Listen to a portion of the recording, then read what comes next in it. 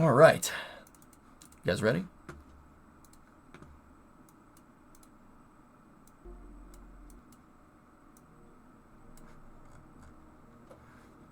Can I ask a Kerbal question? Stum, you can ask a Kerbal question at any time during the stream, no matter what game I'm playing, no matter what I'm doing. The one exception would be like during Friday Night Racing when I'm driving the car, because trying to divvy up your attention between driving a car and explaining rocket science reaches my brain's bandwidth. The RAM up here doesn't work as well. So that's the one time where I would say don't do that, because you're probably not going to get an answer. Any other time, though, we're good. So that's like 95% of the time that I'm here. You can ask a question about Kerbal or rockets or whatever. It doesn't matter what I'm doing. Then what good are you? You're useless. What do you mean you can't drive a car 200 miles an hour and explain rocket science to me at the same time? You suck, Strimmer.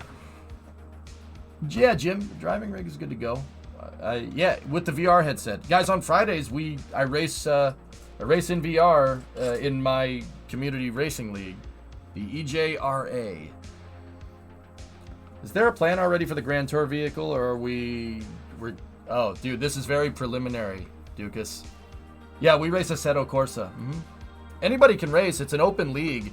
You just got to go on the Discord and get a lot of mods, get mods for Content Manager and stuff. But we have manuals in Discord if somebody wants to do that. It takes about an hour to get everything set up, but then you're pretty much good to go every Friday.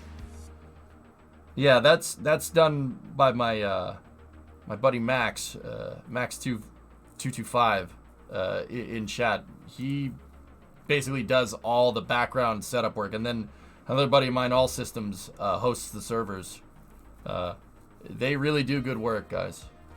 Come in. I would invite you guys to come. Come hang with me.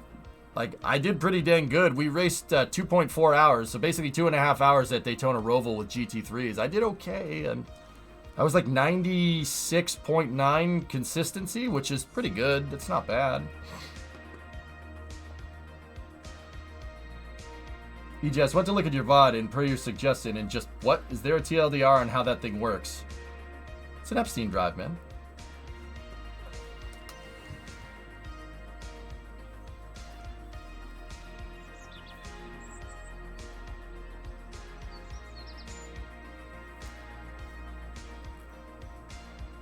Oh, interesting, Blue. Jim, 20-month resub, thank you. Andy, okay, I gotta catch up here. Andy, what are you saying? So I scrolled up a little bit, fella. Sorry if this has been asked, but are you going to cheer for Red Bull when they switch to Ford? I'm super conflicted about that, Andy. I don't know, but it seems to be more and more the case. Forge, latest version of this creature rolling in Cali the past week. Are the mirrors real? I don't know, but that's, yeah, okay. It looks like when you load up a model in a video game and it doesn't load the high-res model. It's a picture of Cybertruck, guys. All right. I think I got everything. Submissions want you to fly over a certain area and do a tester crew report. Is there any way to know where these places are located before you're on the launch pad? Yeah. Go into the tracking station. The tracking station will have the waypoints, dude. Or when you're on the pad, just hit your map view. And the good thing about it, Stum, is that you don't have to accept the mission for the waypoints to show up. The waypoints will show up if it's offered as a job in mission control. Now, we're in engineering mode here, so mission control and R&D is closed, but... Hey, Wallaby, question about nuclear propulsion. Sure. Hands out here acting like I know what that means.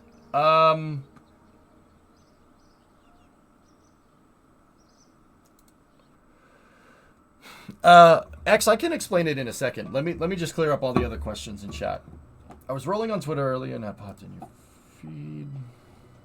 Side view reference of a nuclear light bulb engine configuration. Oh, I'll have to go look at that. Okay.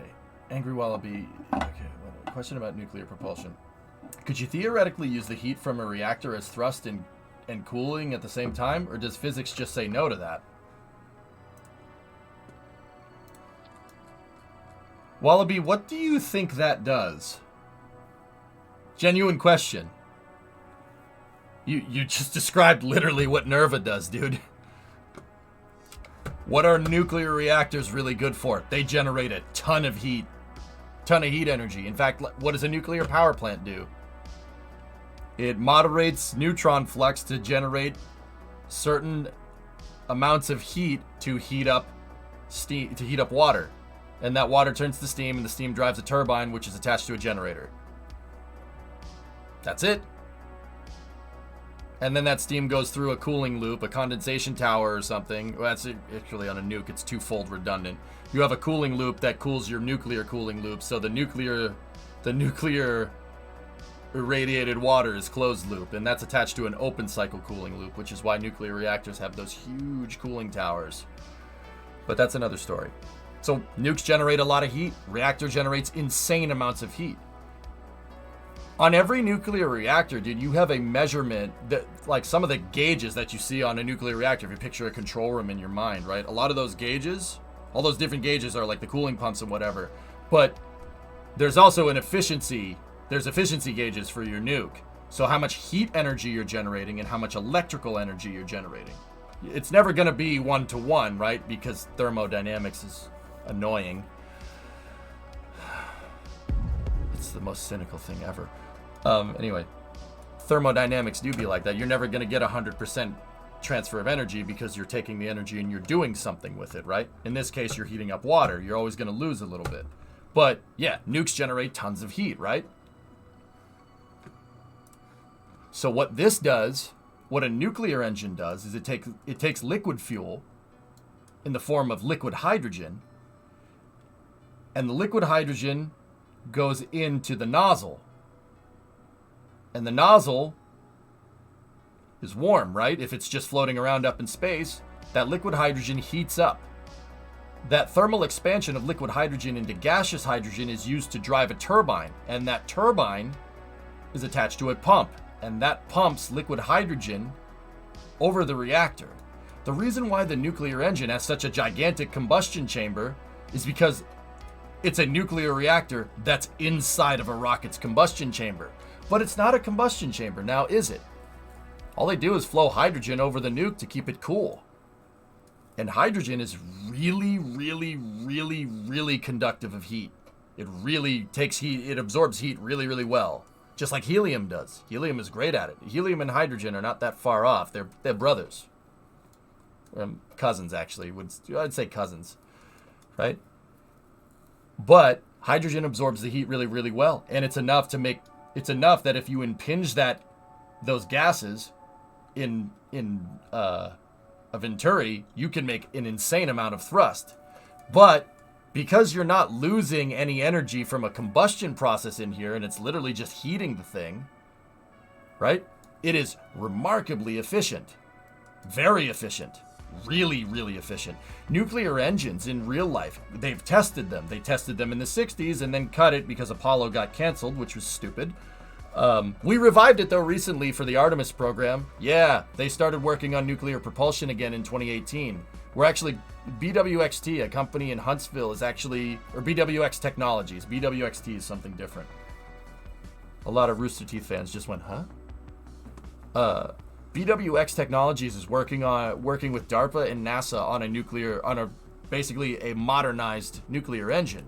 But they did test this in the 60s. Wallaby, think about this. The nuclear engine, the nuclear thermal engine that they tested in the 60s on a test stand in the atmosphere, had a 900 second specific impulse. So, okay. If you don't know what ISP is, so specific impulse is ISP, right? If you don't know what that means, and other people in chat don't know what that means, specific impulse is the efficiency of this. So basically, how efficient are you doing work with what you put in versus what comes out, right? It's akin to like a miles per gallon for a car. Miles per gallon is the efficiency that we generally regard or use for cars, or kilometers per liter for metric folks, right? This thing achieved 900 second specific impulse in atmosphere, okay? So 900 second specific impulse, to speak in layman's terms again, is like getting 500 miles to the gallon. Our best rocket engines right now that use chemical propellants, so hydrogen-based systems. So shuttle main engine, RL-10, right? Those get up to 450, 460 second specific impulse. And that is the most efficient, that's the most efficient motors we've made, barring electric propulsion, right? In terms of using a chemical propellant. Or like a liquid propellant, right? This thing did 900 out of the box in atmosphere.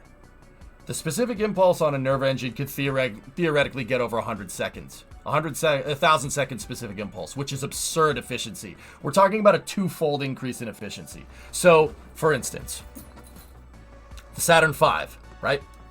The Saturn V's upper stage. Let's just say this is our Saturn V upper stage. This is our third stage, right? The third stage of the Saturn V had a single J2 in it. So it looks something like that, right? Single J2 engine. The J2 engine is pretty good. It's 400 second specific impulse, okay? If what they wanted to do with Apollo, Wallaby, is take that off, remove the oxidizer tank out of this, and just have a single hydrogen tank, and then put a Nerva on the back. Now you're removing all your oxidizer and you're replacing it with liquid fuel. And then you're taking your lightweight high thrust engine and replacing it with a high mass, low thrust engine. But if you had Nerva with a Saturn V upper stage that was the same size but just a hydrogen tank, we're talking double the delta V here. Double the delta V. Now, that's at the behest of thrust to weight, so you would have to use a kind of a lower energy transfer, but because you have twofold efficiency, it's twice as efficient, like by the numbers, right? So it would take a longer time to get to the moon, but this thing could literally move the LEM and the CSM out to the moon, and provided you could figure out boil off, like not get the hydrogen to turn to gas inside of this thing would have enough delta V to go out to the moon with a CSM and a lander, and then reattach the CSM to this thing, come back, and recircularize around Earth. That's the efficiency increase that we're talking about in here. That's what I mean. So Wallaby, what you said is basically what Nerva does. And once again, the atmospheric version of Nerva, so the one that they tested down here, was more than double the efficiency. If we put a vacuum optimized nozzle on one of these things and we send it up there, easily 2.1, 2.2 times the efficiency, easily.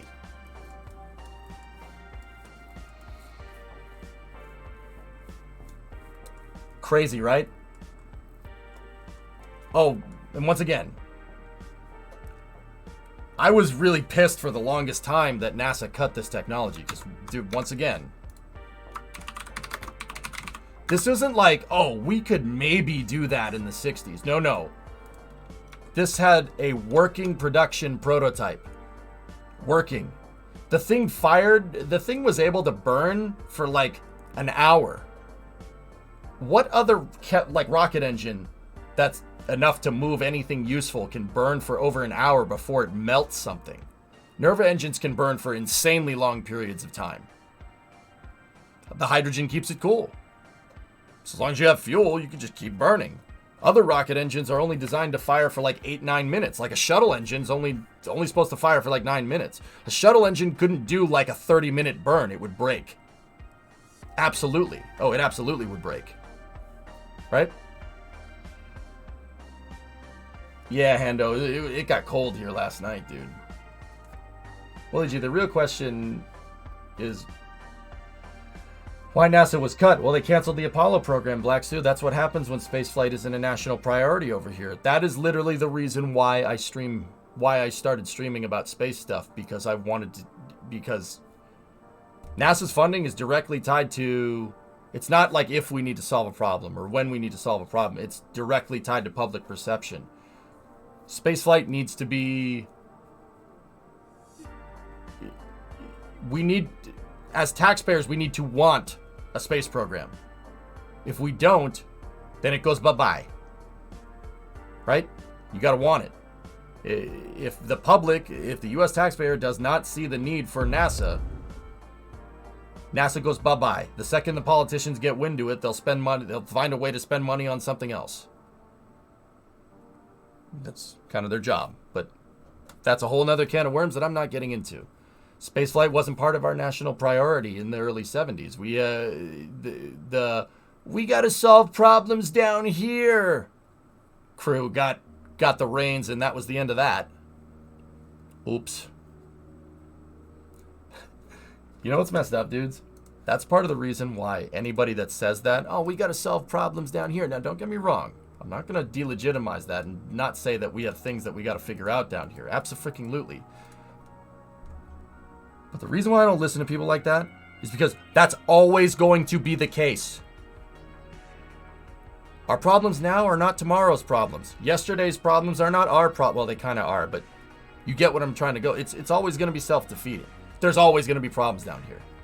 So saying that, oh, we shouldn't go into space because we should be solving problems down here is like saying, you know, actually, let me think of a good analogy. That's like about as stupid of a statement as saying that everyone needs to own an automobile. Right? Oh, everyone needs to own an automobile. Automobiles are the best way to move people around. No, they're not. In certain applications, you are absolutely 100% wrong. That's why I don't really listen to people that say that, because they don't know what they're talking about. And it's my job as a teacher to not be a dick about it, but to explain this stuff. No, the real kicker is at the end of the day that the types of advanced technologies that you need to go into space, to go further into space, are beneficial to us down here. That's the truth.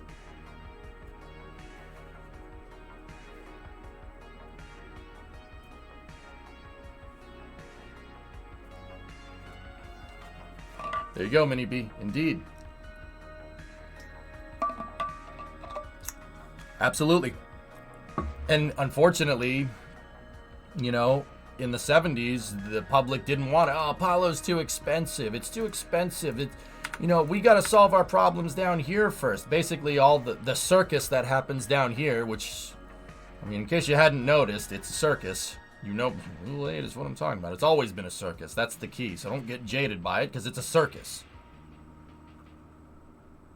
You know, you go to a circus 50 years ago, there's lions and tigers and bears. You go to the circus now, I mean, well, the last time a circus existed, it's the same thing. You know what I mean? But we let the circus, you know, cancel the space program. As long as I'm breathing oxygen, I will try to fight against that as much as I can, because those people are incorrect. They're wrong. We can go into space, and we can also solve problems down here. But if we choose to not go into space, and we choose to solve our problems down here, you are literally going to fight a never-ending cycle of problems. That is a losing battle. That's a losing battle, like the war on drugs or the war on terror. You're fighting against conditions that are you're never going to fix that problem. Because even if we solve every problem today, like if we solve hunger, all right? We solve all world hunger today. Now, don't get me wrong. I'm not saying we shouldn't do that. If we solve that, now we have a lot more people that are living. Now we need to solve a housing problem, right? And don't get me wrong. It's not that we shouldn't do that either, right?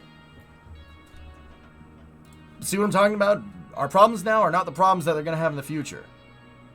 There's always going to be something to do down here. So might as well get used to that and work on solving both problems at the same time, because it's always going to be there. So I don't like listening to those people. We can fix the environment down here, for instance, and also go into space. In fact, I would make the argument that those compound off of each other. If we figure out how to do one, it'd be easier to solve the other.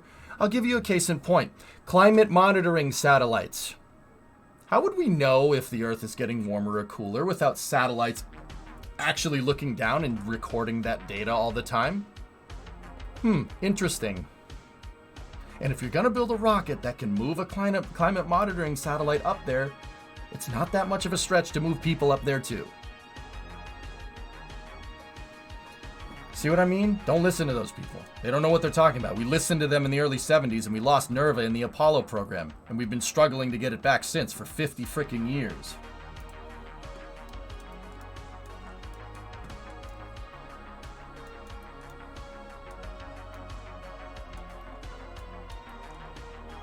Yeah, Aqualex, it's gonna be a never compounding thing. You know, my aim with what I'm saying here isn't to delegitimize the problems down here. I just don't really like it when people mention problems down here and don't have any solutions. Those people aren't problem solvers. Those people are complainers. I don't like that. Fix the problems down here and fix the problem in space. Be preemptive about it. That's the easier way to do this, but we don't freaking learn now, do we?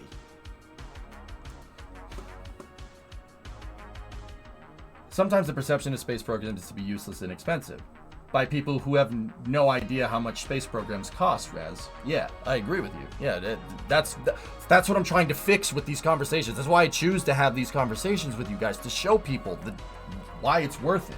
It absolutely is worth it. Oh yes, them. Mm-hmm.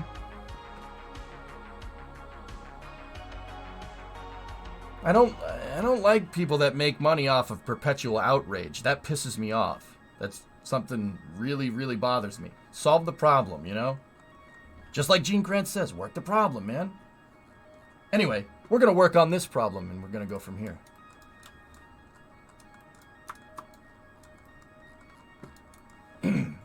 So, pretty cool, huh? This is Scobie. I retrofitted one of my ships with the drive. In X, this is where I'll explain to you how this works. So, that thing right there. What is that? Well, that's a drive core. It's a KRAKEN drive core. All right? We've been refining this design here. This is the Yeetstick 6.4. So, it's version 6.4, right? This thing right here has enough delta V to... I mean, we're talking about nuclear engine efficiency here. This is like probably 30 to 40 times more efficient. What this, and don't get me wrong, this drive does not exist in real life. It violates a couple of laws of conservation of energy, and mass and physics, and equal and opposite reactions. It violates a couple of laws of physics. But in Kerbal, that don't matter. So, what this thing does... Long story short, the simple way to explain this is that there's a grip pad here that has same vessel collision on, all right? Grip pad with SVI on, and it's attached to a hydraulic. And then I have a cow controller that pulls that grip pad towards landing gear, okay? Something like that, Tessa. Yeah, Deuce, everything should be figured out. I switched from the FLA5 pressure plate to the grip pad. The grip pad works a lot better because it can handle a higher collision tolerance, because its impact tolerance is 65 meters a second versus 6. So it works a lot better despite not being physicsless, okay? Anyway, so how this drive works, guys, is basically you pull the grip pad towards these landing gears, right? And the landing gear have same vessel interaction too. Now, same vessel interaction means that the colliders, the hitbox on this and the hitbox on the landing gear will collide with each other. That's what that means. In Kerbal, nothing interacts with anything around it by default. That's why you can clip parts into other parts and nothing bad happens, right? But if you trigger the flag here for same vessel interaction on the landing gear and on the grip pad, the landing gear will collide with said grip pad. All right, so check this out. Now, here's where this violates a law of physics. In real life, when you compress a spring, you can get to its theoretical maximum potential energy, right? When you fully compress a spring and you can't compress it anymore, you've maximized potential energy and minimized kinetic energy, right? Basically, you can't invert the spring, right? It'll stay compressed like that until you let go and then it'll decompress, right? In Kerbal, that doesn't happen, and it's because of how Unity's suspension code works. Unity is the engine for KSP. So X, this is where this kind of this is where this kind of gets a little weird, but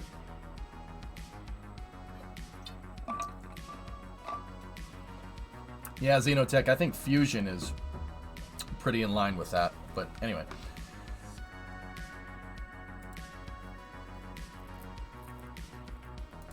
Oh, Raid, I'll check that out in a second, dude. Yeah, Aqualex, I'm with you on that one. Okay, so X, here's the thing. What does a spring and a damper do on suspension from pure physics standpoint? It absorbs kinetic energy, right? Suspension on a landing leg or a car's suspension is taking the energy from hitting a bump and absorbing it, usually using some type of hydraulic for absorbing the energy and some spring to push the tire back down so it can absorb more energy, right? Or landing strut in this particular case. Obviously, if you push on a landing leg and you compress it all the way, once again, it's not going to do anything. But it's generally designed to decelerate things, to dampen out force. That's what damping. And it's not dampening. Don't say dampening. Dampening is soaking something with water. Damper. There's no extra in there, or en. It's just a damper force. A damper force in engineering takes some motion and basically gets rid of it. So in this particular case, your dampers would stop you from hitting the ground with a landing leg when you're going into land. Kind of important. On Falcon 9, for instance, and X, I know you know this. Okay? I know you know this. Maverick with the 2 gifted subs. Thanks, man. On Falcon 9, guys, they don't have a hydraulic damper. They have an aluminum damper in the form of a honeycomb crush core. So if Falcon 9 needs to absorb an impact when it comes down and lands, there's a piece of aluminum that's sacrificial that crushes itself to protect the landing strut and the landing leg from getting destroyed. In fact, the Starlink launch that we watched 2 launches ago stopped its engine about a meter over the drone ship and plopped itself down, and we saw the landing legs crush the cores, which is actually pretty cool. And sometimes that happens. But that's your damper force. It's taking that kinetic energy of the rocket falling and crumpling aluminum to absorb the energy, right? So damper forces are usually used for deceleration. They're used to stop things. In Unity and in Kerbal, and don't get me wrong, it's not just KSP. This is what happens if you've ever played Summer Car and you fully compress the suspension on your car and your car shoots off into oblivion. Yeah, same script. In this, you could get to a theoretical maximum right here. But once you X, and this is the important thing to understand, once you push past the bump stop, that decelerating force inverts and turns into an accelerating force. So you can create free energy. You can create free accelerated forces here by basically inverting the suspension. Now, you can't invert suspension in real life. That's not really how that works. Equal and opposite reactions. The more you push on a spring, the more it's going to push back, right? Until it gets to a maximum, and then you can't push it anymore. Now, for whatever reason, Unity is not coded like that. There's no theoretical maximum. It's most likely due to the suspension being coded using float, if I had to guess. Basically, there's no perfect bump stop for the suspension. It can go a little ways past and it can go a little ways forward. Well, a lot of ways forward, obviously, but it can go a little ways past because to get that to be like a perfect bump stop would require like an integer or a double, and they probably did it to just optimize it and save some memory from rounding numbers all the time, right? So you can basically invert the landing legs and use the decelerating force properties of a landing leg to accelerate something. In this particular case, and this is what I've been working on the past couple of days, I've been refining this design to be able to basically squeeze as much power out of it as possible. This little 10-part thing got this whole freaking ship to the surface of the moon and back in less than an hour. No time warp. I'm talking a real-time mission out to the moon, Star Wars style. This thing can accelerate you to speeds that are basically unheard of amounts of delta V here. For instance, on that moon excursion, we accelerated to 25 kilometers a second. And then once we got to 25 kilometers a second, I had to turn the ship around and start decelerating expanse style. And even then, I went past the moon. I flew over the moon 10 kilometers off the surface going 16 kilometers a second. Yeah, it's pretty fast. We ended up accelerating this whole thing to about 62,000 miles an hour, if meters a second and kilometers a second don't mean anything to anybody. If that doesn't mean anything. 62,000 miles an hour, which is fast. Fast. Yeah, that's quick. So the cool thing about it is that this drive, the interesting thing is that this drive actually does consume power. You need to power the hydraulic, and you need a lot of power to push in on that suspension. You need a lot of power to do it. So the cool thing about this is that, these drives do have a consumable resource. So A, their specific impulse can be measured, and B, the thrust can be measured from this. The drives work exactly like an engine. They apply a force, and that force gets applied in a certain area. So, for instance, if I had a KRAKEN drive mounted out here, just one singular drive mounted out here, way to the port side of my center of mass, it would make the ship yaw. It would make it spin, right? Spinning's a good trick. So, these things they have a thrust output, and they have power consumption. And even though it violates the laws of physics, big time, I think this would be a really cool way to send off KSP-1, building a ship that's like an actual ship that's centered around a drive core that has Star Wars levels of delta V. I think that's cool. And I think it would be cool trying to learn how to work with a drive that has 100,000 kilometers a second delta V. I think that would be a good way to send off KSP-1 for KSP-2, because in KSP-2, you're going to get all these cool interplanetary ships, and people are going to be making stuff that looks like something out of Avatar. I think that's cool.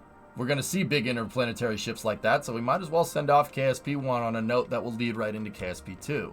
So, what I've been trying to do is optimize my propulsion system, this little thing. I'm trying to get this thing as efficient and as reliable as we possibly can over the last couple of streams, because I'm going to build out a capital ship around it. And we're going to fly around in style, going to the moon, to Minmus, to Duna, to every planet, every one of them.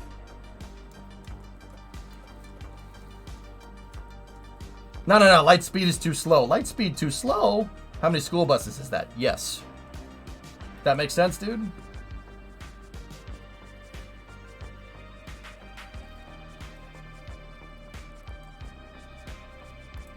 We're going to build the Rossi? I don't know. I don't imagine we're going to be using SCOBY itself for this. We'll do orbital assembly with the shuttle, MLV, right? Loopy, the verdict, the jury's out on that. I will use the shuttle to rotate crews off of the ship, but I'm not 100% sure about how we would go about building one of these things. And that's... I'm not going to use SCOBY, but we might have to build like a dedicated drive core around one of these, and that might need to be launched on a larger vehicle. I'm just using SCOBY just to really... I'm using SCOBY with this to see how... I'm using SCOBY with this to basically see as a ship that's high mass that we can fly around and use. That's really the right way to say it. I'm using it as basically a prototype because I needed something big that's maneuverable, that's relatively maneuverable, and I needed something that was high mass to see what this drive can use. So I put it in here just so we could... I used SCOBY over Grissom, which this is an old dual-axis lander design from one of my older space programs. The nacelles actually turn 90 degrees down and it can land Space 1999 style. I use this because it's about the same mass. It's 630 tons, and I can see the drive core instead of it being buried inside of the payload base. So this is just, we're just messing around with this thing. But yeah, I'm not sure. I'm not 100% sure if... I'm not 100% sure if we should do that way.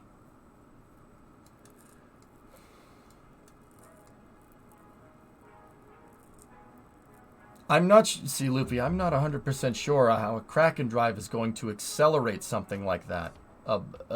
Like a ship that we put together using the shuttle.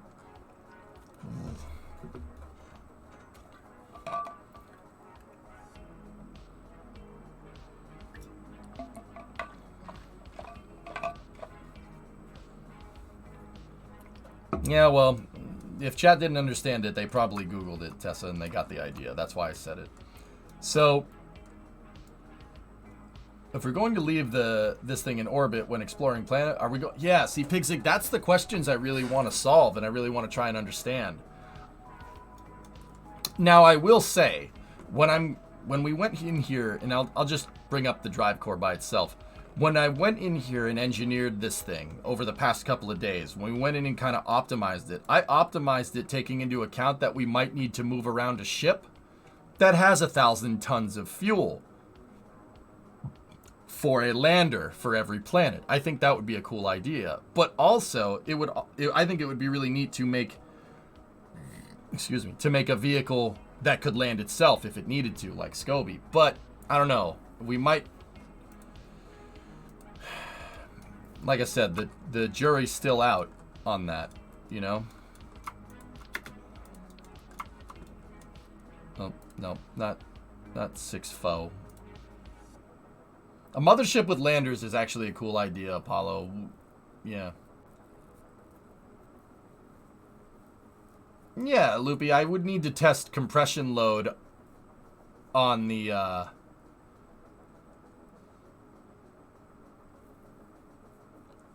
I would need to test compression and tension on my docking on the CBM and stuff, but definitely doable. We should build KRPC constellation. Bruh, yeah. Oh, this is not the most updated variant of the 6.5 design. So let's get our propulsion completely figured out, and then we're gonna go from there.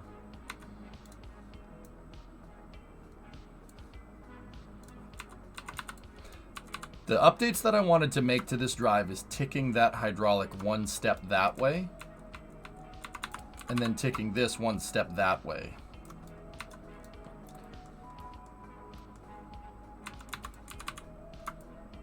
Now, the reason why is so we can compress this more, and we could theoretically get more power out of it if we make this thing compress the landing gear the most.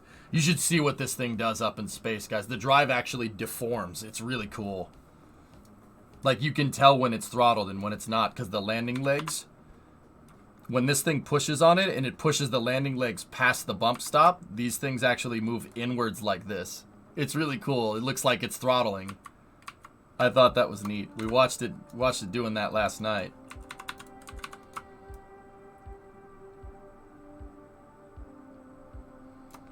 My thought is to make a ship core where you send up the keel and drive with the minimal amount of control and fuel needed, and then attach more things like reactors, fuel tank, cargo bays. An integrated ship, guys, might be a little bit less parts. Just food for thought.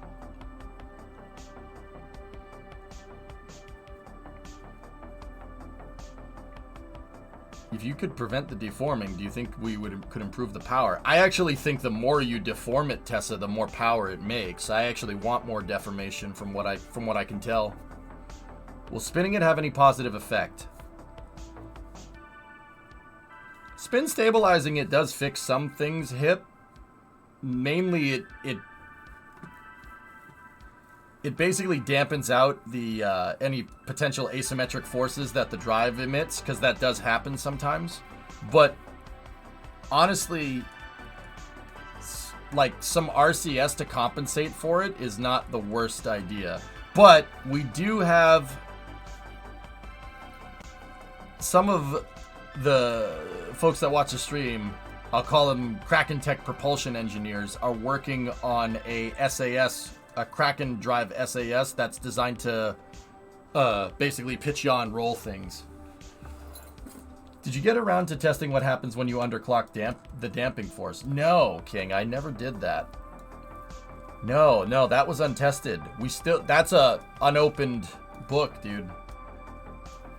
Do you plan to just get it into orbit on a Grand Tour, or will you be landing anywhere as well? Well, guys, one Grand Touring ship with a KRAKEN drive that goes to every planet would be cool. But what I was kind of thinking, would be really neat is to have an SSTO that takes off from KSC, goes up, goes to the moon, and then can come back. I'm new here and find all the engineering super interesting. How do these streams go as far as like engineering versus testing? Astrobrains, there are streams where we spend the entire time in the SPH just building something. There are other streams where it's like half and half, and then there are other streams where we spend no time in here and we're flying a mission. So it's kind of like spread evenly across the board, dude. You want to see this thing work? I'll show you.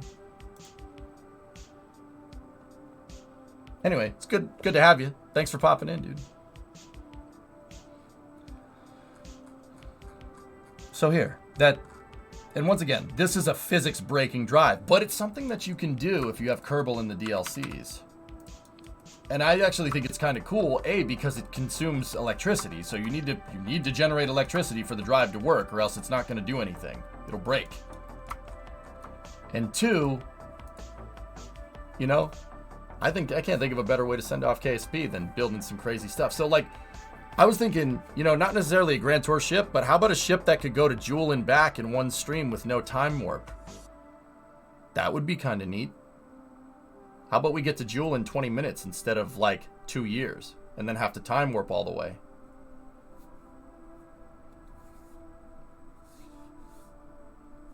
Why not make a ship like Star Wars style? You know? It would be cool to build a huge transfer vehicle with the shuttle and everything, and that's kind of what I intended, but that's going to take some time to engineer. Building a fully integrated vehicle would probably be better. You'd have to be going real fast. We could do it. Have we tried 2 drives in line? No, I haven't. But here. Let me show you what happens when you engage this thing. So Scobie is sitting on the runway here. It is 631 tons. We're consuming some fuel here because the RCS is keeping me upright. All right, so let's engage the drive here.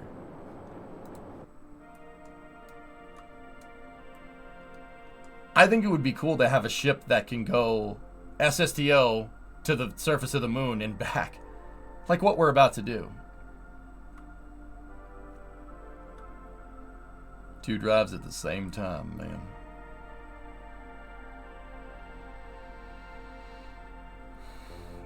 It takes a second for the drive to engage. I gotta work on a better control system for this. We need better real-time control.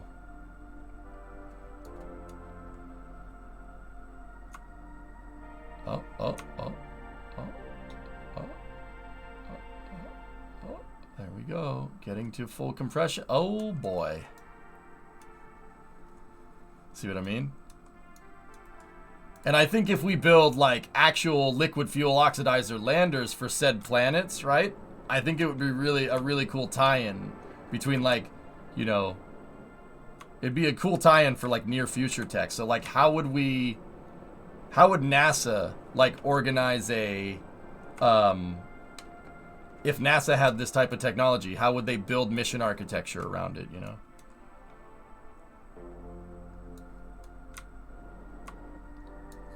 So the drive works kind of slow here when the landing gear are near the ground, but when they get past the ground, actually it's more correlative to your velocity relative, but when they get past the ground, the drive really engages. Like that.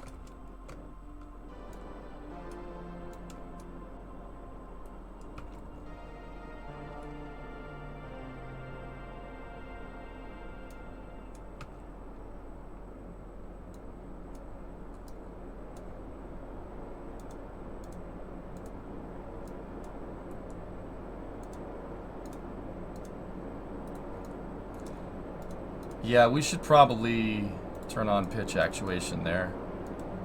Because we are nosing over pretty badly.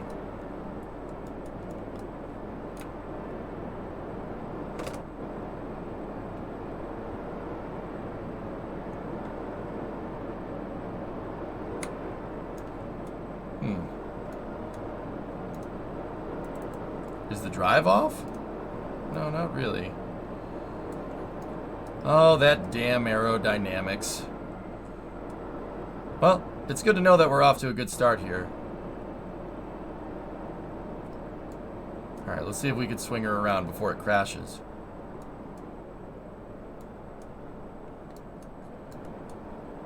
Yeah. Val, you might want to just...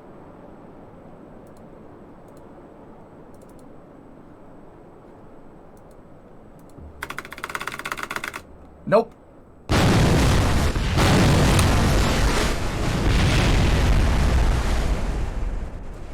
Val? Also, it's nice that Kerbal decided to overdrive the sound to blow out everybody's eardrums. I really appreciate that, Kerbal. Thank you. Very cool.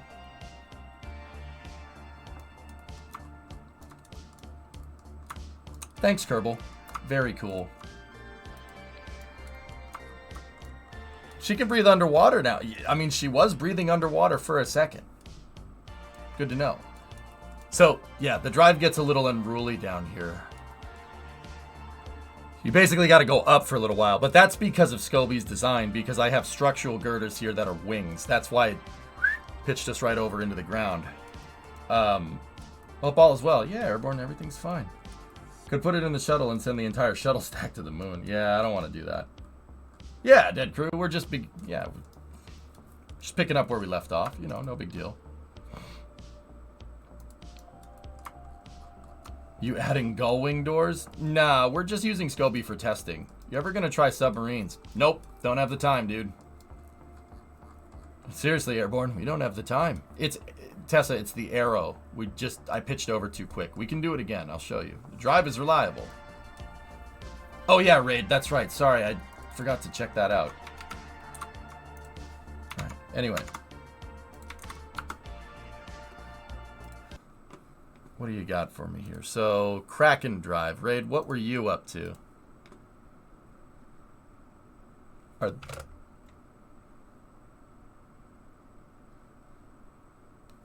What the frick?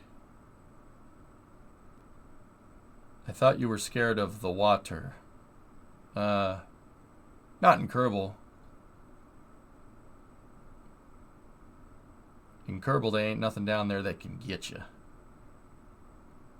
Are you... Hey? You have a quadcopter Kraken drive.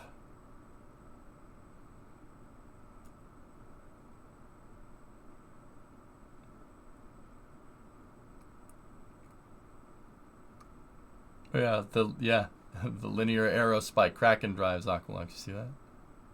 Dude, you're using... I see what you're doing. It's a drone. That's a problem. That is a big problem. It's the only thing the yaw control failed because the landing leg broke. So there's one of these drives on each corner, guys, and you're modulating the thrust using a cow controller between the drives. Or it's using SAS rate. I couldn't tell. I don't know if you're modulating thrust, but let me see. I would say, based on how that thing is performing, that you are modulating thrust between the drives. Am I wrong? Oh, I see what's going on in there.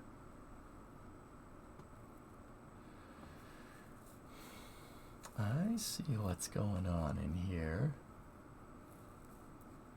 That's cool, man. That's really cool. It's a quadcopter, yeah. Opening the doors on the cargo. Yeah, you're using the cargo bay to compress the landing legs.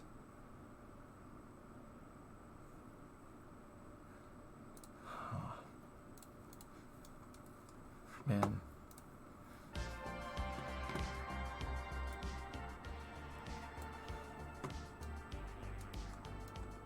See, honestly, so RAID with the K drive SAS, dude, with the KRAKEN drive guidance systems, we should probably work on that. Because with KRAKEN drive guidance systems, we could, yeah, we could literally, you could make Star Wars. You could make ships from Star Wars. We could make the Millennium Falcon. And it would fly around in space like the Millennium Falcon. Like, i.e. flying around like a fighter jet in space. Cargo doors might be more powerful than hydraulics. Air brakes would be the most powerful, Tessa, because air brakes don't deform like the hydraulics do. But then again, air brakes don't dampen anything either. What a piece of junk! It doesn't, what? Hey, Deadly, it does 8.5 past light speed, okay? It doesn't look like much, kid, but it's got it where it counts.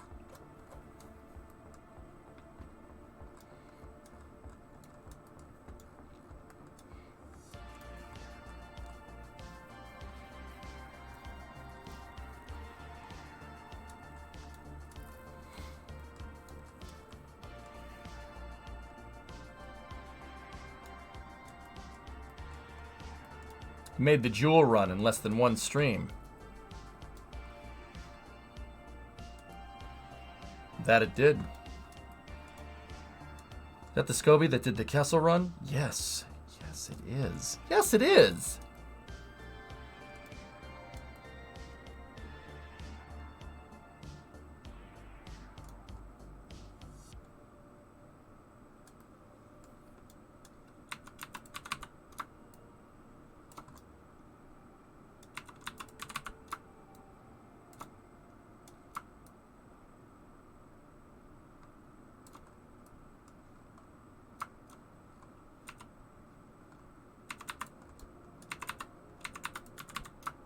You know what? This is actually pretty damn good for the time. For our capable engineering at the time. That's pretty damn impressive.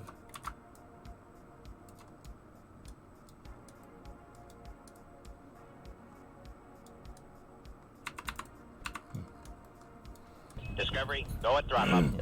You like Huey Lewis and you like the Star Wars Cantina band? Their early stuff was okay. When Max Rebo joined the band in 15 BBY, they really came into their own commercially and artistically. See last. Okay. Arc, 9-month resub. Air brakes are attached. You can make a 2-part K drive with a leg and a cargo bay. Yeah. Something you'll enjoy. What's that? Oh, dude, I literally spent like the first 3 hours of the stream just swooning at this. Dude, it's so good. Oh my goodness. I could watch this all day. Boosters and Ignite.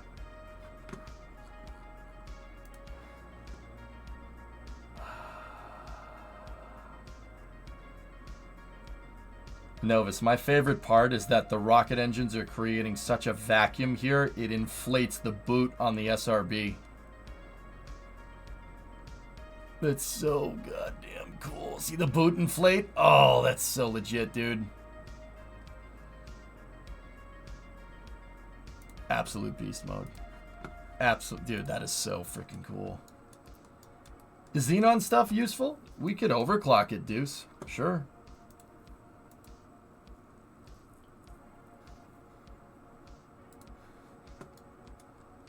Bruh. So, I want to mess with something with Scobie. We need to work on KRAKEN SAS, and I think Scobie could be a good candidate for messing with that again, because Scobie has the tiltable engines and the tiltable landing legs. That's what these are. These things actually do this. And once again, I did this before. This was a system that I engineered before robotics were in the game, which is actually kind of cool. So, impressive. Very nice. Let's see Paul Allen's KRAKEN drive. Impressive. Very nice. Oh. That hydrogen igniter. Those 4RS-25s. The double boosters in ignition.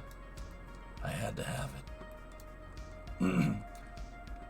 Don't forget to look at the inverse damping. Tessa, I would rather inverse damping be something that we farm out. The weight of it. The thrust to weight ratio. The delta V. Oh, I had to have it.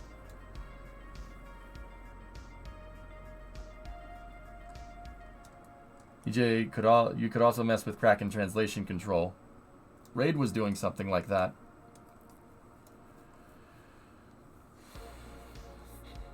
So, let's play around with more crazy forces. You still have Bullet Bill. It's around.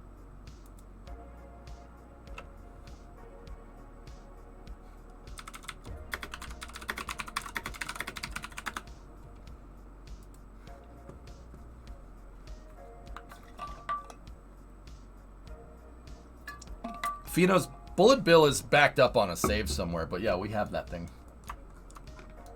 That was a pretty cool piece of equipment, wasn't it?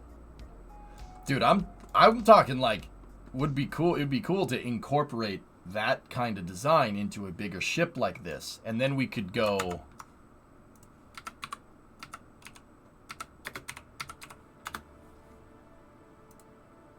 Anybody see Battlestar Galactica? We could go full Adama maneuver. That would be pretty neat. Just saying.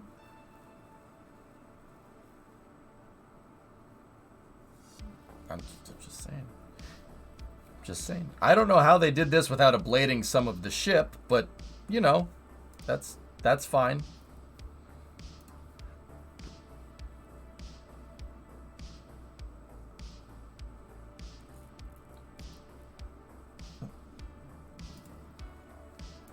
Okay. A pod racer powered by a Kraken drive. Shields? I don't think they had shields in BSG, but I could be wrong. It's been so long since I've actually watched it. Yeah, they may have. I don't know. I forget. Anyway, so let's make some modifications to this, and we'll use Scobie because it has a gigantic cargo bay. We'll use Scobie to build a kind of an expanded version where we can see everything working. What do we want to do with this thing? Well, there's two concepts that I really want to test today. The first one is the gimbalable Kraken drive. I want to make it so this Kraken drive can make the ship land horizontally back down on the surface of Kerbal, and we can kind of belly flop this thing right down in here, which I think that would be cool. Right? Yeah, and there's the reason why it pitched over. Look at where our center of lift is. Well, that's good. No shields in BSG. Yeah, Weldy, that's what I thought. Thank you. So that's why we pitched over and crashed on the first test. So I want to do a gimbalable Kraken drive. So if we want to bring this thing back down, we could just turn the drive and land the ship kind of like a helicopter because I'm crazy. Yeah. I think that's pretty cool. I think that'd be pretty neat. Anyway, can use the same cowl to rotate it as the legs. Bingo. Now, in order to do that, we also need Kraken SAS. So what's Kraken SAS? Kraken Stability Assist is finding a way to use the applicative force of these Kraken drives for stabilization instead of propulsion. Basically, using it the same way you would use SAS to keep something on an even keel, or use RCS to move around and rotate the ship in space. Now, I'm still going to use RCS on this, no matter what. We're still going to have reaction control systems on the ship. I know that. But we're also going to have, I also want to handle the impulse from the Kraken drive in the same way that the RCS handles the impulse from these motors, right? I need a Kraken SAS to combat that, because the RCS does work, but if we push this drive past its maximum, we can lose control of the ship in space.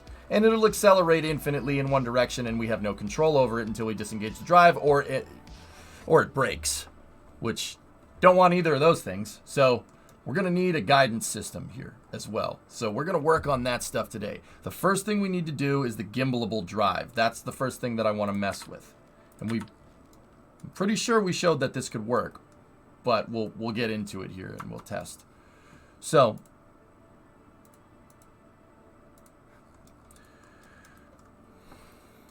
What I need to do here is, if we want this thing pivoting on the landing legs, right? If we want the drive to gimbal with my landing legs. So I really only need the drive to, when I say gimbalable, I really only need to be able to move it 90 degrees so we can, you know, land. So Val doesn't have to get up out the top and fall down and to her death because we landed vertically. I need to go in here and redo the hybrid tech on these drive pieces just a little bit. So that's the first thing we'll do today. We'll get these things working a little bit more efficiently than what they were doing prior.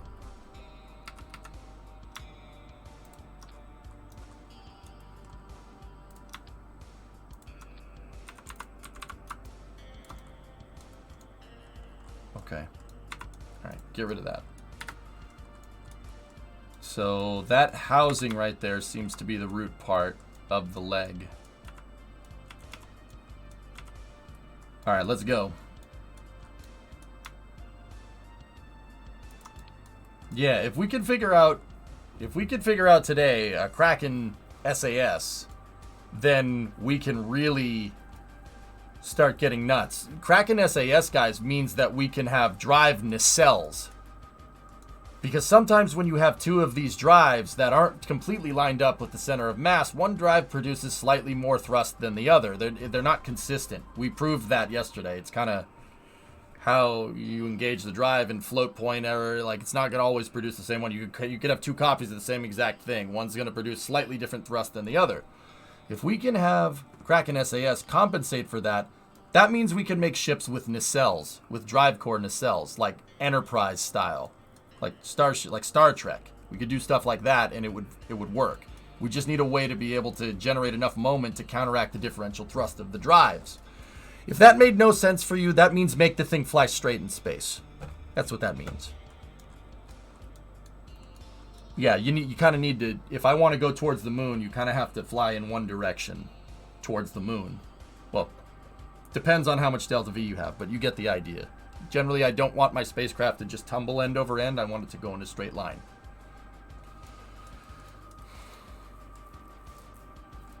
Yes, Dumbledore, exactly.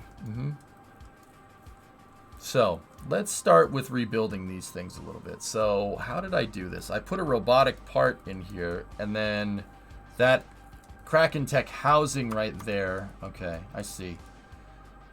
Put artificial gravity. Your gravity. Roasted. How does it feel to be roasted? That's a fuel tank? Why is that? Why are we using the ADTP fuel?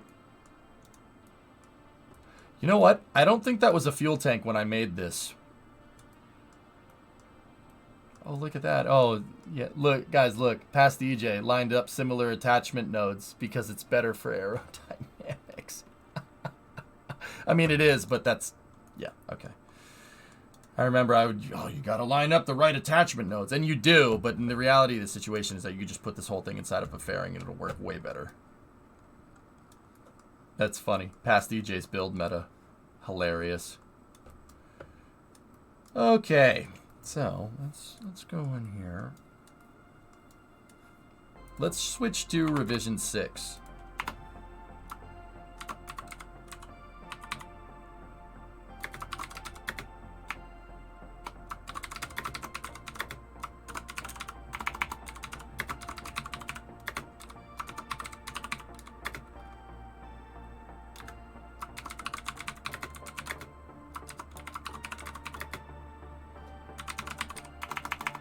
I'm just writing what this is.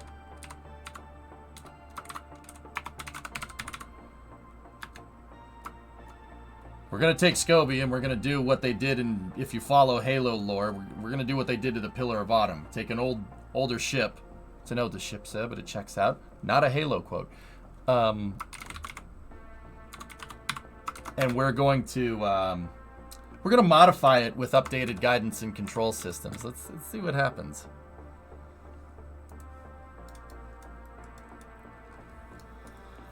Time for Scobie 4. All right, let's get in here and start messing with things. So how did I make all this? Okay, so that fairing is attached to the hard point, and the hard point is attached to the wing.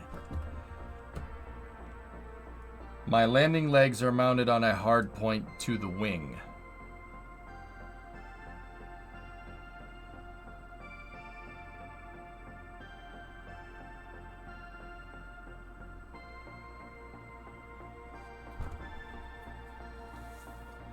Okay.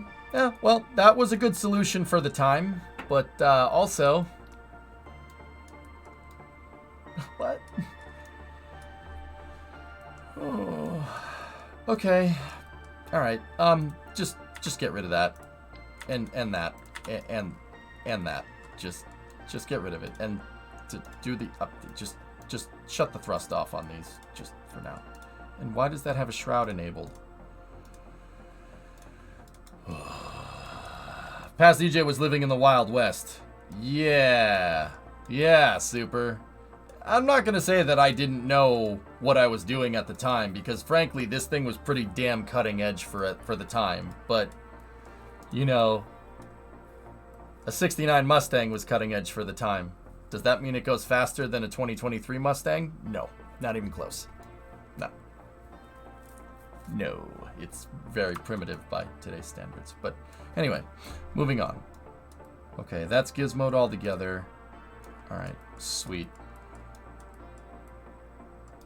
So let's go ahead and take this nacelle off as well. Just take that off, because it's the same thing back here.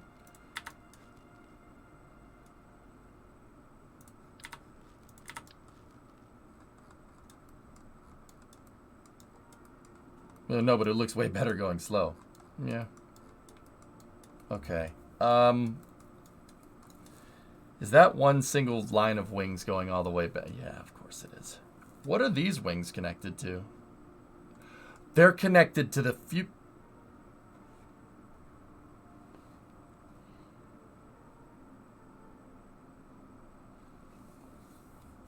We're hot rodding this old ship of mine, Dan, to use modern KRAKEN propulsion systems. So I'm kind of going back and looking at this old design and being like, why did I make this way?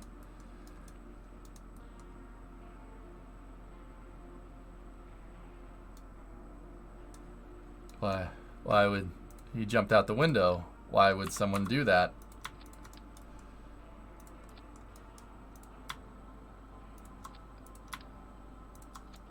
All right, we'll put those back there. And then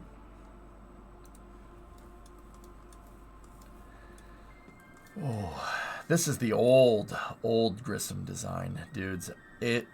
What we probably should do, so I'll save this here like this, and then I'm just gonna take the KRAKEN drive off for a second, save that like this, and we honestly, Mutter, you said it was time for SCOBY 4.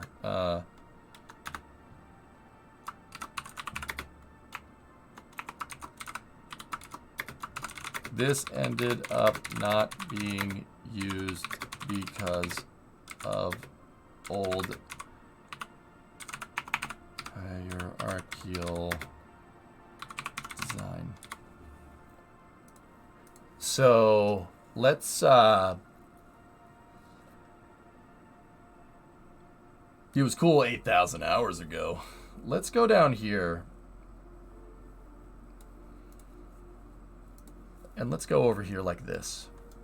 This is a much newer version of what we're trying to do.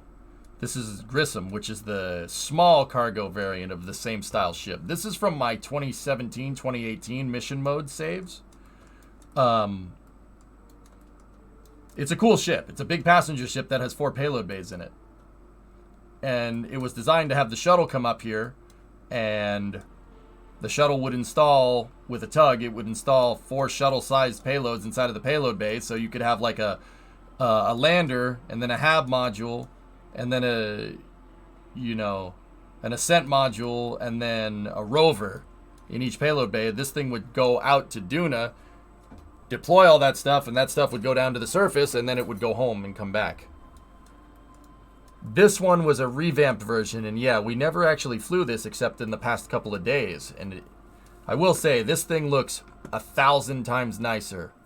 So we're gonna part this one out, and we're gonna part parts of Scobie out, and we'll make a new ship.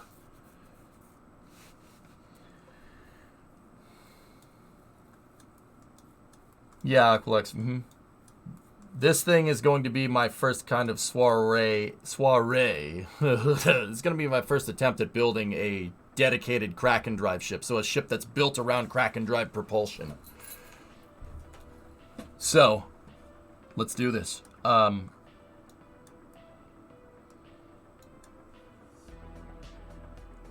Yeah, see, the way I put this ship together is much nicer. And hierarchically, it's way better to look at. Step 1. Get lemons. Personally, I like more Scobie. I know, Black Sue. I'm going to make Scobie, but I'm going to make it using the updated Grissom parts. Because that's what a Scobie is. It's literally a Grissom cut in half with a big cargo bay in the center. Fun fact. I just need to look at this thing and see how it was put together. Like, I made some cool modifications to it to give it, like, axial docking ports and stuff, so we can attach ships to it. And then there's the forward airlock right there, and then there's the command bridge, right? And then I put these cool tubes on these cool tunnels on the side, because in the older versions there was really no way for a Kerbal to get from here to here, you know, figuratively, without going through a fuel tank, because these are fuel tanks here. So I put in the aesthetic passageways using a bunch of fan shrouds to make it look like an egress tunnel. Or not an egress tunnel, but the tunnel where you could get from one place to another. So like these side modules here, which are in the ship's lore, those are the dormitories. That's where the Kerbal's rooms are. And then up here is the main habitation area, and then below that is the bridge, and then there's the airlock. And then up here on the upper deck, you have observation areas, and then your docking rings for accepting incoming ships. And then the payload bays are behind that. And then behind this, we have the ring. See the ring right there? What this thing does is it has a shuttle on it. For the people that have been watching, you guys remember the mobile base from our ISS project that we just finished? That base that can traverse the truss segment? I took that and I wrapped it around the hull of the ship. That's exactly what this does. And in the same way that the mobile base here is supposed to carry an arm, that's exactly what that thing is supposed to do. And the arms can be, they were stowed in here. That's what these back payload bays are for. So the arm basically jumps out, docks to here, and then instead of trying to figure out all these crazy tricky angles to try and get payloads out, all I got to do is rotate the arm into the perfect position right here, and then all the arm has to do is basically reach forward and cherry pick a payload out. The arm works basically linear. You don't really necessarily need inverse kinematics for this. This was a good design, dude. I'm frankly kind of annoyed that we didn't do anything with it, but now we are, so it's not going to waste.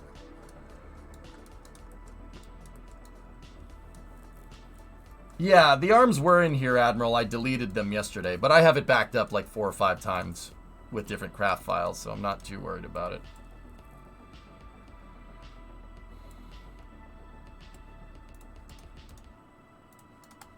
So, does the K-Drive work? How the K-Drive is working. Now what we're doing is we're working on Kraken propulsion systems, so I need a dedicated ship to build around. So we're gonna part out pieces of this from one ship and another ship from past saves, and we're gonna make a new one. Grissom's only real limitation is chemical propellants. Yeah, we're gonna fix that like right now. So project Scobie Mark IV.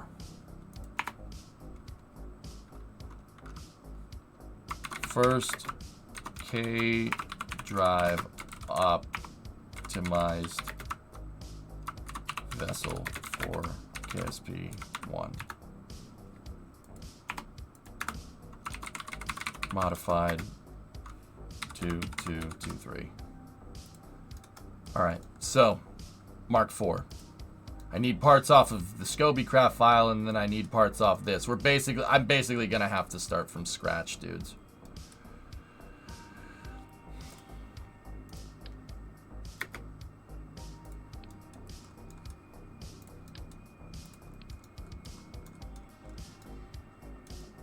Oh, this is so sloppily built.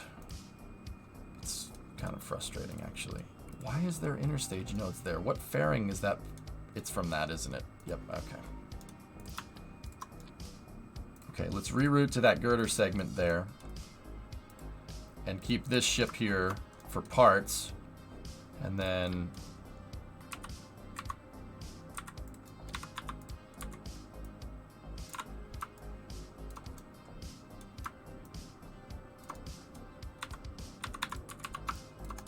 Alright, so now let's save. Go in here like this. Can a Neptune eat a Grissom into orbit, or is it too heavy? Yeah, Neptune could move it, sure, absolutely. I don't think we'd have to expend the first stage, Admiral, but dude, you're not thinking fourth dimensionally. Dude, I have plans, okay?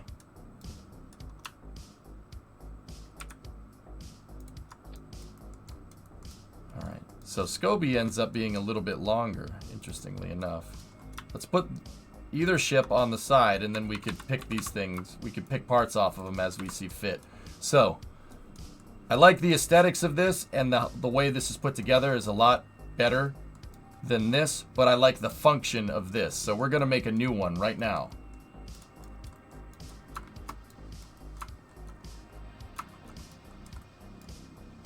First order of business is...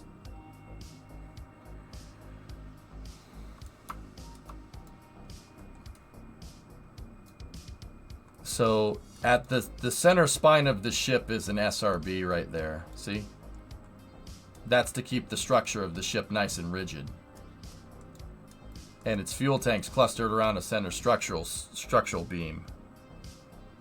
Is this hard space shipbreaker? Kerbal edition. Indeed. The DAS conduit. That's right.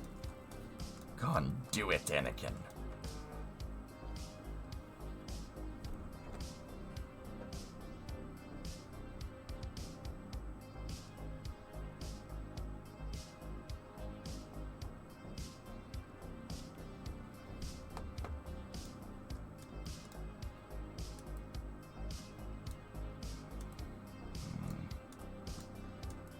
So let me get this straight. The docking port that I wanted on this design to basically anchor the entire ship in position has a docking port that's attached to a small fairing, I think. No, that fairing isn't even attached to anything. What the hell is that docking port attached to?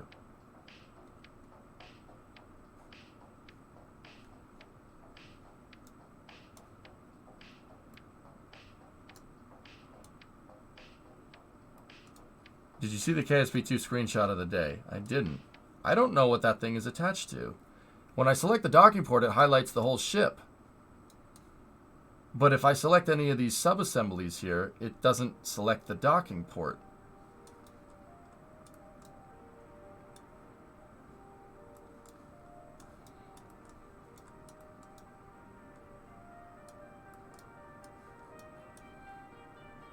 Oh, that's because that's the root part. I'm an idiot. This build was fun when Breaking Ground came out.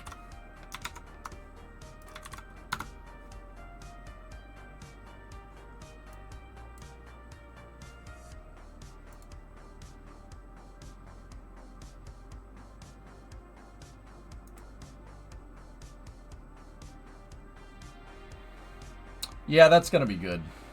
Yeah, I'm gonna go ahead and say that that's gonna be a good time.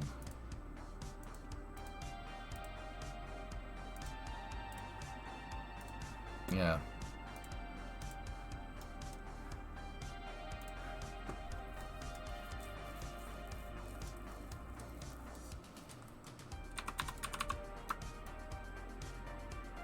Might want to have a look at yours too. 6 parts?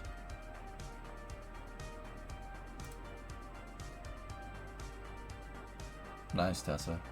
It's not 6 parts. I mean, power generation system. But yeah, I mean, yeah, the principal propulsion, yeah, I suppose. But mine's 10 parts, and I'll bet you it's more powerful than that because you're using small landing legs. But also, yeah, no, I definitely see it.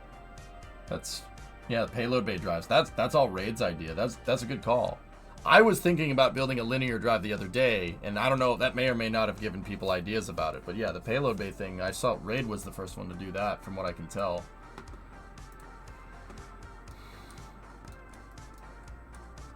I'm sure you heard it. It was pretty cool. That T-Bird transmitted almost 1 terabyte of data to Earth in the daytime during a 5-minute pass using the new laser communications tech. I hadn't heard that, Chaos. 1 terabyte of data during a 5-minute pass. It's pretty good, man. It's pretty good.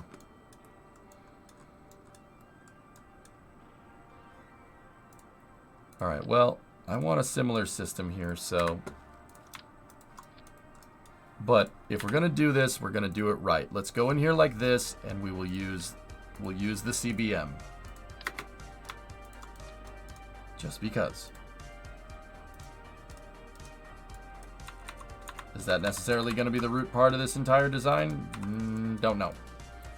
All right, so from there, I'm gonna go ahead and guess that it's attached to the fairing.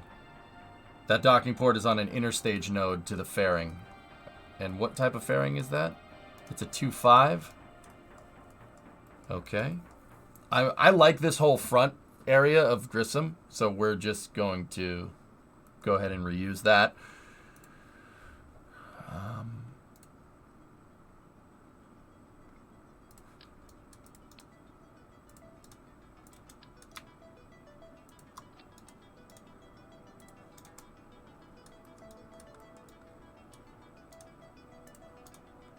And then, okay. We need to make the HAB section up here, which is just a Mark III passenger with a engine, with the engine mount facing forward to make it look like a front fascia to the ship. Okay. I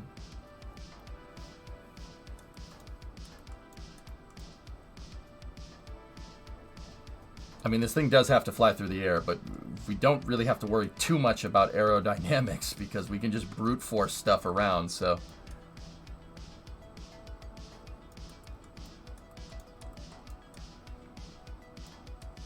Because that's such a big sub-assembly, what we'll do is this, guys. And the engine section, where's that Mark III engine section? There it is. The engine section has a lot of attachment nodes on the back, and we can use that to our advantage. But I want to attach that part, the front attachment mechanism, because there's nothing out in front of this. That's the front of the ship. I'm going to attach that to the mainline attachment node on the fairing right there. I think that'll work, right? That leaves me with an open attachment node on the back of this, though.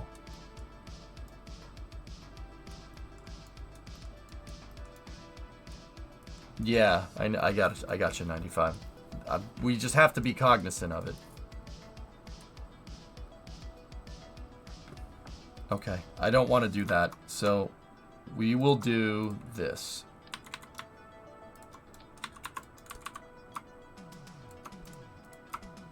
We will attach that to the main forward line of this right here.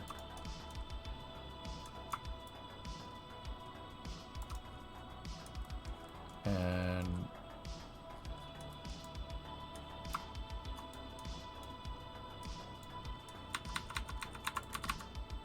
let's just move this in.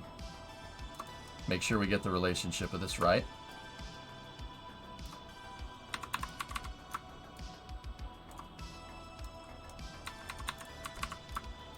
Okay, so now that's in the right spot. All right, cool. We have the start of the new ship. And then I think I used a Rockomax adapter there. But we don't necessarily need to do that. I can just sculpt the rest of that out with the fairing. What's going on down here?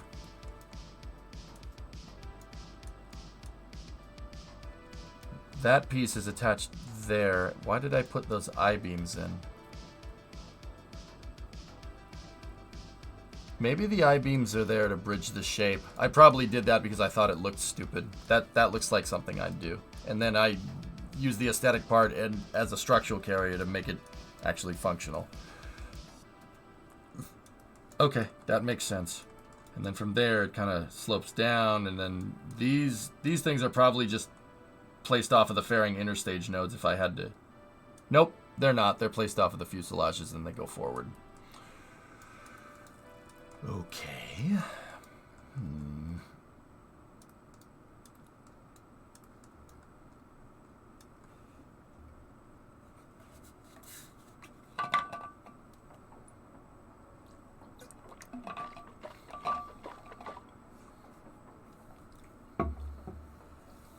All right. I'm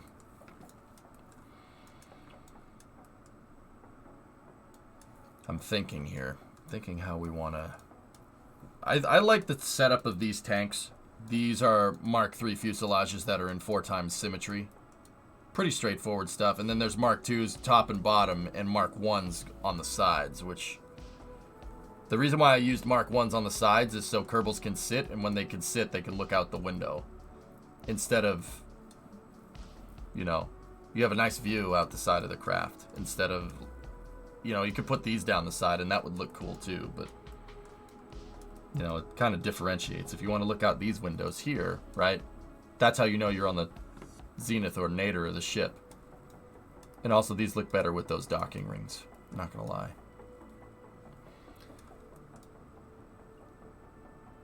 But maybe we could come up with a better mechanism, because I want to use the CBMs so the shuttle and stuff can dock to this.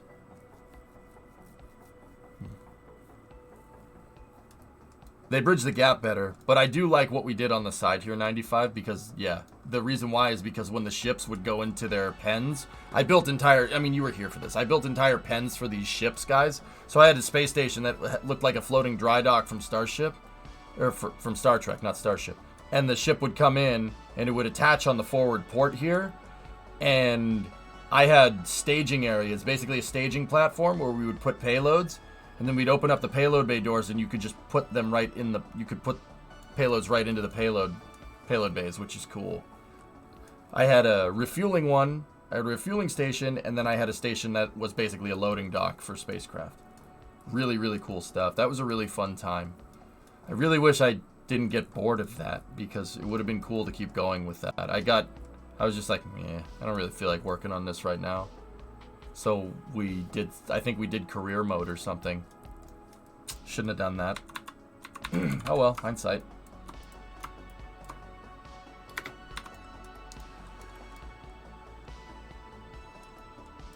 To be honest, I find that EJ gets annoyed at past DJ humorous. Yeah, it's funny content, dude. I actually kind of dig it. It's cool to see the progress, you know what I mean? I think that's neat. Okay, so we need an interstage node here now, and then we're going to need to make the bridge of the ship. And I'm pretty sure on that design over there I used the back.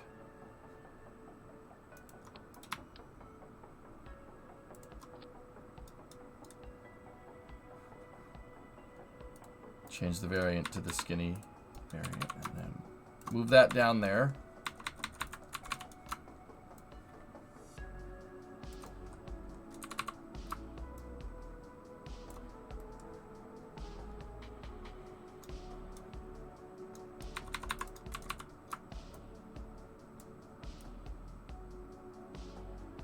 At least EJ at the time had figured out absolute snap. That's useful. Okay, so that's where that's gonna end up. And then we just basically gotta make a conic piece that goes from there. I wouldn't beat past EJ with a stick. I mean, like I said, these ships were real cutting edge for the time, especially that one. Which is why I'm choosing to remake this one instead of this. But, to be honest with you, this ship... That ship over there is this cut in half with an open area instead of the payload bays. So we could move bigger payloads around. This one is also a lander. That is not. This thing is designed to go up into space and then loiter around in low orbit around planets and then deploy payloads that go down. This sends the entire thing down to the surface. Differences.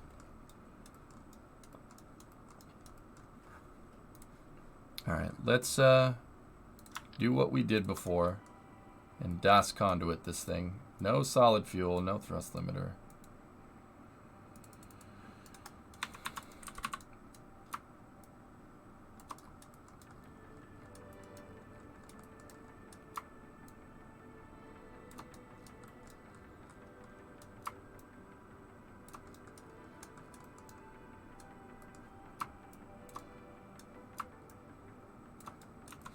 Alright, that can go there. Keep grandparent strut on. Do you have a lander for landing on Minmus?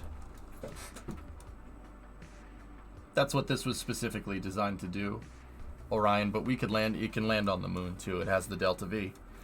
That is my Minmus lander that I engineered for my old save. My old save, I had a gigantic refueling depot on Minmus. That project ended up failing completely because I didn't know about docking vessel hierarchy.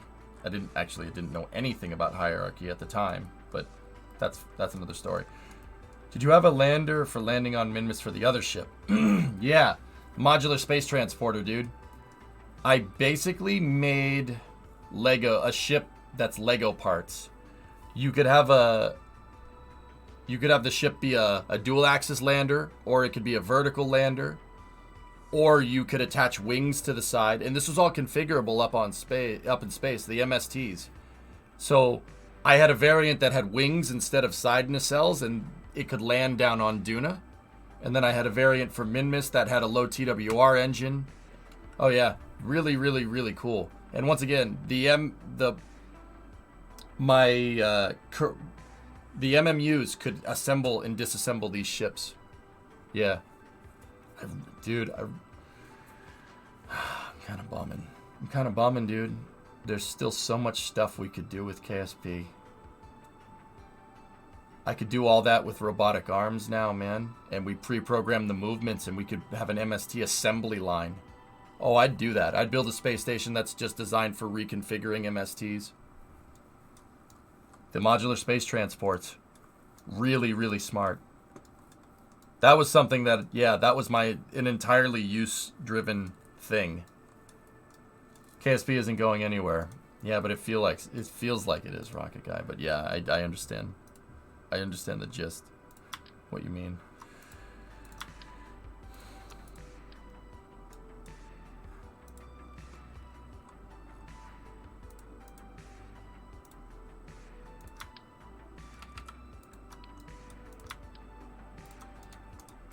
No.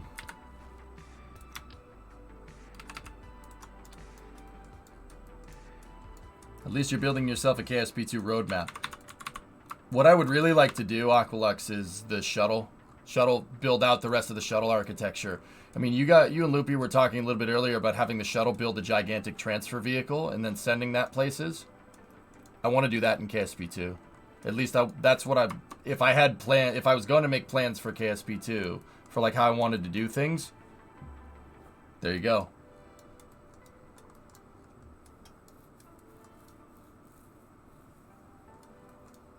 Yeah, maybe, Hip. You're crazy.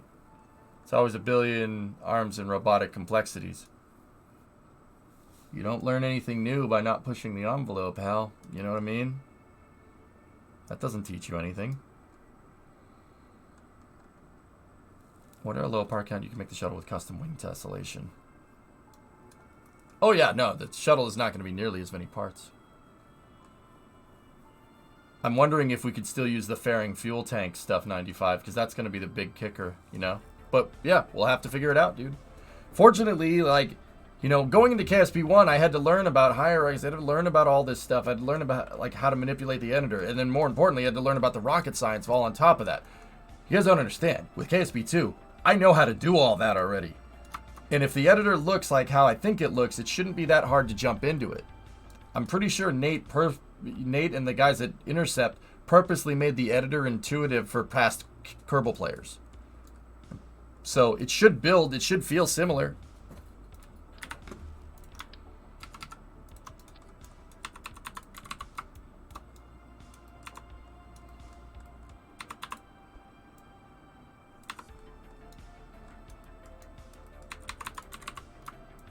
Hopefully the camera tools are improved. I honestly have no problem with the camera tools in KSP at all.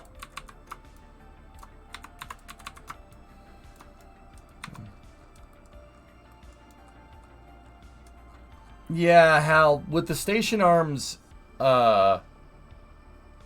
pre-programming the cal controller is the right move. We just ran out of time, dude. I would still be programming the movement for every single mission right now if I didn't. If I kept going the way that I was going. And don't get me wrong, the missions would have been righteous. But yeah, using tugs is a lot easier.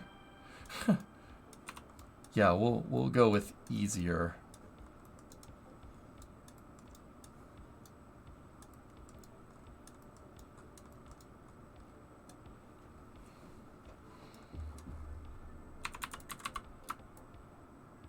I never have trouble with the camera controls, 95.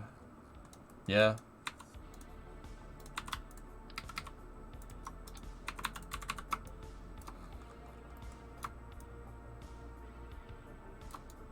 Man, that's a large payload bay.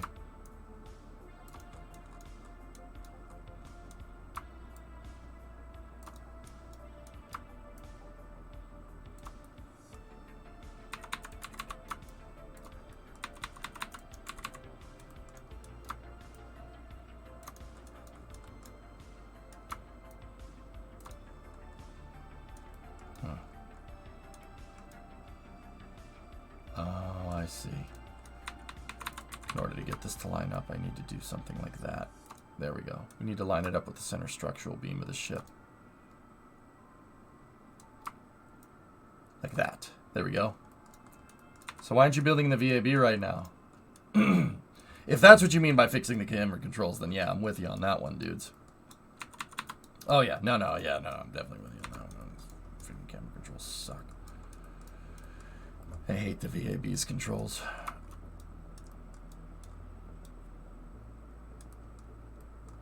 I think for this K-Drive version of Scobie, we do not need that long payload bay. I basically designed Scobie's payload bay.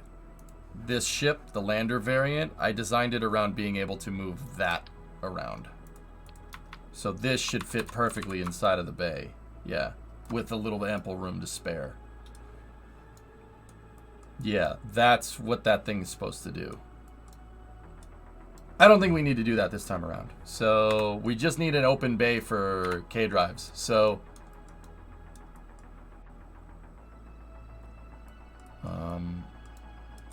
yeah, we'll change some things around here.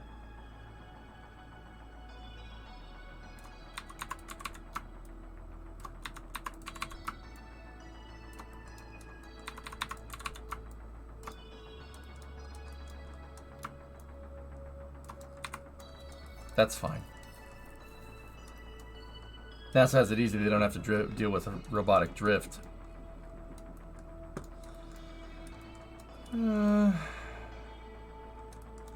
It's the kinematics, Hal. That's the big difference. But, yeah, I get the gist of what you're saying. Okay, so let's get those liquid fuel tanks. Actually, before we do that, I have to...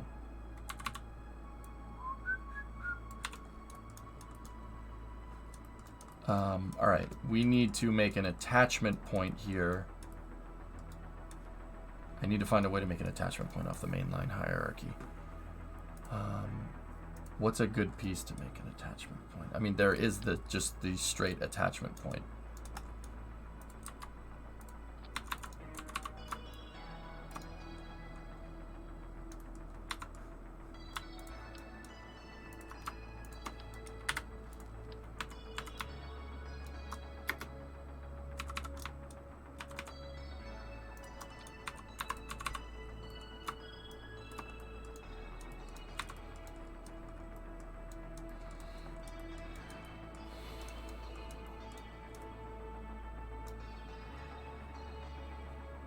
NASA doesn't have to deal with the inconsistencies of laws of physics. Guys, metal parts bend in real life. I hate to break it to you. Parts drift in real life. That absolutely happens. It doesn't happen for the same reasons that it happens in KSP, but it absolutely does happen. Hate to be the bearer of bad news. Parts wear down over time, dudes. It happens.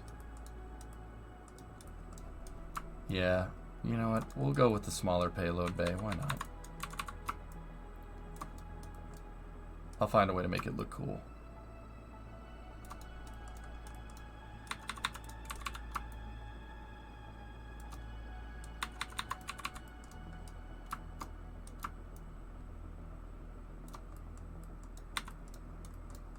All right.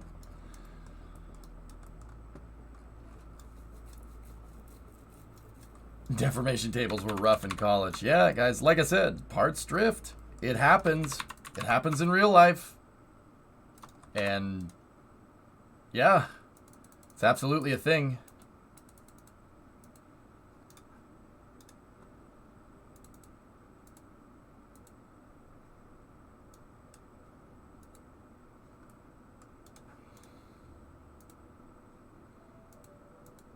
I mean, parts drift in KSP for different reasons, but they definitely do. I don't know. That's why I never looked at drift as an unsolvable problem. The reason that parts drift in KSP is the same reason why they drift in real life. You put wear and you bend them. Interestingly enough.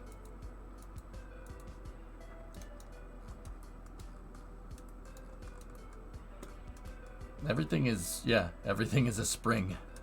Things are springy in our universe, man.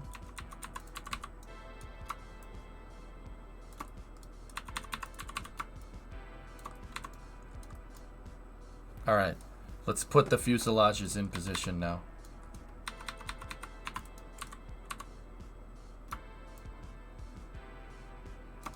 So 15, 30, 45. Now let me get my Mark III.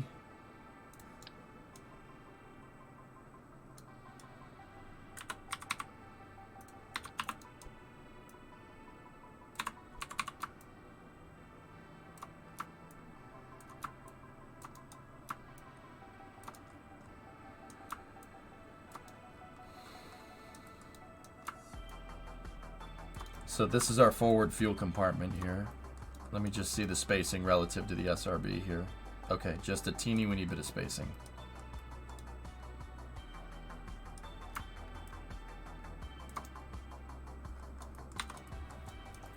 There we go. And then we can also do that to the aft section as well.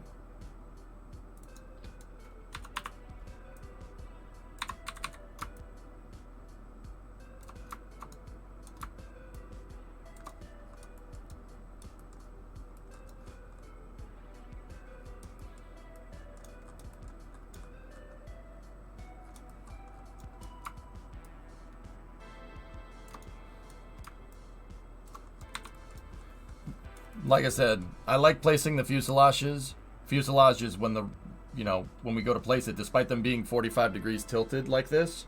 I always turn the entire vehicle so you work straight up and down. It makes it easier to place.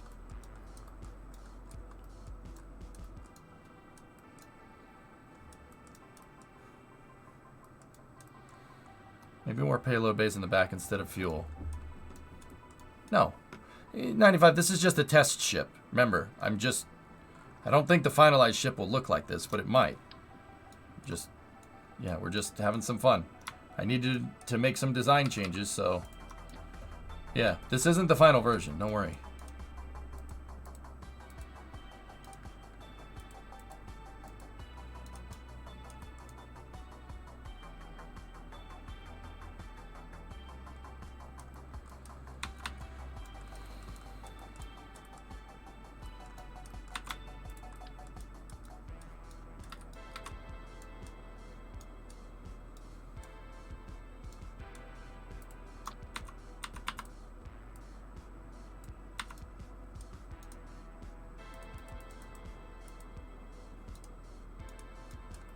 Really wish there was a flat end cap. Yeah. Work with what you got, right?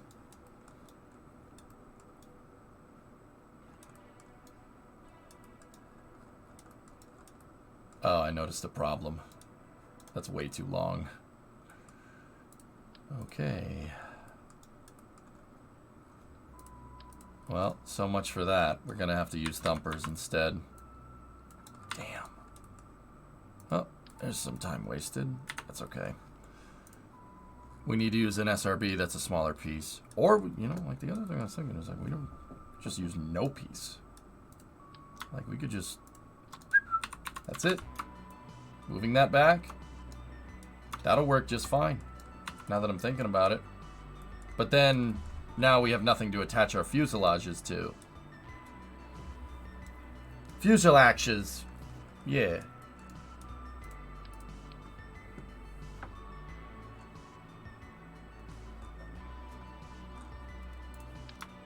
Yeah, we'll stick to Scobie and Grissom fashion. That way I know, this way I know how the vehicle's gonna perform.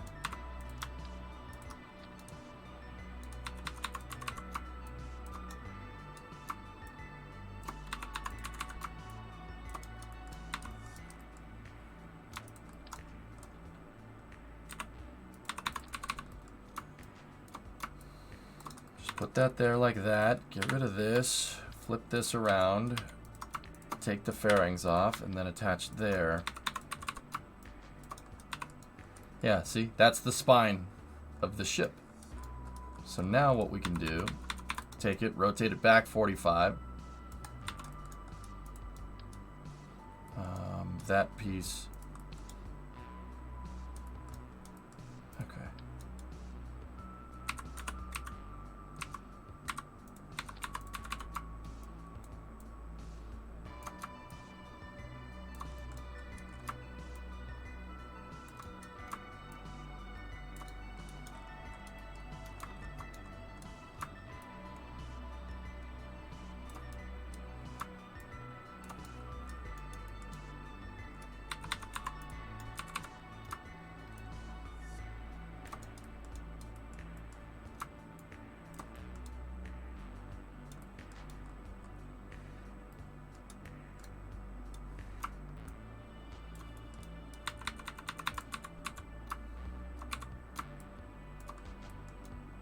Okay.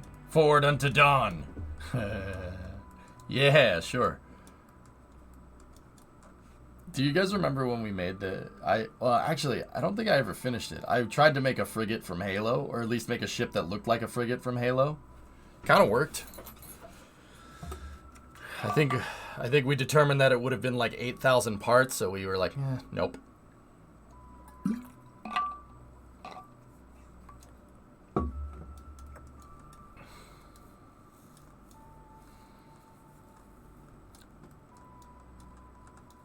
Yeah, I don't think we ever finished that design, yeah.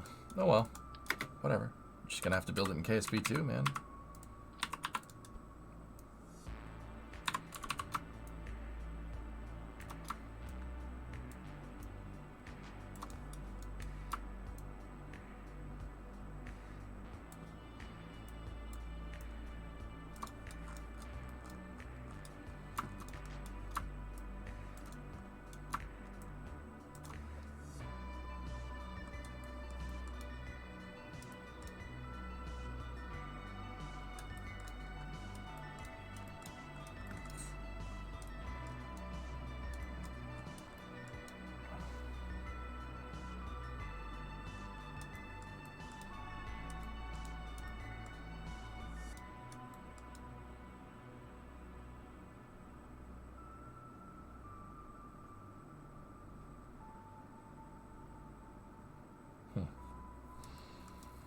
Is this Scobie with a fairing instead of wing segments?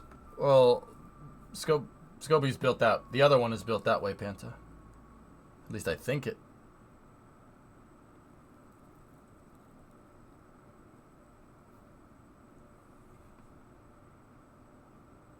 So that fuel tank is attached to that fuel tank, which is attached to an SRB. Why would I do that?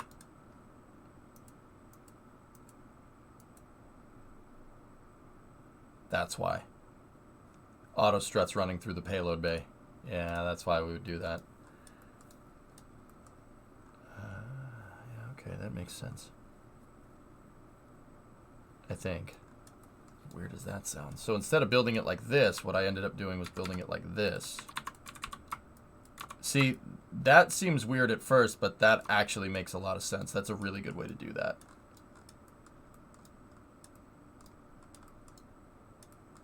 Something I am noticing that is that those are... I don't think I ever absolute snap and place those tanks correctly. Because if you look at the point of convergence, it's...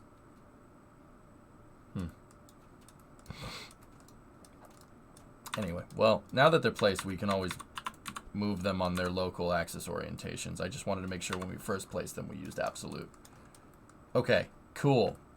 Have you ever messed with any CAD programs? I'm a 3D artist by trade, Shrimp, but that was such a long time ago. Knowledge might as well not exist. I'm pretty sure I'm more proficient with the Kerbal editor at this point than I am with Maya.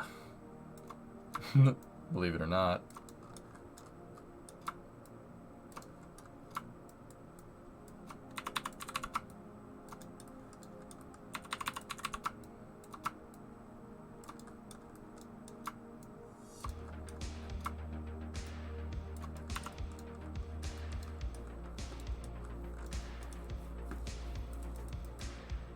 Yeah, that's why I did that.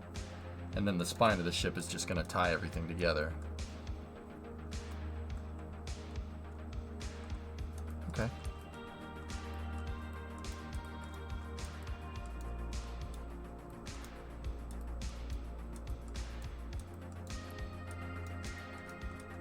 Thanny, probably done for Arrow? Yeah, Arrow and structure. For sure.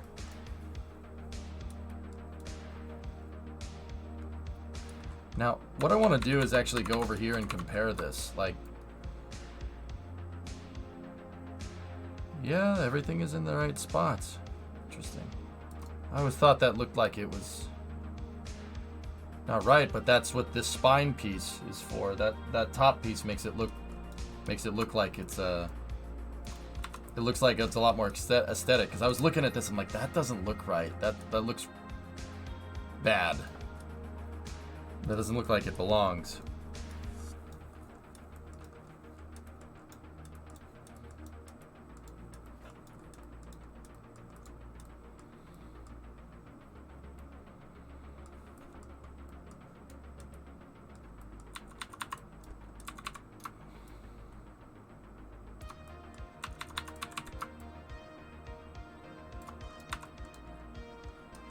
These pieces are going to mark where my dual axis engines are going to end up being. They're the mounts for nacelles that look like that. I'm going to take these off and then we're going to put them here. That's just the hard point for it. Now, instead of mounting the hard point against the stupid fricking wing, I mounted the hard point against the structural spine of the ship now. That's what I mean about good building technique. These wings here, honestly, don't do anything for the structure of this ship. The gizmo tanks back there and the SRB and the fairing are what hold everything together, right? These are just there to make it look like it's held together. Structurally with this, they kind of do something, but honestly, a ship designed like this in real life with connectors that were that flimsy, it would just snap in half. These things would have to be made out of like titanium to be that thin and that strong. That's just not the right shape. You know what I mean? We're going to fix that. We're going to make this one look a lot more structural. But this thing's still going to have my landing nacelles. This is a good design. I like this. If I'm remembering right, we put a lot of work into that nacelle. I really, really worked hard on getting that correct. They are very important pieces for killing Val. Why do you do this to me, man? Hey, Ambassador, what's going on? Are you going to use the Wolfhounds for... Are you going to use the Wolfhounds for in a Kraken propulsion-based ship? What are you going to use them for? You know, landing if we need to. Always want to have a redundant. No, you always want to have a redundant impulse drive. That's kind of one of my design metas for this 95. I want to have this ship have a favorable amount of delta V just in case the drive breaks. At least for our test model. If we could prove that the Kraken drives are like 100% reliable, and from what I've been figuring out, moving them through SOI transition really breaks things. But if we could prove that they're dang reliable, then yeah. Redundant. Yeah. Nothing is 100% reliable. Bingo. It's good to have a secondary propulsion mechanism. And in this case, it's a dual-axis mechanism, so we'll be able to land. Yeah, Scobie's just the world's biggest dual-axis thrust lander. That's all.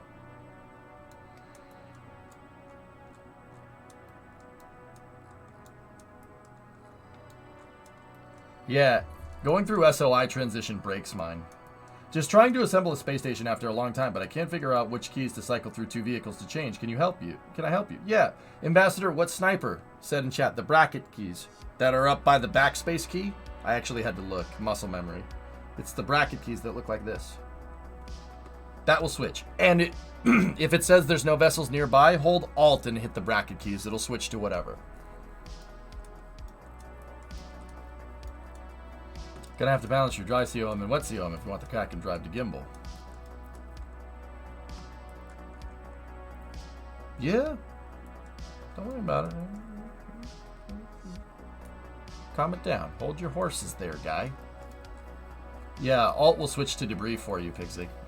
If you just use the bracket keys, it'll switch to stuff that has Kerbals.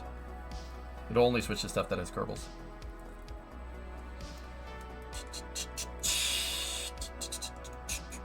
I'm not your guy, pal. I'm not your pal, friend.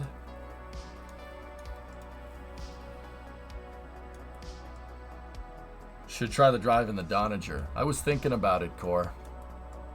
Doing a grand tour in that thing would be pretty cool. But that's for later. We'll work on this now.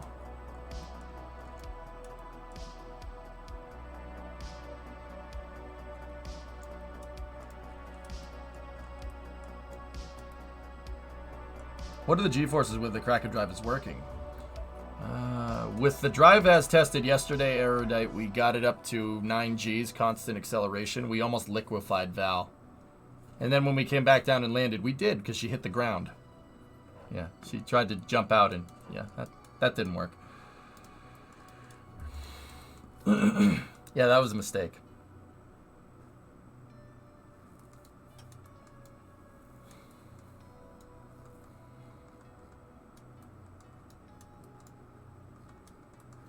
That ring idea was such a good idea. Oh, why did I not do that? Damn it.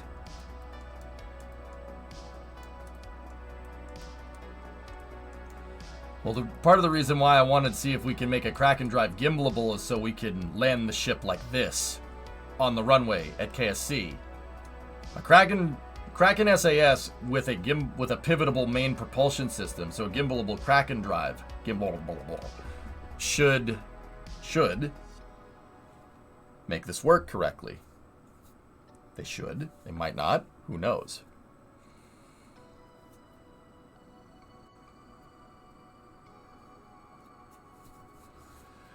Gimbaligliglo. I just like combining words. Combine words. Why use more words when few do trick?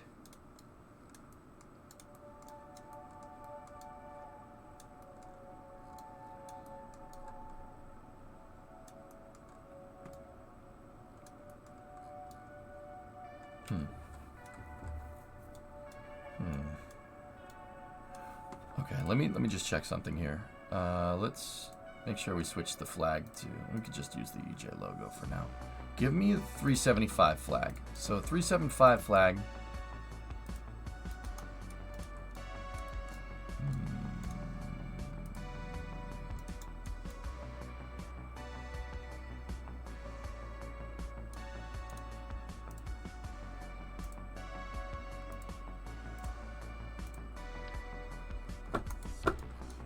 Yeah, that's not what I clicked on, game, but, you know, whatever. Let's just not click on the flag that you just placed. Why? Come on. Don't be stupid.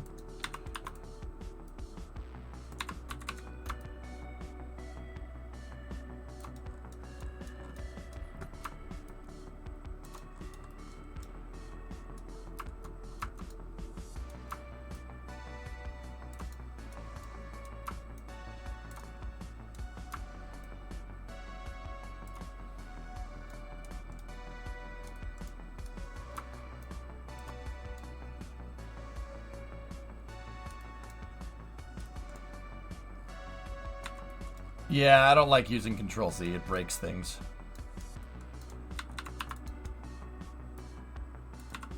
All right. So let me see something. We can place a flag there, and then a flag there, and then a flag there. Okay. Is there any way we could... I'm trying to see if we can have a flag combination that works across the curved section of the Mark III fuselage. I'm wondering if there's any way we could do it with two. What's the large size? What's VSR3? What that means.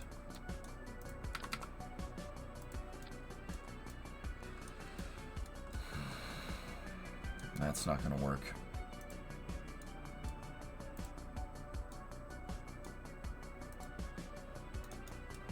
Yeah.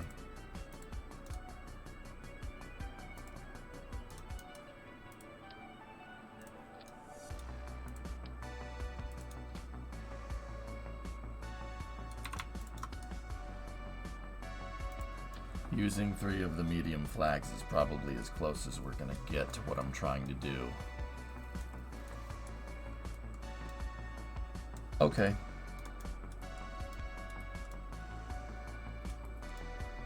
All right.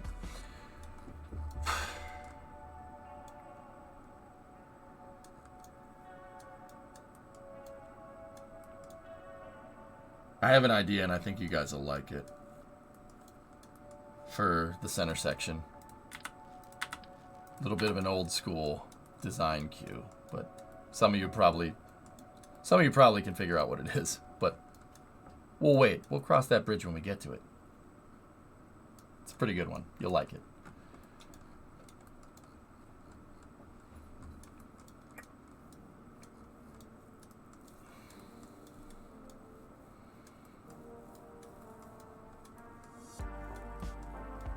Does it involve panels? Maybe. Are the doors gonna make a comeback? If I'm thinking about it right, Super, yeah, we might see something like that. Yeah. Okay, so now there's just straight up parts that I'm just gonna take off of this.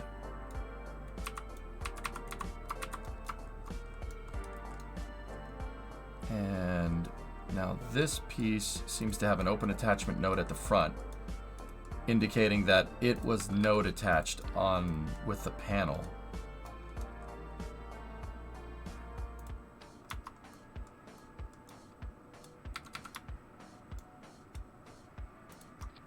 Like that.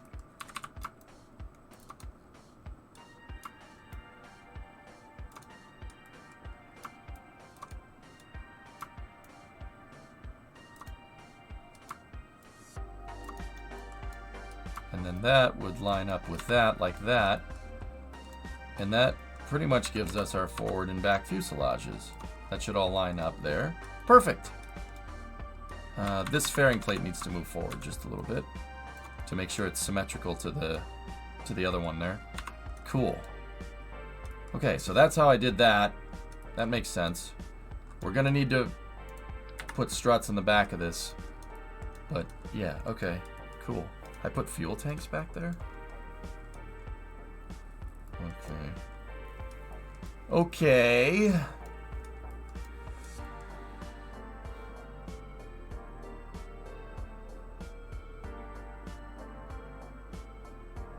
That's noted. Okay. No. Duh. Why would I do that? Why would I do that way? I mean, is there any other way to do it? There's not really another way to do it. Use the nose cones, yeah.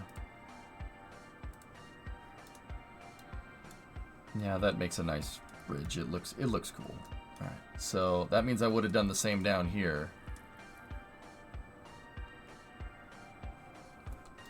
Okay.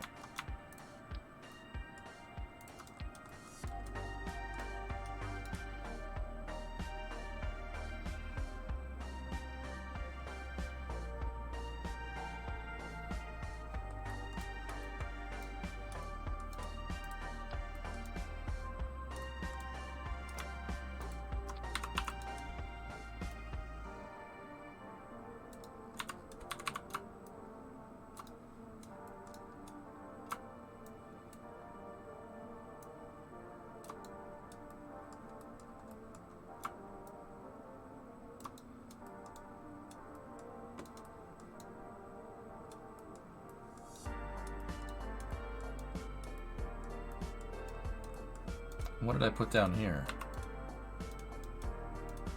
More fuselage tanks.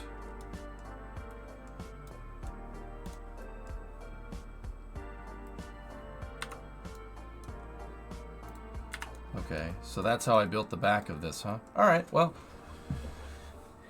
Big Ben, I have a custom flag pack. The custom flag pack allows me to put textures. Like, I can texture things if I want to. But yeah, this is stock KSP with some visual mods, but no part mods. So these are all stock parts. Yeah, you could build these right now. In fact, you know, if some of you are building this with me, that'd be kind of cool.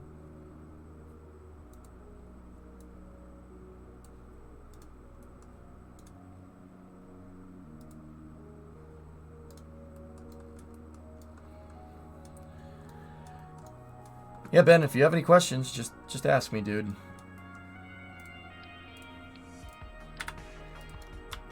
I'm just basically see the ship on the left and the ship on the right? I'm taking pieces from this and I'm taking pieces from this to make one new ship so I can test out my new propulsion systems. We're trying to make kind of near future stuff in KSP. And we figured out ways to basically make ships work like Star Wars in the stock game. So that's what we're really kind of messing with now.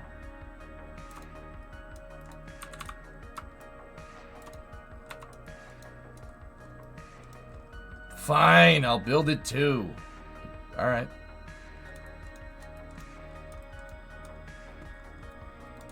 Thanks, Ben. Good. That's the response I want to hear, man. You crazy. Yeah. The more that people in chat say that, yeah, no, that's good. That's a good thing.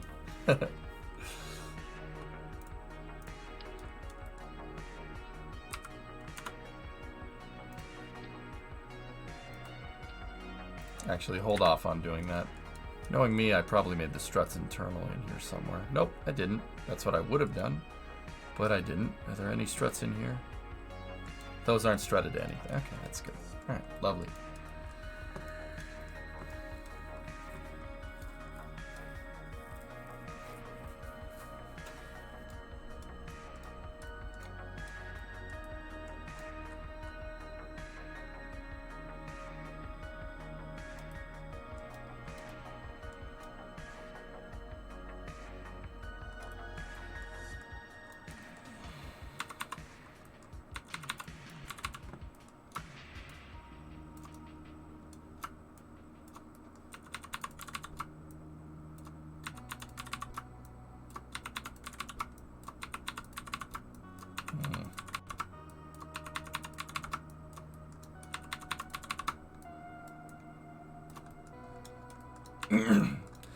That leaves a lot of gaps in there.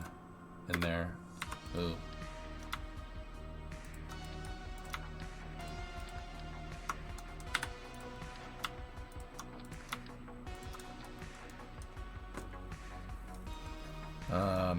Okay, how the heck do I get out of this? We can't get it to be perfectly even here, interestingly enough.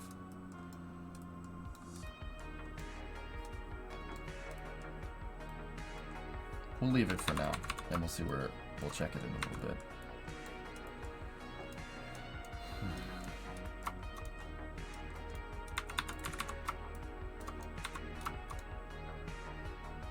Okay, that'll work. Is all this crew carrying capacity necessary? Yeah. Yeah, sure. Not necessarily. It doesn't have to be like.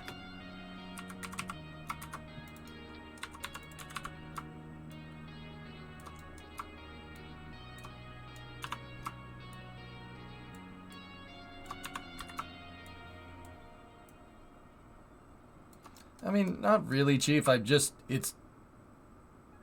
easier to just pick parts off the other ship and just place it here than it is to come up with another solution, to be 100% honest with you.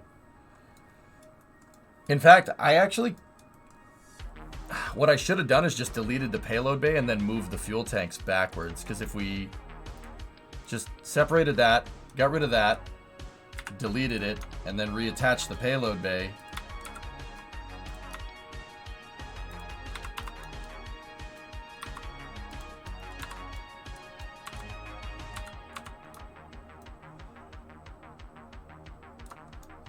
we could basically have just done that. That's exactly what I'm trying to do. But now we have those things sticking out in the way. I need space to be able to engineer out the systems, which is why that is the way that it is.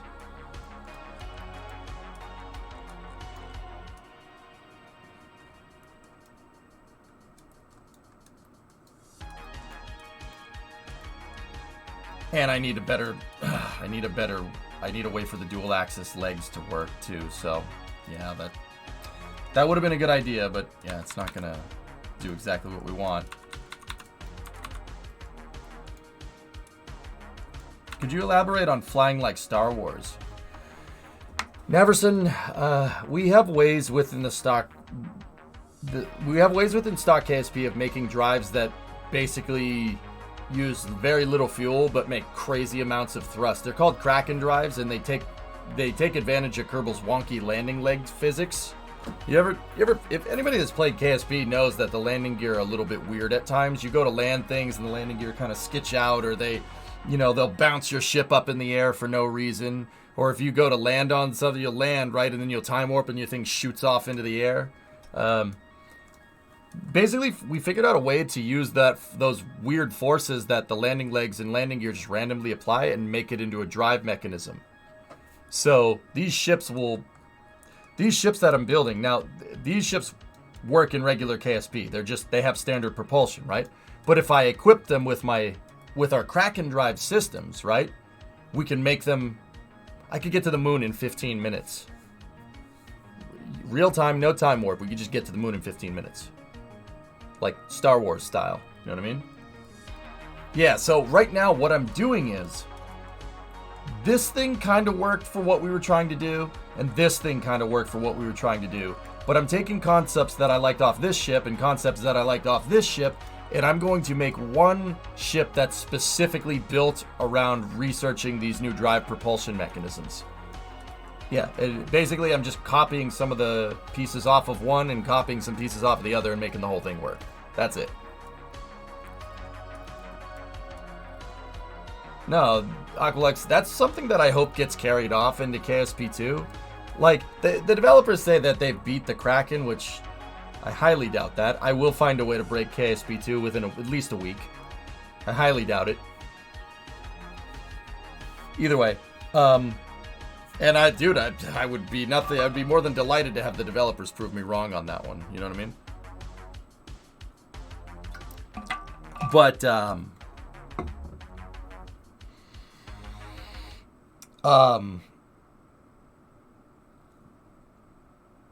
I hope the developers, like, when people find crazy glitches, I hope they're just cool with it, like overclocking cows and stuff like that. Weird stuff like that is going to happen with KSP2, and I would hope that the developers kind of embrace the funkiness, you know what I mean? I'm still very new. I've only visited the moon and built a space station for aesthetics, but how do you plan on getting to space with the KRAKEN thing that you were just explaining? Well, the drive, Ben, the drive is powerful enough to lift one of these things up off the ground, dude. No joke. These things are really, really powerful.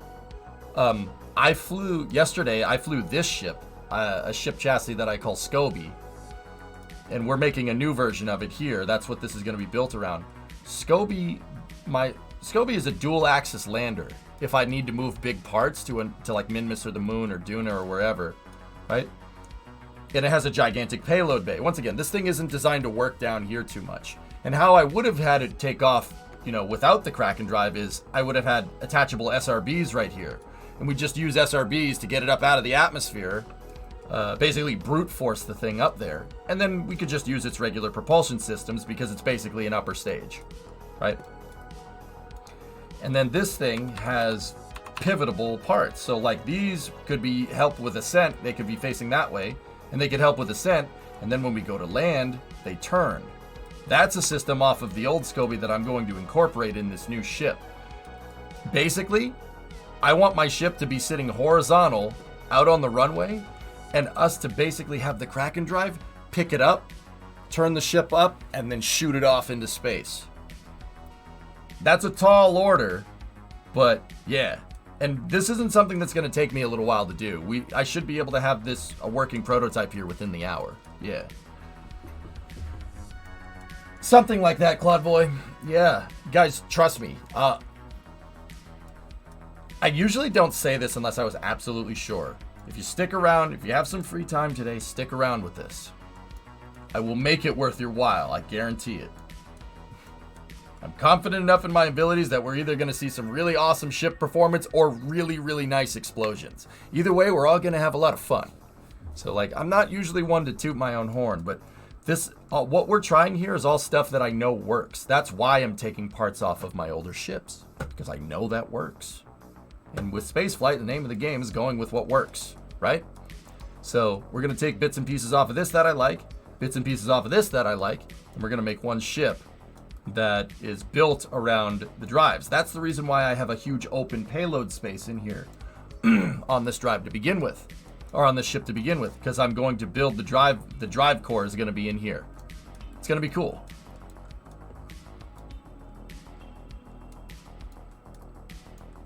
Something like that, King.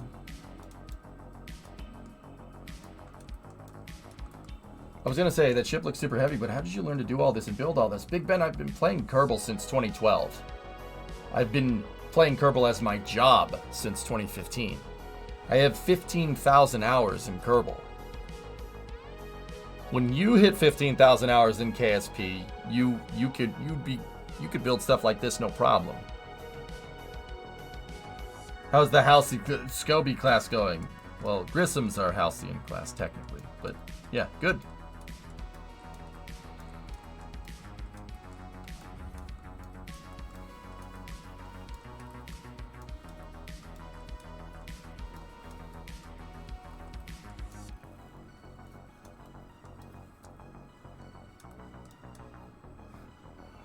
Do you have any info about the differences with the SPH and the VAB for KSP2? Nope. Nope, never used it.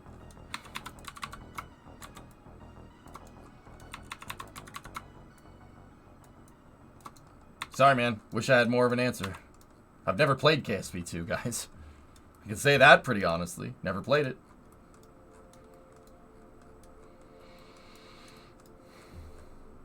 But yeah, fellas, if you bear with me and let me grind out the rest of this build, I guarantee you we'll lift this ship off the runway, like Star Wars style, and just right up into space. Docking Bay 94. You've never heard of the Millennium Falcon? Should I have? It's a ship that did the Kessel Run in 12 parsecs. Husband class actually was a prototype ship, Penta, that actually used 375 tanks. Actually, Husband was using 5-meter tanks in a 6 times symmetry design. Husband was I had a prototype for it. It was as big as this dang hangar. That was a Grand Tour ship. It could go anywhere. It had like,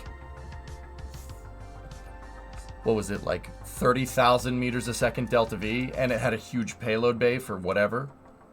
Yeah, we never used it. I never used it because I thought it was too easy. Shame. Anyway.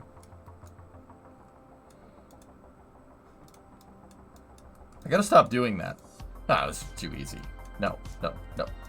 That's something that I'm gonna try to fix. When we set out to do something in KSP2, I want to do it. And I want to finish it, and then we'll move to the next thing.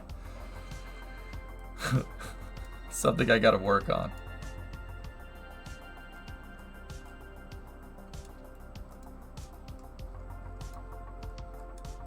Yeah, super. Husband's payload bay was about as big as Scobie's, but it was about as...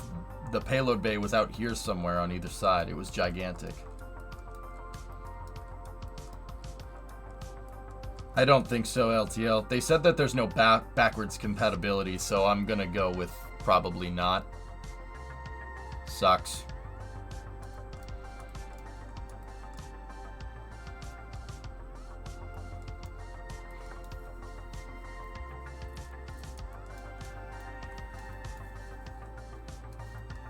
Alright, so how are we going to do the back end here?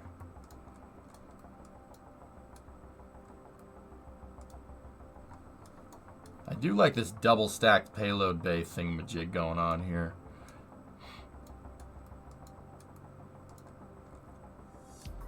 But the thing is that I'm gonna have to.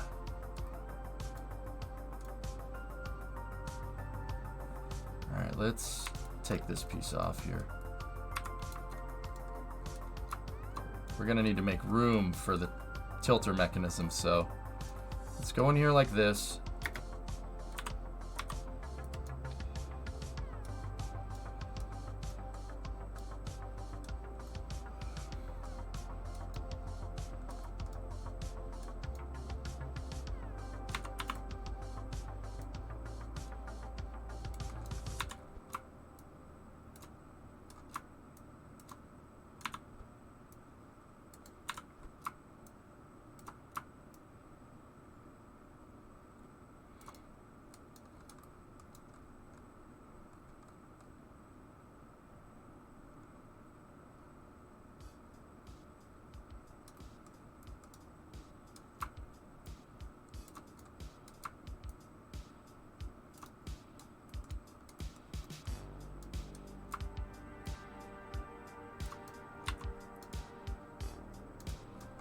Depending on how big the differences are between KSP1 and KSP2 crafts, I do have plans to try and make a craft file converter. No promises though. I guarantee, yeah, Theix, I'm pretty sure that'll get modded into the game sooner rather than later, right?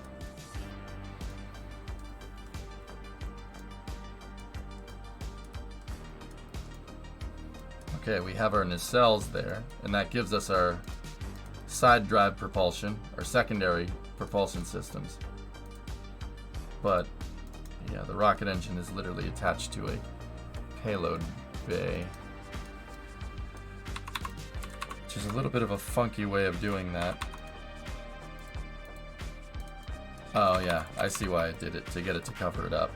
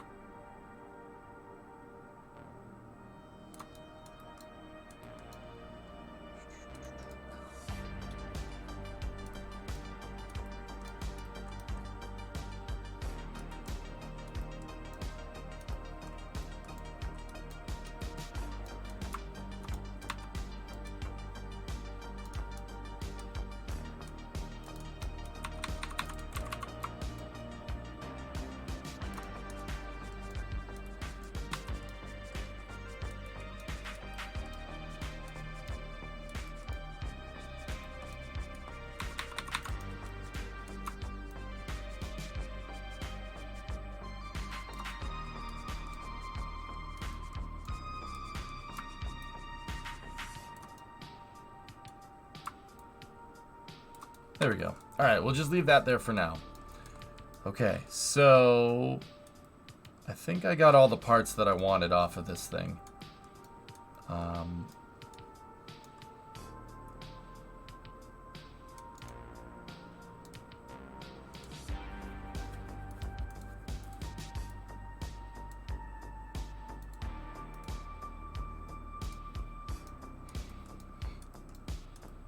Yeah, we'll bind the control surface deployment angle to throttle core. Yeah, so they focus in. That would look really freaking cool.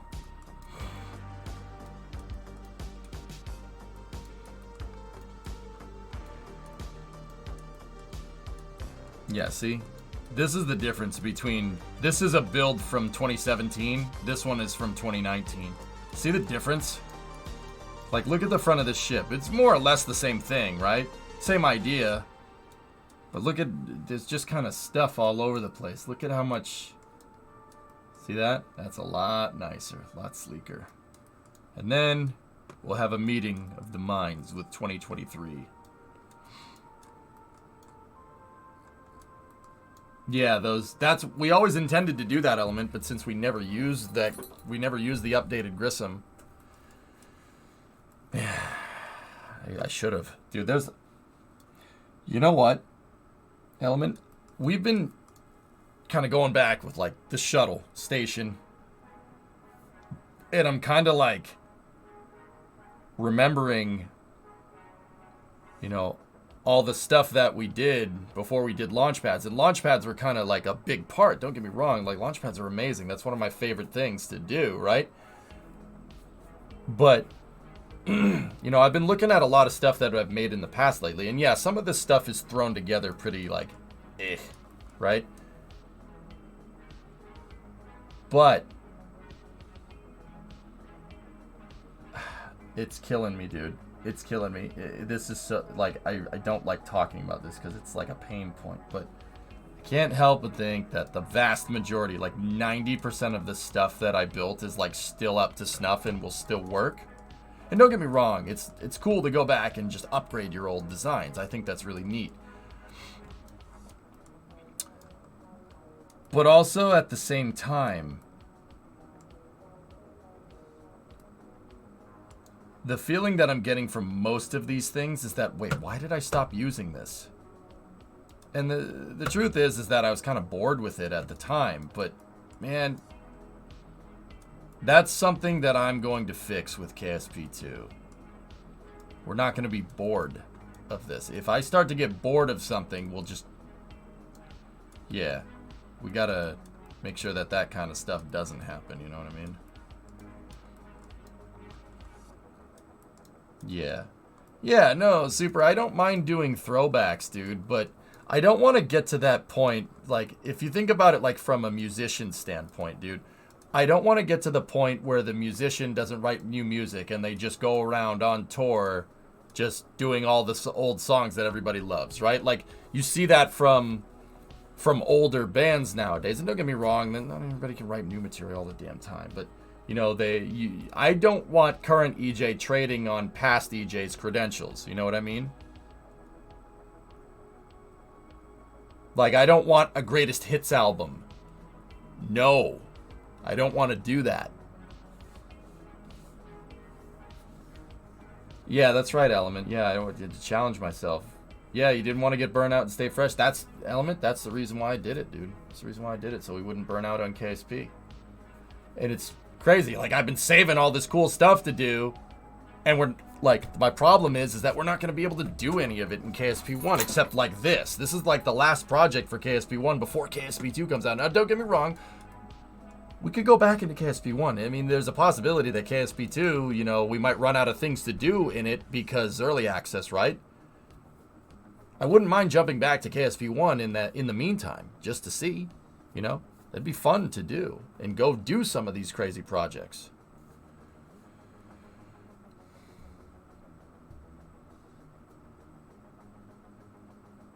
But, yeah. I basically metered content, you know, from like 2017 to like 2022. I metered content for Kerbal in a way that would keep me interested in the game and make it so I wouldn't burn out on it. Well, not burn out. I wouldn't call it burn out. I'd say just kind of get bored of what I was doing. That's why I always had to change the game, dude, because I was super worried about coming in here and faking having fun. Look, if you're a streamer, people can tell when you're faking. People can tell when you're not having fun. It's really easy to spot. And I'm not above this myself either. It's really easy to see when a streamer's not enjoying what they're doing. Like, and I wear my heart on my sleeve in that regard because I want people to tell me that people don't, EJ, I don't like this. Like, believe me, they have ways of letting you know without saying, this sucks, go away.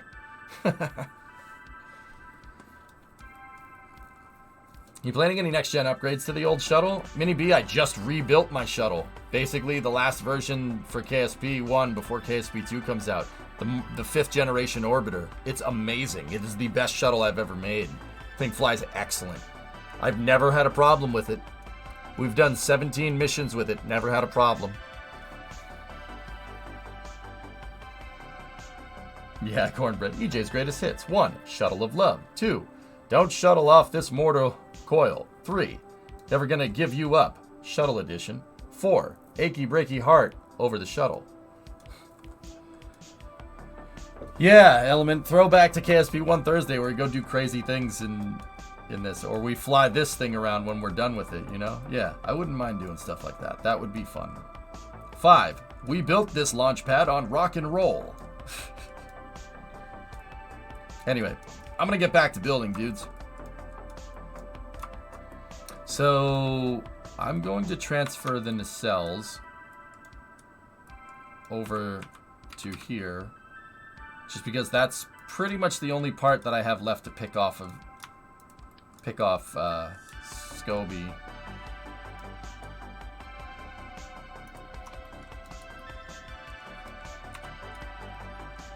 And I think everything else off this is...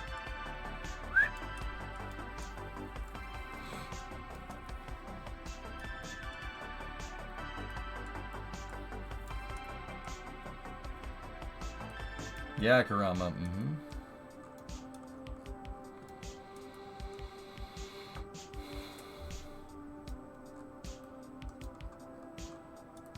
Yeah, there you go, Minnie.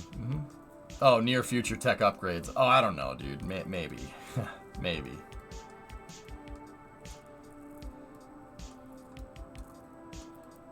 Man, when I looked at these both individually in their in the craft files, I thought that they were the same size. I didn't really realize that Scoby is really, really large compared to the Grissom. Whatever.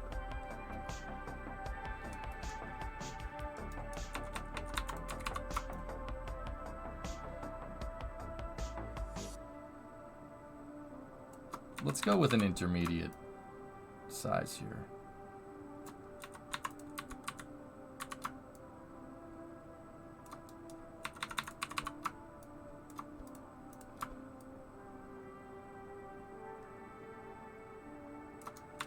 The reason why is that I'm kind of worried that, you know, if we point these rocket engines in a certain direction, we could burn the back nacelle. Didn't have that problem because these things are really far away. Will you play with that overclocked ion engine idea? Predominant, we were messing with that the other day, dude. The short of it is that you can overclock the ion engine and it'll do good work, but you need to carry like thousands of batteries and thousands of xenon gas tanks, dude. Kraken drive is 10 parts. But, dude, it's a thing. Actually, we had more luck with an overclocked nuclear engine. So the Nerva making like 3,000 kilonewtons of thrust is no joke, man. That thing's actually really cool. But that doesn't mean that we necessarily couldn't use it in another capacity. Predominant, I was thinking you could use CAL controllers and make like a circuit board, with CAL controllers, and you could have an ion RCS that binds to axis control. So SAS would control the axis control, and that would fire ion thrusters if it detects pitch rate increase. You could bind the axis control to thrust, and you could make ion RCS. But we got a better idea, dude. We're gonna make Kraken Tech RCS. That's the other thing that this ship is gonna have.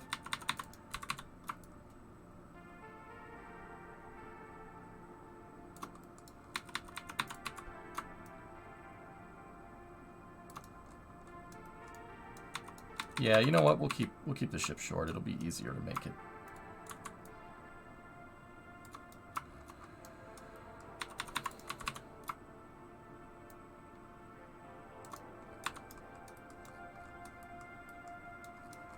Let me turn these things and just see if it will cause problems.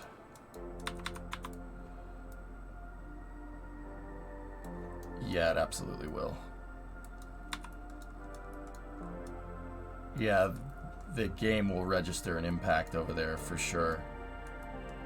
Okay, this thing needs to be as big as... It needs to be as long as Scoby, which is fine. That's okay, I don't have a problem with that.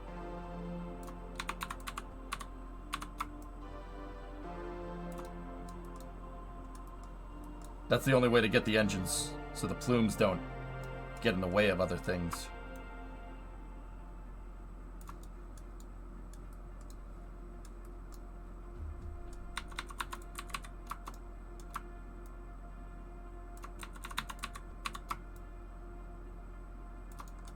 But yeah, I really kind of...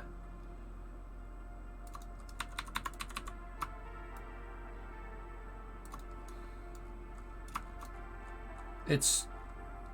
I just call it updated SCOBY for now, MGB. SCOBY Mark IV.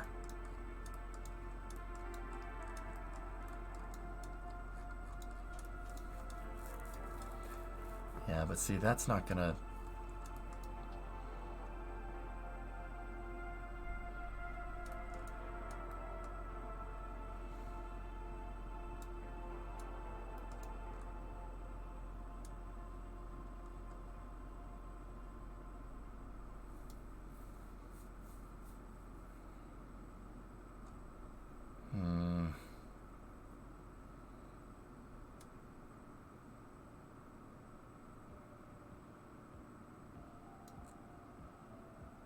Yeah, Penta, we have to.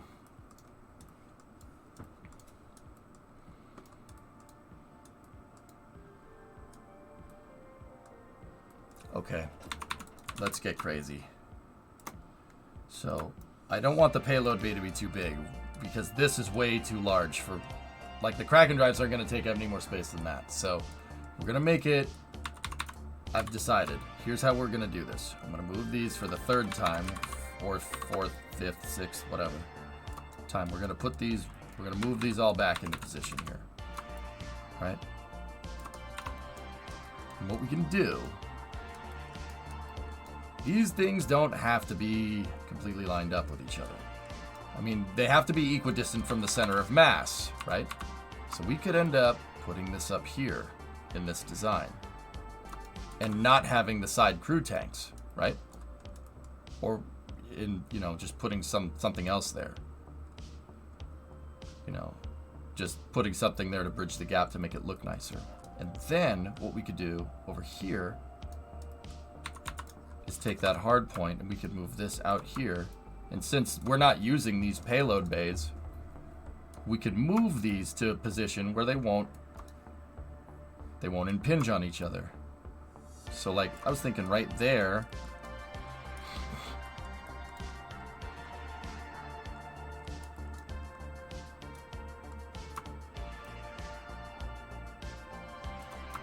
I mean, we'll end up having a little bit of a wider stance out back, but it really, yeah, at the end of the day, Mutter, it does depend on the center of mass, right? But yeah, the final positions of these will depend on that. But yeah, like right there and right there. Oh, that's worse.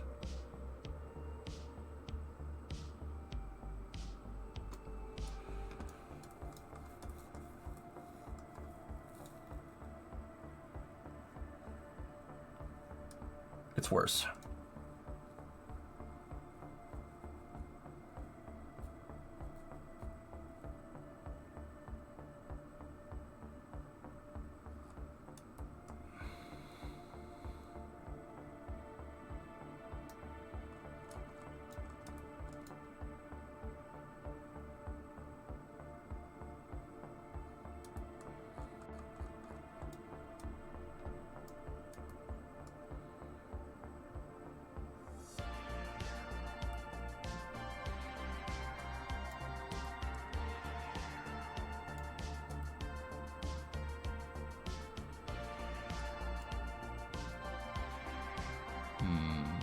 Is this why SCOBY was so long? SCOBY's payload bay is built around the 288-ton tank. It's built to fit it inside of the payload bay Aqualex, but yeah, for the most part. I made it so it looked like these weren't hitting each other. That's why it's so long. But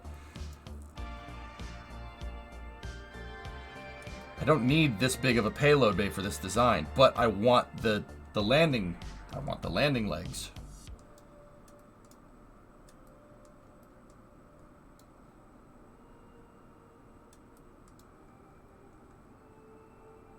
You know what? Screw it. I got an idea.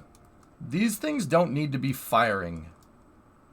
They don't need to be firing when we're flying horizontally, so to speak.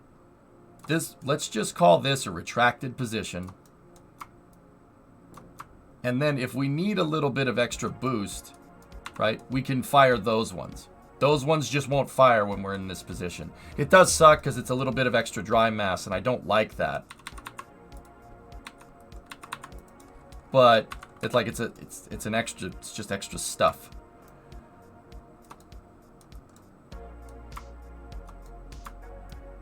But yeah, there's really not a way that I'm seeing that we can do this to not have them hit each other. Unless we, you know, moved this backwards a little bit.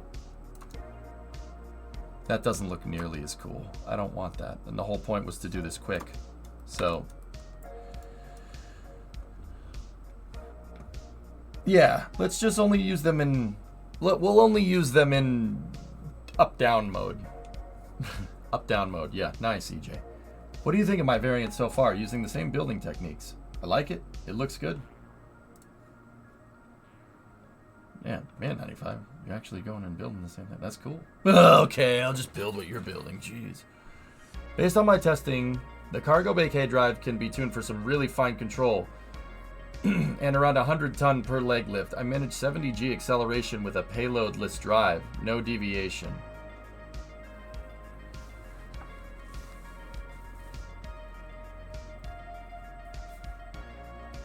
What makes this realistic if you're using K drives? What do you mean, Droya?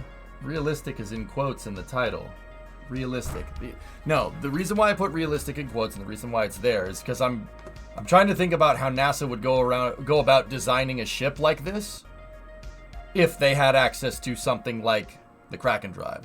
So like a near future propulsion system.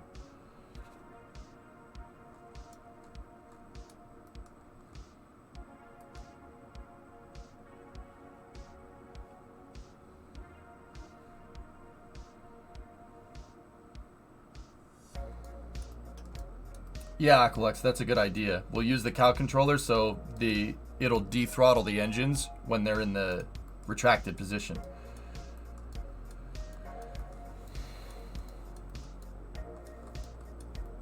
I hate how I had to put the damn probe core there to cover up the front of the payload bay.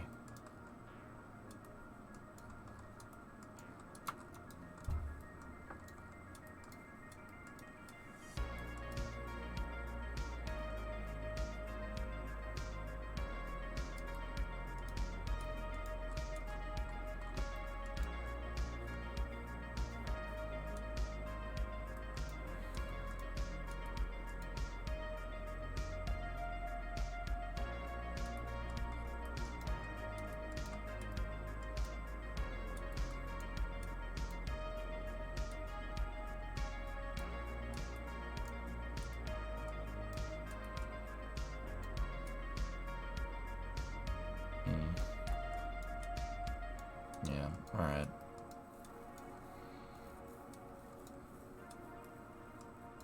Okay.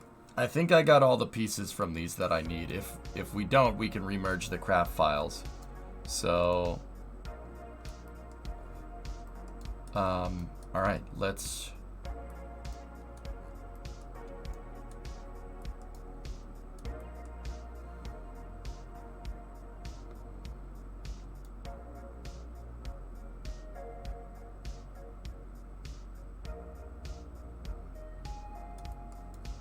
Yeah, let's...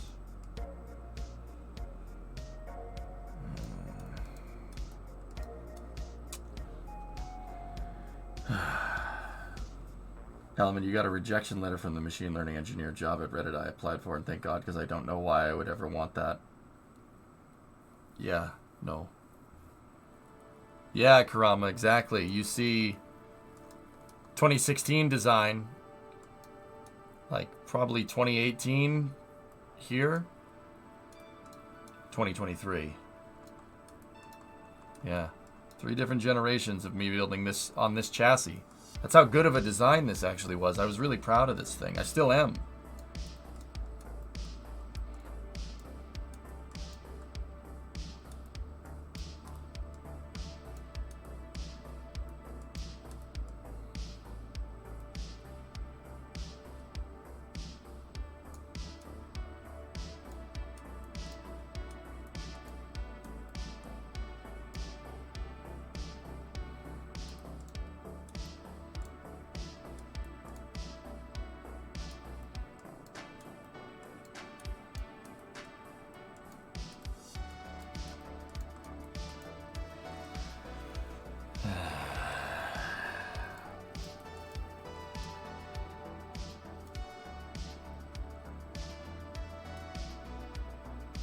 You know what, dudes?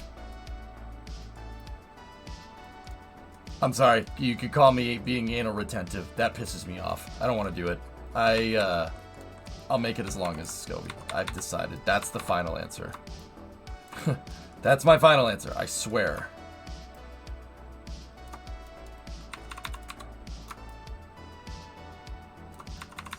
I'm just trying to figure out the quickest way to do this. Quickest way to put this whole thing back together.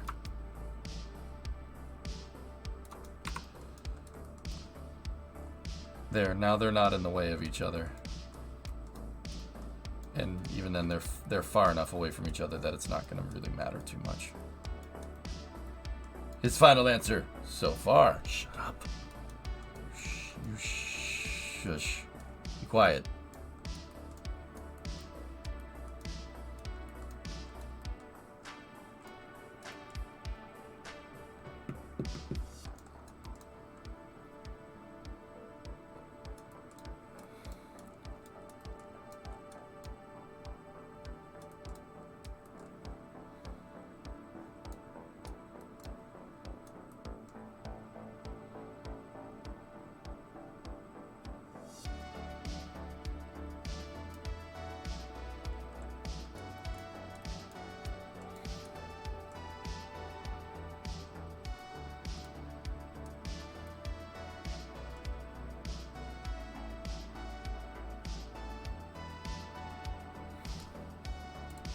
Okay. Yeah, Loopy, you're talking about those 5 meter things, right? What does that get me? What about that?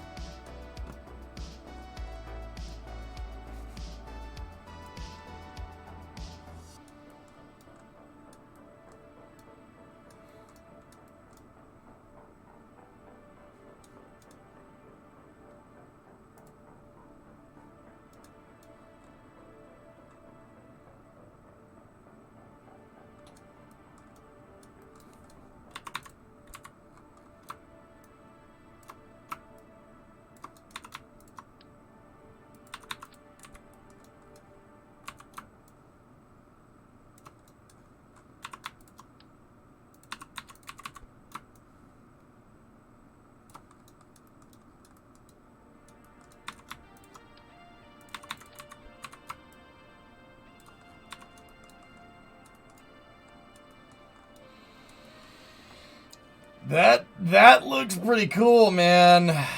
Oh, that looks real sharp. So, like, maybe we go in, you know, like, go in there and we...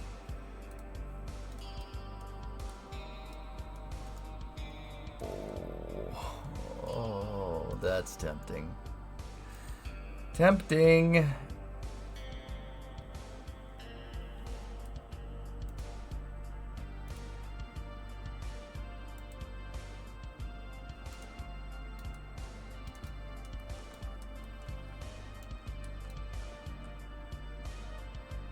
Oh, that's super freaking cool.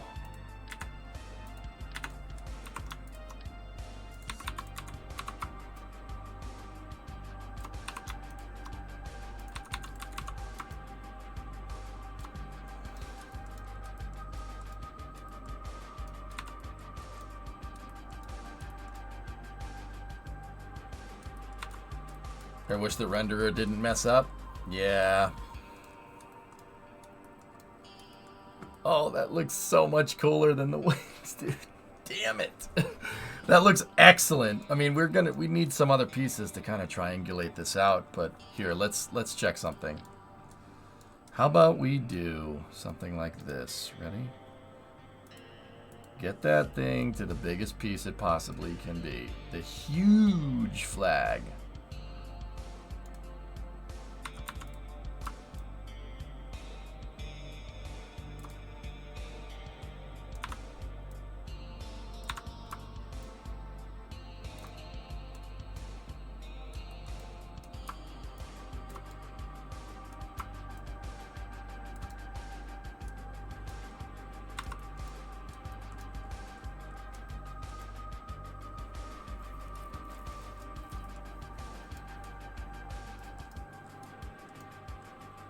Is that engine pod rotating by classic tech robotics or hybrid tech? It's gonna be hybrid tech when it's done.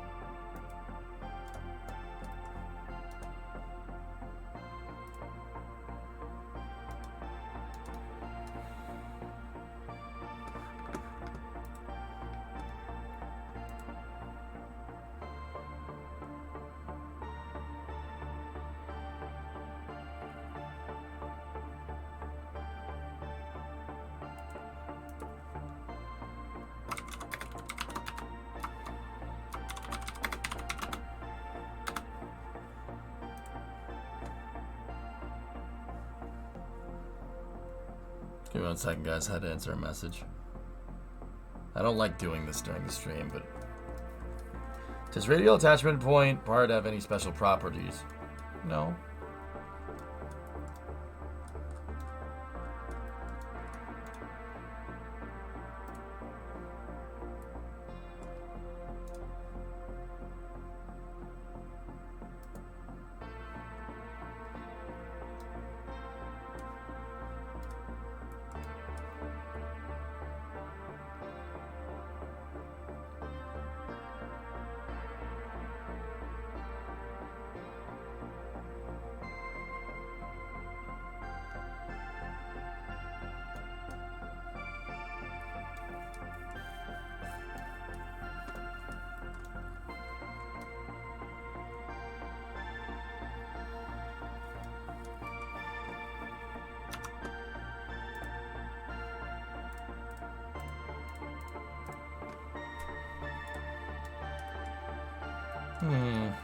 Yeah, it's these old craft files, Loopy. The editor is...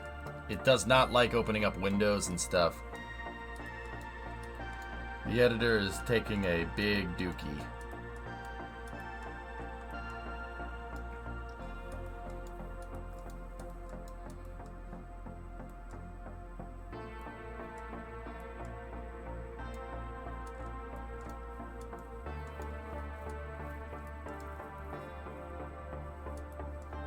Yeah, there are parts off both ships that yeah, we don't need the ships anymore. I think I can get rid of them. Yeah, we can always bring them back in. Let's just dump that, and we'll dump that as well. Get rid of those. Okay.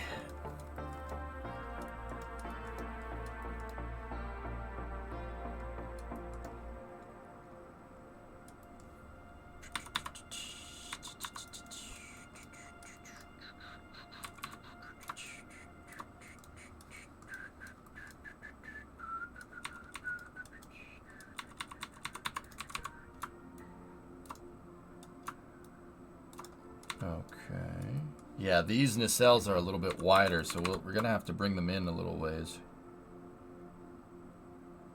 Like that. That's fine. I don't mind having that piece tucked in there like that. And that doesn't seem to be getting in the way too much. Enough to where it's plausible. Wow. That's going to look really freaking cool when it's done. I am not going to lie to you. That's pretty rad.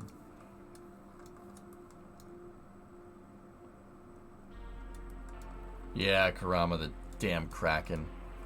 If only I had understood vessel hierarchy, we could have made that project work. But, yeah. It is what it is. Where's the center of mass ended up? Wow! Dude, almost right in the center.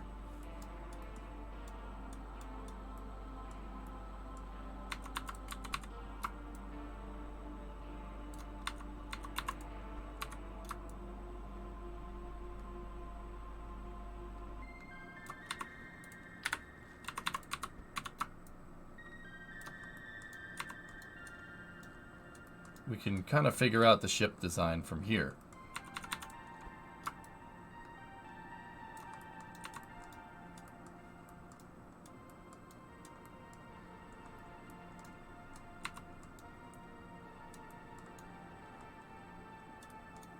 The side crew compartments would probably be getting us closer. Yeah. Yeah, that's right.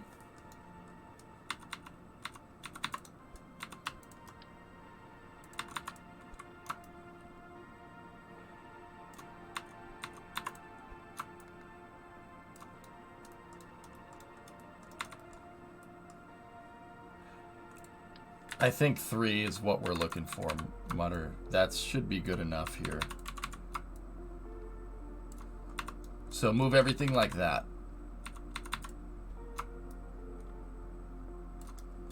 That's a big enough payload bay. And yeah, as long as these things aren't like pointed directly at this. I mean, they still kind of are, but they're offset enough to where you're just blowing through the landing leg.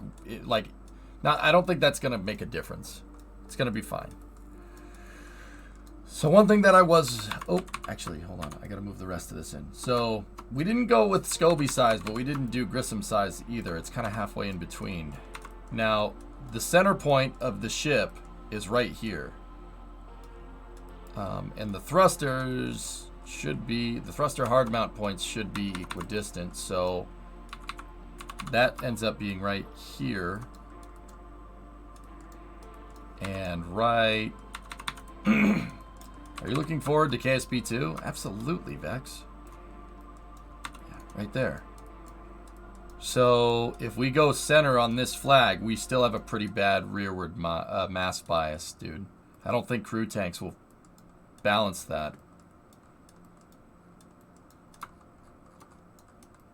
Yeah, we did put a lot of time into it, Karama, but it is what it is. I had to learn somehow. Alright, get rid of that.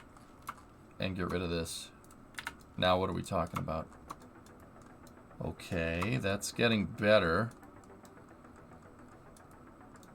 We're still slightly rearward biased, which means we gotta add stuff up here. Really don't need all those engines on the back.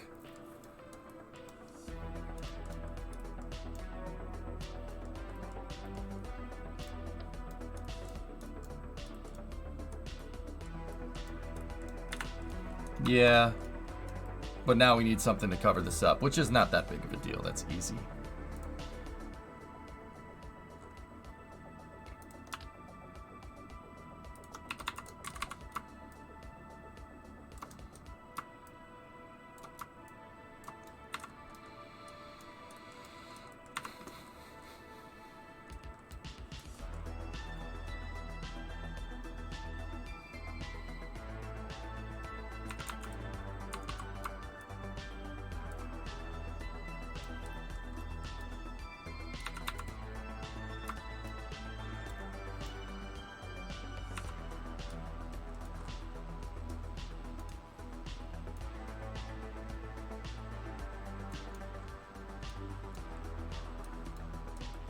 Wait, there's a door in there?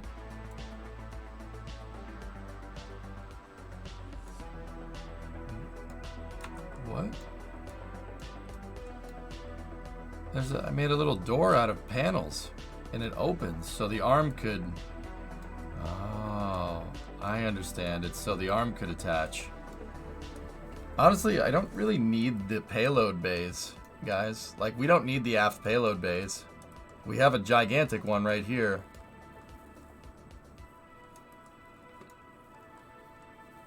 Yeah, you know what? I'll just leave it. I'll just leave it. And this is excess parts that we don't need. So So get rid of that, get rid of that, get rid of that, and I will pizza plate it up in the front. Literally the same thing that we did out back. It's fine. It'll be fine. It'll look a little weird when we go to open them up, but whatever.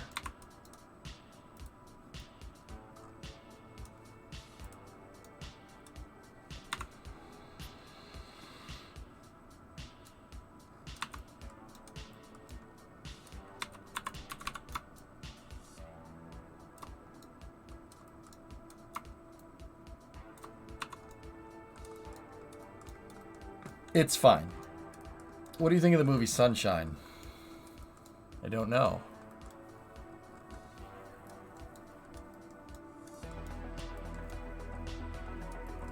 All right.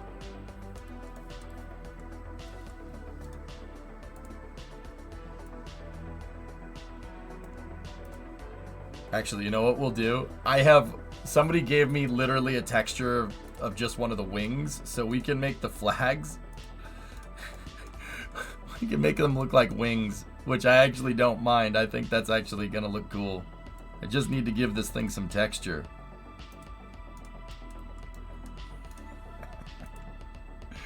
It looks good, right? It really doesn't look bad. That's the funny part.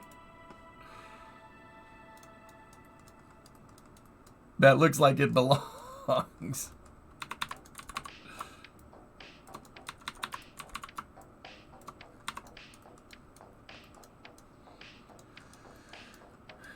Hopefully, I'm wondering if we could find another flag combination here that works, but we'll get to that later. Oh, there's a piece that I forgot to take off of SCOBY. That's the centerpiece.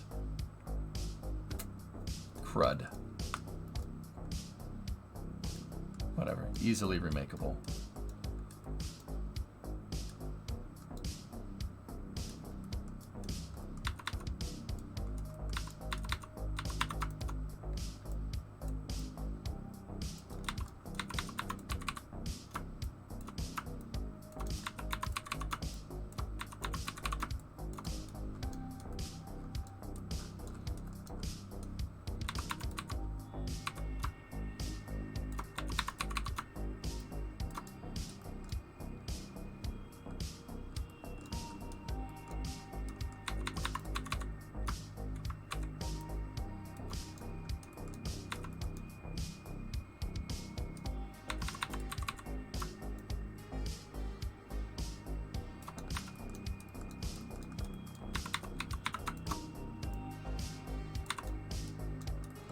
Josh, you got a flat tire on the side of the highway and had to put on the spare tire in the rain. Quick, there goes $500 for new tires. How's your day been going? Josh, I don't think there's any way I can say this without sounding mean, so better than yours. Yeah, that's the answer that I'll go with. What's the hotkey to switch offset modes? F.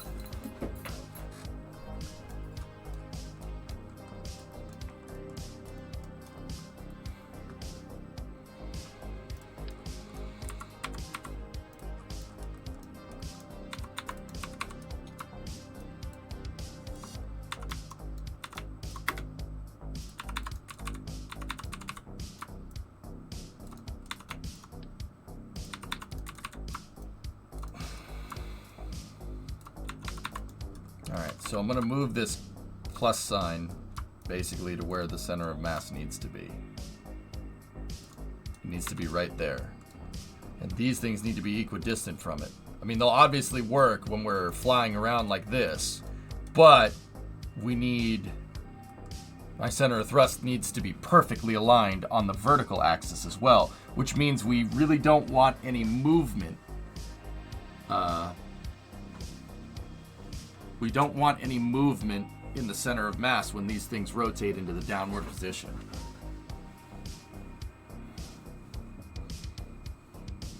I think it was 500 for two.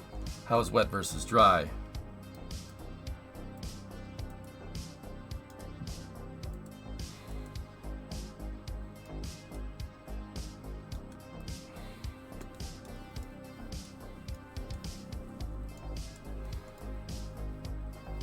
Not good, Mutter. We need more dry mass in the front of this ship.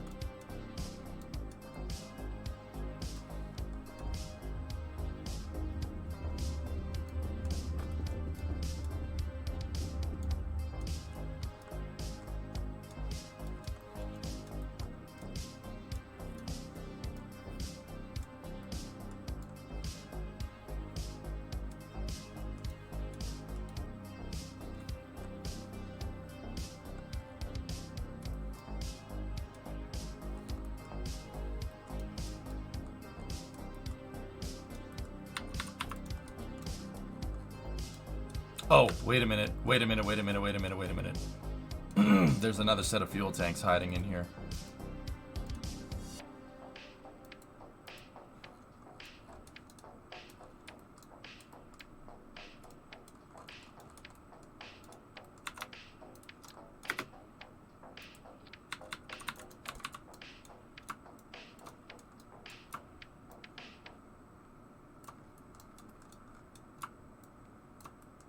Alright, Mutter, let's put that indicator where the dry COM currently is. Oh yeah, there's also fuel tanks in the nacelles.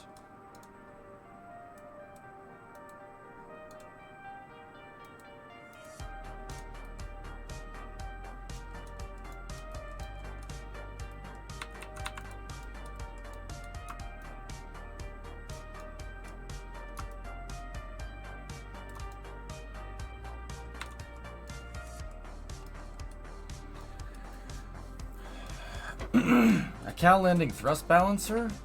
I mean, yeah, that would work, Snackless, but I don't want to become reliant on a system like that.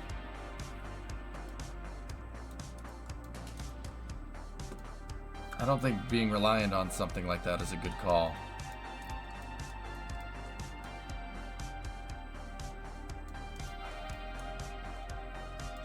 Yeah, Owens, huh? Blast from the past, right?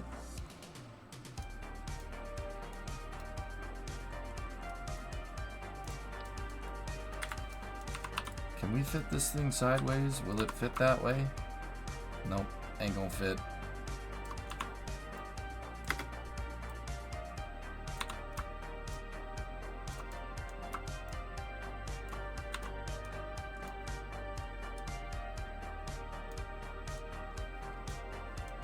That actually isn't too bad.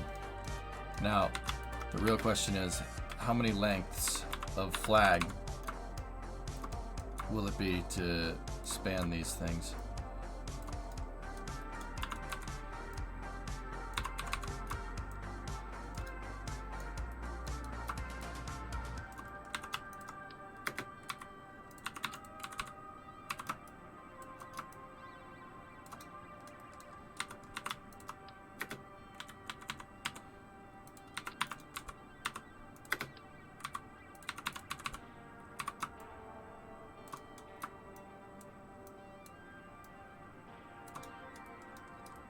Yeah, they don't, they're not even. They're close, but they ain't exact.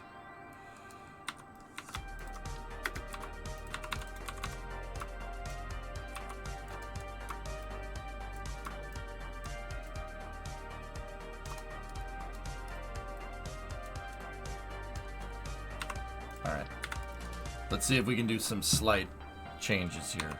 How about we take this,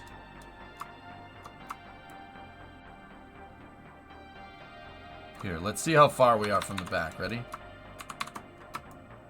1, 2, 3, 4, 5, 6, 7, 8, 9, 10, 11, 12, 13.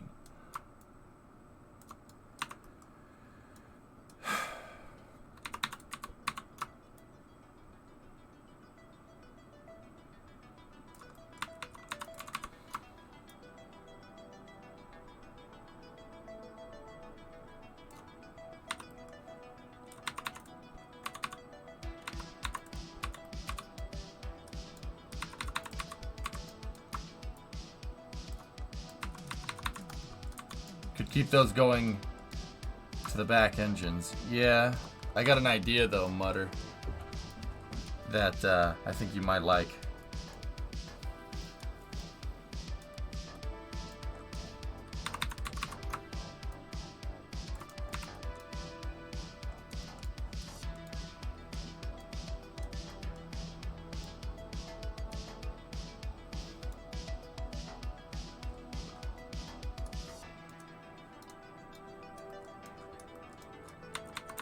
And that brings our dry center of mass more in line because we made the ship a little bit shorter. Makes it a little bit easier to balance.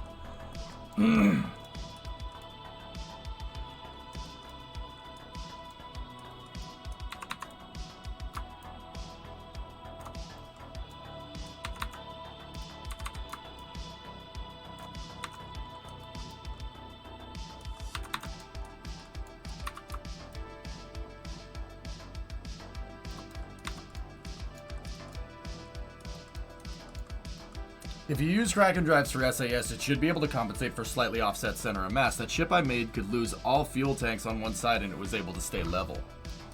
Okay. But Raid, I want the ship to be able to use liquid propellant for all the same operations as the Kraken drive. RCS and engines can supplement the Kraken drive.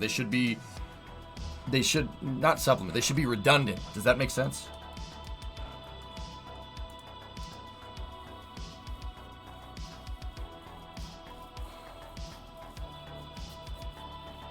Anyone know the current state of GTA Online? They're implementing a patch that's actually going to fix it, and then they're bringing some of the online stuff server side.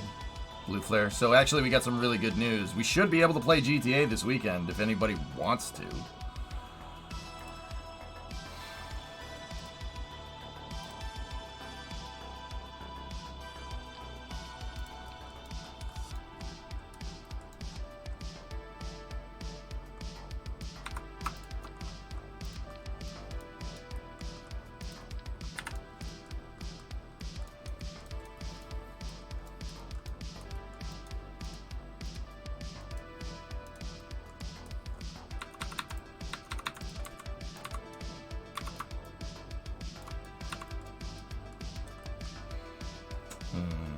Alright, we do need to add a little bit more dry mass up front, so putting those crew tanks in is probably not the worst idea. Alright, so let's do that. Let's put the tanks in.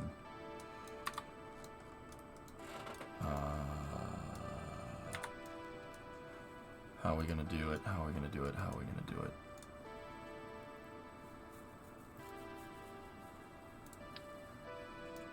That's not radially attachable.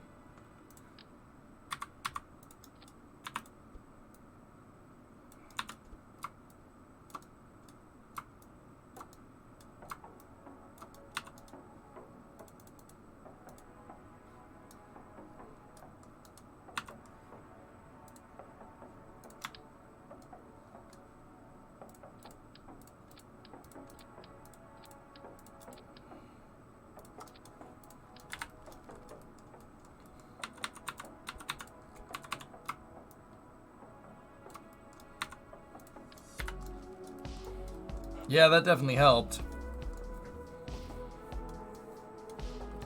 I would say my knockoff of your ship is going well.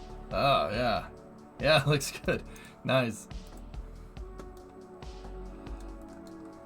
That's good, man.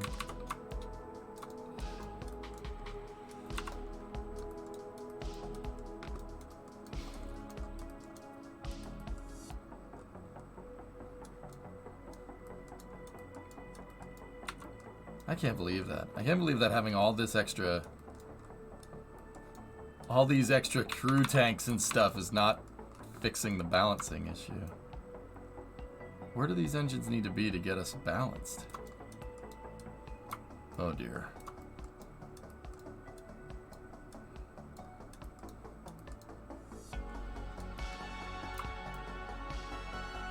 Nope.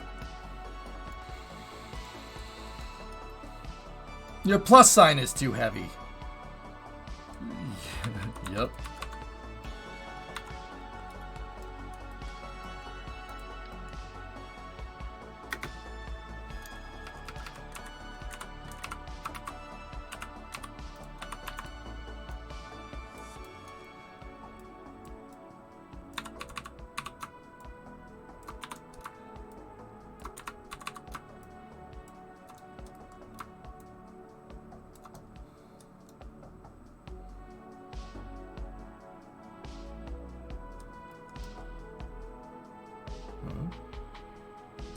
Why?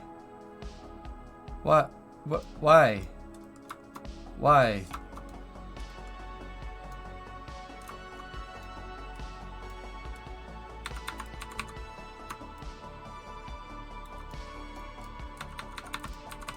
What the frick?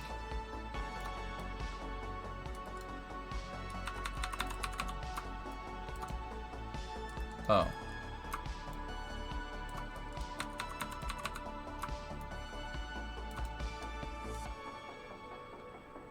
Yeah, right. That's fine. The game got you mad at me. Oh my goodness, that's what you got. Don't stop trying to copy me. Stop trying to copy me or something.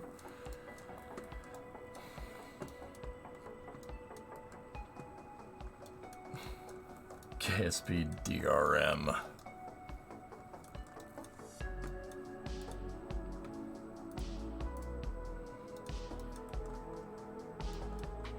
Have the ninjas invaded my game? Yep.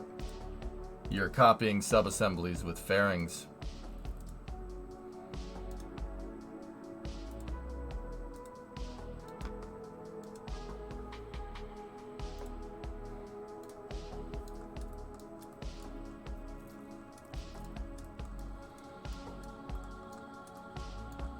I wasn't using sub-assemblies. Well, you copied a sub-assembly. This is a sub-assembly right there. And then you did something like that. You copied something. And if you didn't, man, I don't know what the heck you did. You broke that.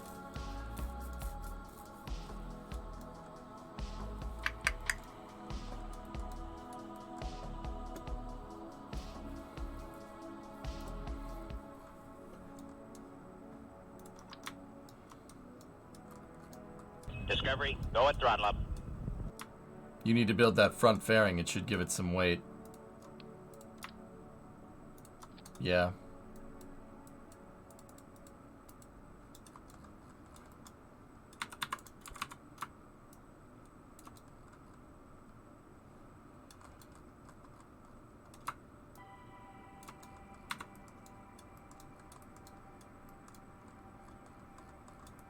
Yeah, Mutter, you're not wrong.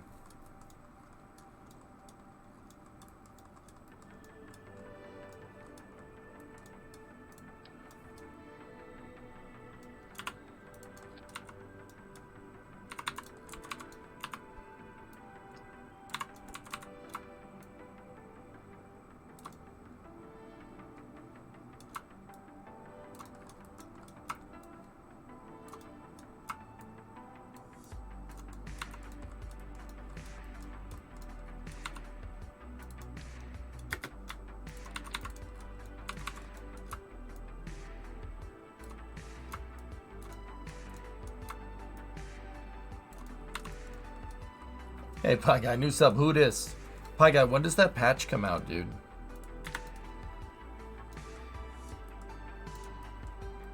Reduce the rear engine mass. I think we should finish sculpting out the front of this Aqualux. Finalize it a little bit more before we start tweaking the changes and stuff. Yesterday. Oh, excellent. That's good, man.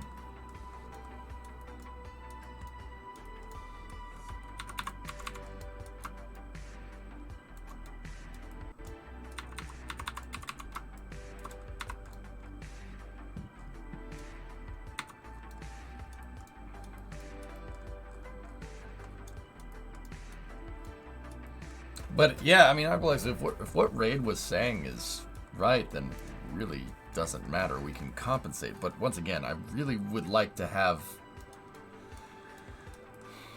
this all up and running and looking correct, you know.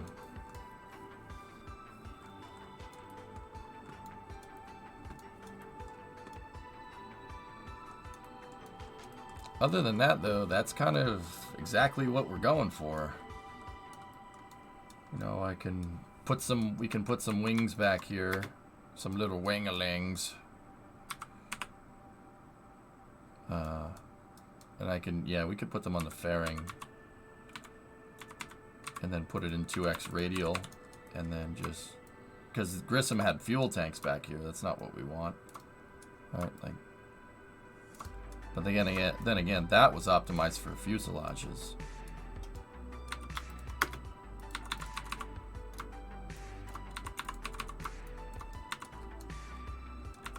Okay, that doesn't look too bad.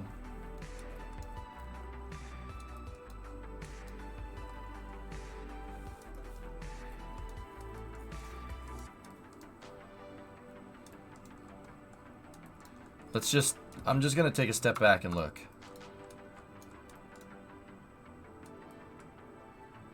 I don't mind it. That's pretty good, man. Gotta finish up here, though.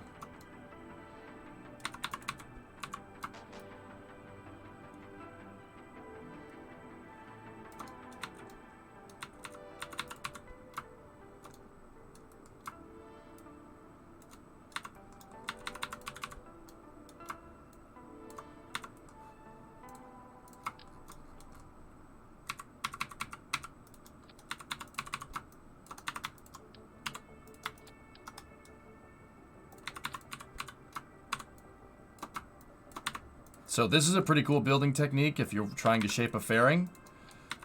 Take 2 cubic octags, or any parts that you can attach a strut to. Take 2 of these cubic octags and attach a strut to them, right? And then put that on a master part. And then what you can do is you can make a ruler. It gives you a nice straight edge to build a fairing off of, and it's not collidable. So that actually ends up being super useful because you can use it to mark where certain things are. So like for instance, let's just move that back, and then I want to use the bottom edge of this strut right here to build out to show where the edge of that fairing is, right?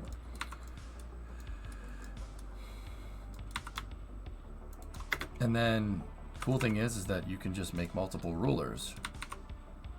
Oh. That one doesn't need to be that long. And then what I'm going to do here is use this to mark absolute points.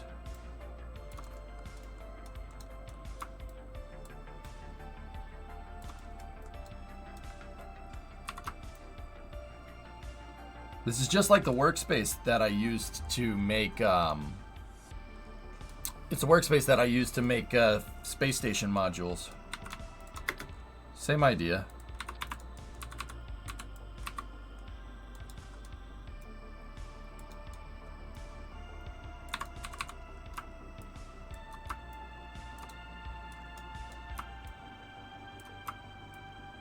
And that right there represents where the fairing needs to curve inwards towards that inner diameter. So now what we're going to do is go in here, silver fairing, and build it.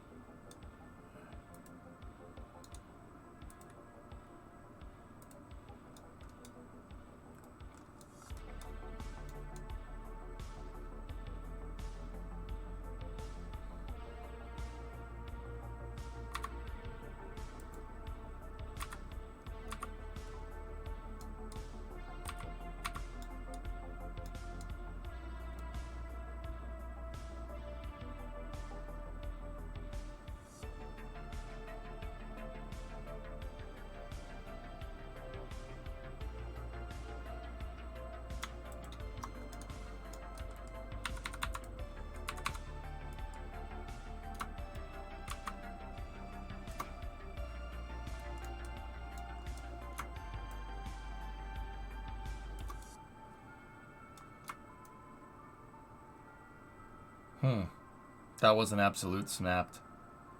I agree, Mutter.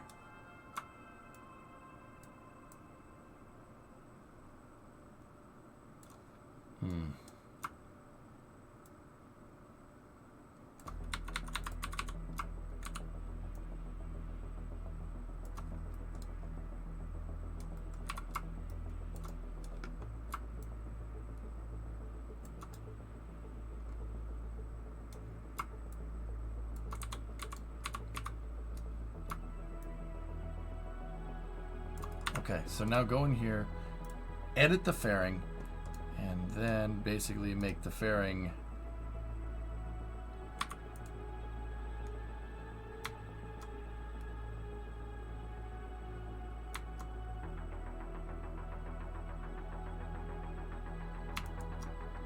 Terminate the fairing construction there. And then move this whole thing forward 3 clicks on absolute. 1, 2, 3. Nice.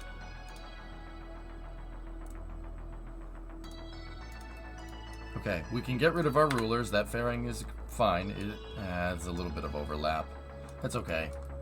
That's good enough for the girls we date, chat. Don't tell Brimo I said that, please.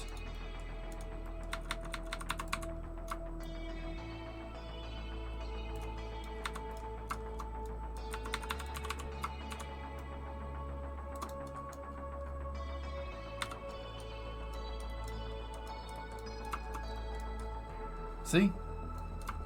And that explains why I put the I-beams right there. Because I thought that edge looked stupid. And you know what? It does.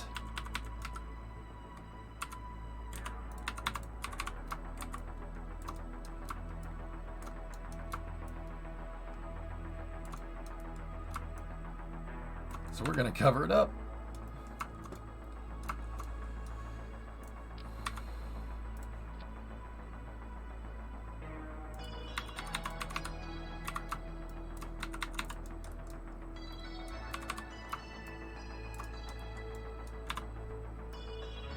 I always like to make sure that I make the struts look perfectly straight up and down. It's a good way to know that I put that strut there, you know what I mean? I'm not touching the dating comment? Oh, sorry.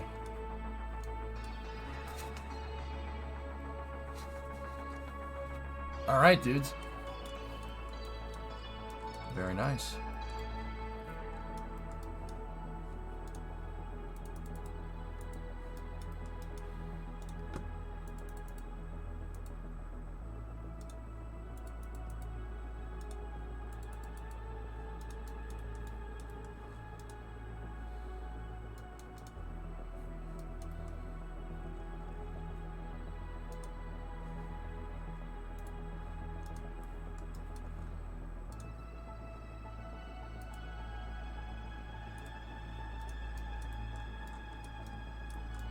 It moved the COM a little bit, yeah.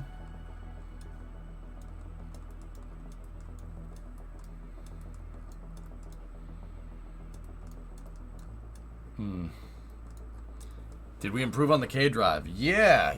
I'm building kind of a more specialized ship here. I'm building a more specialized ship to move this thing around now. I'm building one that's more optimized for it than what we were using yesterday. So, yeah, that's the sentence that I'm trying to say. Sorry about that.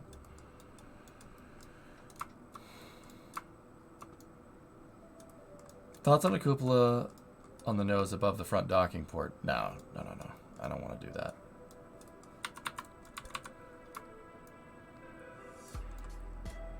Maybe we should move that one back a little bit.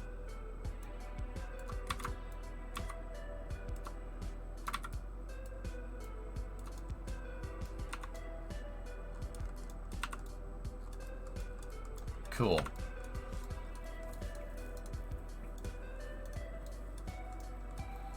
All right, now we just got to work on the passageways and tunnels here. That's using these air fuselages. So the S12 fan shroud. So we take these things, right?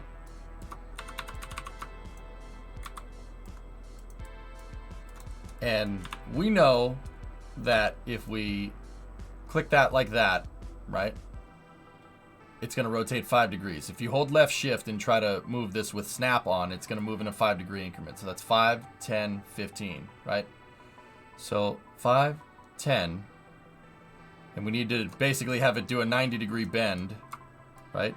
We're going to need 11 of them. One that's straight, the other one that's 90 degrees off, and then 9 in between. So get this, grandparent part strut that, take that, attach it to 4, 8, 9, 10, and 11. Tube. move that one back so it looks like it's attached, and then go.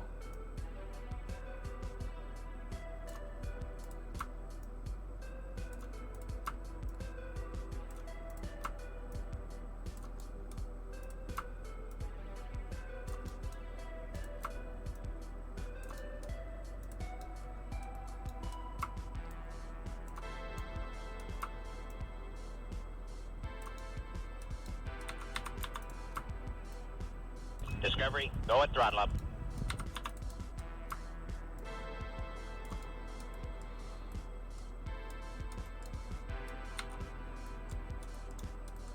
Well, that would look good. Except for the whole, you know. Maybe if we just slightly put the in here like that. Just give it a little bit of a overlap there.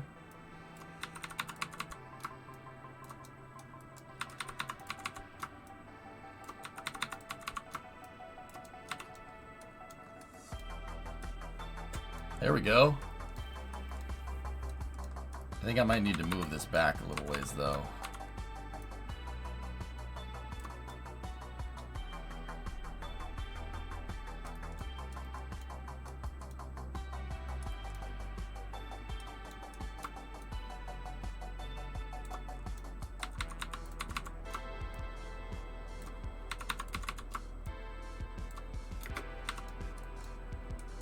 That's good. That's some nice geometry you did there. Why, thank you. Perfect. We ended up not needing all of them. But now it looks like we have a passageway that goes from the main area, the main habitable area on the ship down to the dormitories. We have to go to the crew dormitories. Yeah, yes. And now I'm just going to take this and flip that thing around.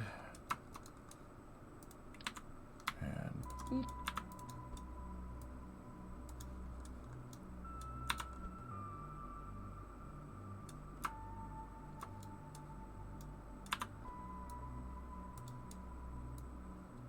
elephant.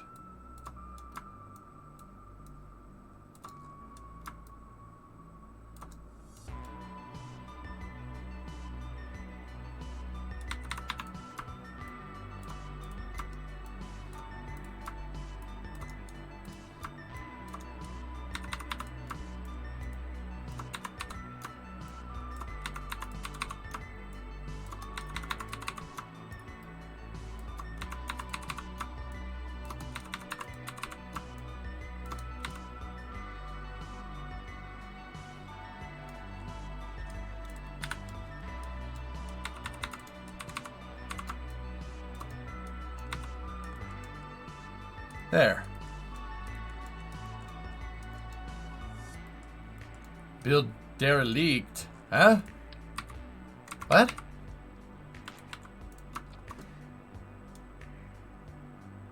Что?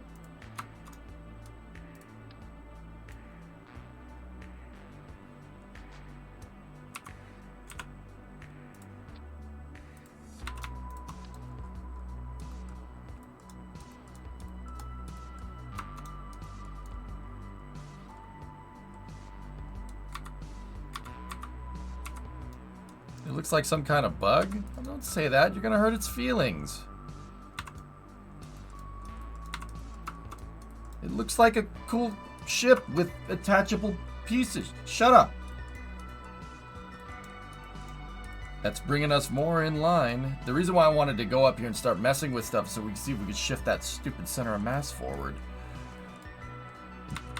I mean, the other thing we could always do is just take the engines and kind of...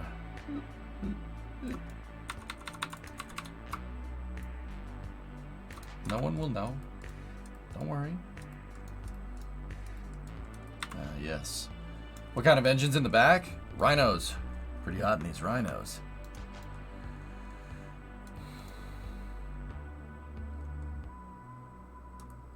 Yeah, Muncie, we are rapidly approaching getting this thing to do some really, really cool things.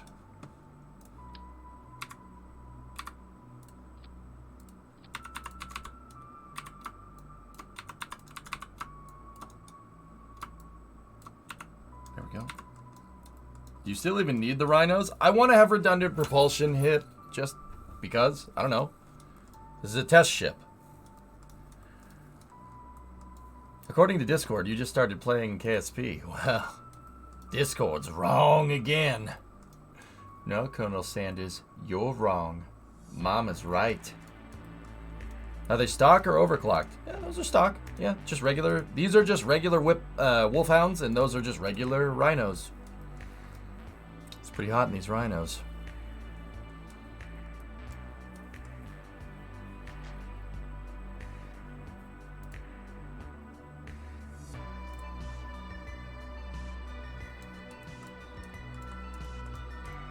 Yeah, the bot's being a doo-doo face.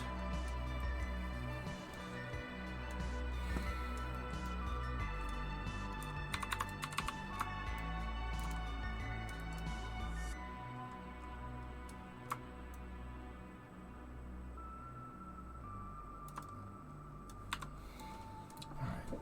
There's something wrong with his Kraken drive, huh? What? This is an engineer's ship from Alien. Maybe. Alright, we can get rid of that. There we go. Okay, cool. Hey, how do I work on several modules at once in the VAB, like you did with your 3 Scobies earlier, with those not attached to the root part becoming see-through? What I did, Exosphere, was take a girder segment, attach it to the front docking port, put it in symmetry, move that over here like this, put this this way, and then I hit the load button, and instead of loading up the ship, hit merge. As long as your root part has an open attachment node, you should just be able to bring it in and just put it in there. Put it in the scene. Merging craft files. Really, really, really, really, really, really, really, really, really, really, really, really useful. Really?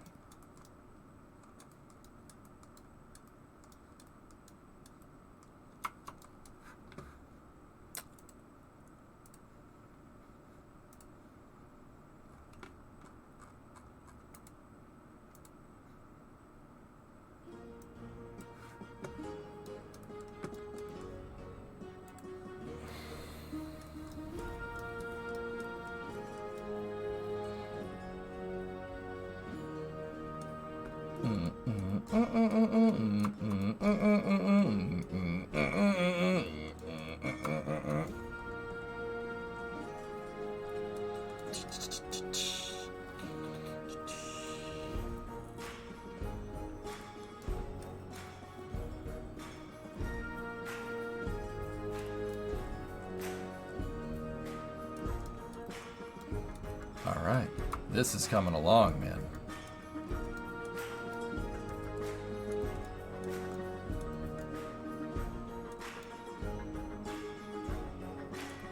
I wonder where I got that idea from for those things. And why do they have their own probe core? That doesn't need wheel authority at all.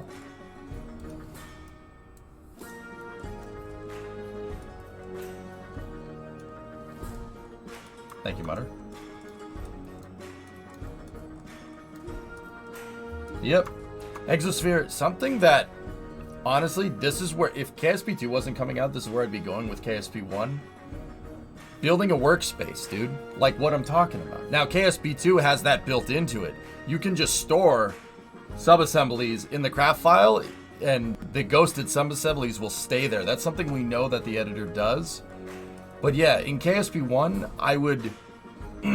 every new craft file that we work on, if I was doing it like mission mode style, you know, make sure it's perfect to spec, I would make a workspace for, telling me distances of like different lengths and different distances and stuff. Basically rulers and whatnot. You have a workspace. So you could, and then part of that is just putting those things out there and having a tree, if, like, especially if you're pulling parts off of another ship.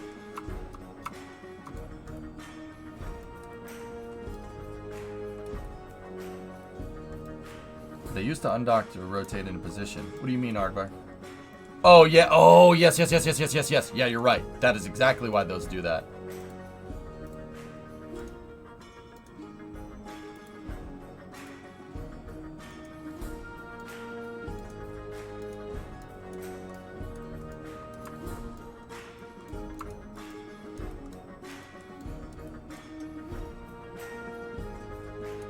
That's actually pretty good, man.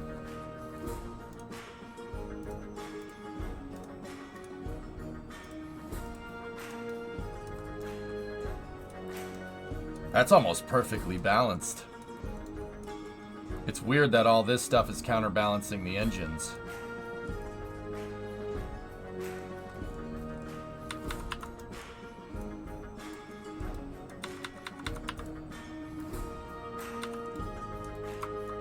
Oh, that is so close to being right. Wow.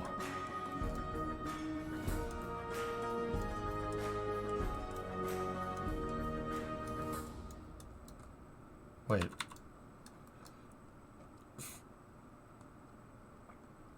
Here. I think this might need to go just...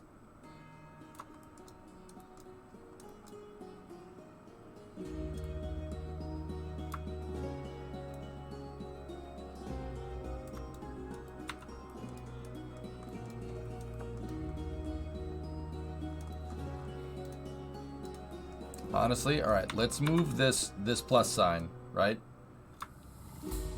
To where our center of mass is.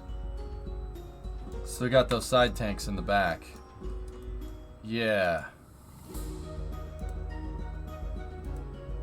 I won't be using those. They're just there for show. I don't want to use those. Not in this design. We'll keep the payload bays back there, but thumbnail looks interesting. Right on. K-Dub, what I'm doing here is building... I'm taking a couple of designs that I have from past ships that I've built over the years in KSP, and we're trying to optimize them around our new drive systems. I have basically a way to make this thing go like 300,000 meters a second. Trust me. It's called a KRAKEN drive, and it takes advantage of wonky landing gear physics in KSP. And yeah, it should be very nice.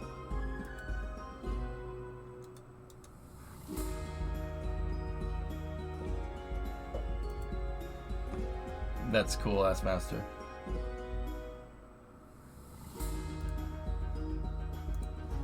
Nice.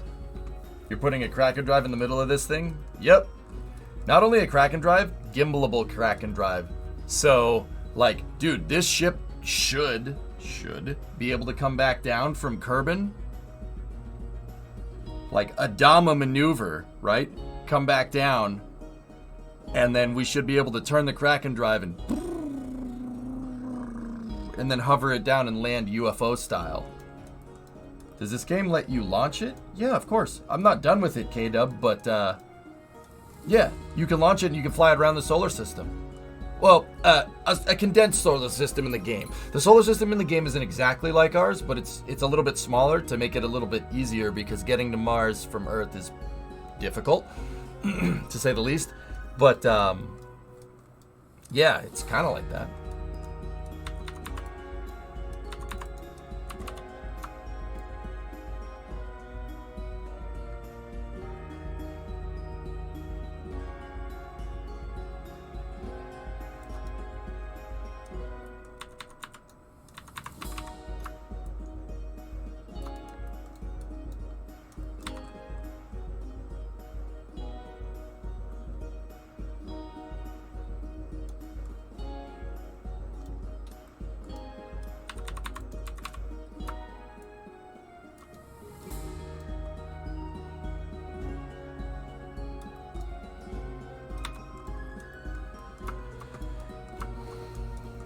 Yeah, guys, just bear with me. I know I said I'd have this thing kind of finished sooner rather than later.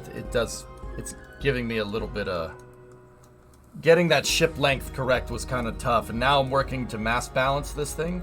And then once we get that all figured out, we should be pretty good. Should be pretty good to roll.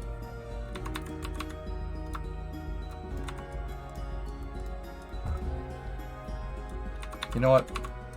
This was better down here.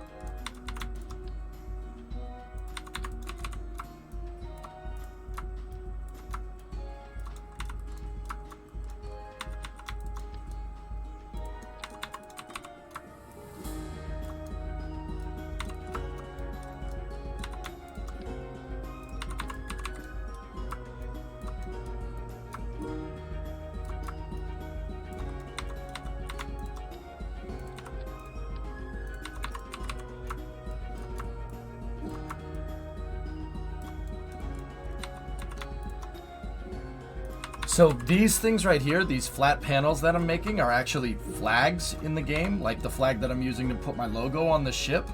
But I have a texture pack. It's just textures that you can use that are just flags. I have a color swatch pack. If you want the color swatches, guys, exclamation point flags in chat. It's just literally a bunch of images. That's all. You can download it. Like I can make it a checkerboard if I really wanted to.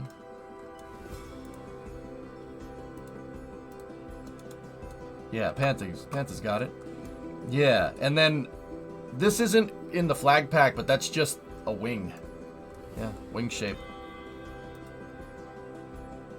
And then another pack, another texture that I have is this right here. So some structural pieces.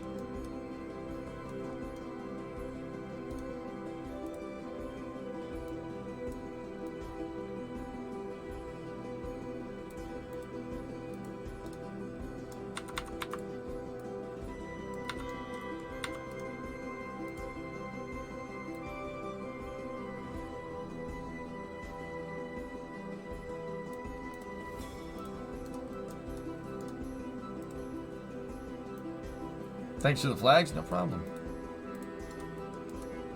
Bitte.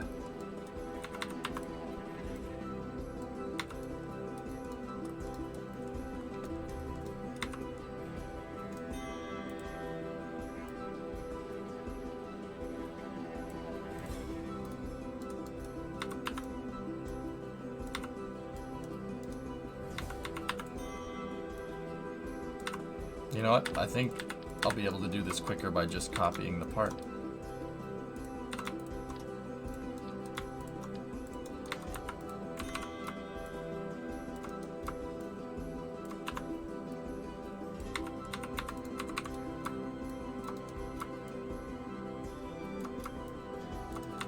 See, this one is supposed to look like a truss segment.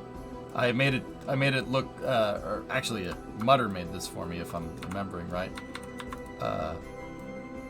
It's supposed to look structural.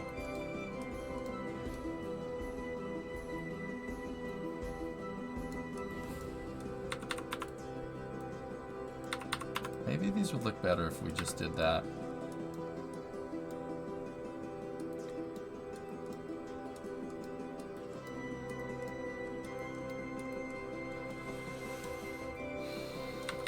Yeah, I'm getting caught up in the minutia. Just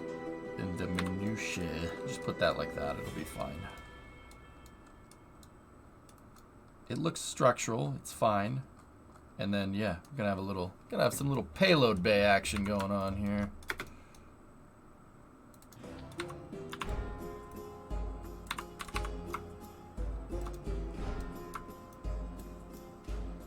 I mean, this payload bay won't do anything. Kerbal's aerodynamics don't really understand.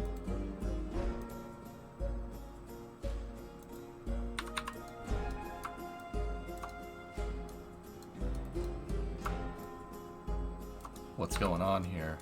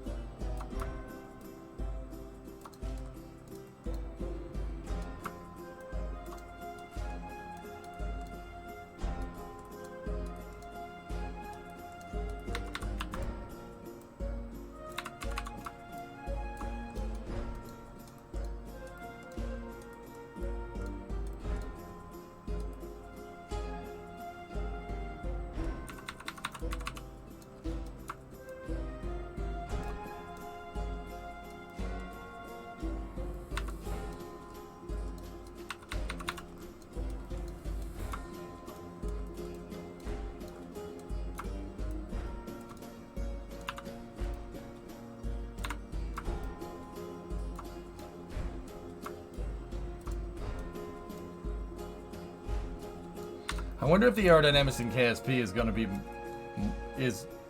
to be more dynamic.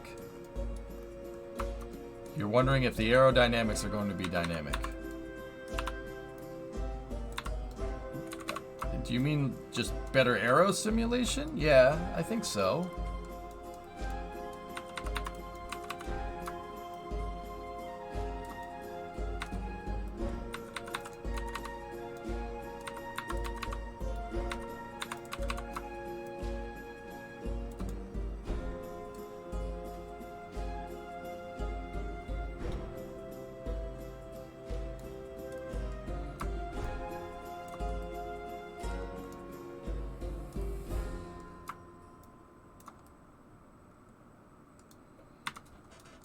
What KSP2 feature are you most excited to explore? Oh, good question. I really want to pick apart the editor, dude. Yeah, I want to pick that sucker apart. I'm really looking forward to that. Procedural wing tessellation is going to be a good time.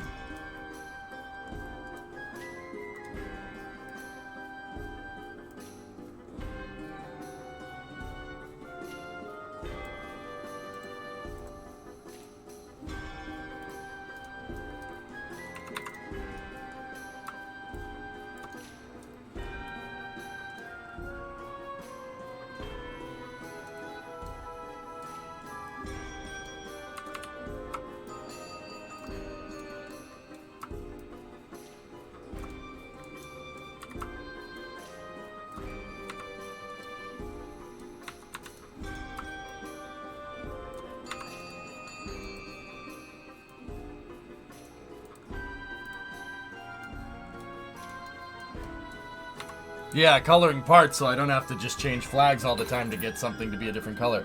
Man, working with the separated girder segments and merging craft files for station segments just improved my VAV experience.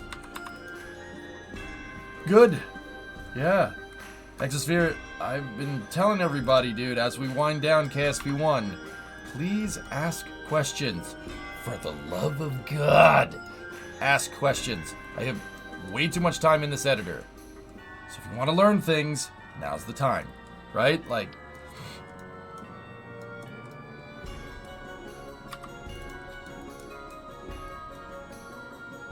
you know, I'm not going to say that I'll forget how to use the KSP1 editor. It's muscle memory at this point, but I can almost guarantee you that I won't be able to manipulate it as good because, you know, because I'll get used to KSP2's editor. It's the truth.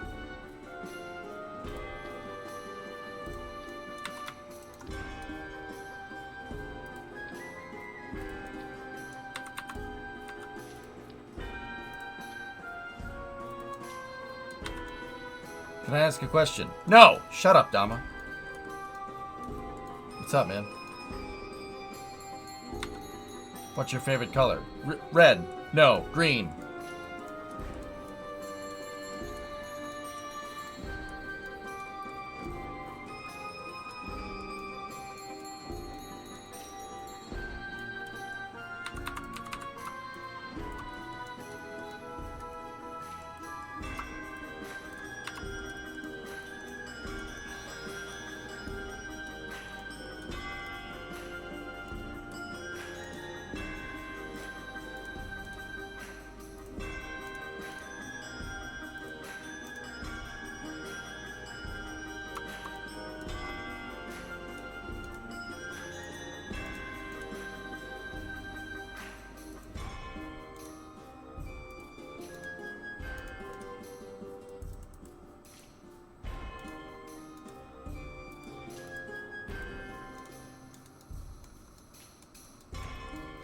Interesting. How does that make you feel, huh?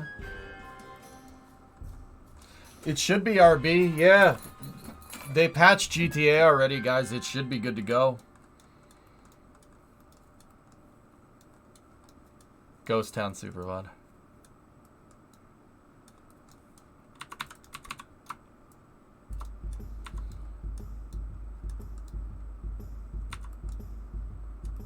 Wait, did they fix the issue?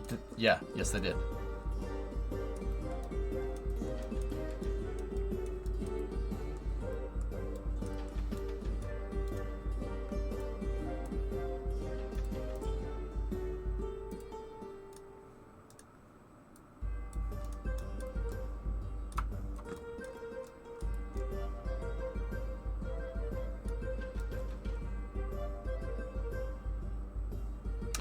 Okay, I'm gonna call that good enough. All right, we're balanced.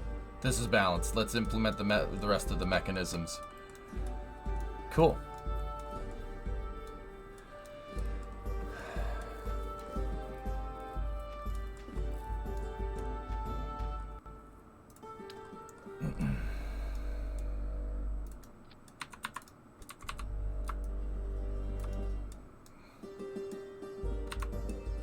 All right.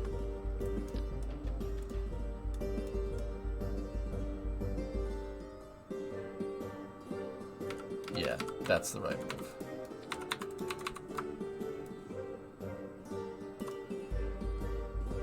Absolute snap on the center point. We can get rid of that. Okay, fellas, here's what's gonna make this cool. This is a throwback. If you understand, then you'll know where I'm going with this. If you're, well, not if you understand. If you're an old school viewer, you'll know exactly what I'm trying to do. It's gonna be pretty obvious in the first 15 seconds, but watch.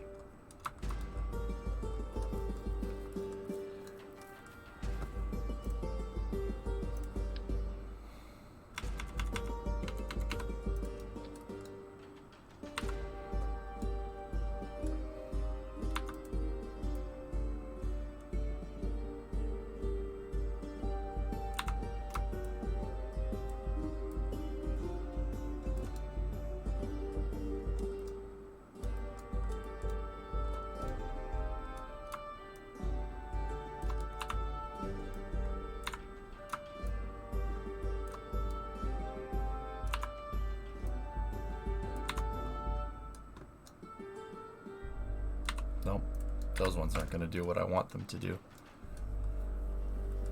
Servos would probably be the right idea.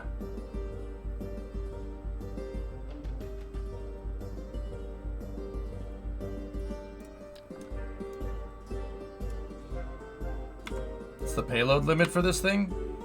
There's not. This isn't going to be a payload bay, but so much an engine room, T-Man. Yeah. Just could. We could make it do this. But, yeah.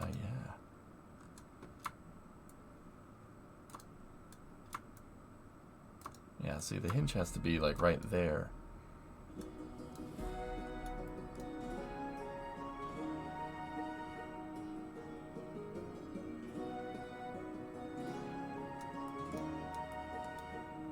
I mean, we could, Loopy, but this is where the Kraken drives are going to go. Remember, this is not the Grand Touring ship that I want to do. This is for testing out Kraken SAS and stuff. So, and it, I mean, more or less is giving me ideas for what I want to do, but yeah, this is testing.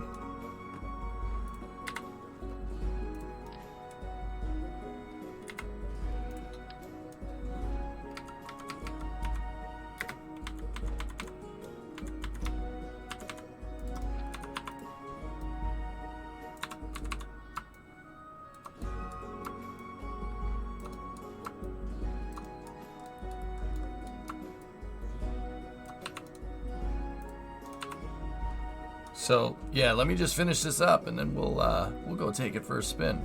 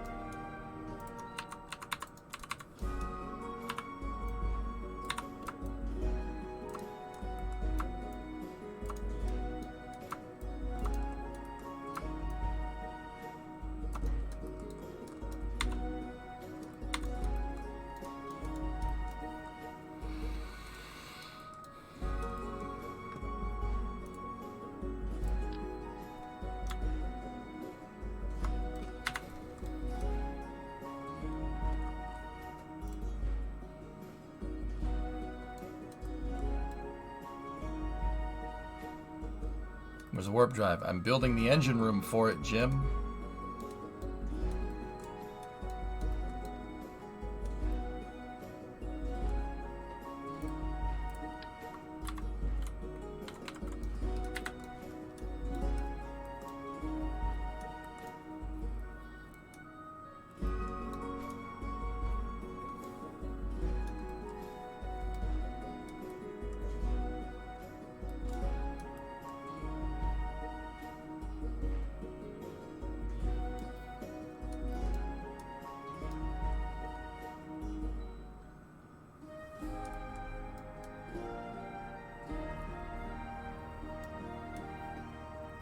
Yeah, it'll work. It'll work. Throwback, Loopy.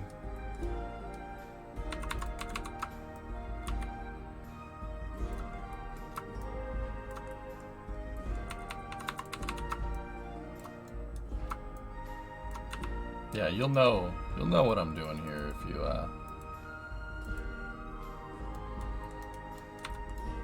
you'll know what I'm doing if you're an old school viewer.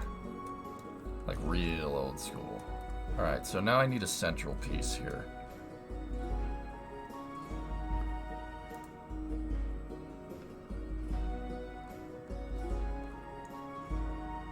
Give me that.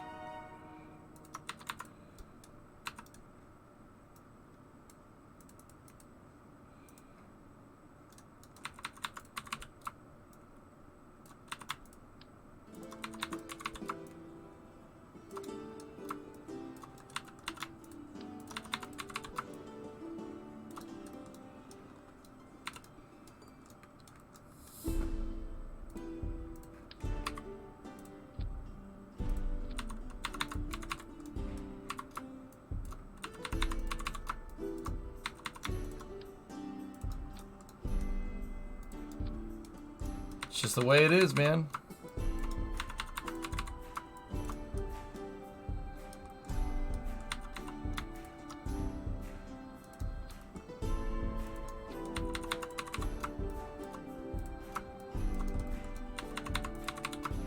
We're gonna build it with doors. And that's just the way it is.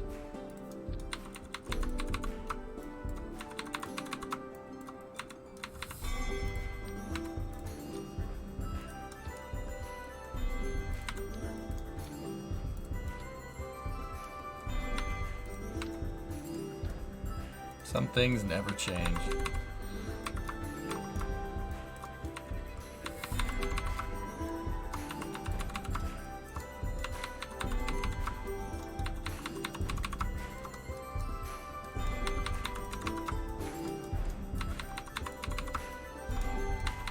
Oh, yeah.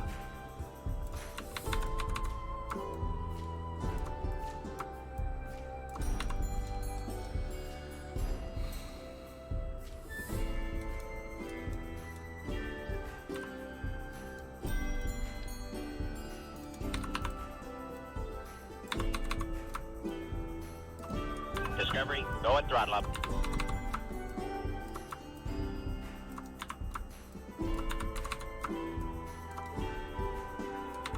Hey MGB, 51 months. You're building Kraken Tech doors, but with robotics. There's no Kraken Tech involved. It's just a straight robotic door. At least it should be.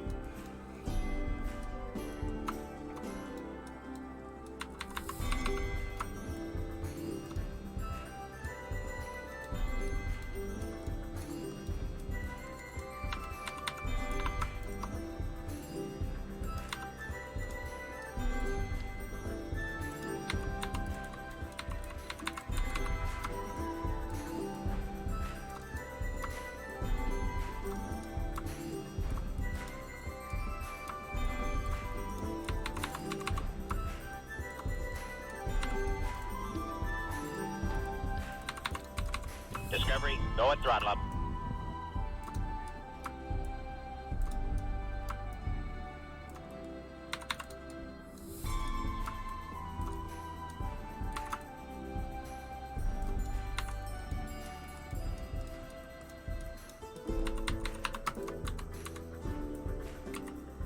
All right.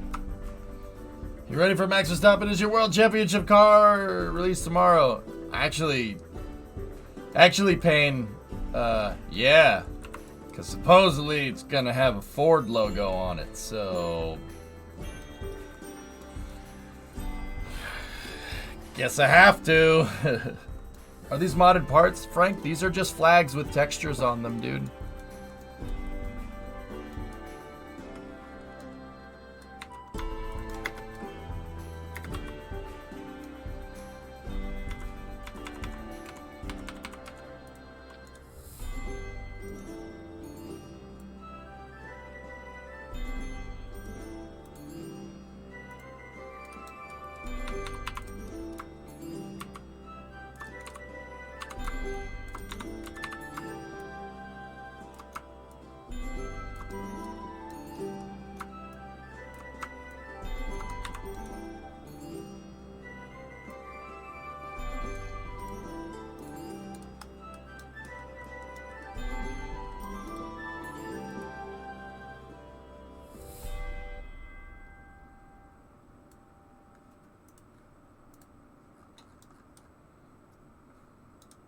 I might use the wing texture. One of my flag textures that I have loaded into the game is literally just a wing texture.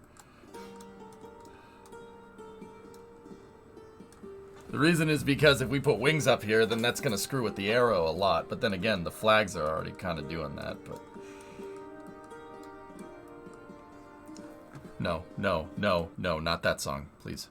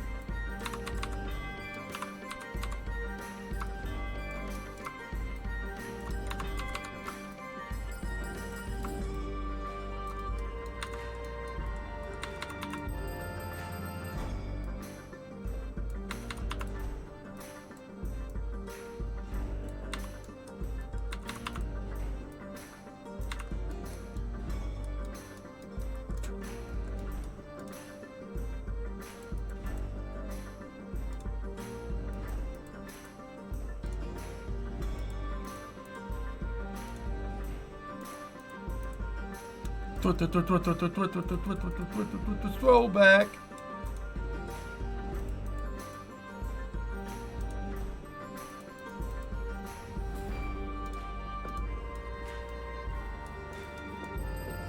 You like the Haas livery? Haas is pretty. The Haas livery is pretty good, man.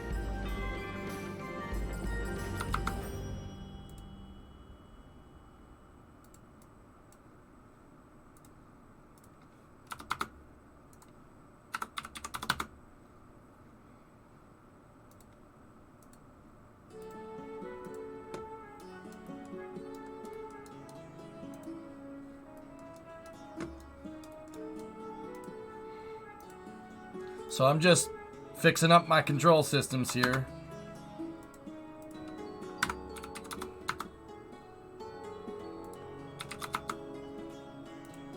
And now...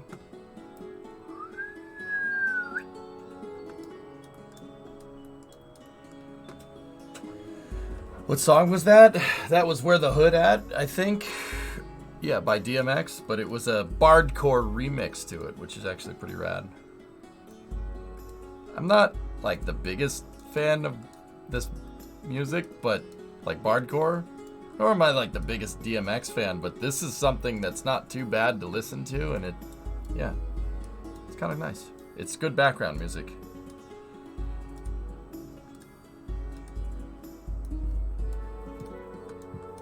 Off topic, but when 777X Dreamlifter? I don't think we're gonna see those for a little while.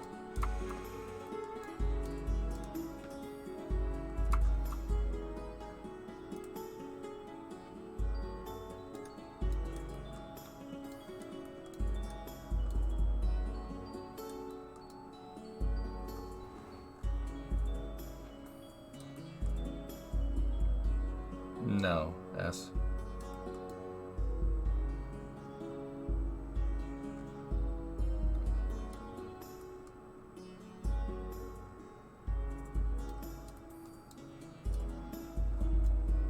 Now, if I was actually building this thing out, like if we were actually like taking a stab at making this for a real ship, I would have the bottom do the same thing. We would have a downward opening payload bay so we could drop stuff down onto the ground.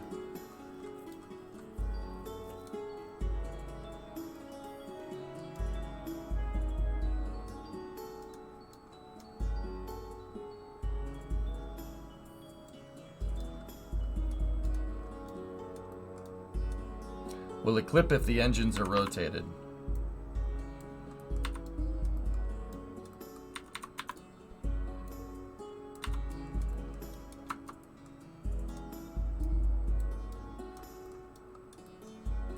Nope. Not bad, dude.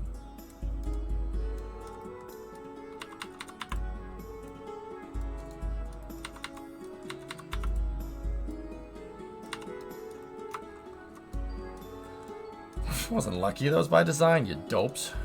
Come on. I think you'd do me a little better than that. Jeez.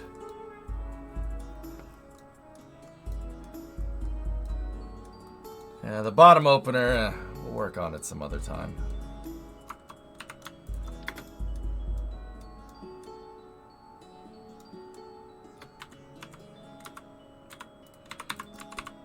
Major flashbacks to the original Scobie, dude. My original design for Scobie had an opening payload bay, but it was using...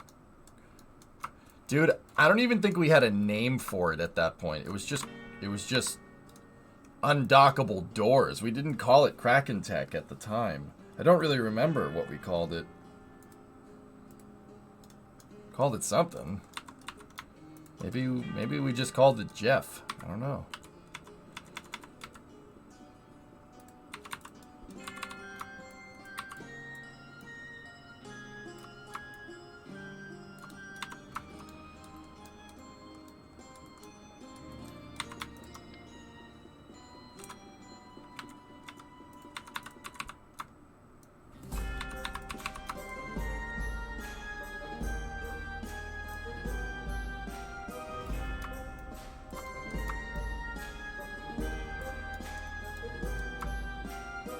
In fact, knowing me, I probably did call it something like that.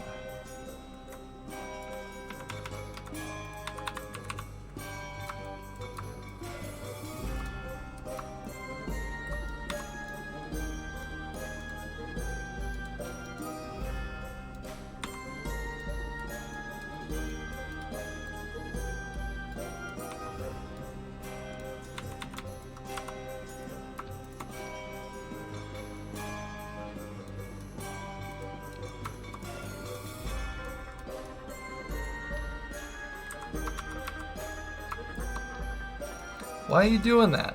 Stop it. The Chinese ripoff is taking some serious shape.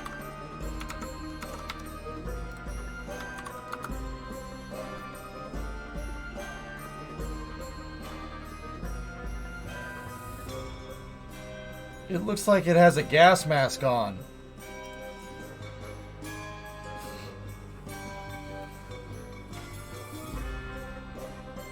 What? Why? Why? Why is... What's happening here?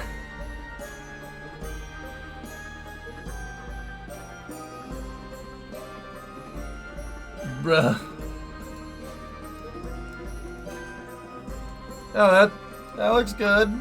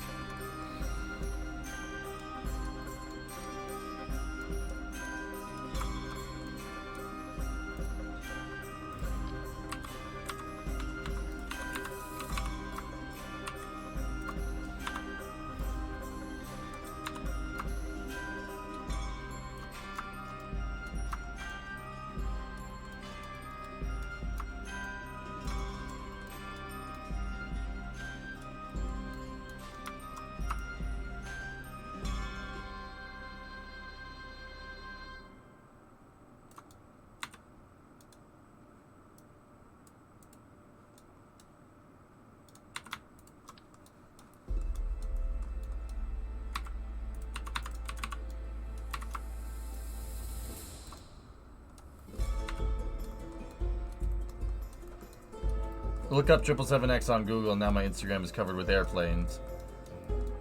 Yikes.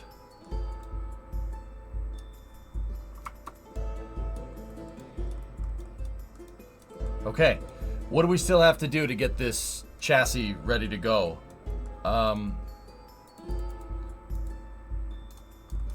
We do need some struts up in here.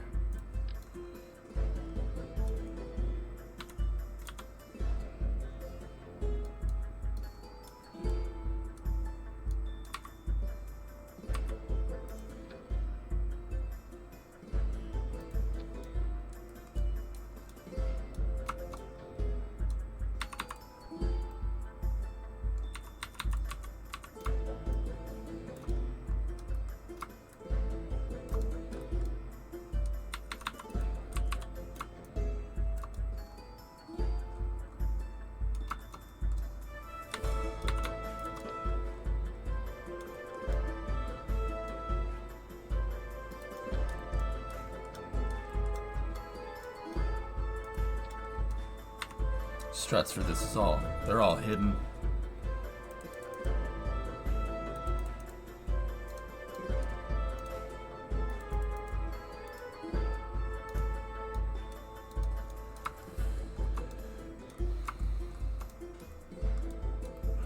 Were those original hinges not RCS hinges? They were using small, they were using RCS tanks, Aqualux, or the Oscar B fuel tank. The Oscar B fuel tank was what we originally used as a bearing.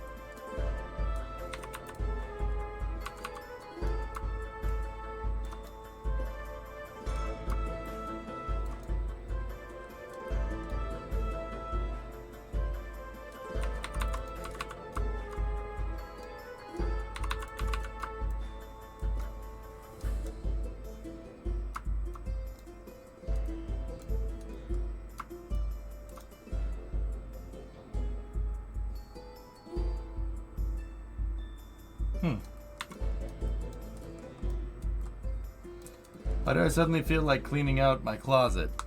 I don't know. Yeah, this kind of makes me want to clean stuff. Weird. I wonder what that's about.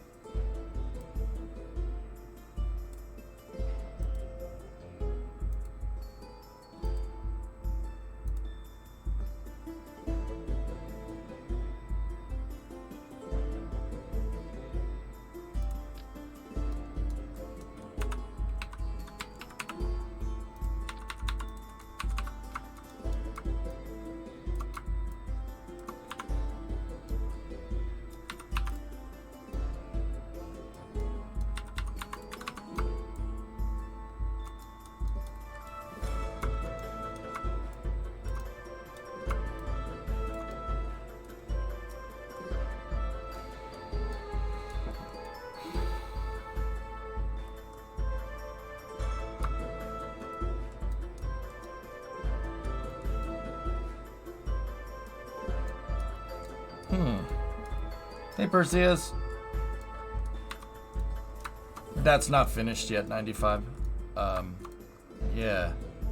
That's not done.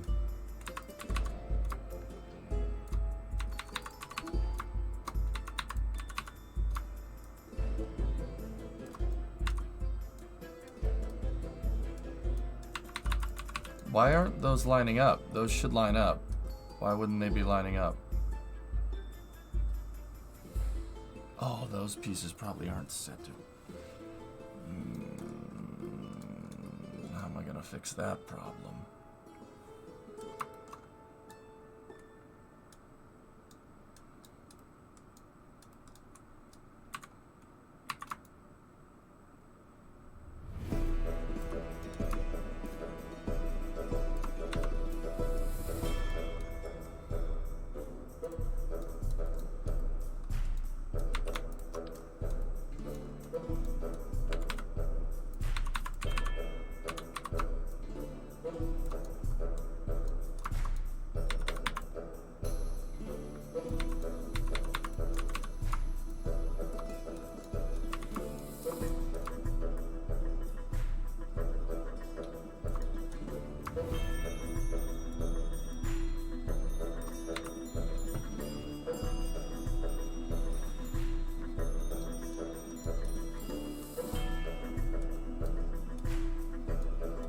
Cool.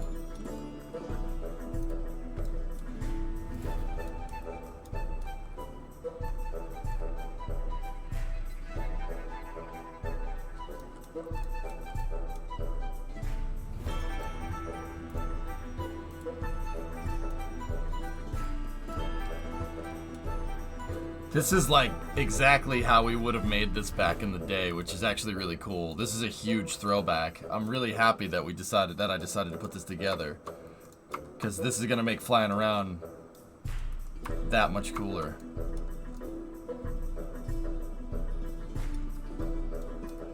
All right.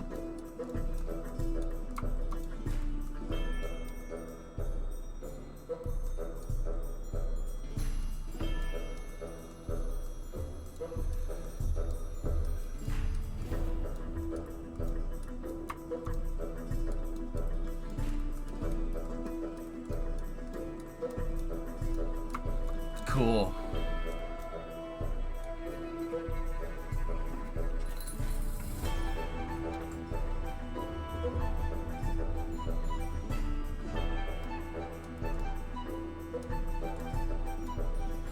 All right. So the payload bay doors work.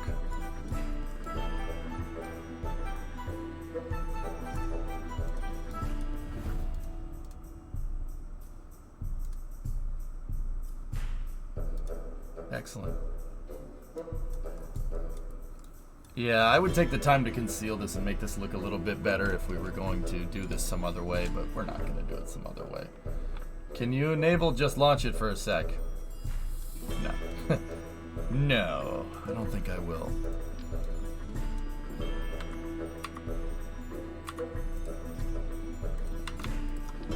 Alright, we're gonna... This is taking a little bit longer than I thought, just a tiny bit, so I'm gonna finish up the hybrid tech systems and then we'll send this thing.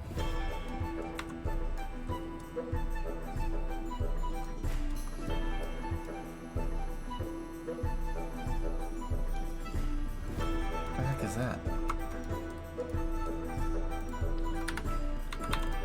Any thoughts?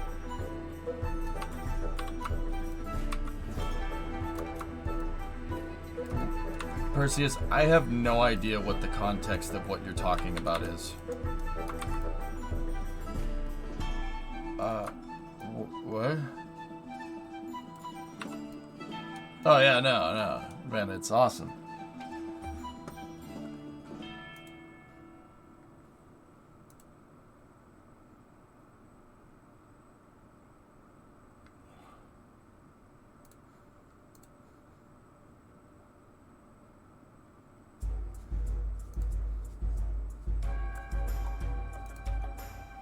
It gets better, Admena.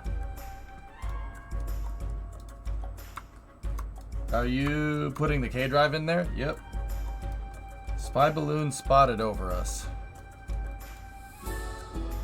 Where, caveman? Really? A balloon?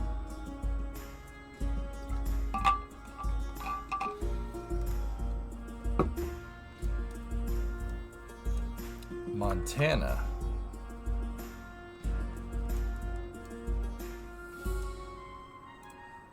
A balloon. A balloon.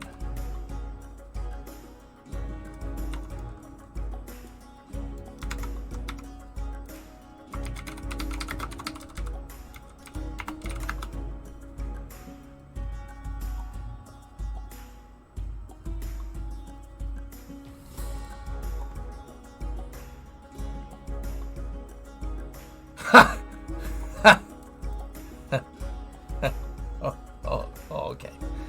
No. How about not?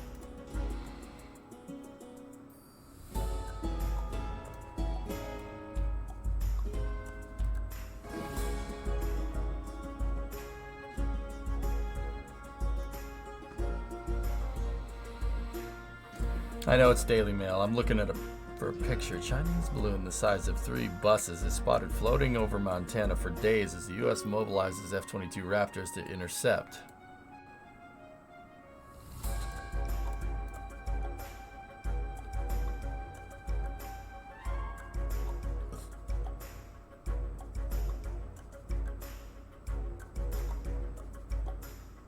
Wow, this site is trash, dude. Look at all this crap. Oh my goodness. That, dude, it's just...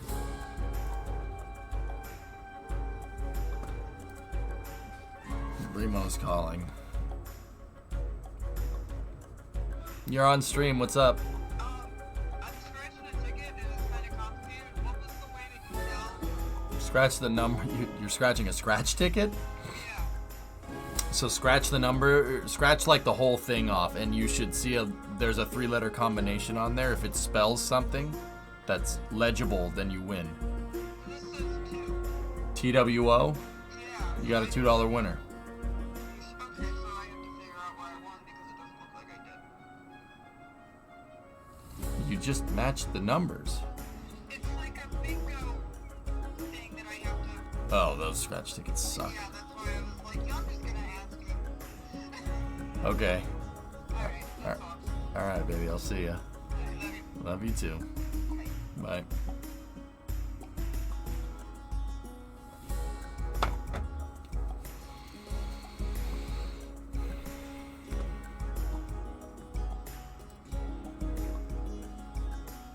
So what is that? What is all this crap? Do they have is that a solar powered balloon?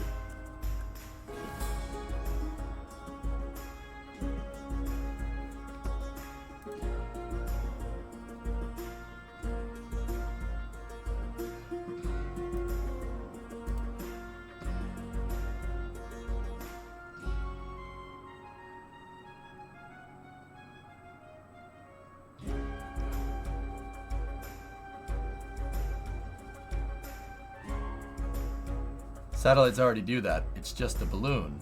No, Luffy, no, I know what it does, man.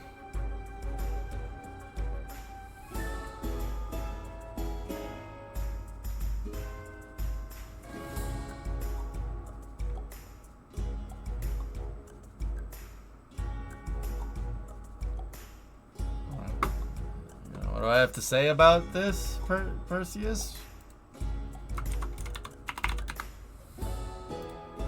Weren't smart enough to make one of those, I guess.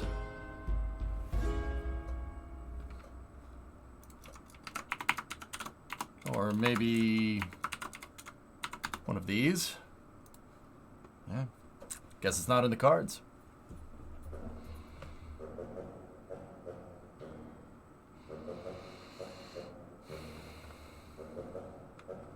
You can smell things with in-atmos systems that you can't do with sats.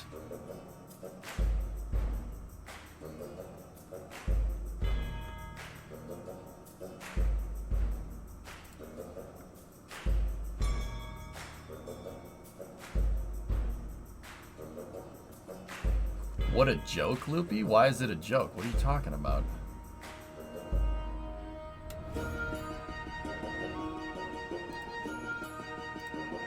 It's a violation of sovereign airspace. That's no joke, man. Sorry. They scrambled F-22s for a balloon. Okay.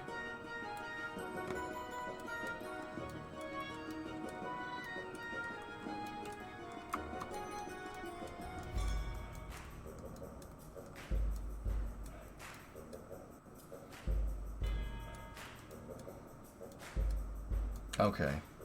Alright.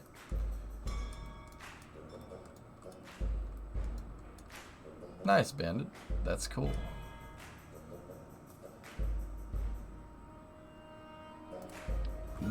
Just Space. Someone's probably told me about it, dude, but I've never watched it.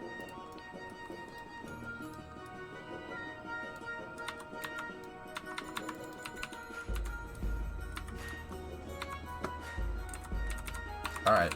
Last thing we gotta do to get the ship's base systems functional is to just build out the tilter mechanism. Okay, so what do we need to do? We have a hard point. What NASCAR F1 track would you want back?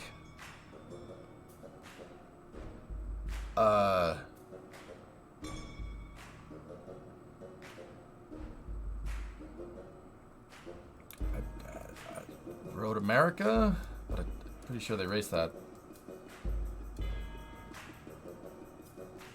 Yeah, it was a bust. They were trying to IRL Fortnite, yeah.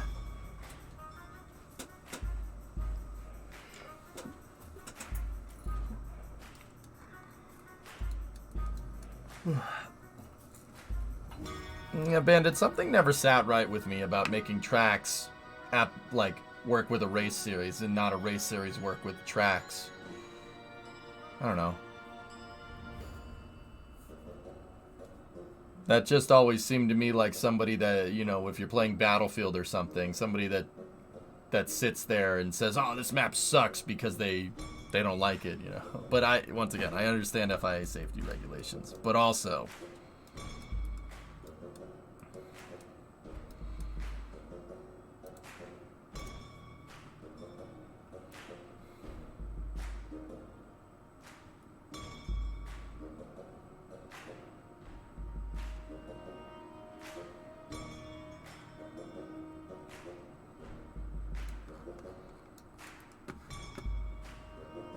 fantastic video on the SR-71.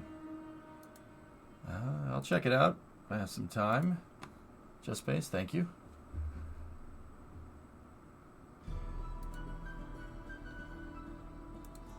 Did I see this replay? Oh, I'm not showing that on stream, Michael. That's pretty funny, actually.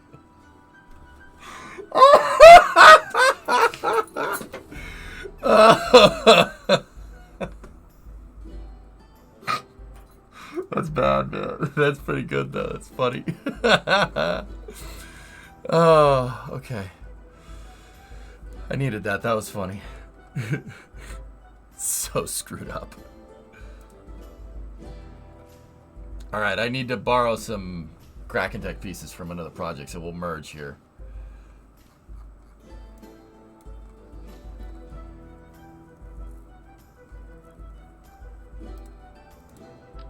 There we go.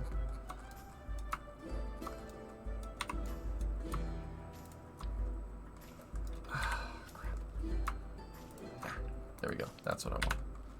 I need you. Can we attach that to the hard point? Yes, we can.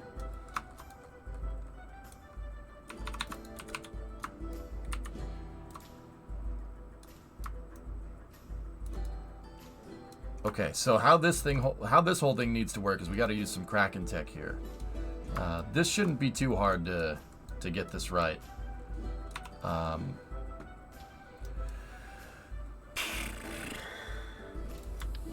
I do believe I put some kind of housing in here to make this thing not look weird.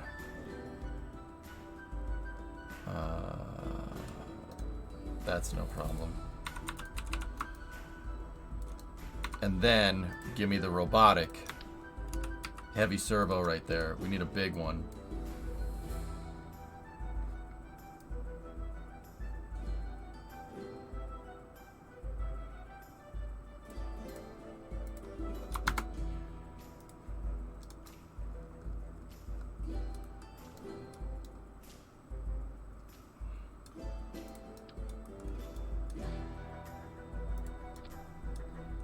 It'll work better if we attach everything to the plate.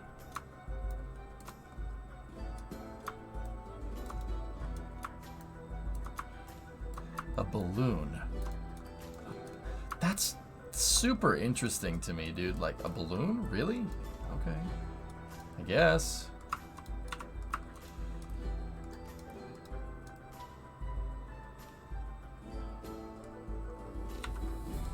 We did that before the U2 was ready. Yeah, we did that before the U2 was ready, like 60 years ago.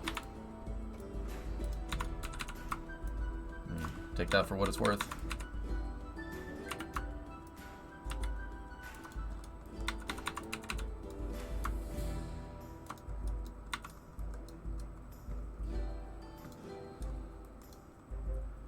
So they just release it and hope it drifts over their target? It reminds me of in World War II, Pie Guy, the Japanese were trying to do something like that, only they weren't trying to spy. They were trying to bomb continental US. So what they did was they attached a bunch of incendiary bombs to pigeons and then let them go in the Pacific, hoping that they would find actually, they did it with balloons. They did it with balloons and birds. They tried both of those things, hoping that the pigeon would fly over the U.S. mainland and then drop, like, it would land and drop the firebomb somewhere. Maybe pigeons was us. I forget. But yeah, they tried to do that. They tried to balloon it, which is hilarious. The Japanese did that 70 years ago. And I'm just putting it out there, like. Yeah, pigeon-guided missiles. Hey, whatever you can, Loopy. When you're fighting somebody, you have to get every advantage you possibly can. That's the secret to doing that whole war thing. There's no, you can pretend like there's rules, but there ain't no rules. And, if you say that's messed up, well, if the other guy ain't gonna play by the rules, why should you? All is fair in love and war.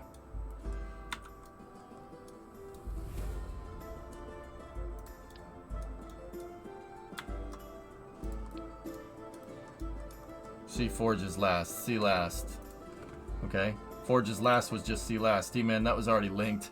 It's cursed.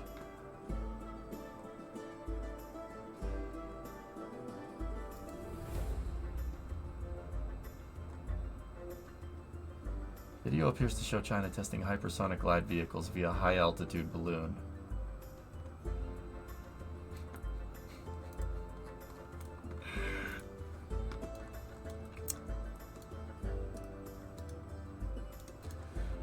You guys ever heard Tom Clancy talk about the Soviet Union's hardware and how it's kind of hilarious how, like, actual crap some of the ideas were? Oh, I don't bring that up for any particular reason. I don't know. What do you mean? Why would I bring that up? I don't know. Topic, pick unrelated. I don't know. I remember an anecdote from Tom Clancy about the T-72. And then everyone's like, when the T-72 first came out, intelligence analysts were freaking out because everybody thought, oh, they have an auto-loading turret mechanism. Oh man, the Soviet Union has it figured out. We're screwed. That T-72 will be able to destroy M60 Pattons and the Abrams. It'll be able to kill everybody. And then they went and, like, actually got their hands on one through means, and they figured out it was a piece of trash just like everything else. Like, when I say piece of trash, I say comparatively to Western systems. It was very simple in its implementation.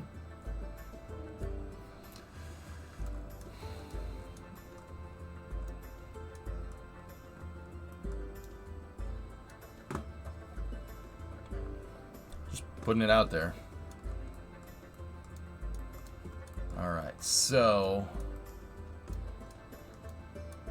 what we're gonna do is I need to attach this to that. And I really just don't want to change anything else when it comes to this. So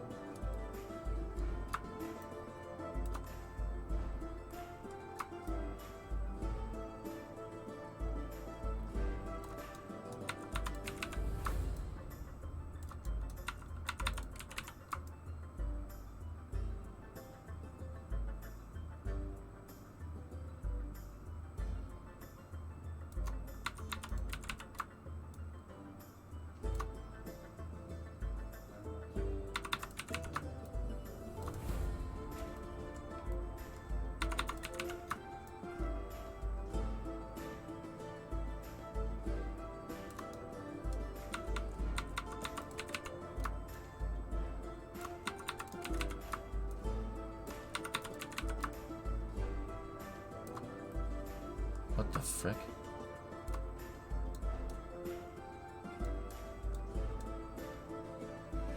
Okay. There. Oh, I attached RCS ball to RCS. Okay, that's embarrassing. We will promptly not be using that mechanism.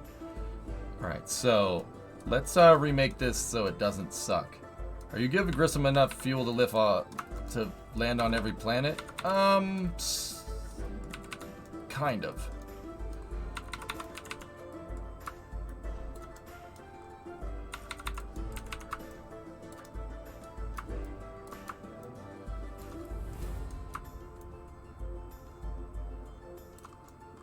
Wait, what in the balls? Okay. Alright, just get rid of all of that. Make sure there's no stray RCS balls just chilling. I'm just gonna use some of the ones that we were using for Kraken bearings up here. That was strange. So, guys, this is a ship I'm basically rebuilding and optimizing a Grissom to work with the Kraken drives. That's why we have such a big payload bay. It's not actually for cargo. It's for the Kraken drive.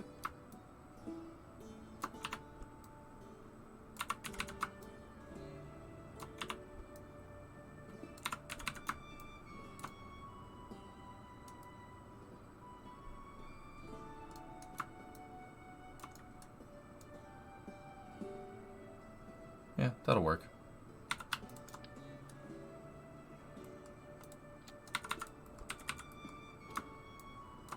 So, I'm going to make it basically seem like an axle is going all the way through this. And I don't know why I did it the way that I did it before, but this way will be much stronger.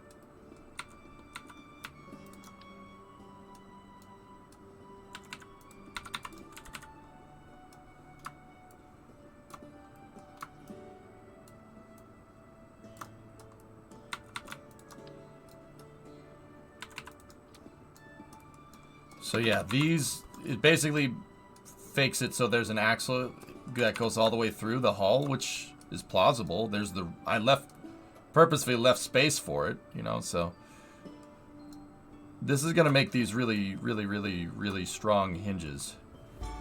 So this thing won't sag, because technically part of this thing's axle is over there. If you look, see how it highlights the RCS balls over here? See? Yeah, you cross them. It makes it seem like one axle. Now they'll work really, really well. If we really wanted to get crazy, I could put a robotic part in the center there with Kraken tech on the outside. That might be a little bit simpler, but I'm trying to save some time by reusing systems.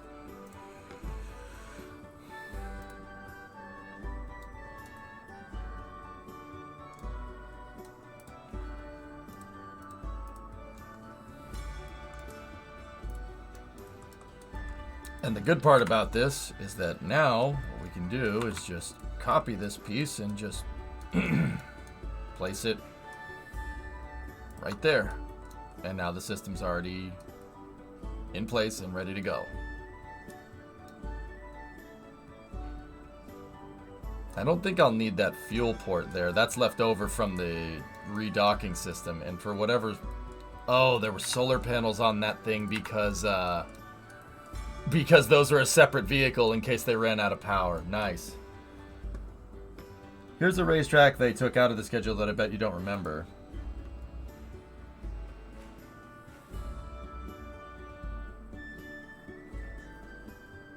Columbus Street Circuit. No. Oh, I got the answer to the NASCAR. I got the answer to the NASCAR question, fellas. It took me a second. Sorry, I was focusing on this. That's the track I want back in NASCAR. Riverside International. It's impossible because it's a freaking stupid mini mall. Or it's a shopping mall because, you know, those are relevant in 2023. Oh, great, a big shopping mall. That's the track I want back in NASCAR. Riverside was awesome. Great road course. Huge elevation changes. Riverside is my favorite NASCAR track, man. And if not Riverside, Road America, and then obviously the super speedways.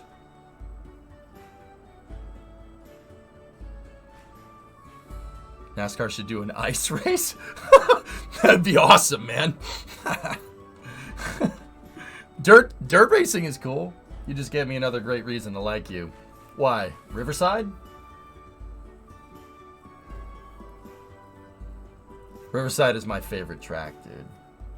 This we race this in Assetto sometimes. Holy crap, is it good? It's good with NASCARs. It's really fun. A man of tastes. Man, it's a shopping mall now, so that's nice. Much of pits in the videos. Crazy stuff happened back then.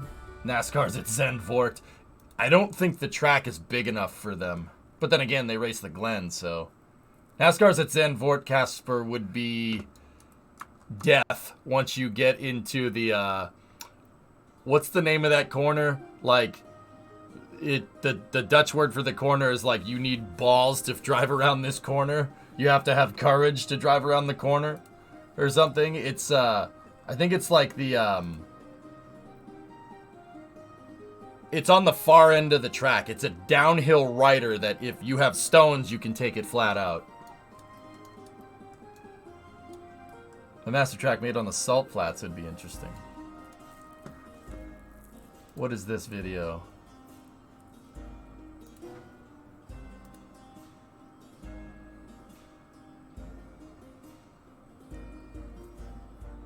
Discovery. Oh, that guy sprayed fuel everywhere, King. Oh, okay. How about NASCARs at Monaco? Not big enough. NASCARs wouldn't be able to turn through the hairpin, T-Man. Is it called Shivlek? I'm not sure. Here, hold on. Let me see.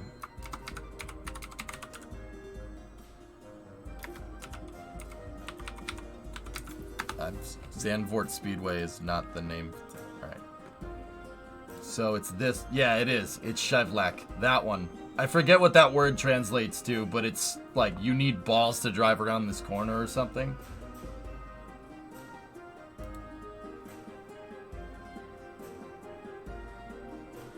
Oh, nice, King. Dude, yeah.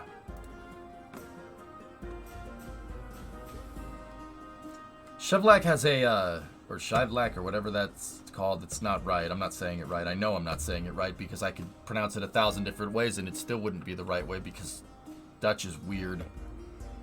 Here's your Riverside. What a bitchin' circuit, dude.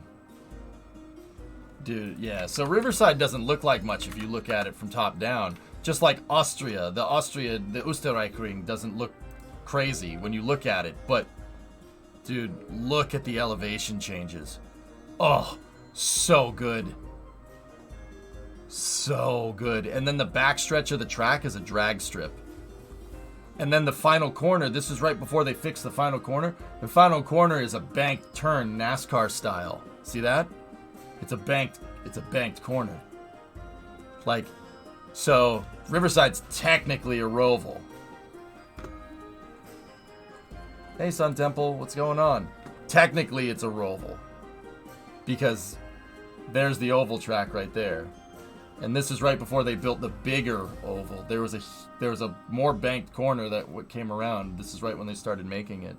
But yeah, look at the elevation changes, dudes. Unbelievable amounts of hillage. Really cool. Yeah, Riverside is kind of like Austria, Jax. It's very similar. Very, very high speed, high flow track. Really fun. Yeah, if we get this for Assetto, like sometimes we race this with Assetto, it's awesome. It's a pleasure to drive every time we do it. Really, really good track. King, thanks for that picture. Really nice. Anyway, we gotta finish this thing, dudes.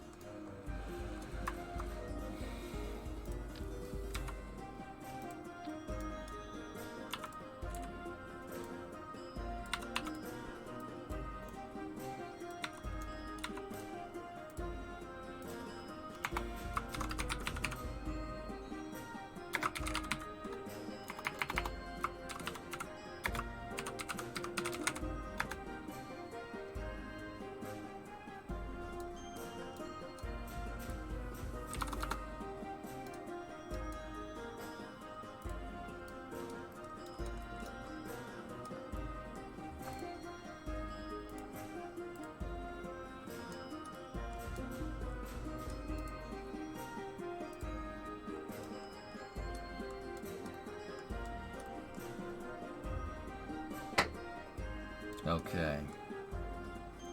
So, let's see. Where does that need to move?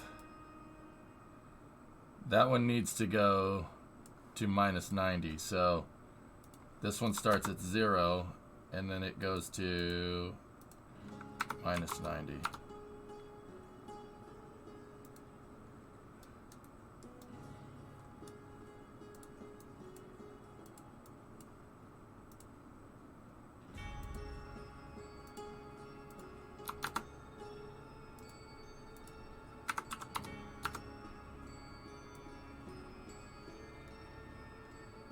Yeah, baby.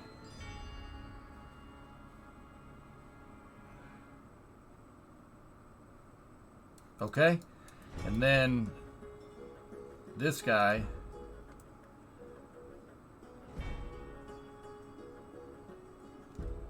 needs to go from -90 to 0. It's inverted, so because I was inverted.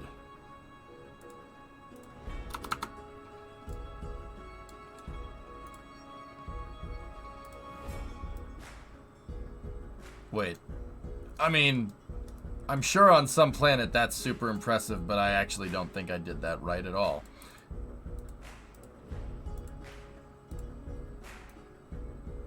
There we go. Yeah, it's not an inverted control. It flies. What's that, 95?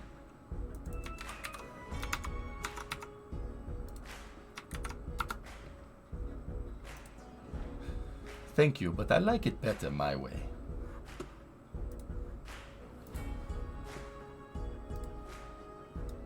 What were you doing? I was maintaining diplomatic relations, King. You know, giving him the bird.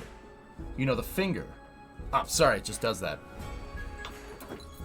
You're welcome, Smithers. Alright, let me just make sure that we have a fuel flow delivery from this.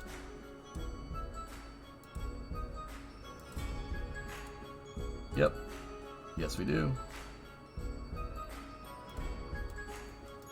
Hey, Nevio. I'm alright. How are you?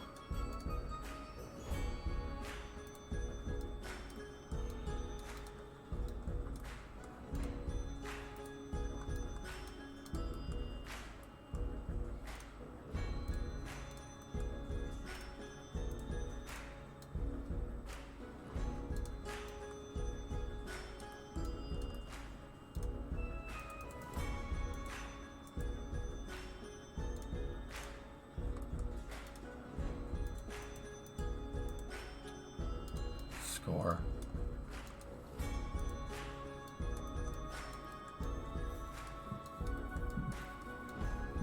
Alright, fellas, I don't think I forgot to put any struts in this thing. And now that I said that, this thing's gonna break when we go try to do something with it. You know, that's fine. That's okay.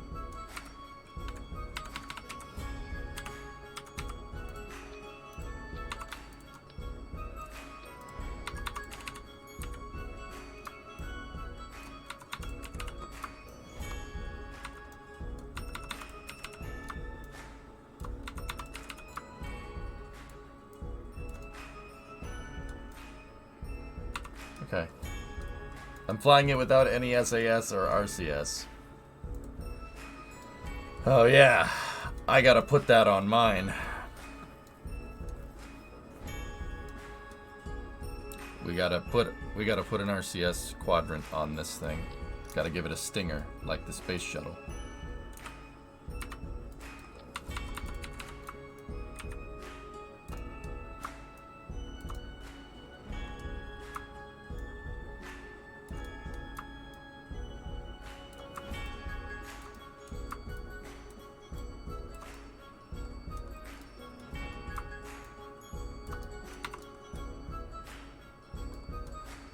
I'm not gonna do axial control or control bindings here, guys. I'm just gonna cluster up some RCS here and call it a day.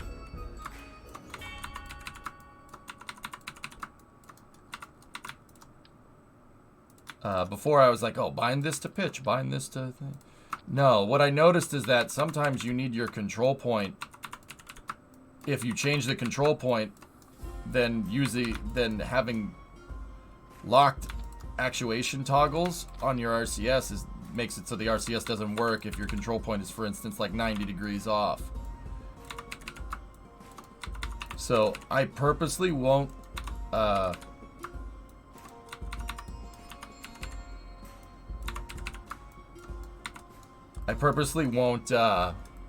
put RCS on this thing that has like the actuation toggles.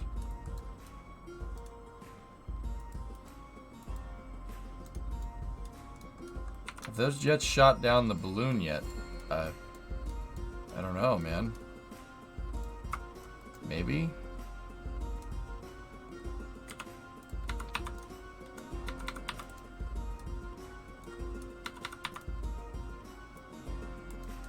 Have you Googled it yet? Wrecked?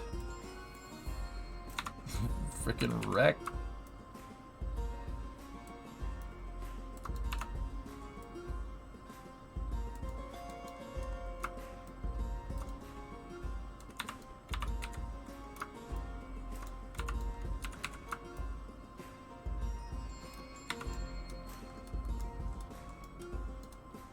Stingers front and back, space shuttle style. What do you think is a good price for a shave and a haircut from a barber? Wondering if I pay too much. I don't know, Airborne. I bought clippers years ago and I cut my own hair and trimmed my own beard, homie. I have no idea. Is this kind of based off of Grissom? It's Grissom and Scobie combined into one. Technically, we'll call it a Scobie craft, but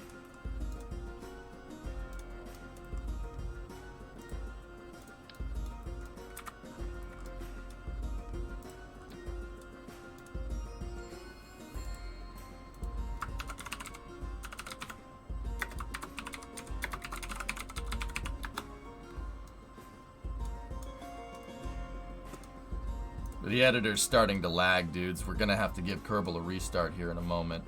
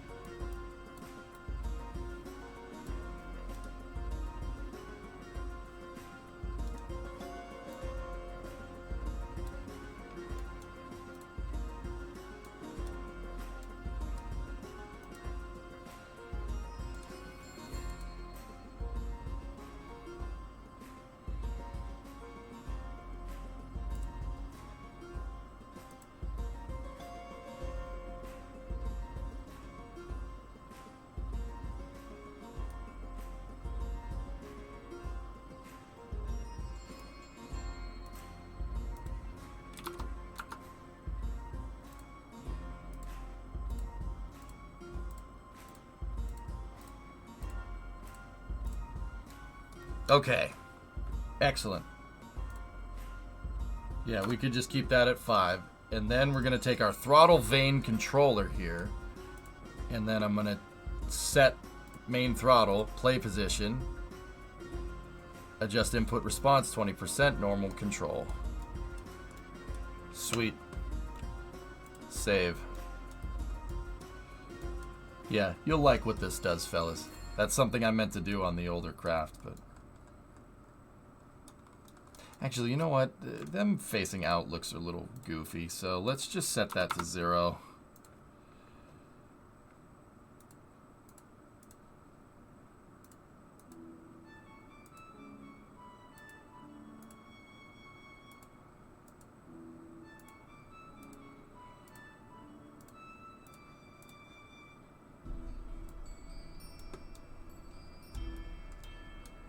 There we go.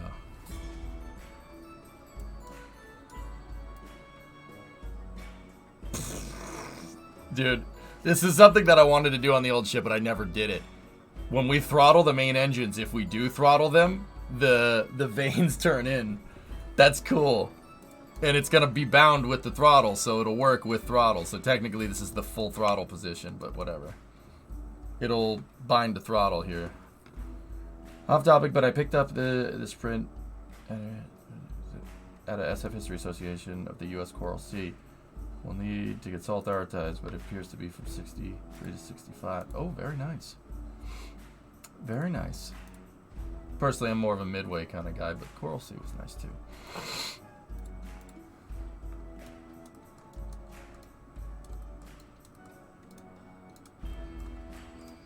Alright, guys. Not bad. I think this is good for a prototype ship here. No one's perfect. I mean, the Midway still exists. I've stood on that ship. I don't think the Coral Sea is still around in Mina, is it?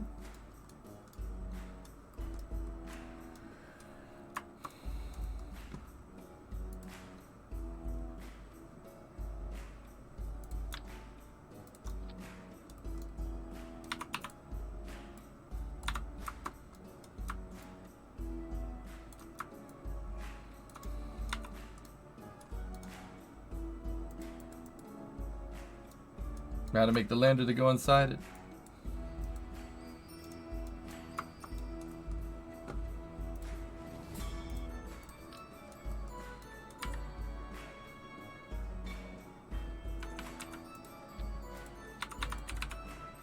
Here I am sitting here like super worrying about part count. This thing, Collins has more parts than this. My shuttle has more parts than this dang thing. Even with the Kraken drives in it, I don't think it'll be that many parts. Thanks, guys. Bro, I've been in the military too long. If I'd have my hair a certain way, even though now I'm a civilian, I can't do it. I gotta get a nice cut. Airborne, I've never even served. I've never served, dude. I'm a civilian. I like this. This is easy. It's easy, dude. You just shampoo, that, done. You're done. You don't need to worry about it. That's it. Easy peasy, man. I mean, mine's falling out anyway, so it doesn't matter.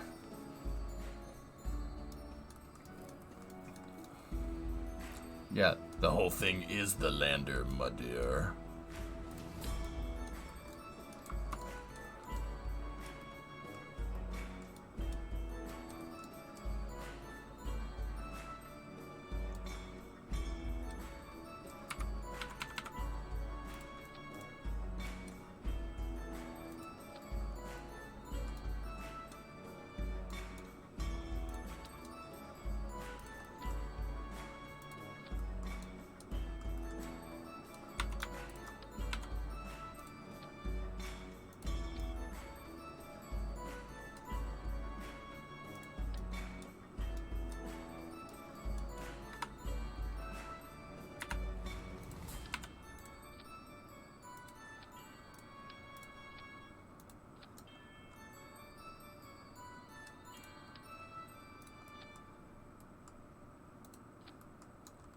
And that works for some weird reason. Okay.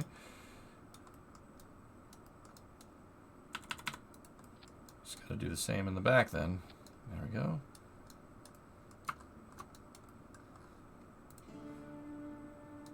Excuse me, one mullet. Alright guys, I think this is good for our functioning prototype. So let's oh, there is one other thing I wanted. Hold on.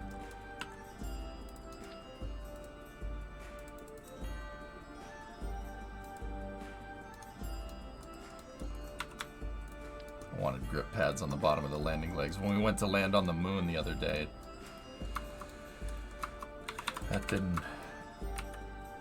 didn't work as well as I wanted. There we go. Alright, we can get rid of our plus indicator. And then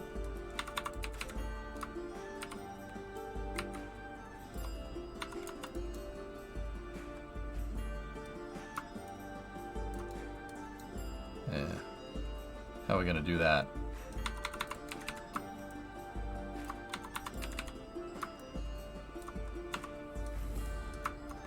I liked having a way for the Kerbals to get out and go down. Yeah, I know what you mean, goalie. Here, let's do this way. I mean, this is the bottom of the dang payload bay anyway.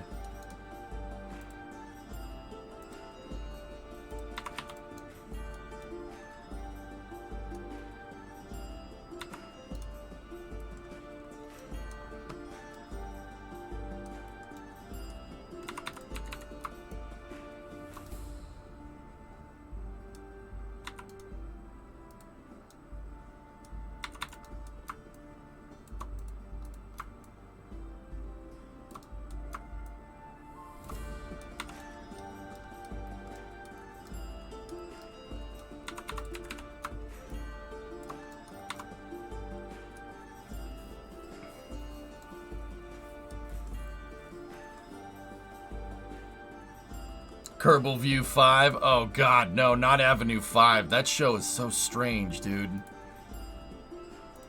Seriously, that's such a... It's so weird, man.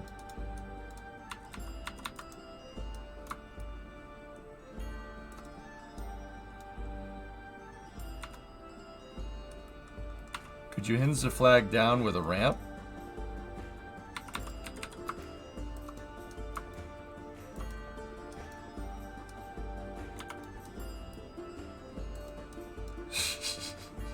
Yeah, we could.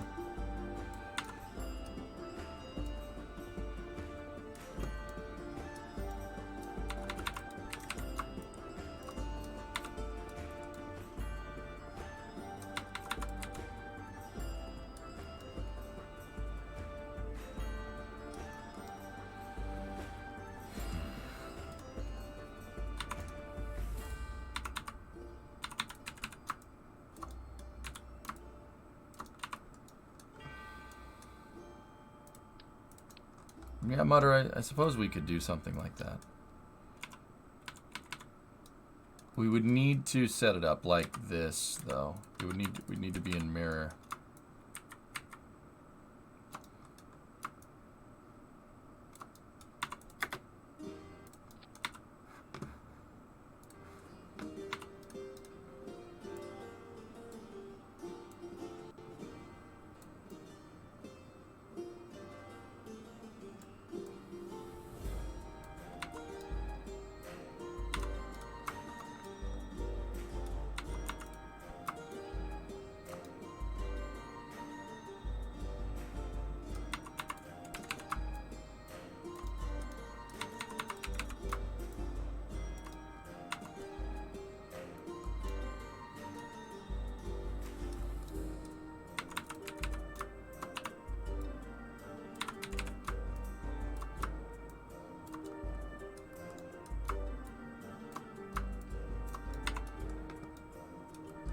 I was more thinking the long way with ladder runs on it.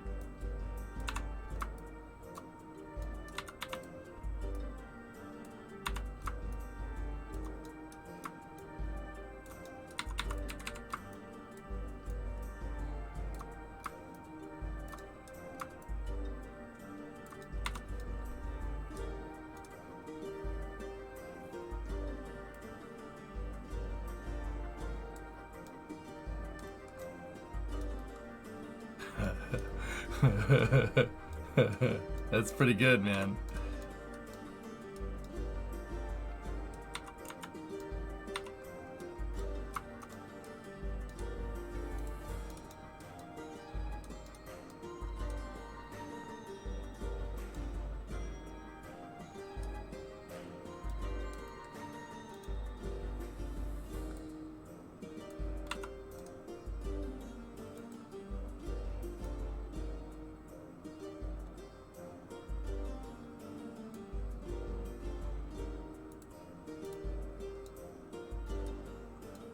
Frickin' drop floor, dude.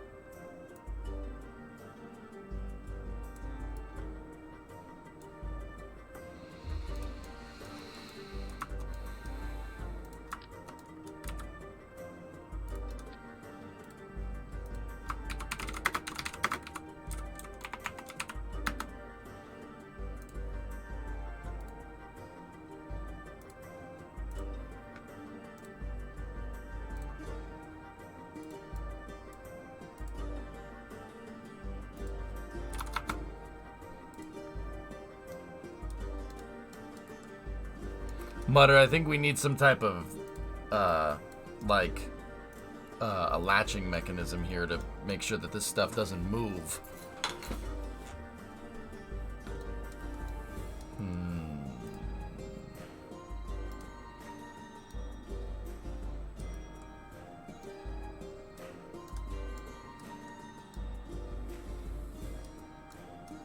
I got an idea.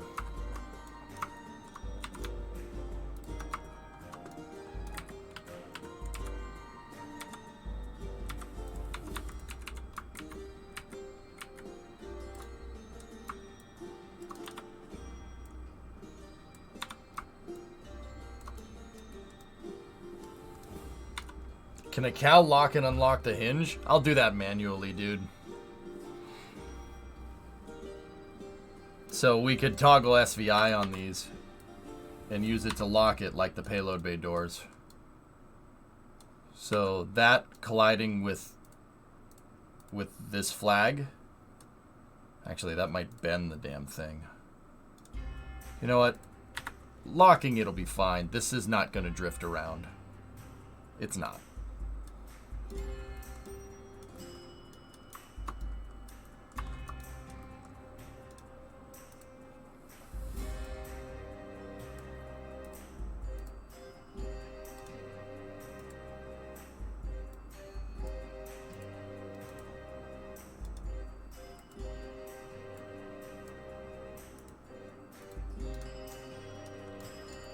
Okay, last screenshot until I'll send the knockoff. Nice. Nice, 95. This looks like a freaking elephant, man.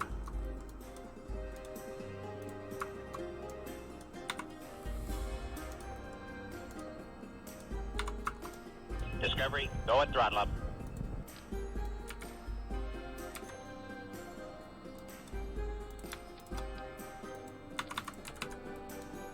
$60 months, that's insane. Duck, thank you.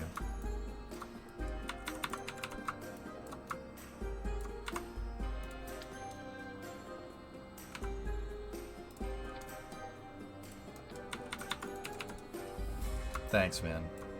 Really appreciate it. You got your worm logo. Can we name an elephant one? We can name his elephant. If you want. Elephant.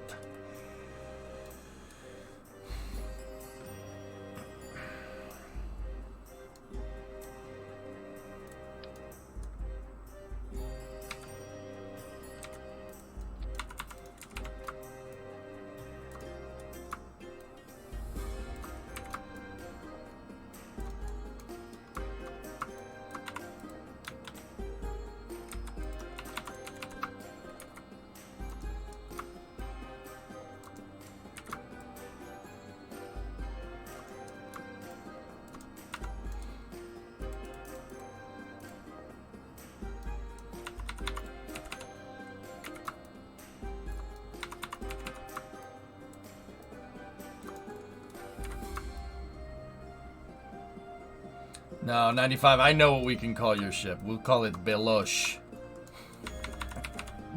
Belloc. Belloc. We will call it Belosh.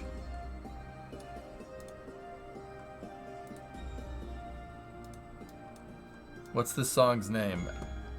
Outcast, The Way You Move.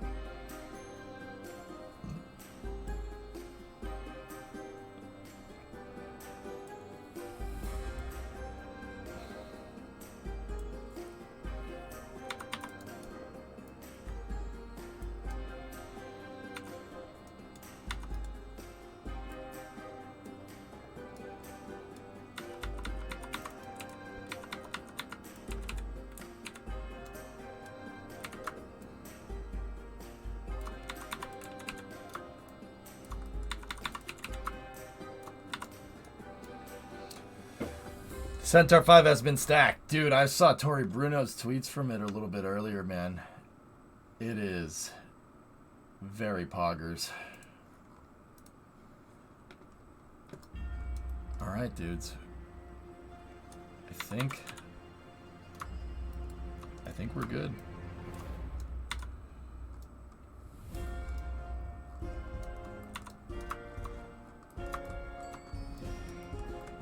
I mean, I think this is as good as it gonna get, as good as it is going to get for as quick as we've done this. So,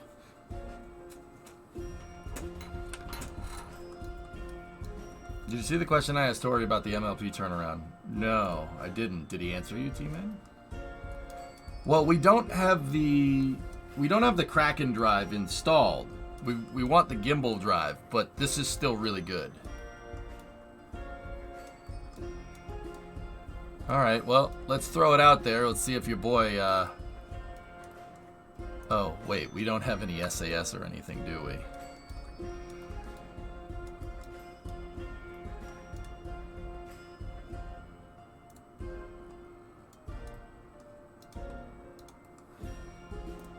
Well, we don't have power generation systems, and we don't have SAS either.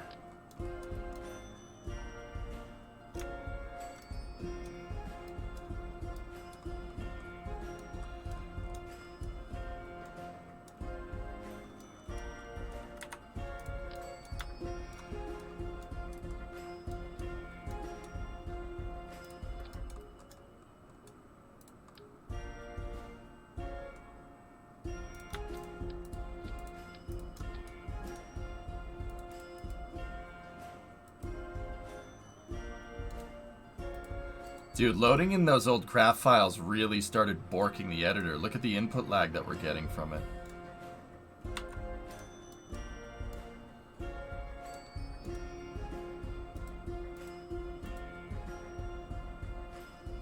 What's the playlist for this music? It seems a bit different. It's medieval remixes of hip-hop songs. It's called Bardcore Airborne. It's pretty rad.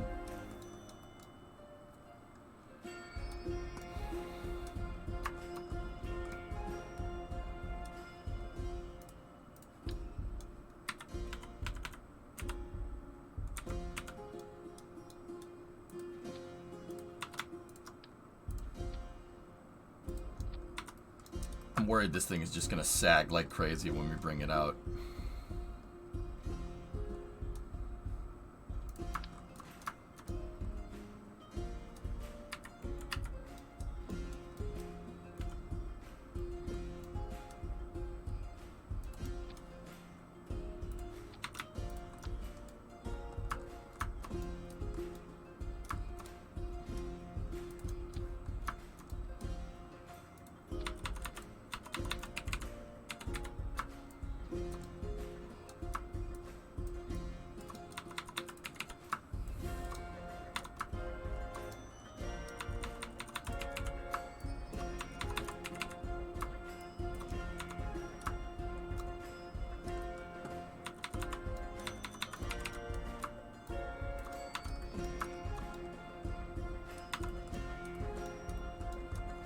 He said 11-day turnaround for both MLP and 2 VIFs and about 5 days for the pad. That's crazy, dude.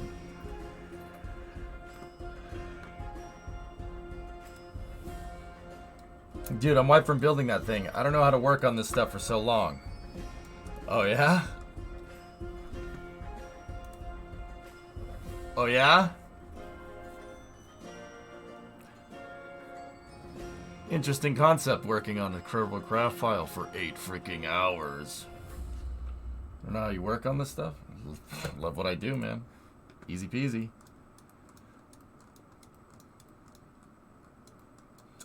This doesn't bother me at all, man. No, I love doing this, dude. I could sit here for a week inside of the SPH just tweaking every piece and making this thing perfect. But like I said, you know, I keep telling myself, I'm like, man, something's gonna break here. Like, I know I forgot a strut somewhere or something. And the chances are I probably did. This thing will flop like crazy. I know I forgot something. If we had more time, dude, I would sit here until this thing is perfect. But dude, Scoby Mark IV. Look at that thing. Throwback to the original design. Yeah, it's a drop hatch, Loopy. Yeah, Mutter and I just engineered that up real quick. The last time I watched one of your streams must have been like 8 years ago. Back at the KSP now, re-downloaded Twitch. Feels weird without the shades. Holy crap, Kilo. I still have the shades for what it's worth. They're just, yeah. So, it's good to see you again, man. Kilo, I'll be honest, I don't remember you. Don't take that the wrong way. That's cool that you watched all that time ago. But, long live the shades. What you fail to mention is that you're not normal. I mean, Kilo, so I did a Twitch Space and Science Week thing back in 2017, and it was like on the front page, and I went into the soundstage on Twitch, and they're like, why are you wearing sunglasses inside? I'm like, that's my brand. And they're like, oh yeah, you can't wear those on the sounds. Yeah, you can't wear that on the soundstage. It'll screw up our lighting. And I'm like, but that's kind of my thing. People won't recognize me otherwise. And they're like, yeah, no, it's not gonna work. Here, take your hat off too, because the lighting, you'll look like this with our lighting. I'm like, can you change the lighting? Oh no, I can't do that. I'm like, so I said, all right, fine, time for a change. That's the truth, man. That's what happened. Yeah. I'm like, that's my brand. They're like, what? Funny story that, like, you know, wearing sunglasses became like that thing to do.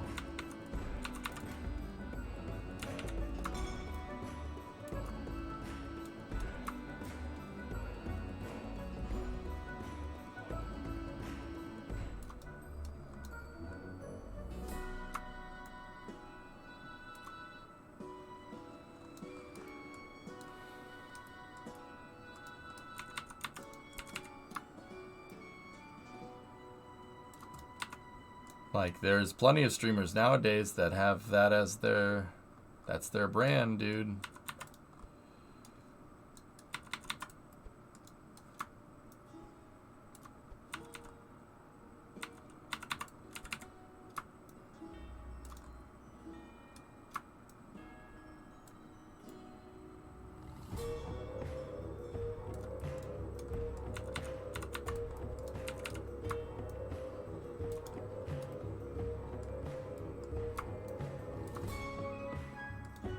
I misaligned something here.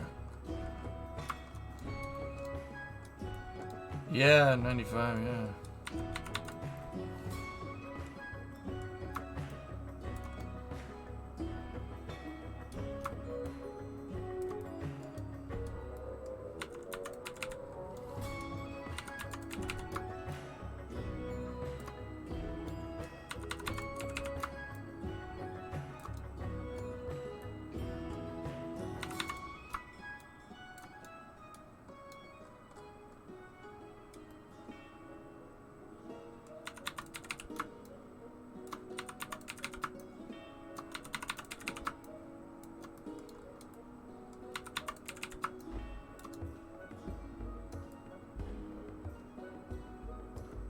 How did these always end up being just slightly off? I don't get it. I mean, that's enough that the game will recognize what's going on, but that's strange, man. And then, yeah, I screwed up. That one's not right either. So we have to just take this and click that sucker back into place.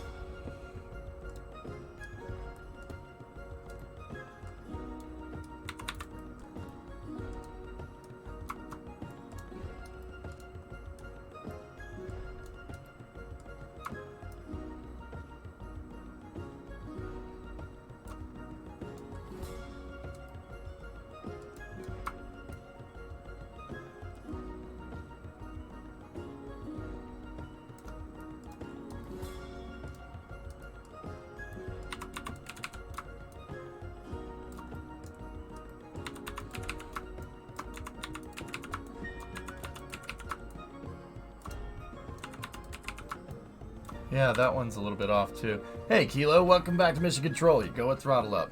Totally forgot Twitch partnered with Prime too in the past 8 years. Yeah, it's been a little while, dude. What's the last thing you remember me doing, if you don't mind me asking? Alright, let's just make sure that that bound to the cow controller.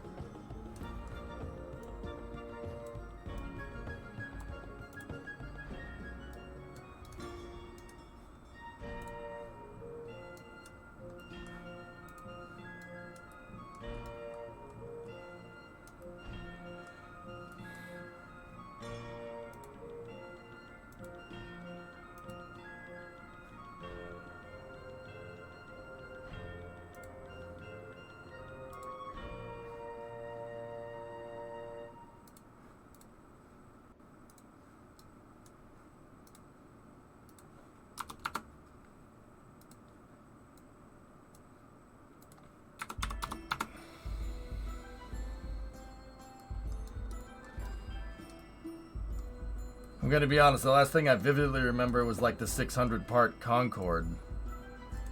The Droop Snoot Concorde. Dude, that's going back.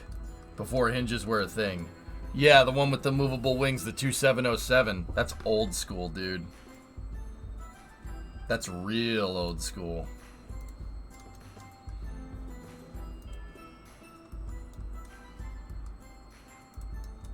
Yeah, that's a long time. Cool, man. Right on.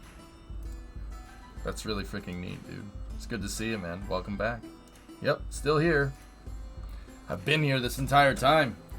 Kilo, I have like 15,000 hours in KSP, man. 15,000. And that's like a conservative estimate, which is bananas to me, but...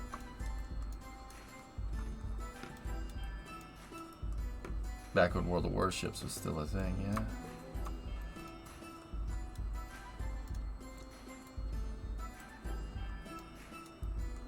Alright. I don't have the Kraken drives hooked in just yet, but I'm getting a slight bit of Z fighting there, and that's annoying. Hey, Adam. 57-month resub. Evening. Yeah, I predate the hourly system, Jockey, but because I launched Kerbal from a desktop shortcut and not via Steam, yeah, sometimes it doesn't count it. By sometimes, I mean like all the time it does not count it.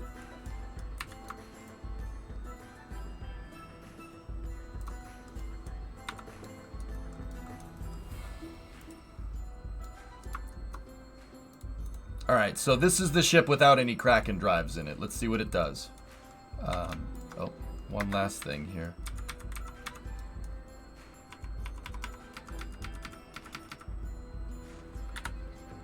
We need a 375 flag.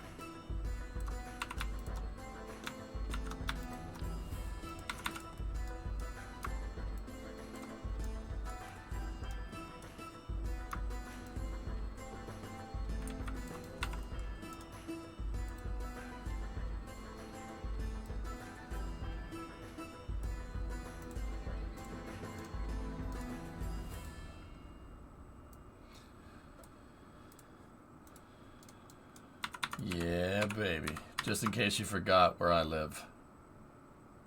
No, I thought it, I like it. It adds like kind of a plausible realism if you put like a more realistic naming convention on things. Like, I thought it always looked neat.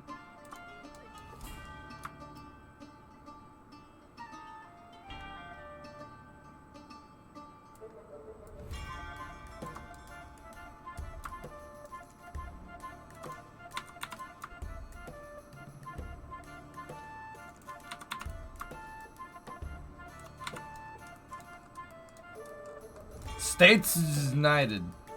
Boosters ignition.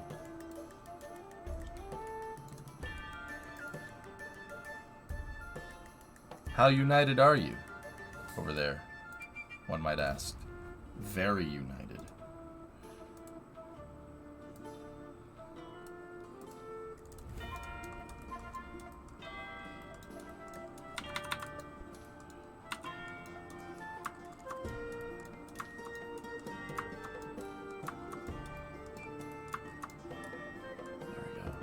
Well, it said United twice on it, predominantly, so it's got to be true. What are you, dumb?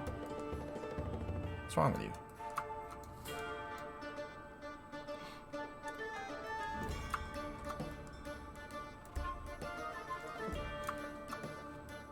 Continental Concordance of America.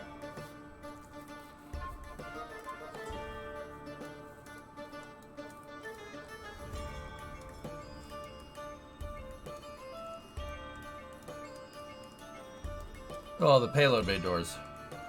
Love the K-pop. Yeah, it is K-pop hardcore. What is happening, dude? Now, yeah, right here is where I'd put the ship name, but we'll, yeah, I'll won't do that. This is testing. We won't name it. Not yet, at least. All right.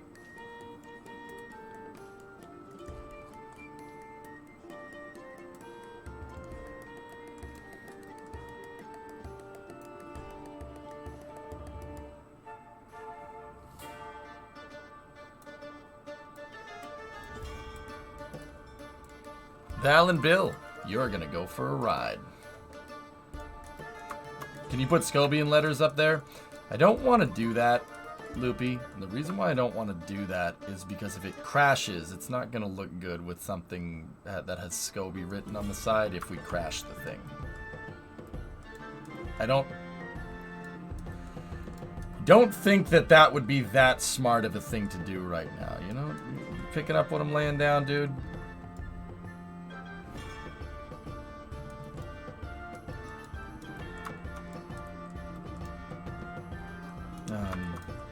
Did I get these struts here? Nope.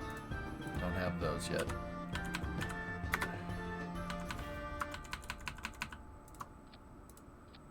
Okay, put Ian on the side.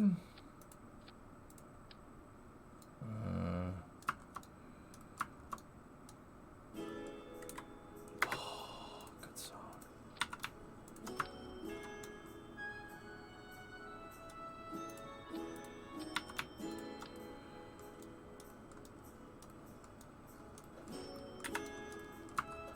It's freezing up here, Airborne. It was 17 degrees yesterday. It's 31 right now. That's warm comparatively.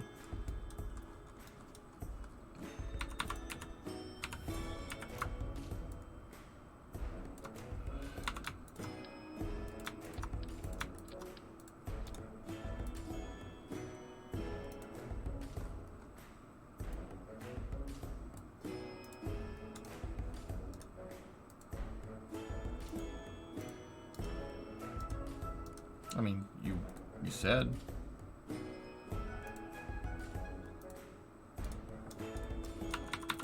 This is your fault, dude.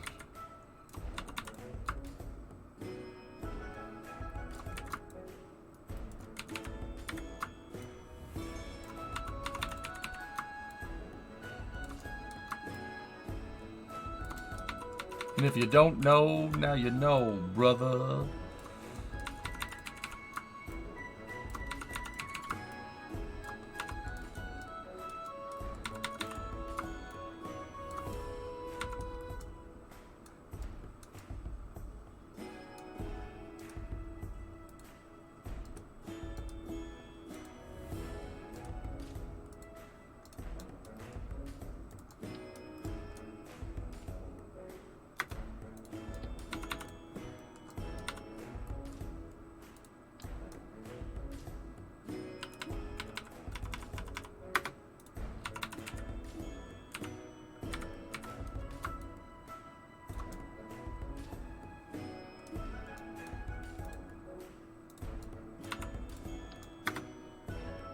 Nah.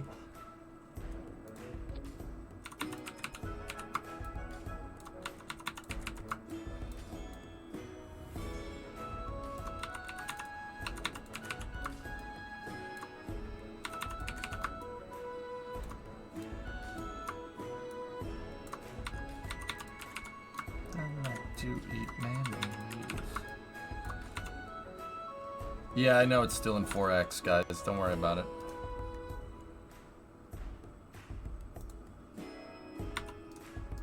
That's the problem I always had with this. It always put the stupid fuselages in 4x, so if you move anything near this, it just...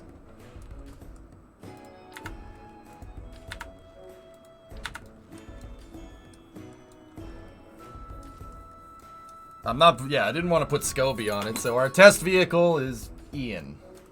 Okay.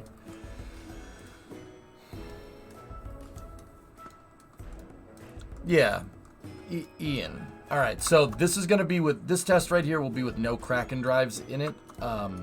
There is like a couple more things that I want. We just need some lights in here.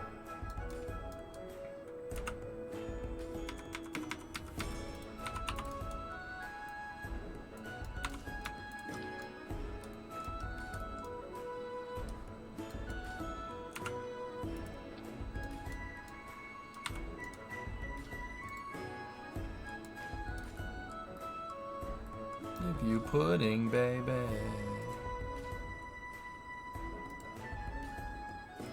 I'll give you pudding, baby.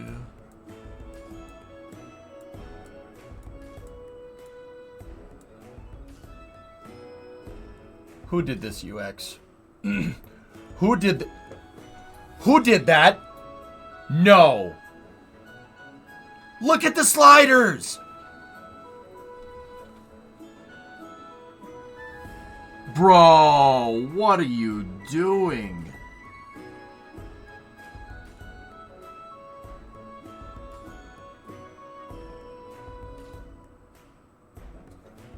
Look at the red slider and then the green slider. Why? 5A5AFF. Dude, just...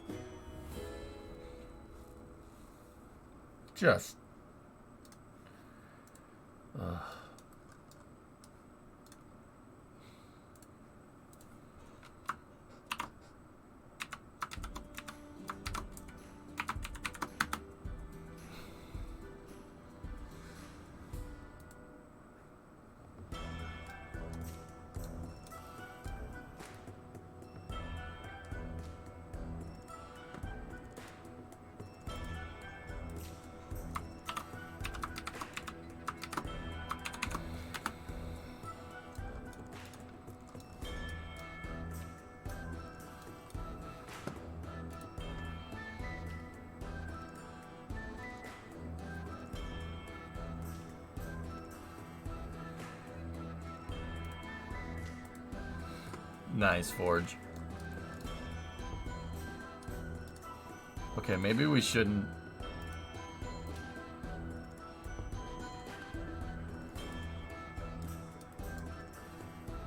That's so washed out.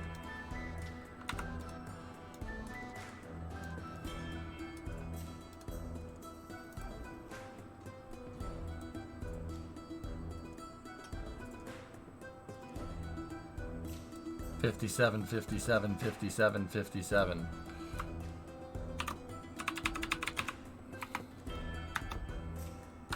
There, just that. Yeah, that won't wash anything out, but it'll still light the bay.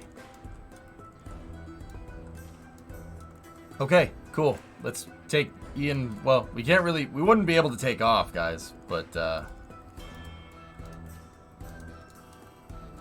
yeah, we really can't take off or anything because you'd need the Kraken drive to do it. But this is a great lander.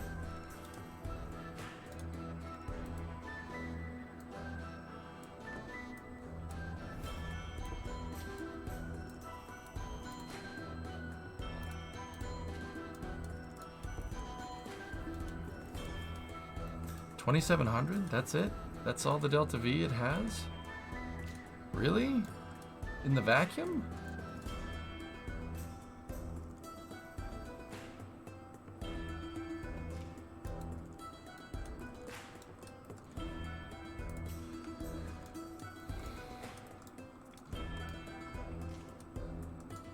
Whatever. Alright. We could make this look a little bit nicer. Like, there's some things that I see that I'm not going to point out because then people will be like, no, you got to fix that. No. Let's just put her out on the runway and see what happens. Mutter, the fuel flow should be fine, dude. That's very weird. Let me make sure that the sound is turned down in case this thing explodes, because I have a feeling it might pop right off, right out of the box.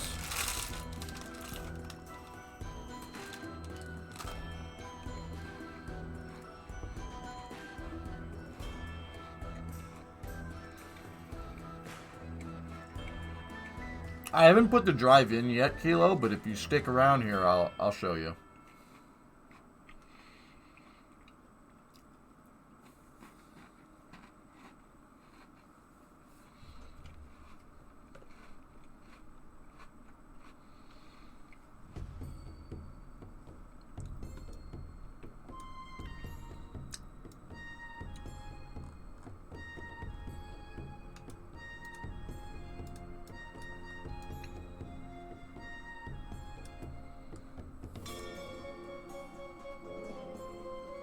Why can't I see through those?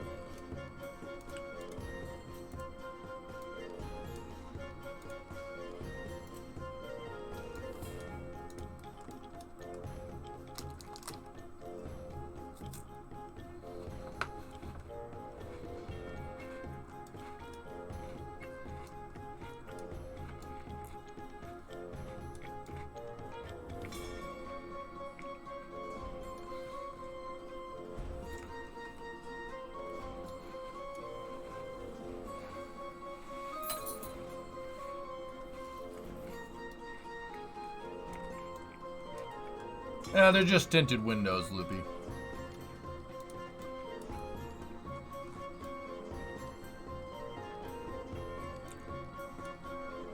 We'll call them tinted windows and call it a day, dude. I do not want that enabled.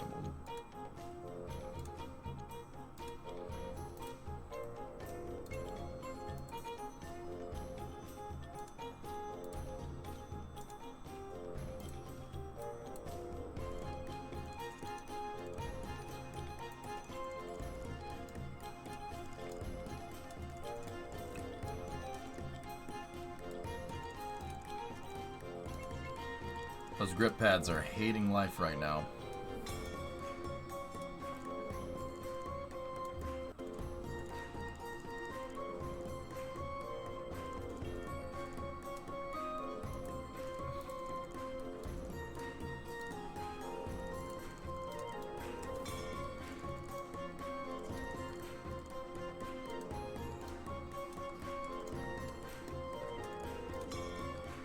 Discovery, go at throttle up.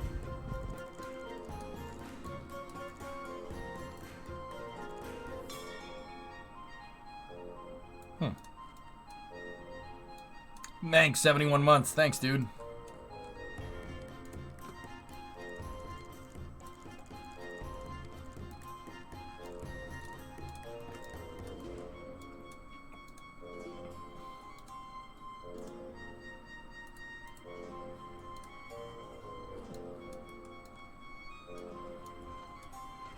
Man, that thing actually holds.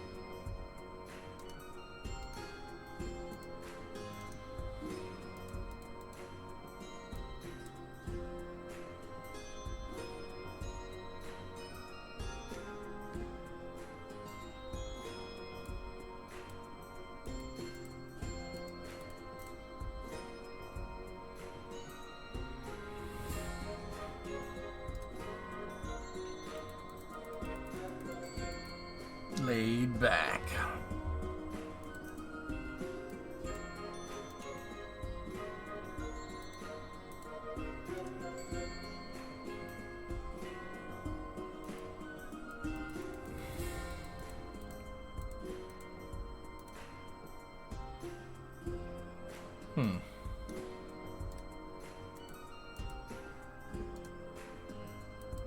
I don't know why those things have such a crazy power draw, but...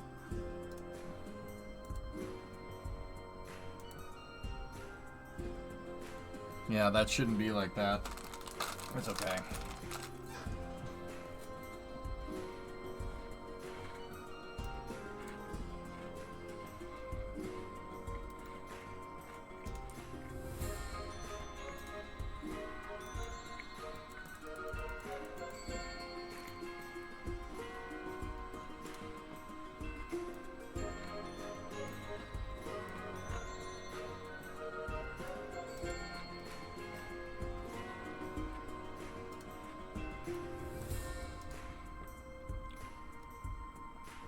Interesting.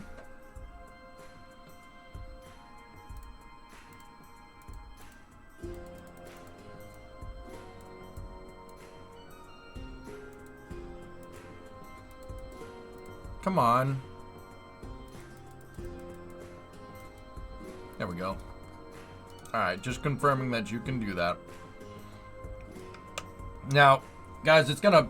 this might overdrive the sound. It might overdrive the sound, but I will try to start it. Let me just make sure my throttle controller works. Yep.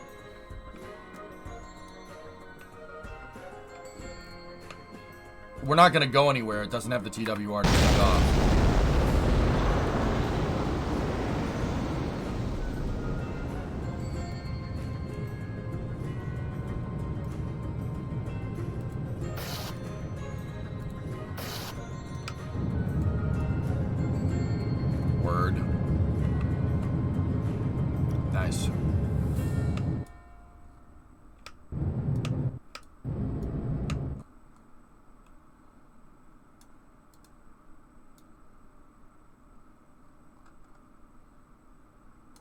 Cool. Okay, let's put the Kraken drive in it, dudes. That didn't take too long to redo.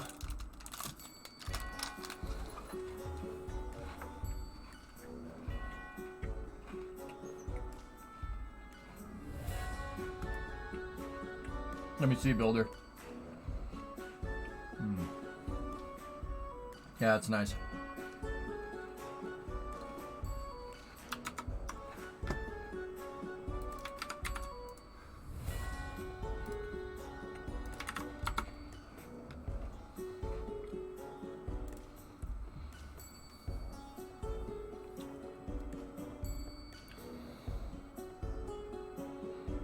Vulcan Sawyer.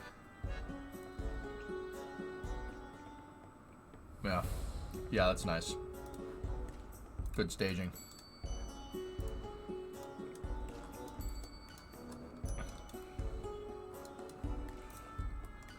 So there was a couple of things that I did see right here.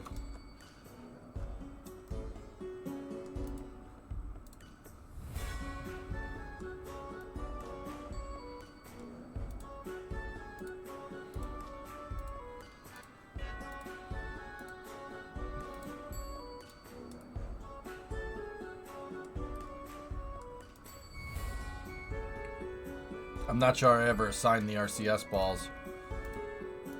Oh no, we did. Excellent. Alright, cool. Amazing how long that sat here and worked just fine. Dude, yeah, no, it was there for 4 years, just sitting in the corner. I saw it.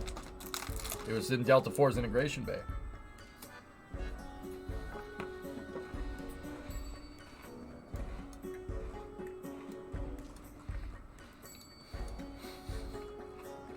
Nah, Shy, I'm not going to. We tried to rename the Kraken drive, dude. We tried to rename it to something different, and we tried to rename it Hawking Drives, but the name didn't stick. Kraken drive stuck.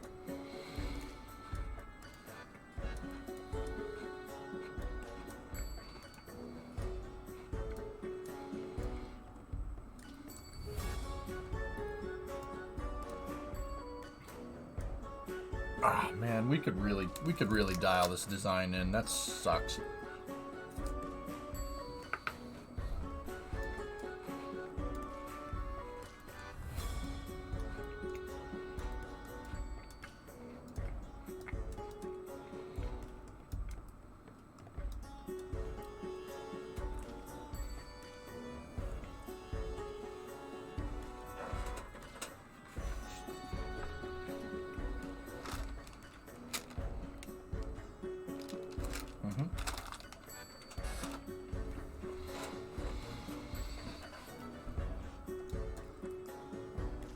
Yep, time for the K drive.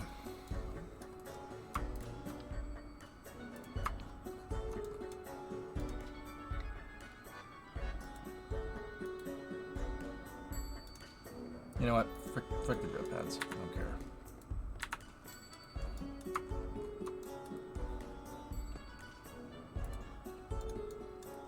I saw it in the Delta building, I think. Either that or it was the ICPS for Parker Solar. It was one or the other. I don't know. I don't really remember. Yep. No problem, Sean.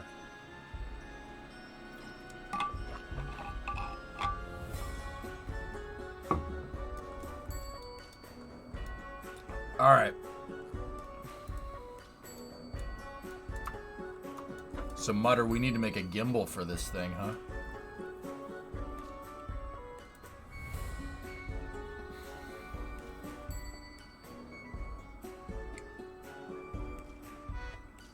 What do you think? How are we going to do that? So, well, actually, I kind of know. If we merge it with the kegerator here...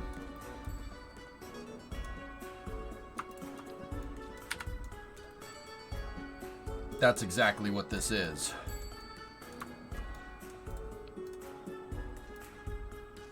Oh, what the...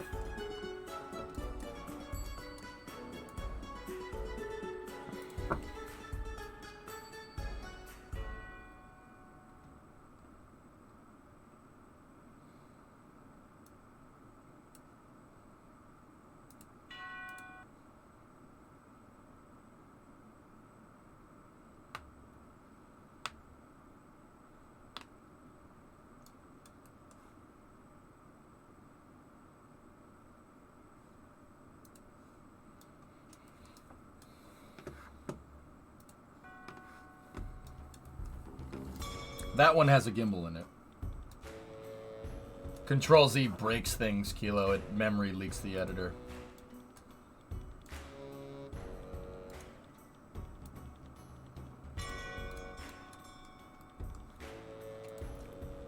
Something is funky about this craft file.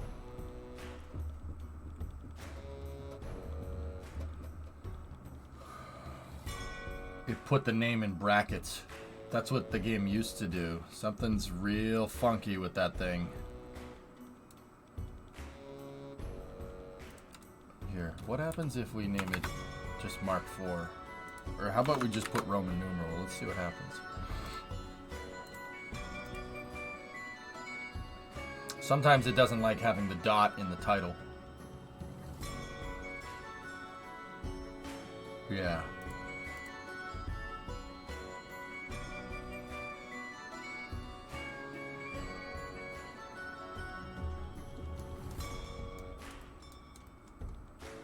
No, it's because the dot was in the title. That's why I did the bracket stuff. Guys, so here's what we're going to do. Am I forgetting anything? Well, we don't have fuel cells. We need fuel cells for the Kraken drive. That's what I was forgetting.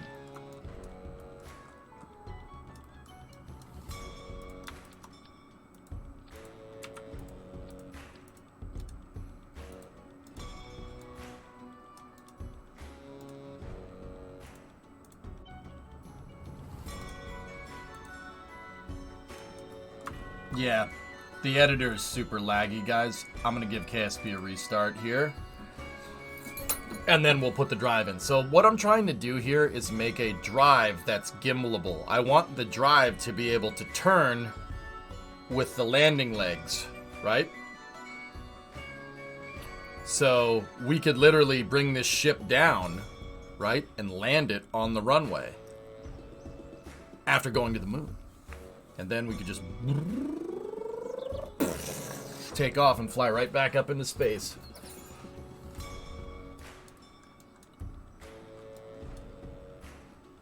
Is this the Pillar of Autumn?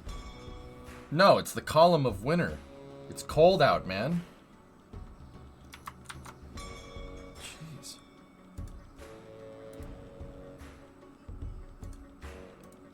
Wow.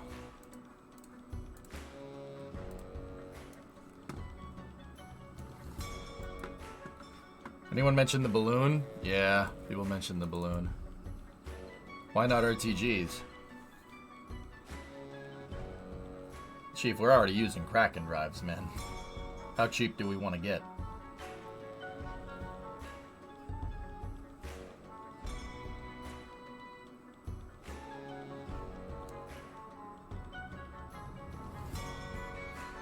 With the Jetson sound too?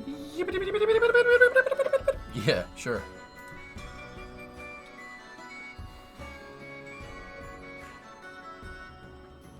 You're being post of Discovery, spring. go and throttle up. Yeah, Kilo. Yeah.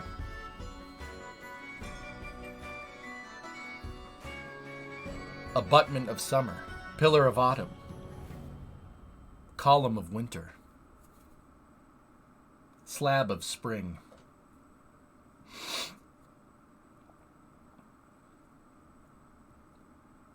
Donnie, 55 months.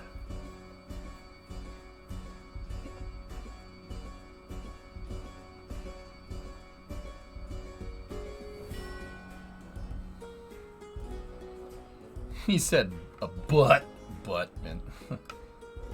The pole of summer.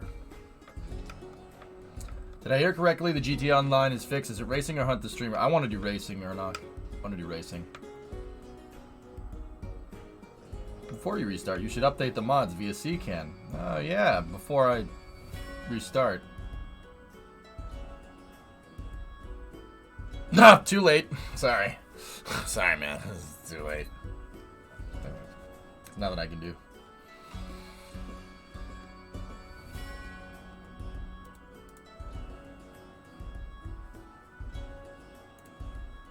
No, I don't want an RTG. RTG on a crewed spacecraft would require a really, really cool, much cooler design.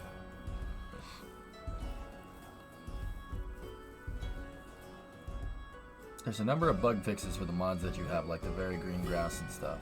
Okay? I could waste time doing that on stream, or we could do this. I want to do this right now, dude. I'll fix that later. Apollo carried RTGs. That's a loaded statement, S, and you know it. It was a Surface Experiments package, the Snap 27. Yeah, I know. And that was not enough to power a spacecraft. Not even close.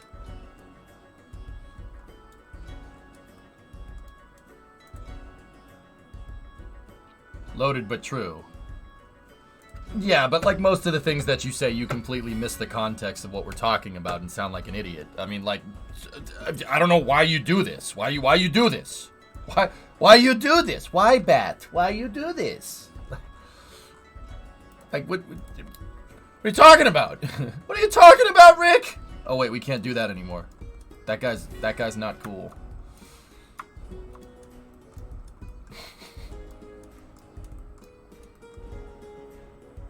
My children, I have returned. Assad a Templari. Why is he not cool? Go Google it, man.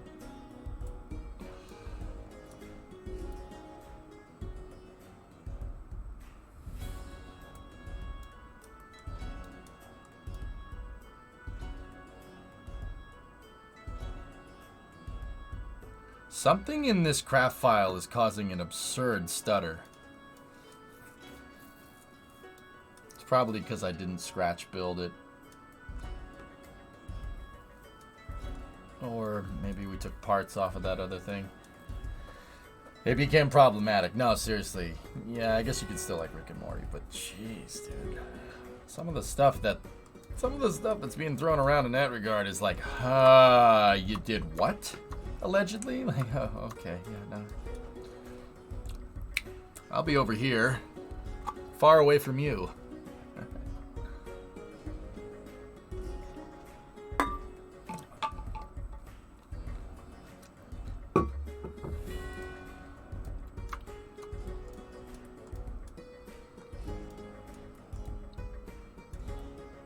The station is done, Hypersonic, yeah. And since now I'm working on this, yeah.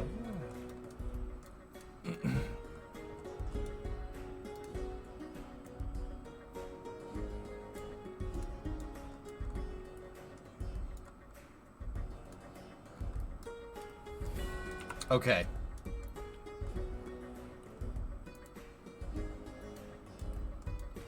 Gargles, how are you?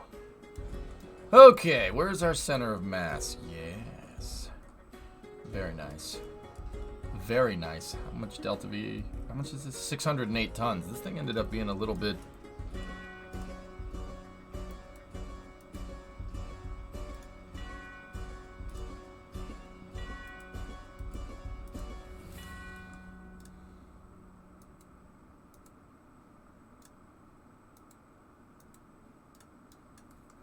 $2,600 delta V in the vacuum.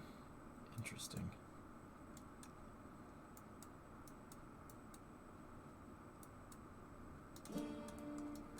Part count so far? 534, dude.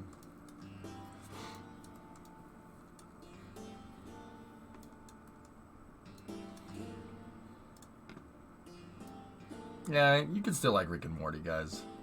Despite Justin Roiland allegedly being really not a good person. But, yeah.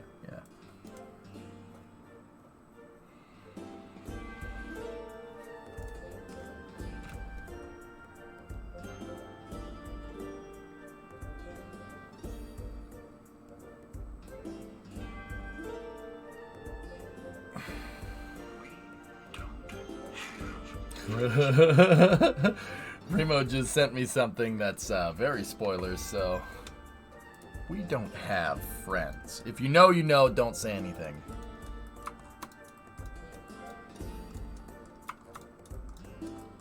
Alright.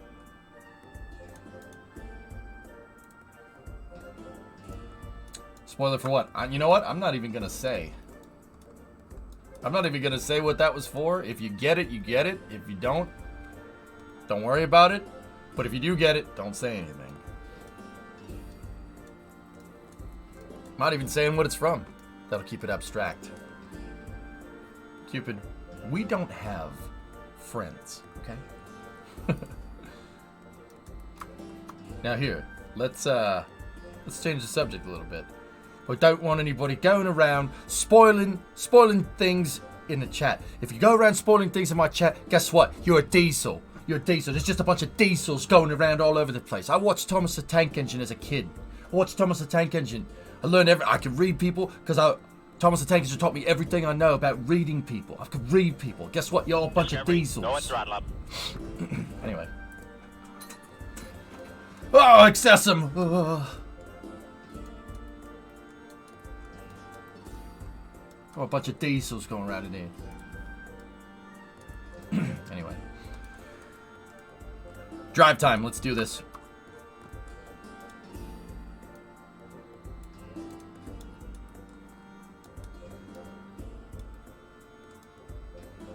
So Yarg, I remade Scoby and combined it with a newer version of Grissom to make this thing. This is Scoby Mark IV, and then I brought the payload bay doors back because I could.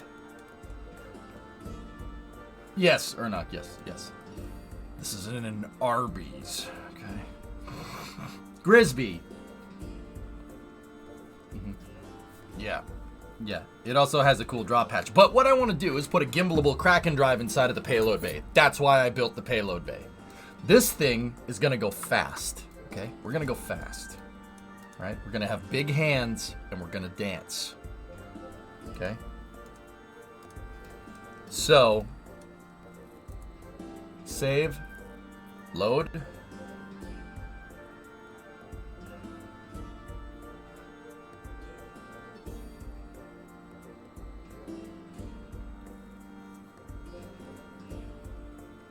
joke!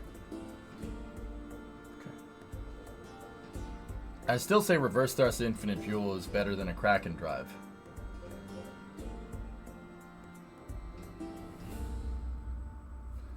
Which one of you? Peckerwoods is Damien Cockburn. Oh, that's me, sir. And which one of you is a key grip? Me? You! Yeah, you. I want you to hit that director in the face really freaking hard. Sorry, man. Ow! Ow! This is your fault. Director Frick! You pooped the money bed, my friend. Seriously, Hotbox, yeah. Hilarious.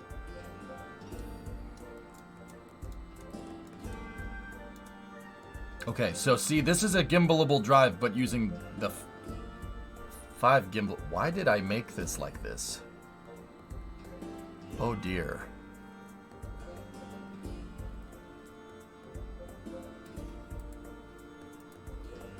Okay.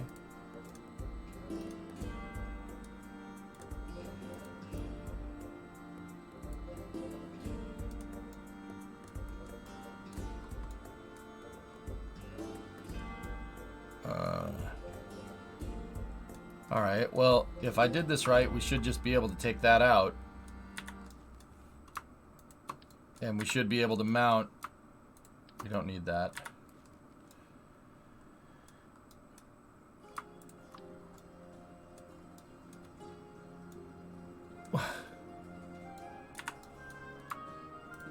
Okay.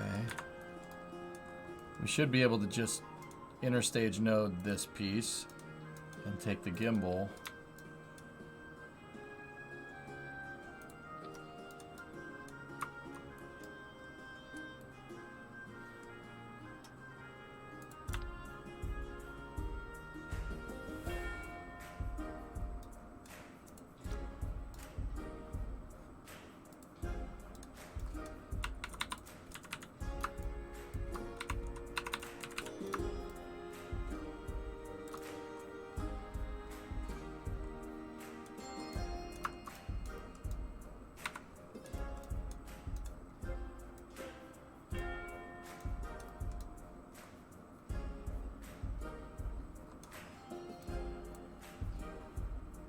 Alright.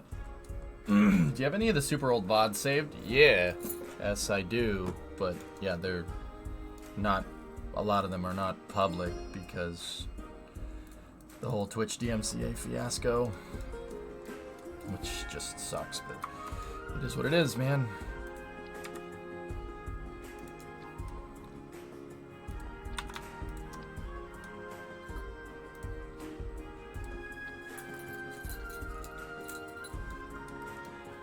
As long as it's not a Ferrari wing, those come with bad struts. Very nice.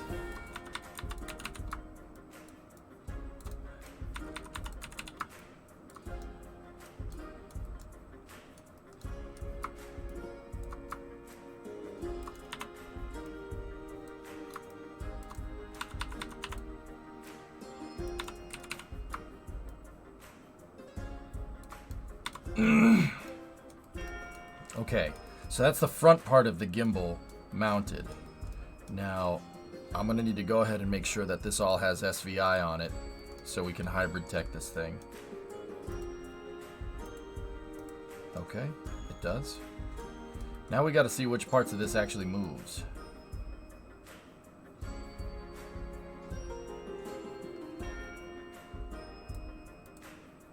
Once again, I am not 100% sure why I made this way. I'm sure there was a good reason.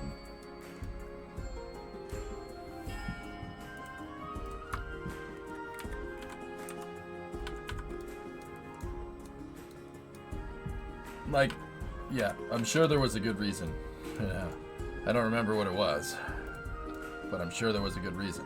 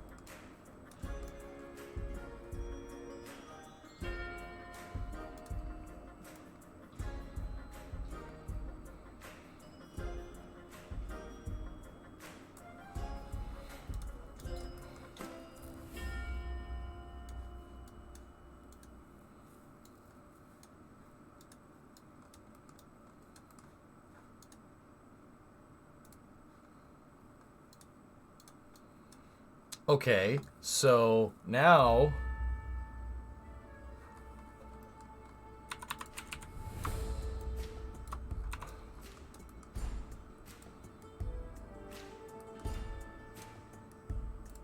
the gimbal is mounted as good as it's going to be mounted.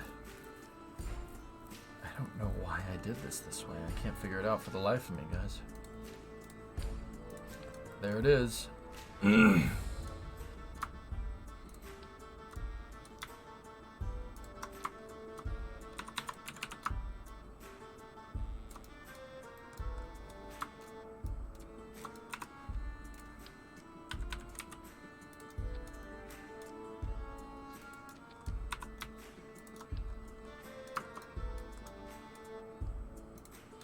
Now this worked with another drive.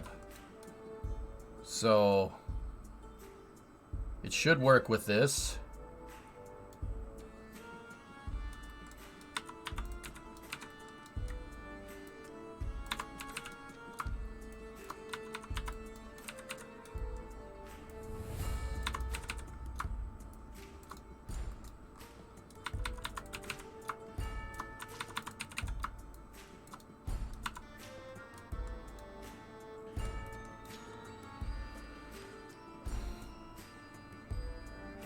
I have a feeling that this drive is more powerful and it's going to break.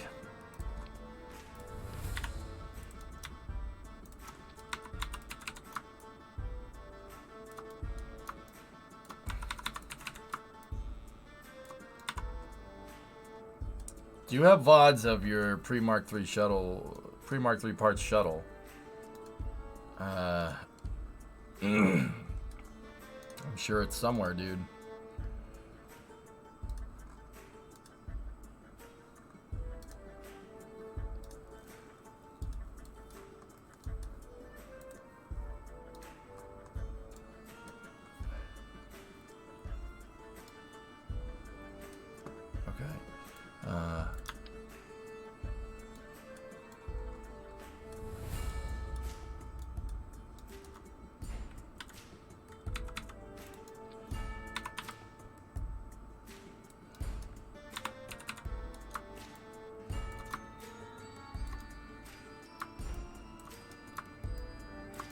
That's for control.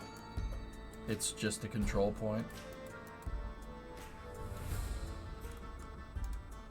Okay.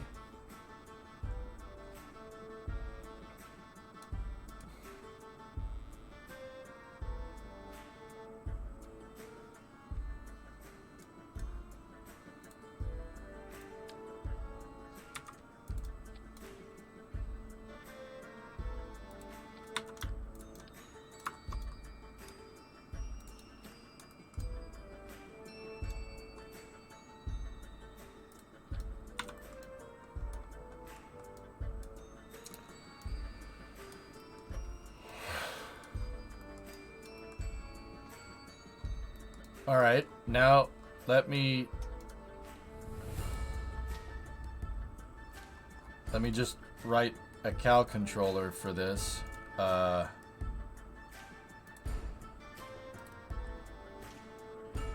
Let's just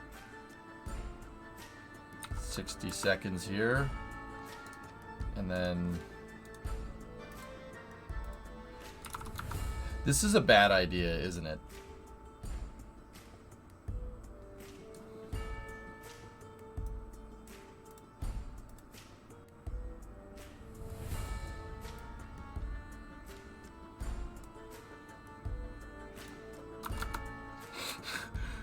Well, at least you guys will get some explosions.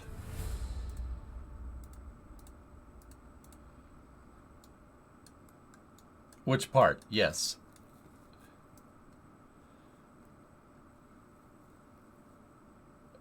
Okay. Yeah, I'm not taking a break right now, S. Mods, refund his points, please. Yeah, Kilo, that's good. I have a feeling this is going to break, but I don't exactly know where or why it's going to break. We can do that? Yes. How? Nah, fine, screw him. Don't refund his points. I don't care.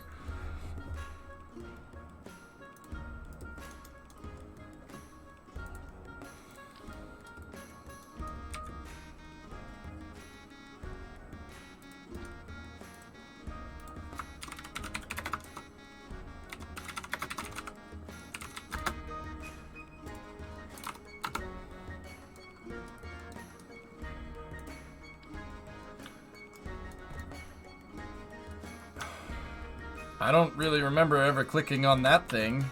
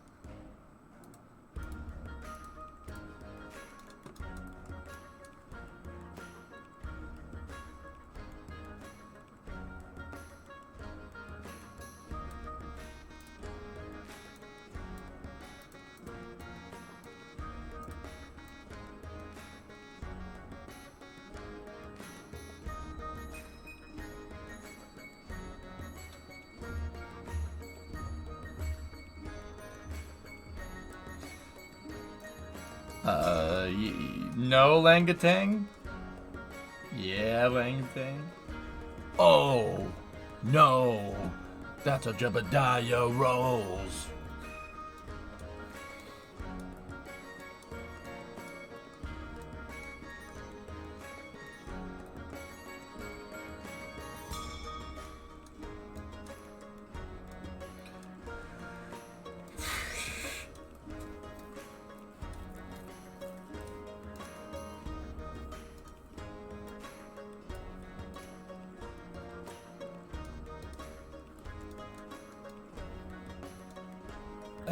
You think the K drive is moving linearly? We could put them on a linear control.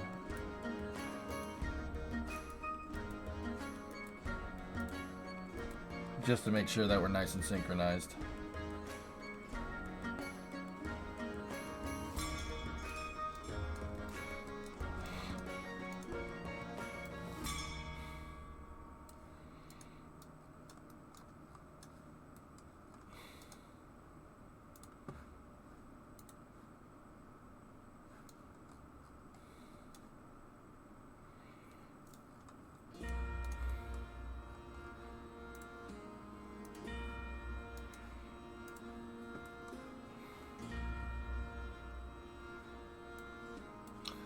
Okay. Are you gonna test fly it tonight?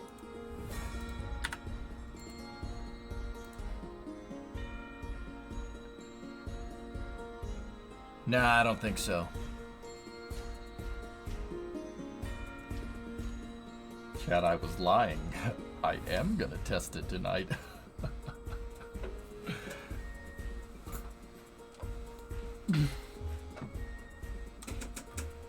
I'm sorry, officer. I didn't know I couldn't do that.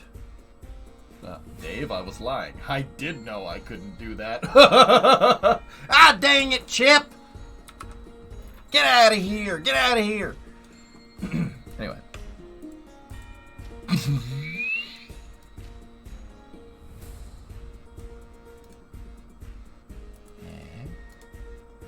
Yes?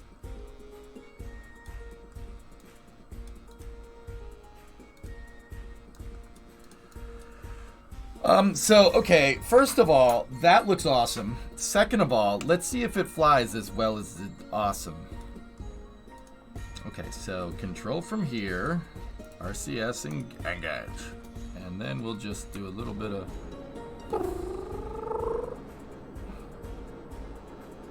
Okay, don't... Alright, screw that.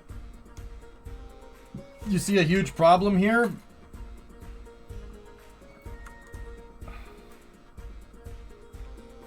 Tessa, I also see a huge problem. You just saying there's a huge problem and then not saying said problem is a problem to me. So we're both having problems now, and it's mostly your fault. Now what?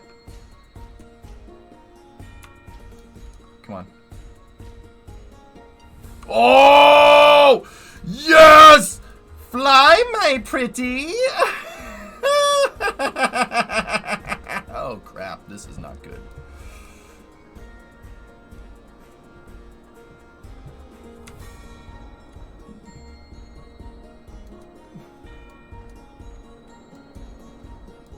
Well, Ian's in the air.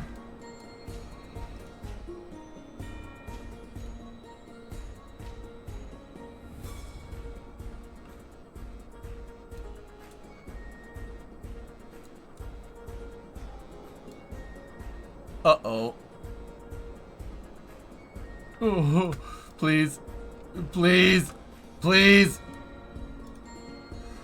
Okay, switch to control point. I'm sorry.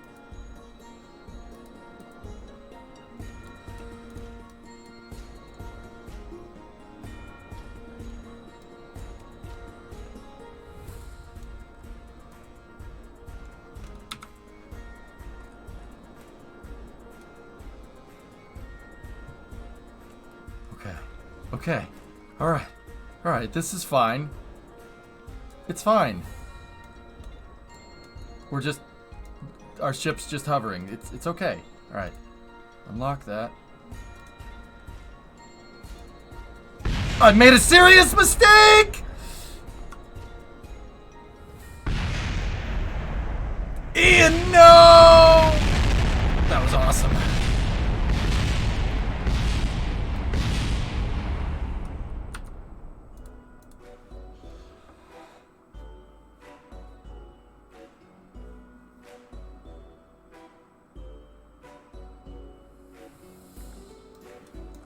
See, I was right. The Nupti was the problem. I have no... if you're making a joke, I don't understand it. I literally have no idea what you mean.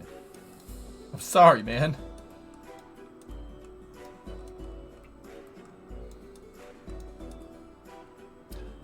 Yeah, that was a strange one, Aqualux, for sure.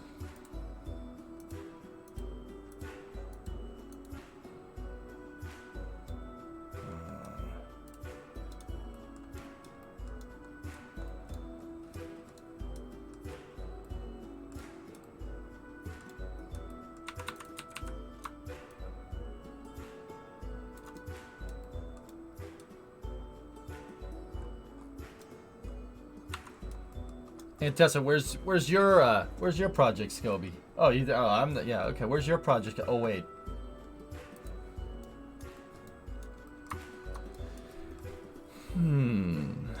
Listen. Just breathe. Yeah, the Kraken drive really didn't like that. It undid some auto struts, Aqualux, which is interesting. I don't want to have to sit here and say that this thing has to basically come in first with unlocked hinges, but that might be what we have to do.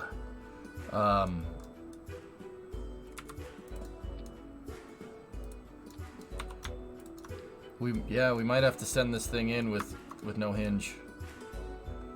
Or with the hinges unlocked, which is fine. That's easy fix.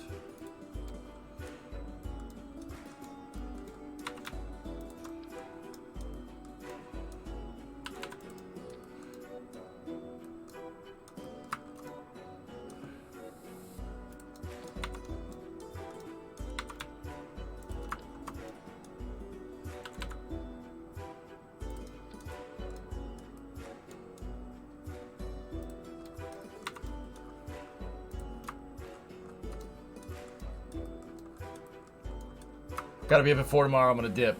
I'm gonna be back in less than a decade this time, probably. Okay, man. I'll be here tomorrow. I'll see you. If you come back in 8 years, Kilo, I'm gonna be pissed. 8 hours? Now we're talking. 8 years? No. Alright, we'll start with those in an unlocked state and see what it does. They're strutted, though, so...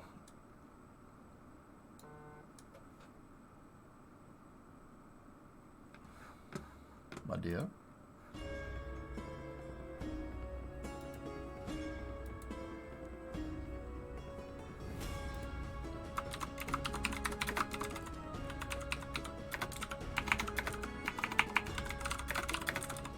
Give me 1 second.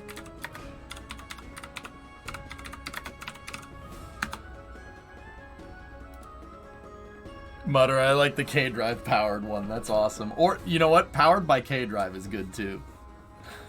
Powered by K-Drive. Yes.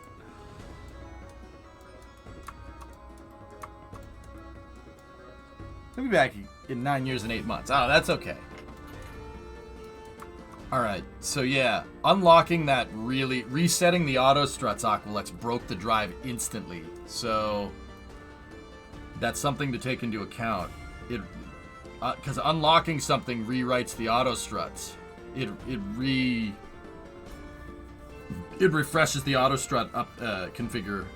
So like if there's a new heaviest part when two ships dock together and you unlock something, it'll run a new part.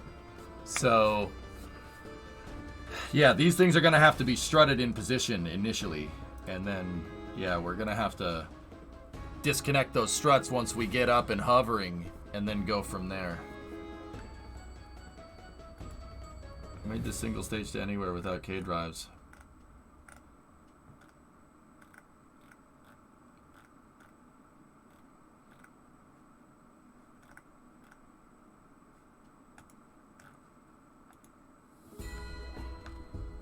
Tessa, that is impressive. Face the wall, please.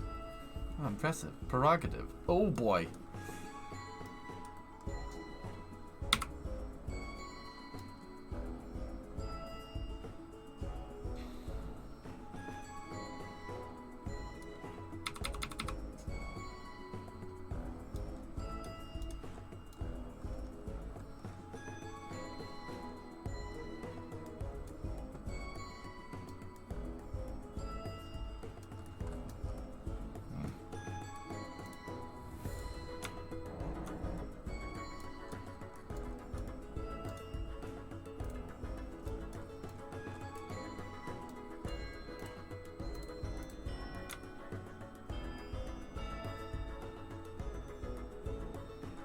At what point would we know NASA's choices for the first Artemis crew?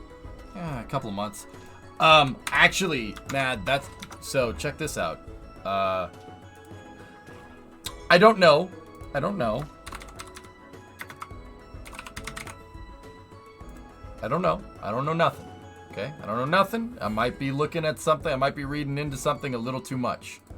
Bill Nelson posted this yesterday. Congratulations to Joe Akaba. Joe Akaba is the new chief of the astronaut office. Joe's a proven leader with our eyes on the moon and Mars. Joe will play an integral role in ensuring our NASA astronauts are prepared for the challenges ahead. Joe, so who stepped down from chief of the astronaut office? Well, as far as I can remember, chief of the last chief of the astronaut office, the guy that Joe replaced, is a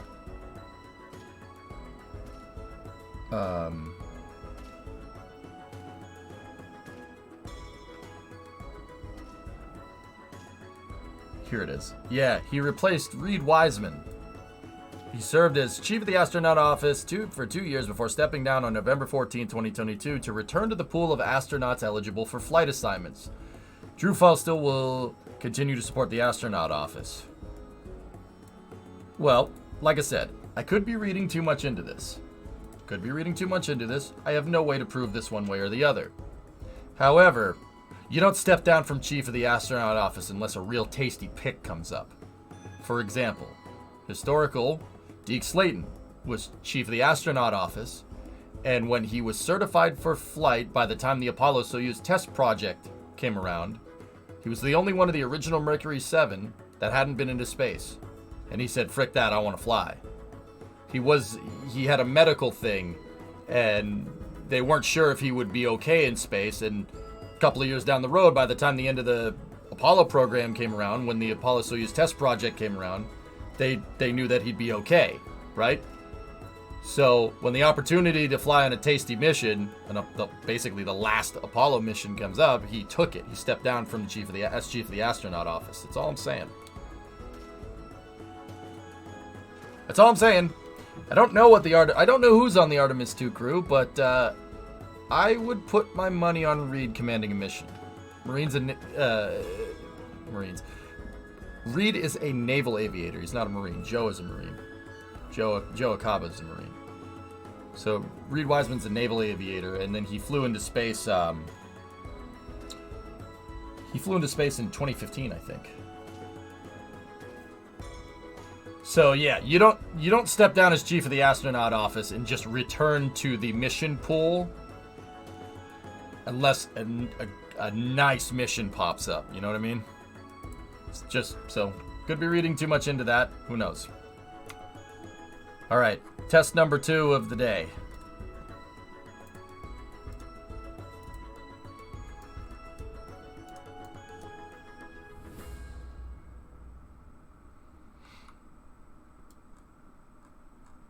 Would he step down for Artemis 2? That's what I'm getting at, Yarg, yes. Or would he say, give me the landing? We're too far out for Artemis 3. They haven't picked the crew of Artemis 3. The crew selection for Artemis 2 is coming up. Either that or they've already made the selection and this is just a technicality. Alright, anyway. This is Ian Flight 2. Let's see what we got.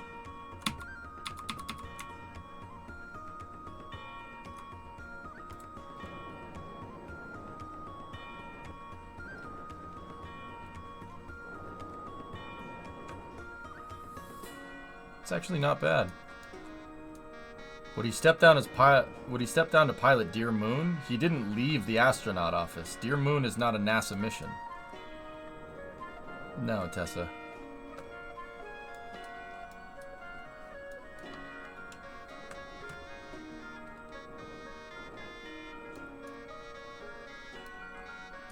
Look, Ian is flying.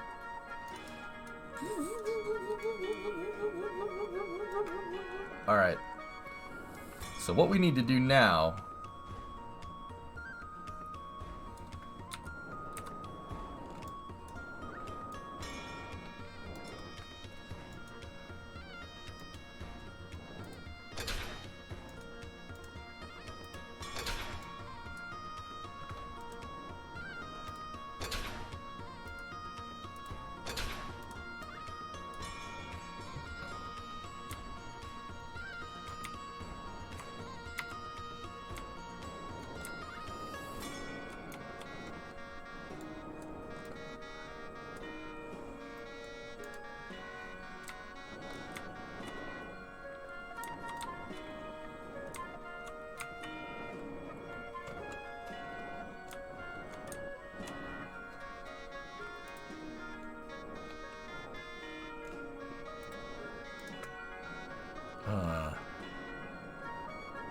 we're locked out.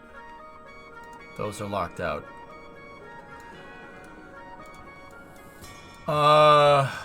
Guys, this could end poorly. Yeah, weather guy, no. Yeah.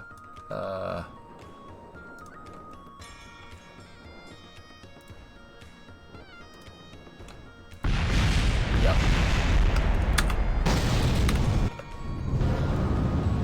Yep. Okay. We're learning. All right. Okay, we're learning. All right. We learned don't unlock it when it's under load. That's not smart.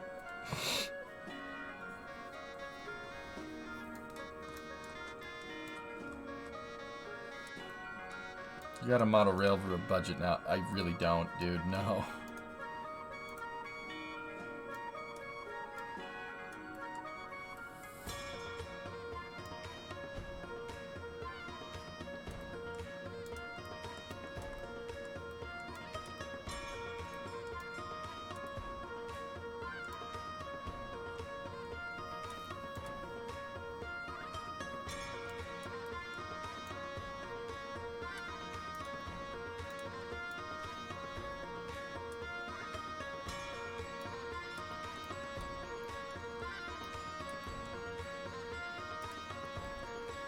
Okay, did I see this right?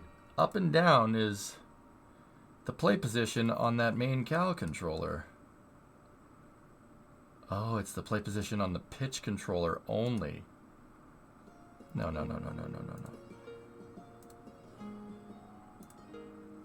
There we go.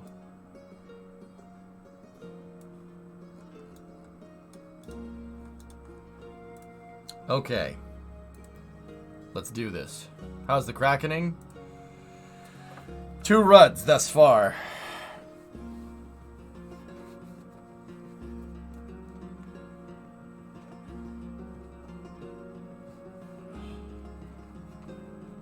I sent the changes. Thank you, Mutter.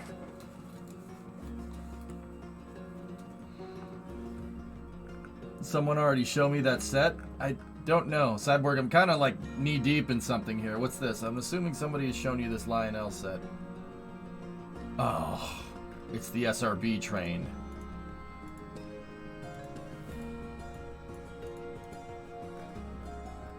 It's $1,700. No. No. No.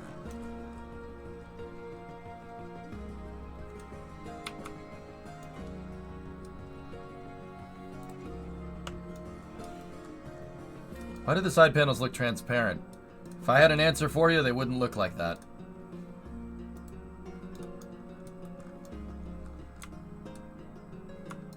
Okay. Here we go. This is under Kraken Tech load here, moving 500 tons. Oh.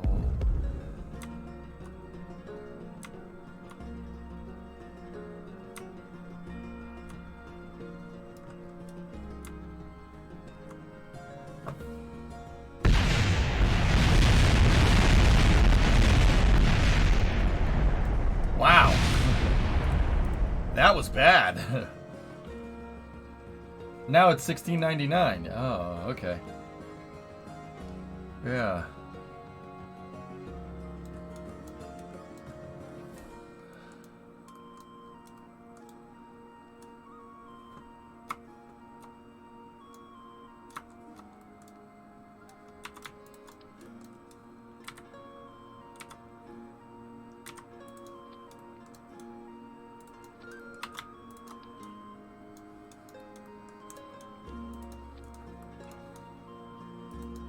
Turns out that all these struts here, I suppose, were there for a reason to hold this thing together so it doesn't do that.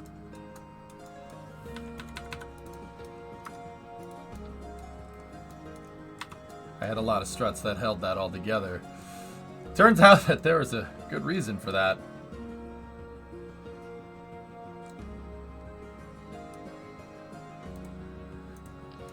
So, you know what? Another thing that we can do, because we have to make sure this drive is secured when the gimbal's unlocked, because I want to be able to hover this thing around like a helicopter.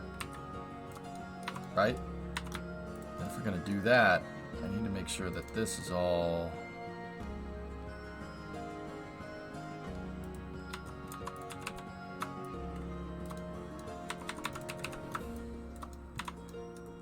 What I sent you in Discord is simply amazing, and you are required to watch it after stream. What the fuck? Oh yeah, this has Discovery, been linked no multiple drama. times today. Nice. Yeah. We're not gifted a sub to Karmas. Shout out to the time the NRO just happened to have a satellite bus that perfectly fit in the shuttle's payload bay for no reason that NASA could use for Hubble. I know. Yeah, keep it classy. Yeah. That cost? Yeah, but the cost is high. But ampersand, this thing goes, well, if I can get the damn thing off the ground, it can go anywhere.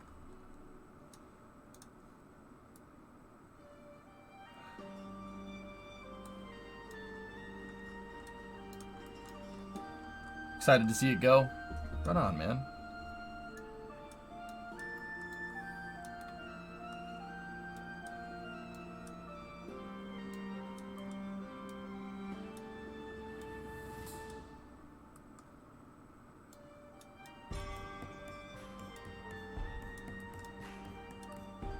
Wait, why would...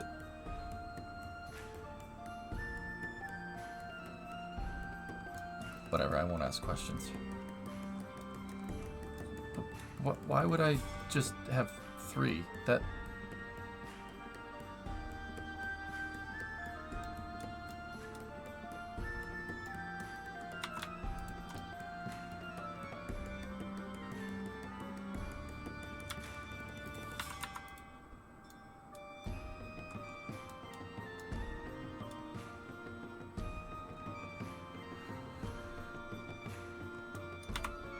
Alright, wait. You know what? Let's just go and watch more explosions, I think.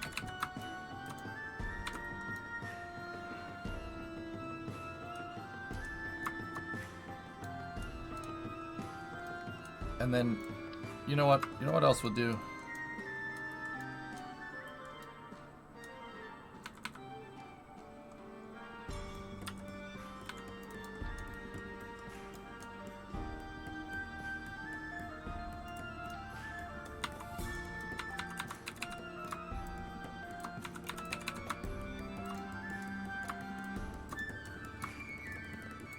There we go.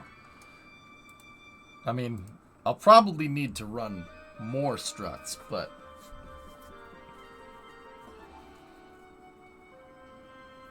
To be honest, I'd argue... You argue? No. I'd argue if you can't load it with the robotics unlocked, you probably can't trust it. Aqualex, I seem to recall this thing holding the other drive in position. It held Yeet Stick 5 in position. We've tested this, which is interesting. So we have to add more spokes.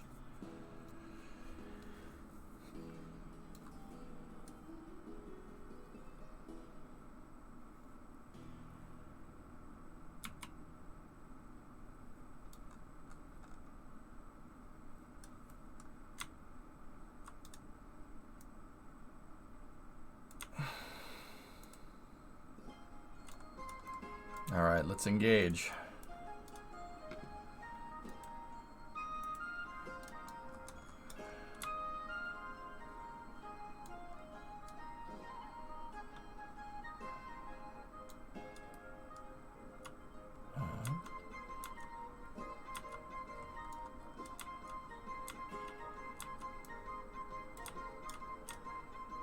It wants to.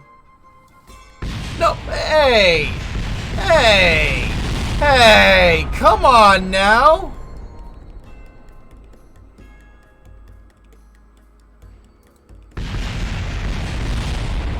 There's no need for that. Why did the rhinos break? I gotta check something, chat. Give me a moment.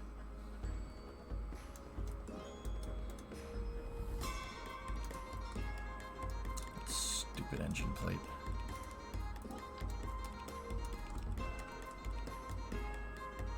Chat, the engine plate's being a doo-doo face.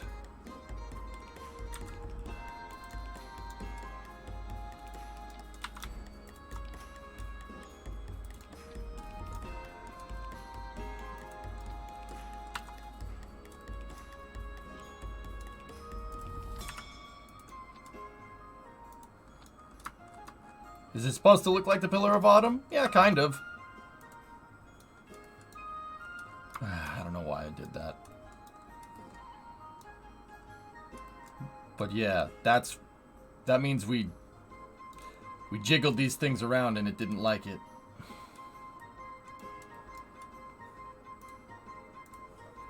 Yeah, kind of, Chuck. That was the original idea with the Grissoms, dude.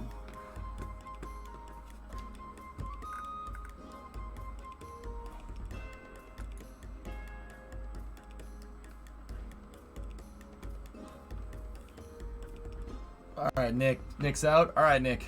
See you, buddy.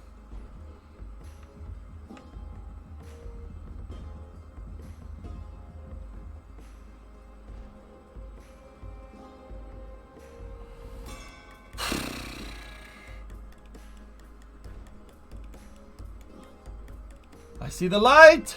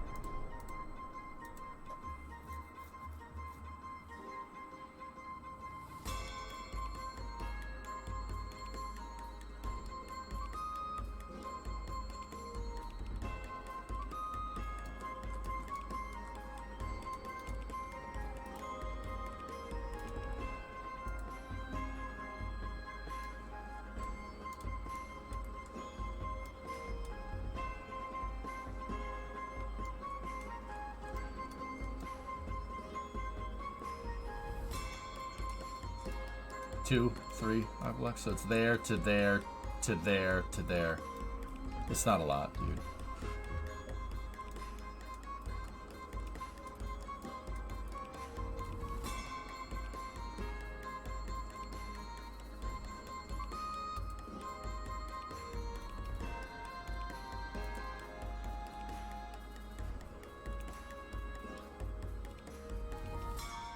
Are you full on fuel? Yeah, Mink. That's the point.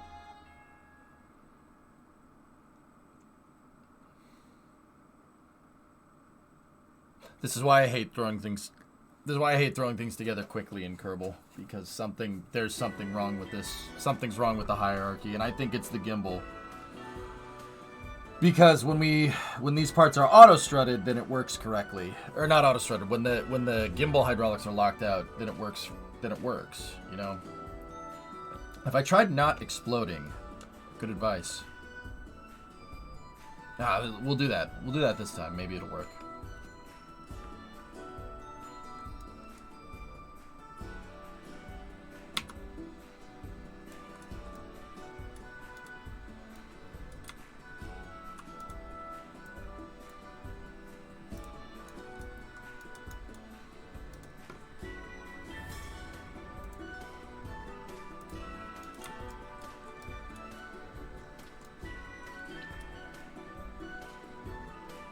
So it worked with these locked out.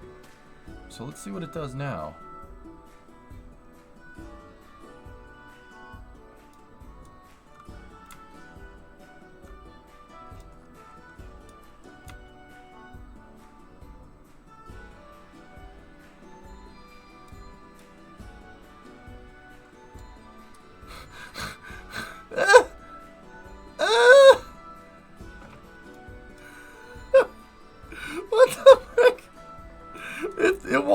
It's trying.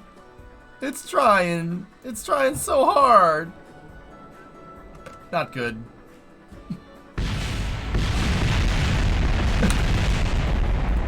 Kerbal's the only thing I know where you can just change this stuff constantly and it just progresses. Like, you don't even make that minute of changes and it just progressively gets worse. And then if you even go back to doing the same thing that you did in the, like, to start, it just blows up. Oh my goodness.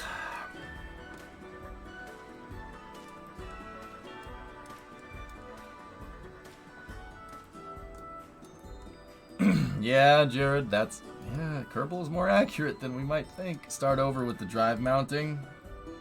There's really no other way to do this, Furs. Like, that's the thing, man. There's no other way to do it. Actually, our best result was locking just everything out. Locking everything out.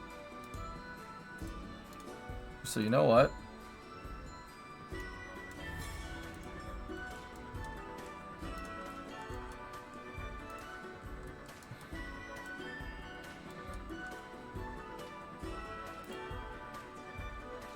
We'll have 0 engage the servo locks there. And there. There. And there. And then I'll have 9 disengage the servo lock.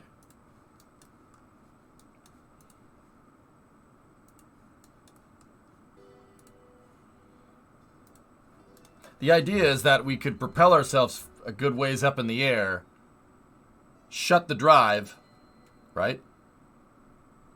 Rotate this stupid thing and then fly.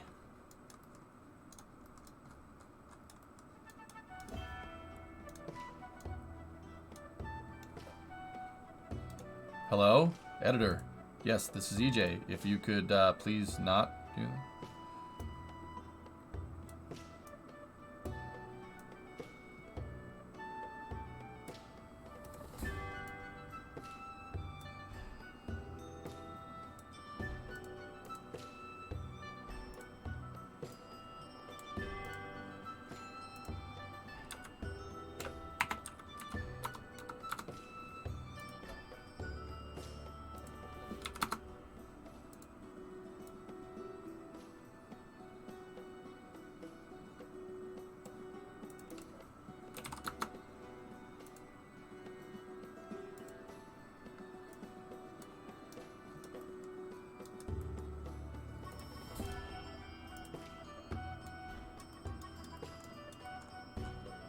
You can get to space vertically and then rotate the drive. Yeah.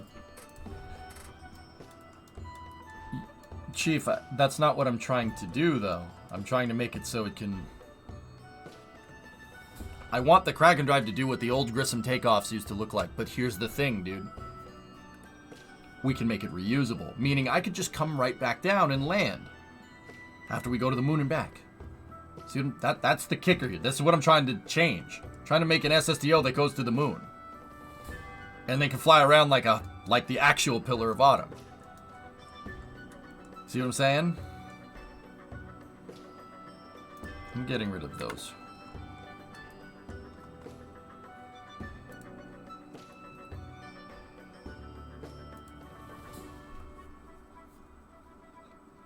The old one used SRBs for launches, ...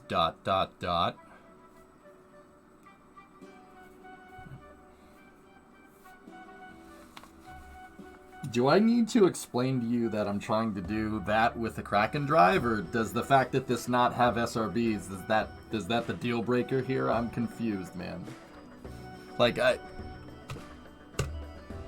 know. Do you see SRBs on this? Like,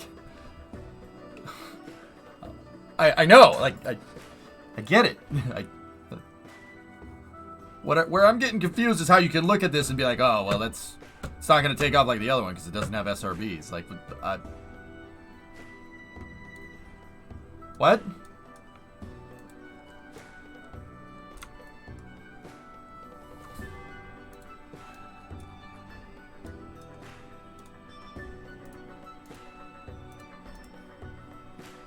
Add the flex capacitor. Okay.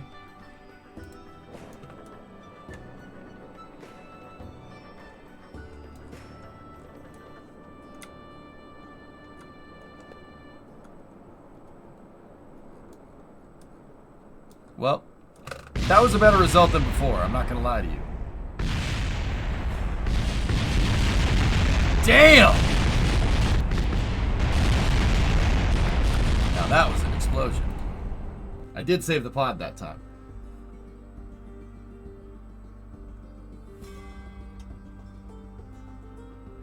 You're not saying that. I'm just saying that the explosiveness of the SRBs is hard to be copied in a swiveling Kraken system. We have ways. Just bear with me, okay?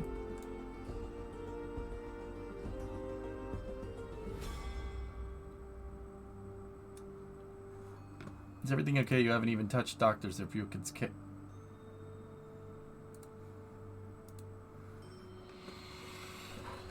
Damn, dude.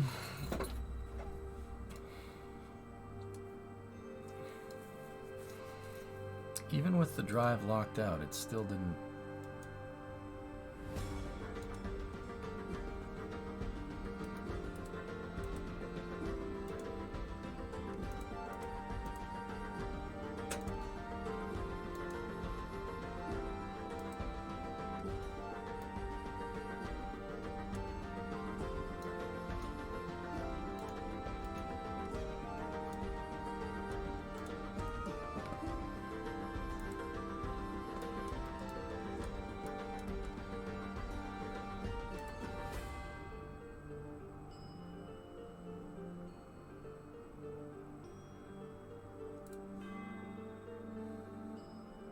Yeah, you can't lock and unlock servos, Mutter, under power.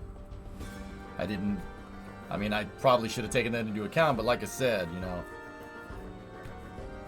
if I had a week to design this, we probably would have figured that one out.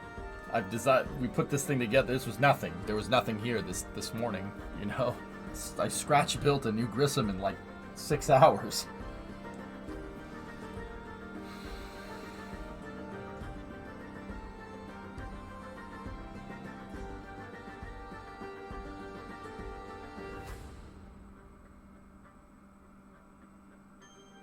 I'm like, okay, so I'm annoyed that this worked so well the first time. Like, I actually got it to fly around in the air, and then every other time since then has been a lesser and lesser improvement. The more I try to get it to do what I want, the more it explodes. That's what happens when you rush a build this complicated. But still annoying, man.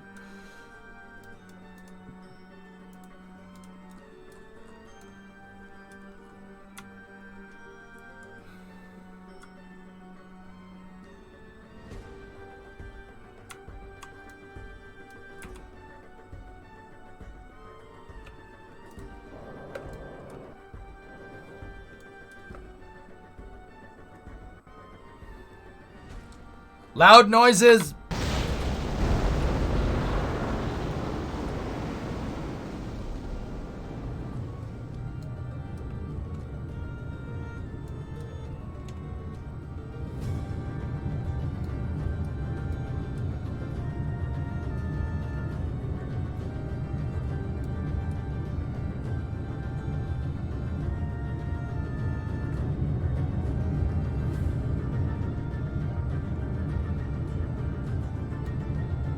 I can see this going bad. You could see it going bad because it hasn't already done that. Like, what could be worse than slamming into the ground, Tessa? Like, what? How bad do you want it to be? I'm so confused.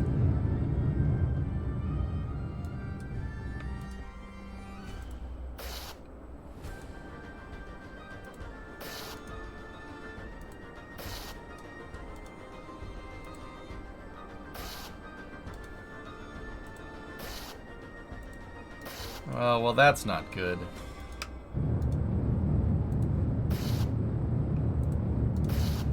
Can't be any worse than what we've already done.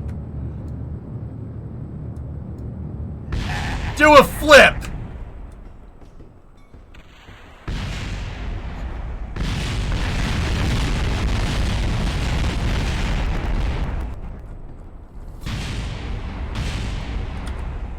Hey. We got further that time than we had. I consider that a success. Cat's Whiskers, I looked for a few hours and now right after the first flight you changed something with the up, down, or similar in a cow. Could that be the source of the trouble? Nah. I changed something with the up, down. I bound that controller, the master pitch controller, which turns the Kraken drive in the legs. I bound that. We bound it up. Actually, you reminded me, Cats, that we need to take this thing and we need to, it can't be 60 seconds. It needs to be quick.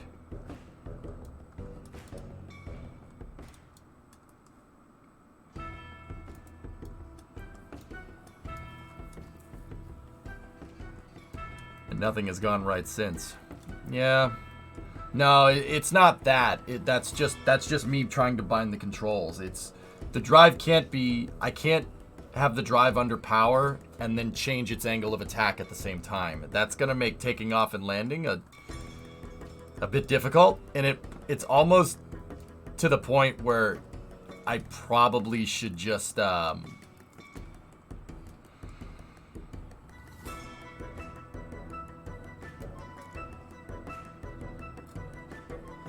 it's to the point where I probably should like just mount another drive going up and then one going forward. You know what I mean?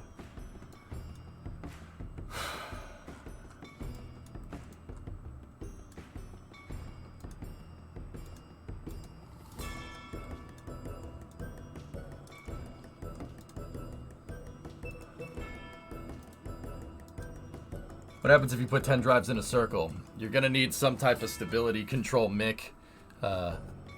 Because, I mean, you can cluster them like engines, but sometimes the thrust isn't uniform. So if you had 10 of them and you pushed all of them, you'd get a lot of pushing force at the same time. But sometimes it would be asymmetric thrust. Actually, that would simplify this a lot. Mank, I think that's what we're going to do. Yeah, I think that's what we should do, honestly. This stuff is all fine and dandy, but yeah, the gimbal clearly isn't working. So let me pull the drive out and just honestly dump that. Get rid of the master pitch control. All right, landing leg rotation. There you go. That's all fine and dandy. Now, let me go over here. Turn on interstage nodes on this. Grab the drive. Attach it right there. Get rid of the stupid truss structure.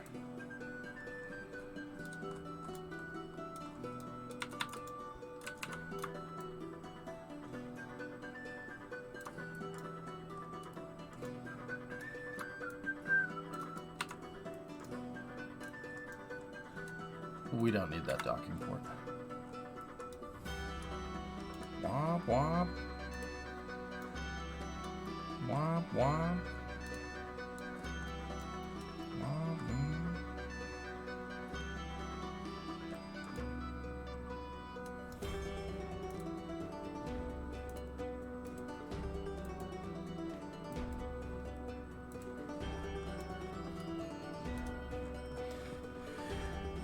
Yeah, Mutter, I was just thinking about that.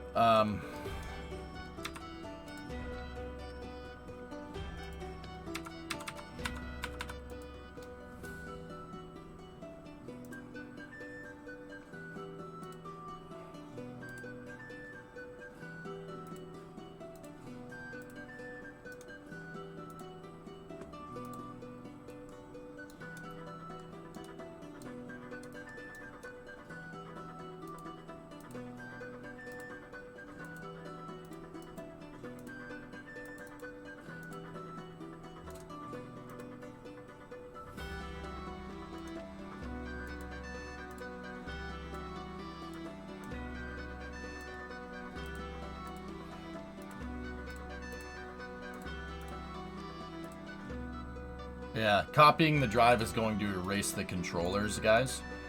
So I make a backup system right there. Usually that makes it work. It is, Mank, yeah.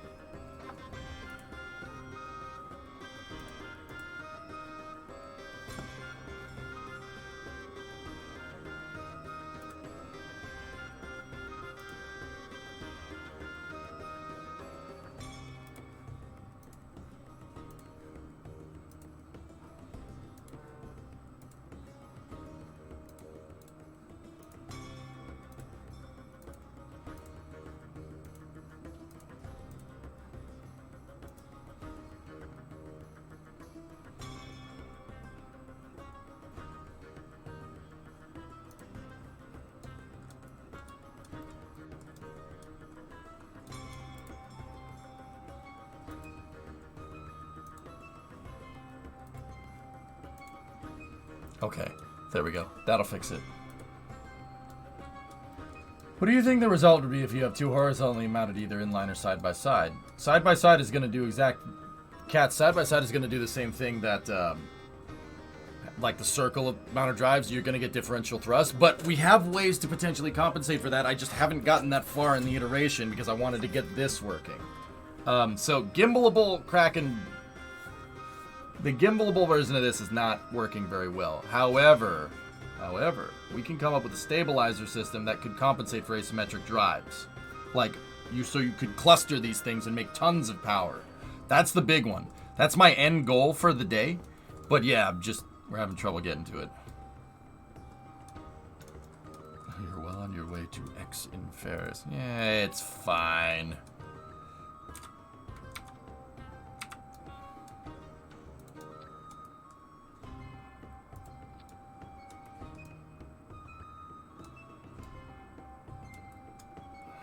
All right.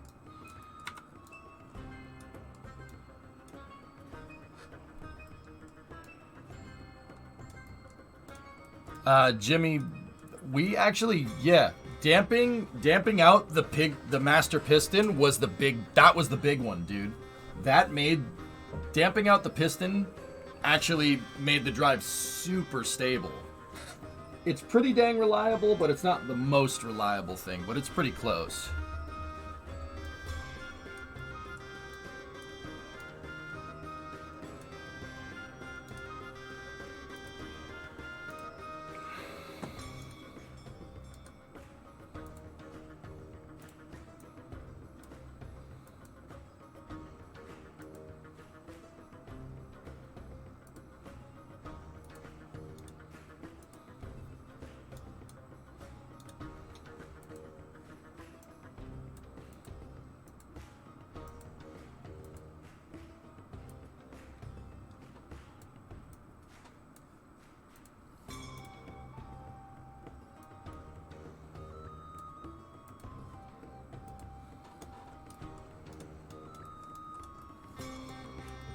Wonder if the cargo bay variations have that hopping issue. Probably not, dude, because it's not a robotic. That's kind of where I wanted to go with this mutter. Like, maybe... Yeah, the payload bay one seems to be the end game, dude. But, yeah, we have drives here that work pretty dang well, you know?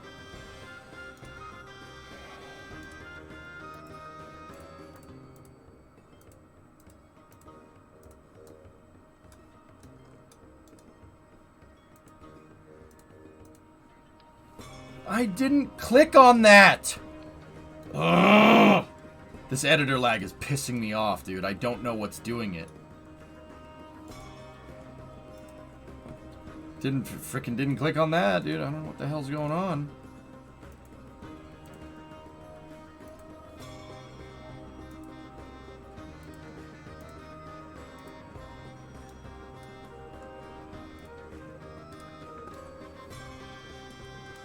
I don't know what's causing it, dude. It's something from the old craft files that is borking this thing up something fierce, man.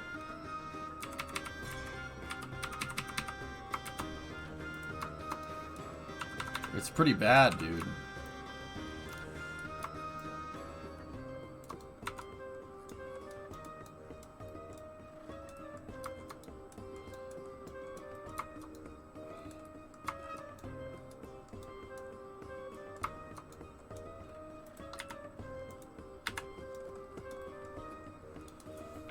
It's just an old part that's causing problems, Chief, and I don't know where it is. I don't know which part it is. Yeah, it's just when I open up cal controllers, guys. The editor's fine now, but when we go start editing cals, the thing's just like... Which is strange, because none of these cal controllers I reused. This is all scratch built, which is very, very peculiar. Maybe with the exception of the Kraken drives, but this was happening before I put the Kraken drives in the ship.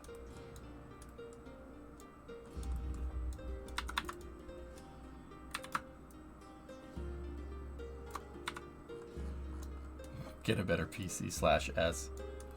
Thanks. Watch it be the truss texture. I mean, they are showing as transparent, which is peculiar, but yeah. Alright, so let's take our cal controllers and we need forward and back.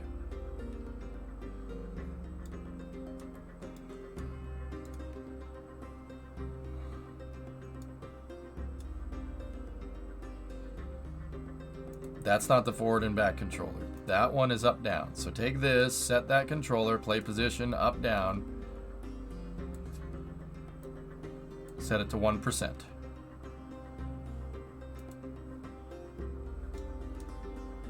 Forward and back is the other cal controller. All overclocks are set. Okay.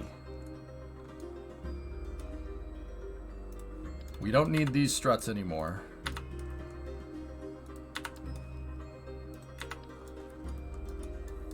Did you check the Rhino engines? First few times there was a part detached where it caused the ship to crash. We'll rigid attach them, man. It's that damn engine plate, dude. I mean, we could strut them, too, if we really wanted to.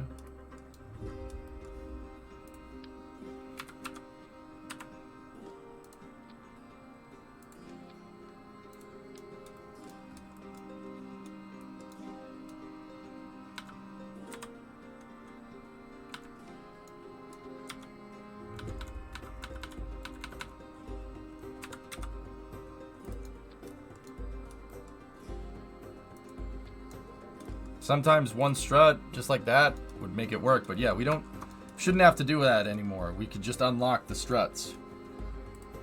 Unlock the mechanism and make it work. Alright, let's see.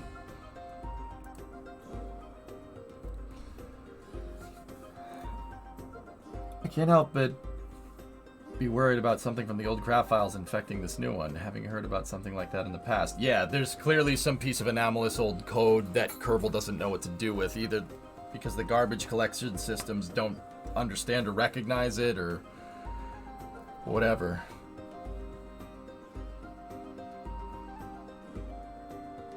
My PC does the exact same thing with big crafts. I don't know what causes it. It's something with old files, dude.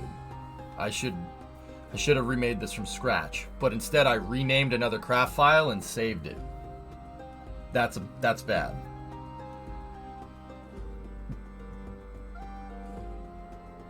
Yeah, Jimmy, it's something, dude, and honestly, like I said, if this was like, we weren't in a rush to get things done here, dudes, I would have basically scratch built this thing again tomorrow, but we just don't, like I said, we don't have the time for that kind of stuff. And I hate using that as an excuse so freaking much.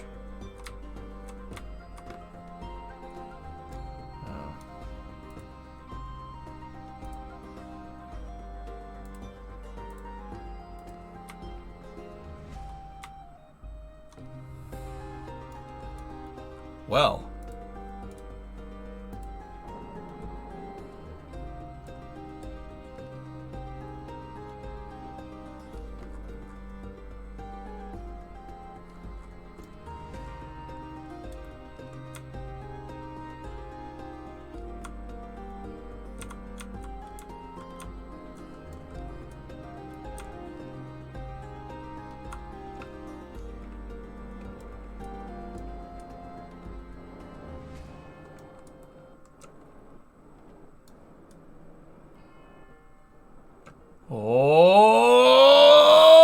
Okay, alright.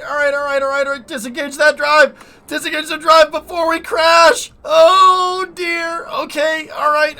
It's fine.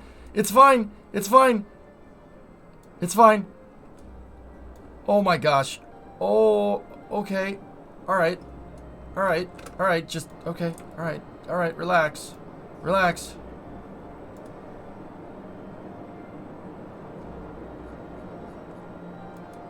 Okay.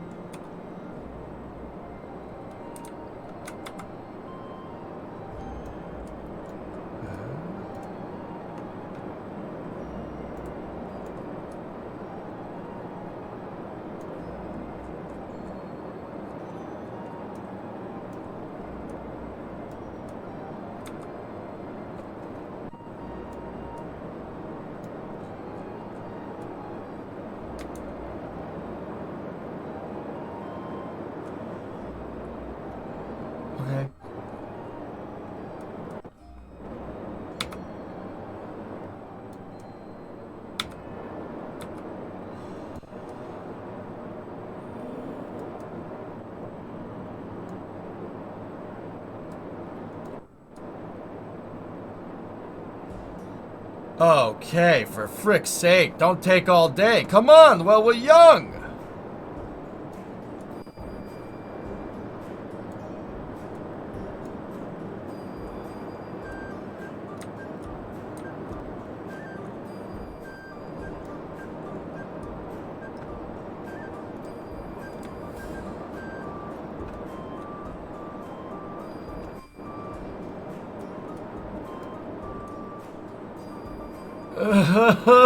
Stop. Just stop, damn it.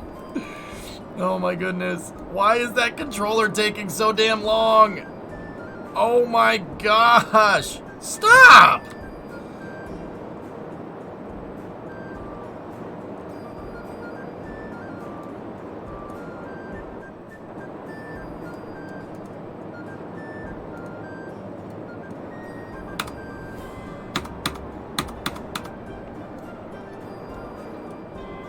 Well, if I could get out of this one, this is gonna be pretty good.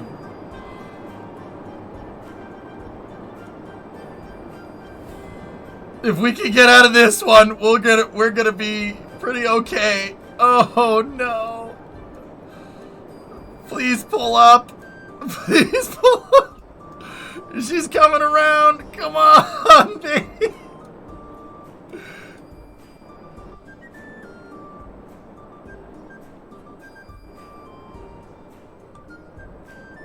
Oh my gosh.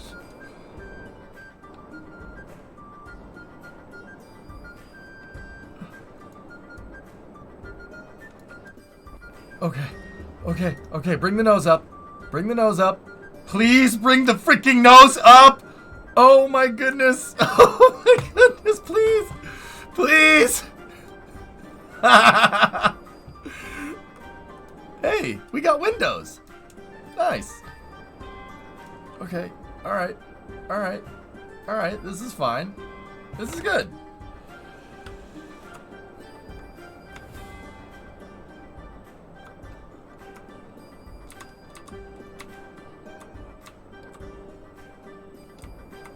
No, no, no, no, no. No. Hey.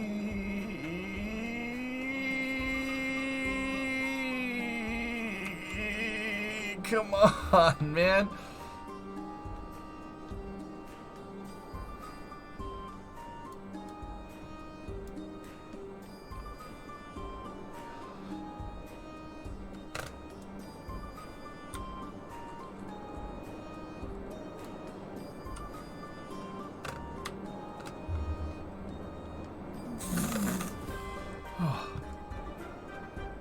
Okay.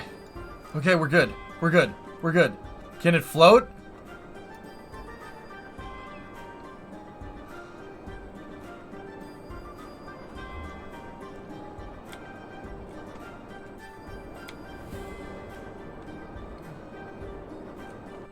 Yeah. Oh, wow. Dude, this thing is... It's tough to control, but I guess I kind of got to get used to it, huh? This is Ian. We're away. Package is secured.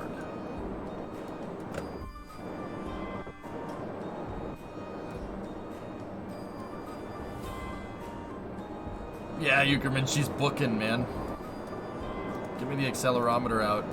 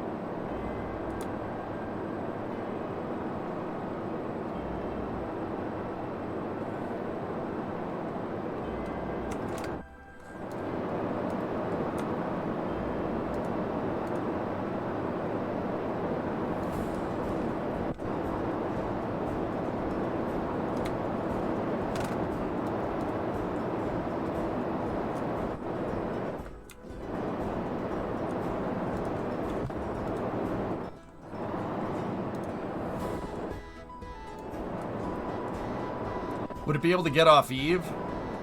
Maybe? Why are you not in orbit yet?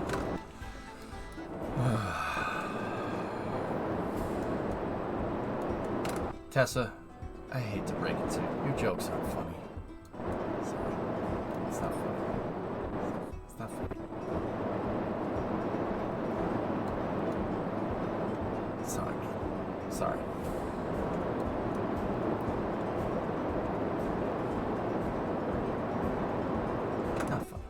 Okay, maybe a little funny. Shut up! Ugh, dick. It's kind of funny, though. I know it is! Ugh.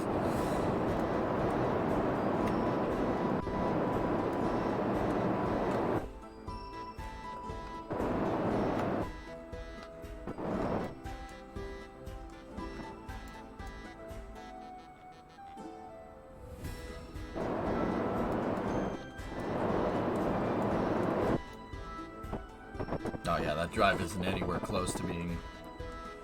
You guys want to go back to KSC and try and land? That's gonna be really, really difficult.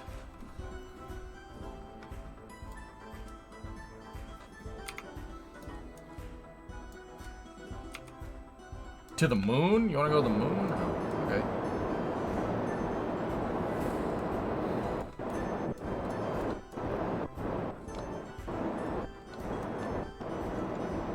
Max out the drive, you won't. Let me get up in space first.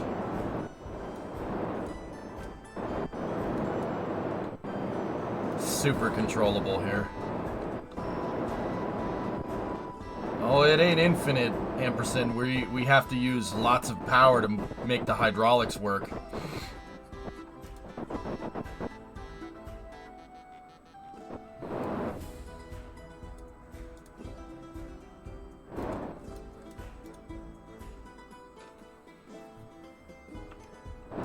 The drive isn't anywhere close to being maxed out.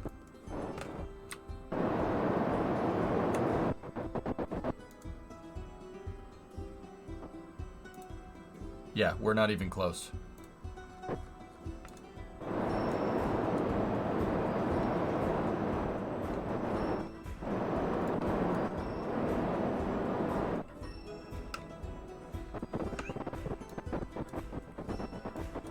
Something like that, builder.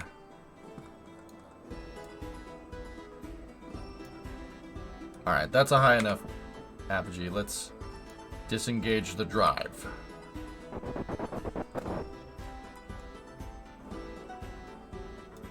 Dude, I'm actually... Oh. I was gonna say, we had window seats there. Oh yeah, we still do. Nice. They're tinted. They're tinted windows.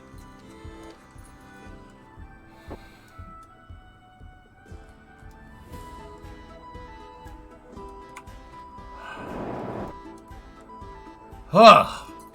Well, that's good. We finally got here. It only took me 10 freaking hours.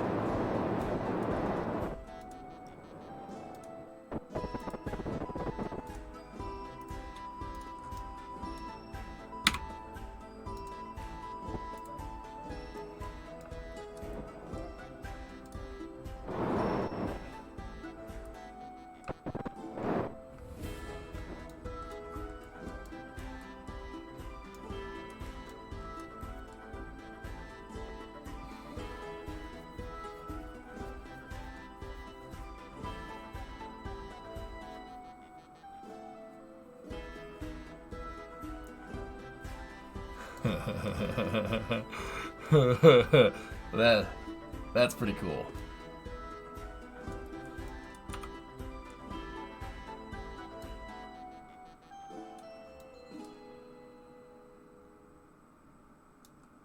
Ian is in space. Something like that, Brahms, yeah. Admiral Adama called. He wants his ship back. We could take it back down and land. That's why it took me so long to redesign all this. But actually, screw the gimbalable drive. I mean, this was the way to do it. It's less parts, believe it or not. And it's pretty good, man.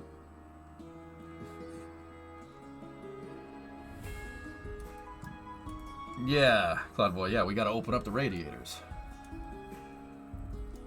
Unless it needs a different place for the drive. Ren, I actually built this new version of Scoby just as, like, I built this version especially for testing. This is not my dedicated vehicle for doing this that I want to do grand touring with.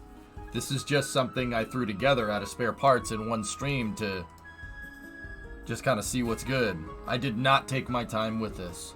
Even if I did choose this, we would go over this. I would build it. I would literally scratch build it because the craft file's borked. I would scratch build the whole thing. Except for the drive. The drive's the only thing I wouldn't, because the drive works.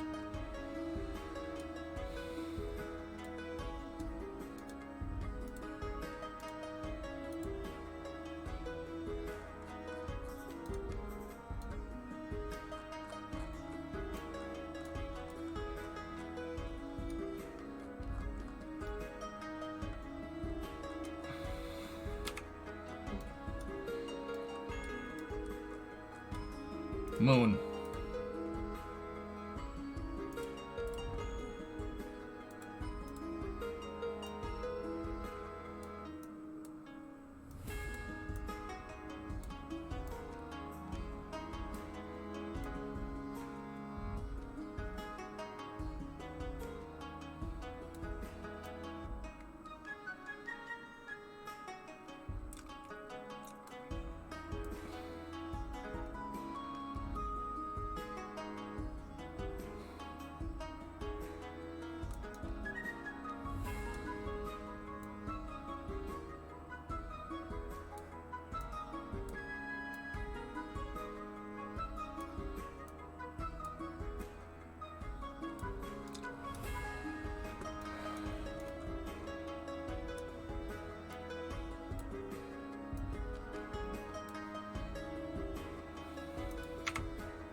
Does it pass the time warp test?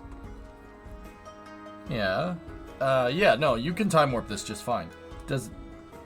Am I thinking Donager?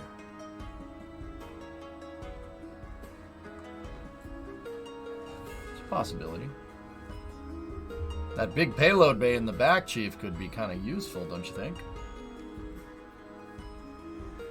I mean, we don't need the time warp, but it will pass the test, if that's what you're asking. Sure, why not?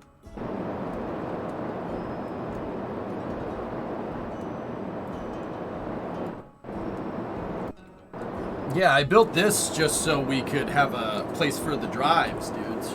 I could embed the drives in this design somewhere. I think.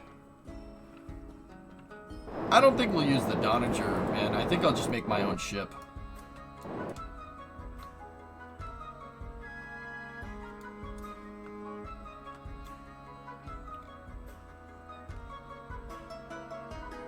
Nah, no backwards compatibility, cats, which kind of sucks, but yeah, it is what it is.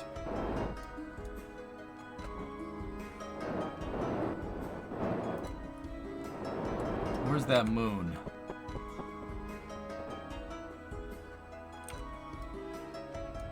Alright, just... There you are. Okay. Warp 9, Mr. Sulu.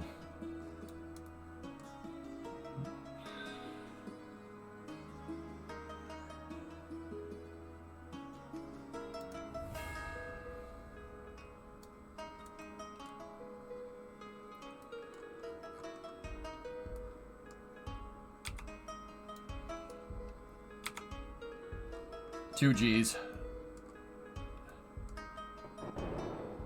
Slight deviation. I need my rate controller up to do this test.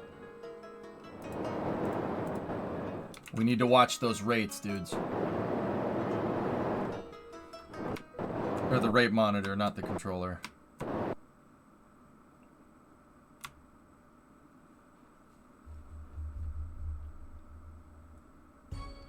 2.6. Rates are actually nice and stable. These numbers right here need to be zeros.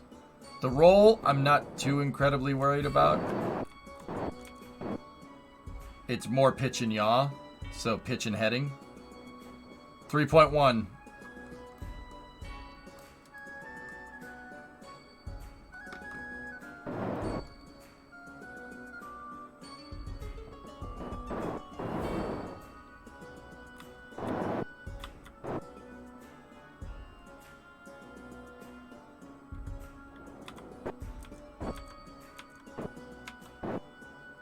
Four G's.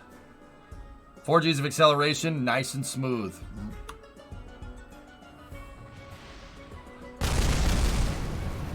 Well, it was nice and smooth until that. I've never had that happen before. Holy crap, dude, the ship imploded! What happened? The Rhino. It's the freaking engine plate in the back, dude. Can you believe that? Dude, okay, so second part of this, the game can hear you.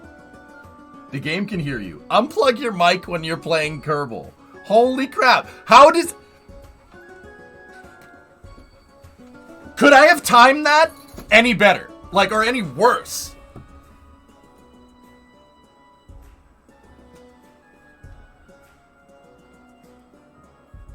It was nice and smooth up until that point. We're gonna shower the moon with a cloud of debris. That's kind of rad, actually.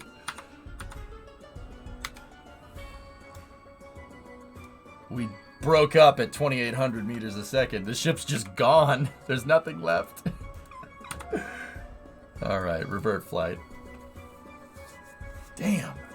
I missed it. What happened? We got past 4 Gs and... It's that engine plate in the back, Tessa. It's a piece of junk, dude.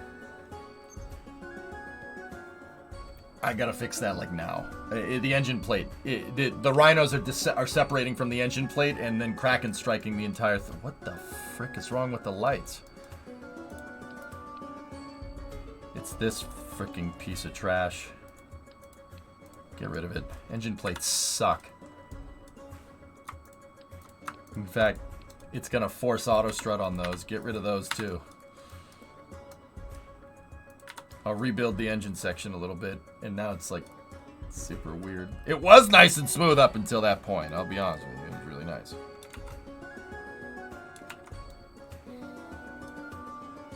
Yeah, we're having some kind of shader malfunction here, just on a side note. That's good.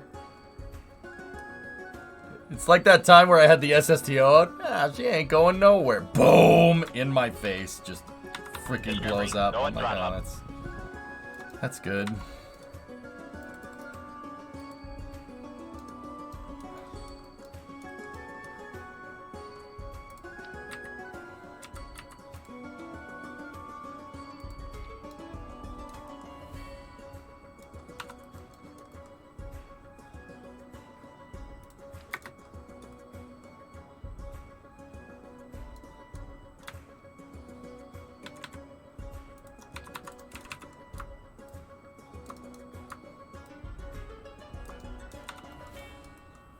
Not using the 2.5 meter version of that.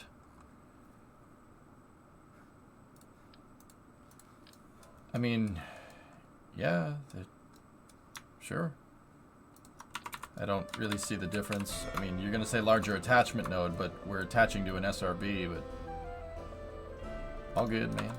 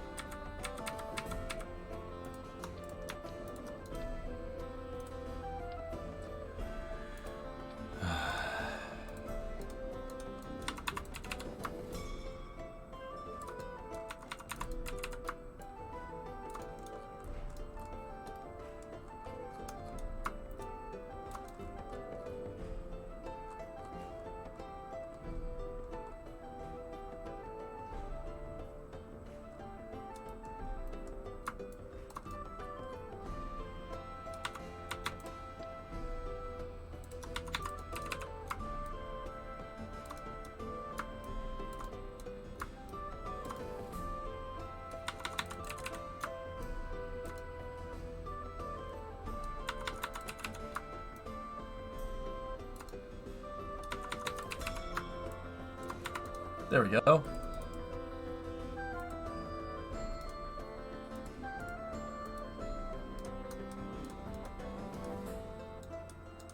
I might be late to the party, but did you see all the slow motion stuff? Yeah, Obi, I did. From Artemis 1.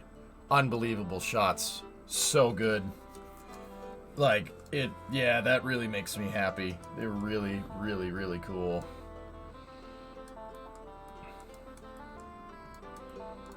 Hey, Musaurus, what's going on?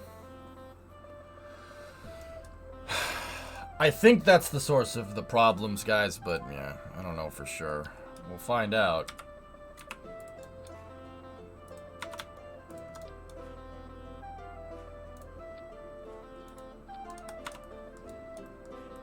Also, this damn controller right here, the lander leg rotation. No. 10 seconds, please.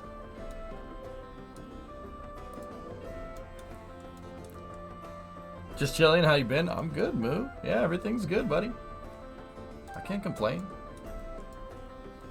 Yeah, it blew out the lights in the SPH. Everything is super washed out. It's one of the rendering mods. Yeah, I don't know what that's about, but...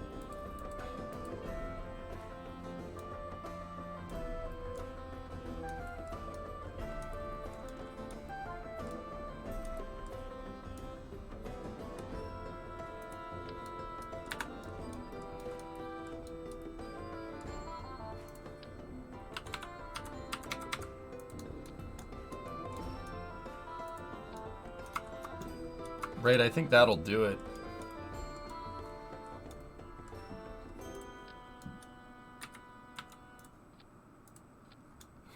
There we go.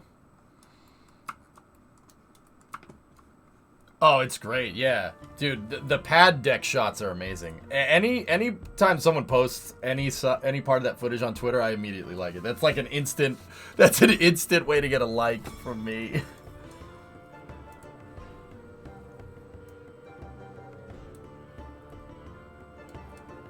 Nancy Roman's mirrors have been assembled.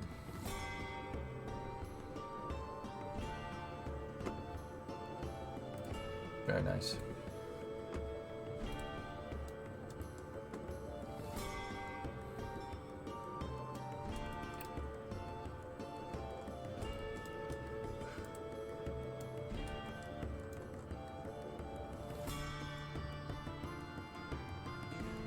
All right.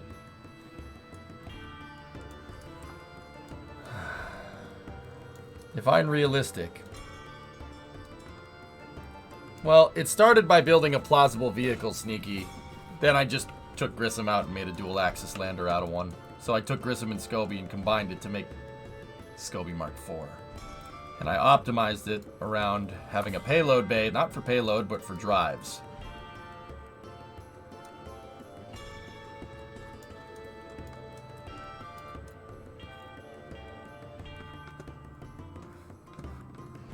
Can Jacoby get link perms mods so we can post you can post the B-roll NASA footage?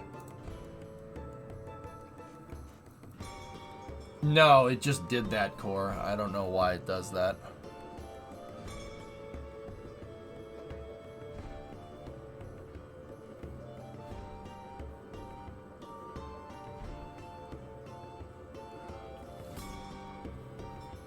Man, it is 11 o'clock, right? Well, it's 12 till 11. Frickin'. This is proof that KSP1 can still suck you in, and you can. I don't know about you guys. I could still sit here and play this game for like 10 hours straight, no problem, no problem. Like that, dude. I can't believe it's 10:48 right now. Discovery, go at throttle. Hey, Jacoby, thanks for the sub, dude. I can't believe that, fellas. It's unbelievable. Oh, there you go, Amperson. Yeah.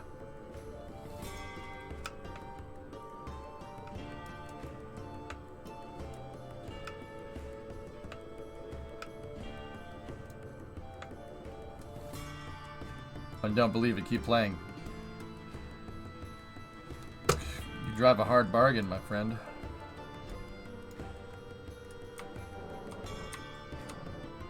Oh, that's right. We have to invert the controller.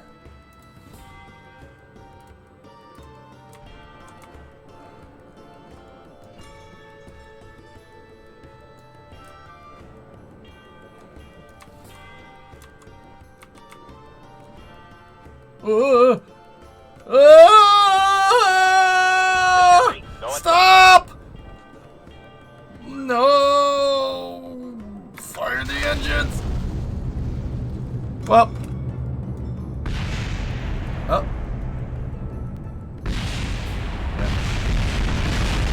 Yeah. We haven't done that enough tonight, have we? Okay, that's good. Hey, Jetra, 22-month resub. Thank you.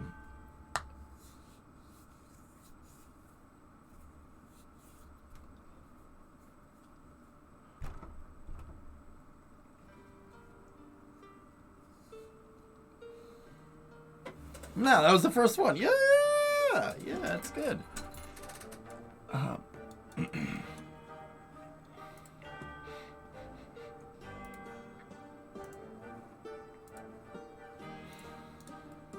Man, I tweaked the distance between the clutch plate and the landing gear between yesterday and today.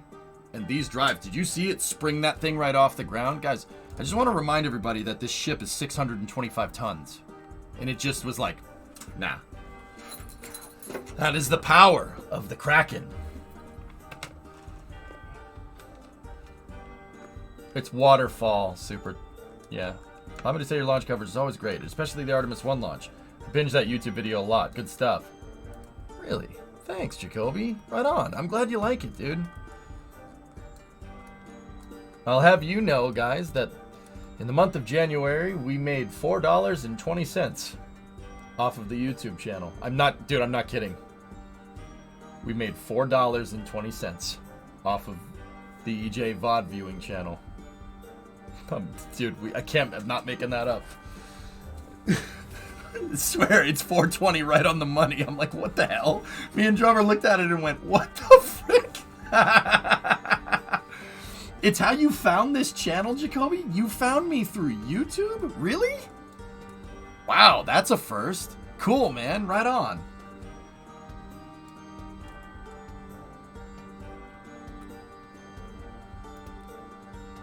Wow.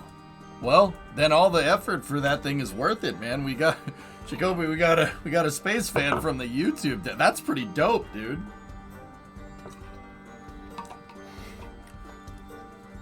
Damn.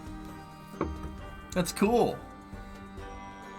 Cyborg, you just finished machining some rocket parts. It's been quite calming just listening pretty much all day most of the time. Right on, right on. Dude, that train set, I was in the zone before. Cyborg, that damn train set, man. If I hit Mega Millions, I'd buy it. Oh yeah. I'd buy it, and then we'd buy like a greenhouse, right? And we would make a diorama of all of KSC's rails. And we would play we'd have model trains with that. Yeah, that's what I'd do. Seriously. Most of it would be just water, so. Did you see Tim Dodd had a 5-hour talk with Fried Lexman about rockets released today? Yeah. Yeah, I follow Lex. Lex is a good dude, Mason. I don't know the guy. I never met the man. But I'm like 1 degree of separation from him now, so I got that going for me, which is nice.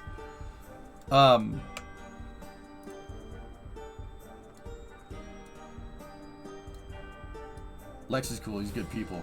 Really smart. I watched his podcast the first time when he interviewed Elon. His first interview with Elon, and they sat there talking about AI and stuff, and I'm like, damn, dude, these guys are really smart. Hearing him and Elon go back and forth, I'm just like, wow, whoa. You guys ever go into a room and you're there and everything's all fine and dandy, and then you realize that everyone in that room is way smarter than you, and you're like, oh, okay.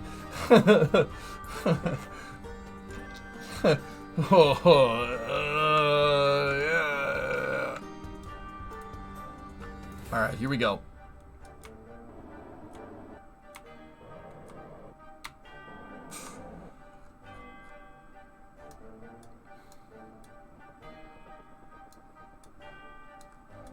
So just a normal room. It'd be a normal room at your mom's house. Pie.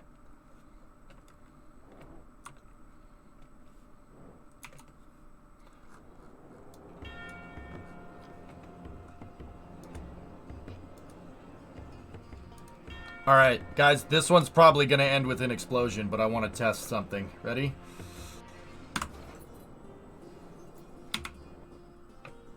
It didn't. It didn't end with an explosion.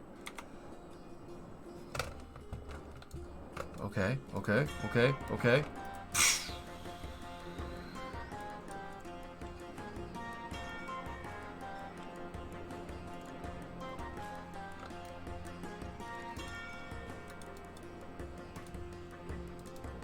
I hit the wrong controller, didn't I?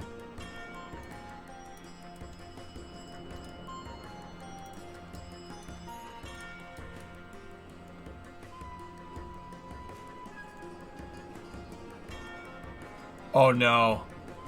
It caught the drives. It caught the drives! Oh no! No! Come on! Pull up! Pull up, you mother... I'm sorry. We're dead.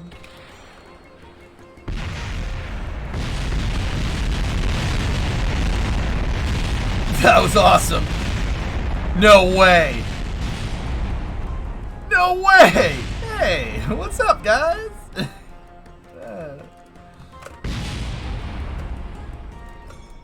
Where's the rest of the ship? Oh, there it is. There's part of it. Freaking just rolling by.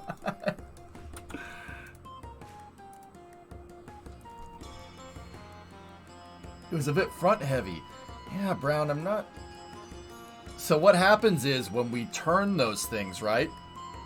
when we turn, our center of mass moved backwards a little bit. So the upward force that's generated from the upward drive, right, didn't work anymore.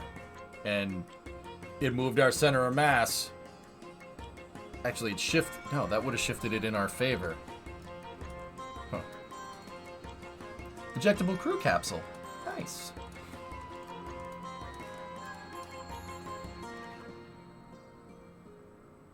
I don't think this KSP tech is doing what I want it to do. Will you put the drive on Parallax? Yeah. Sure. If I remember to, dude.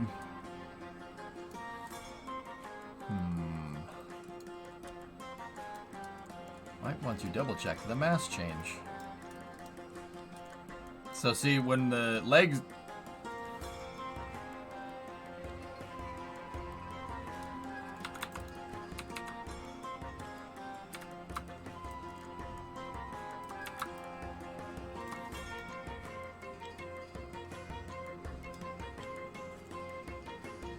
Yeah.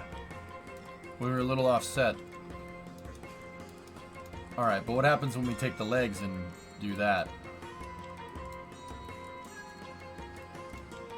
Yeah, that should give me a pitching up moment. That makes no sense. That's really strange. But the drives did freaking engage. The drive engaged when the landing legs were moving, so it caused it to wobble all back and forth. Just tilt them lower and let your speed build up a minute. Yeah, Hans, yeah, we can get this to work. This is the first time I threw this system together, dude, so... Yeah, we gotta figure out its quirks and features, you know. Oh, thanks, Mutter. Yeah, that's what I'm thinking. Something's weird with that KSP tech, man. Doug, is that you? This is a 2023 Scobie class dropship from the Eric Johnson Space Administration, and it is one of the most quirky spacecraft I think I've ever seen in my life. In the minute, I'm going to fly it, and then I'm going to give it a Doug score. And for all your spacecraft needs, be sure to check out Spacecraft in Bids.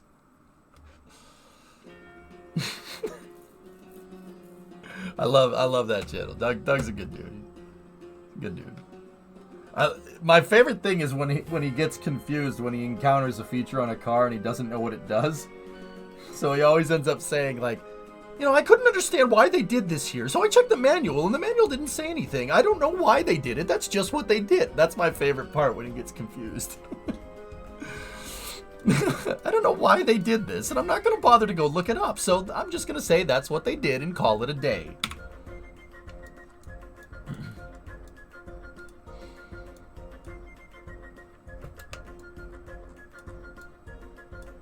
One of the things that given me a lot of visibility as of late is Stream Raiders. However, knowing this channel, it's not your thing and would really distract you from the space.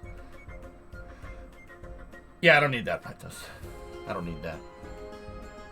I don't need that, Pythos. Crack is for small streamers. We do stream CKAN here, son. No. Yeah, Stream Raiders is good if you're a smaller streamer, dude. The reason why I wouldn't want to do something like Stream Raiders is because I would be eating into people with smaller streams that are trying to get more visibility. Dude, I can promote my brand by myself. My stream's big enough to do that. I don't want to do a Billy Madison, you know what I mean? Go back to school and just play dodgeball with a bunch of kindergartners. No, I'm not going to. I mean, that would be... Now you're all in big, big trouble. This is a 1971 lunar roving vehicle, and it is what the astronauts used 50 years ago to go to the moon. And today, I'm going to drive it, and then I'm going to give it a Doug score. Now, so for the driving on Earth category, it never drove on Earth, so I'm going to give it a 10 out of 10. You know, when I put it through my weekend driving, it's not a very good vehicle, and it doesn't go very fast. So for my weekend category, for the Lunar Reconnaissance vehicle, I'm going to give it a 2 out of 10.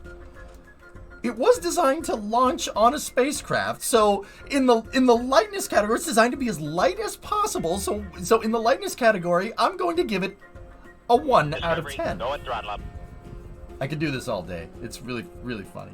Doug's funny, dude. All right. All right, Ian, let's go.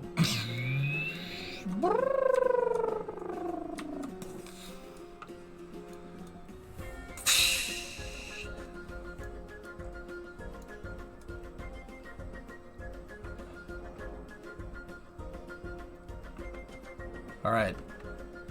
So let's build up some forward momentum. Spring.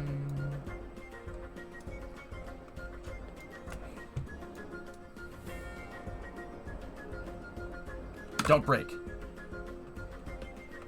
Oh, it didn't like that.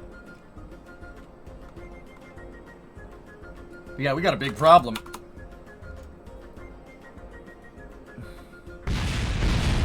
Man, that's an explosion.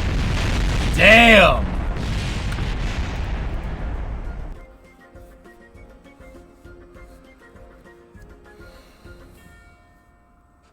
Yeah, I know, cats, right? No, the drive didn't break, Tessa. It didn't break. It was still working. If it wasn't working, we wouldn't have just kept falling at 11 meters a second. I was watching our vertical speed.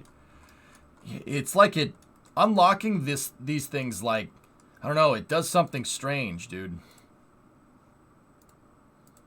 I'm not really sure what it's doing, but it definitely does something a little bit weird.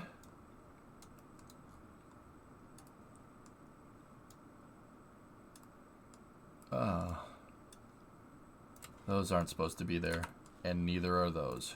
That's probably why that broke, because it was running struts where I didn't want it to. Those were left over from when we had the gimbal in. The gimbal in.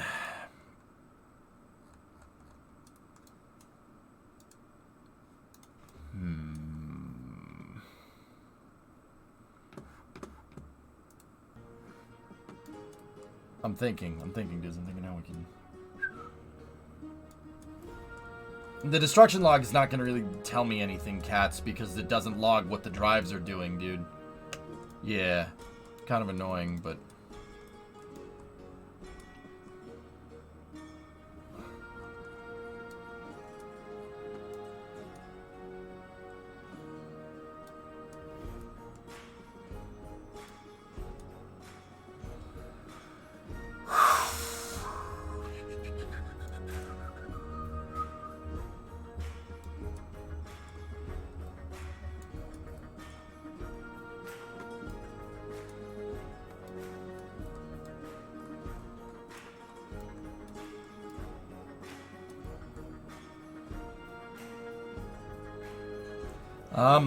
Okay, guys, should we...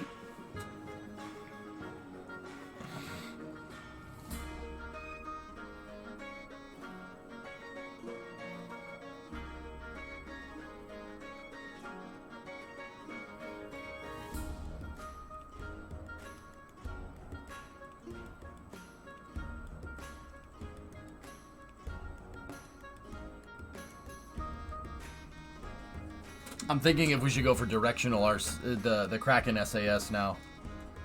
But now, we gotta get it up there and evaluate if these drives are just gonna blow this thing to smithereens again. We can do KRPC SAS tomorrow. That's why I built this payload bay, Pi Guys, so we could put that in here.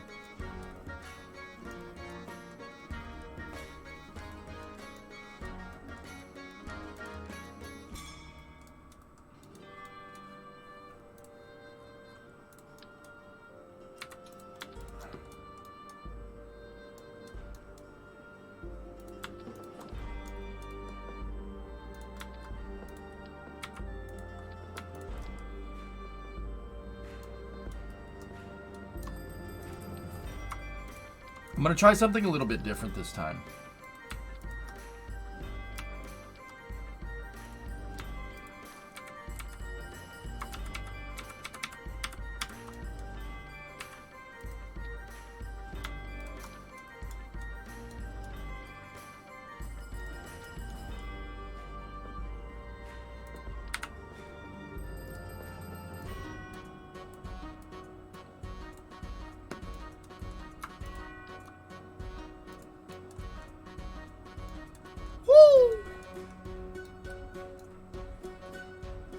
Did I do this whole landing thing right? Yeah. Sure.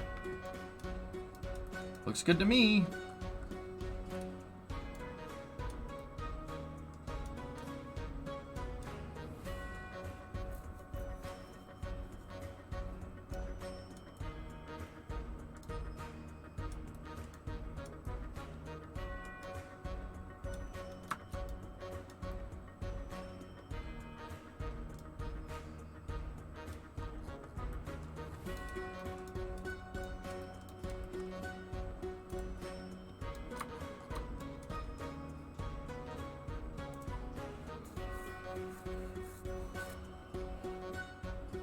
Can you use the smaller landing legs for Kraken drives or just these ones? The LT ones give you the best result. You can use the smaller ones, RJ, but they, yeah, I find that they don't push as much as this.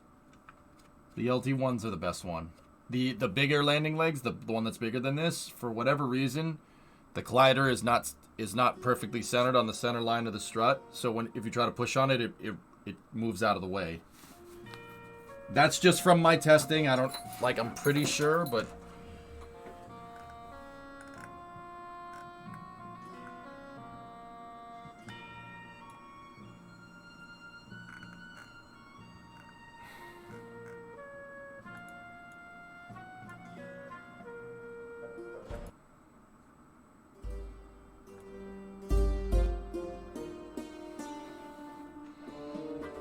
it is S, yep. Yeah, PS5. Go on Private Division's Discord, dude. Or Intercept's Discord.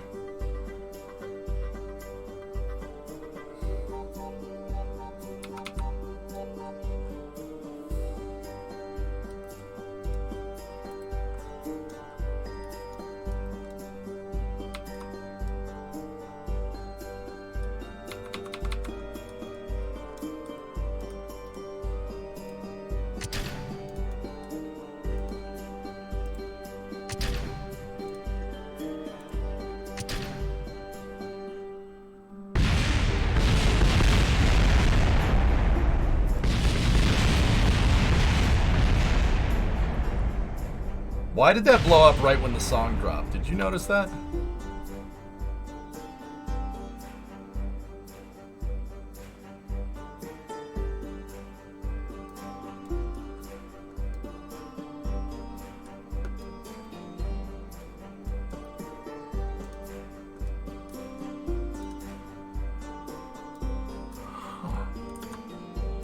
The batteries?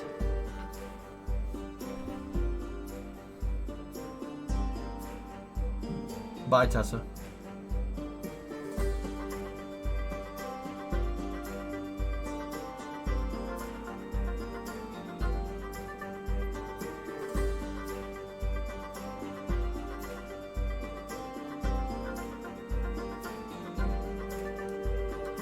The batteries? The batteries are up here. There's a weak point in this somewhere, guys. There's a weak point in the hierarchy, and I don't know what it is. And it didn't manifest itself with SCOBY, which is strange.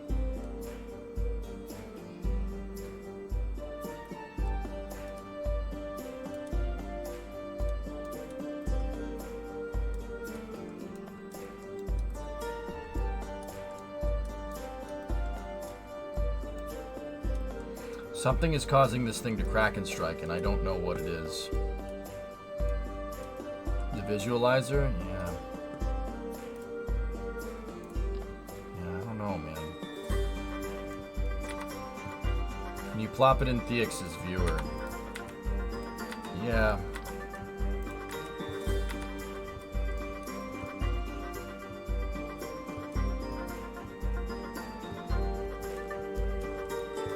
If I had to guess, it's probably the hard point. I think it's that structural attachment point, dudes.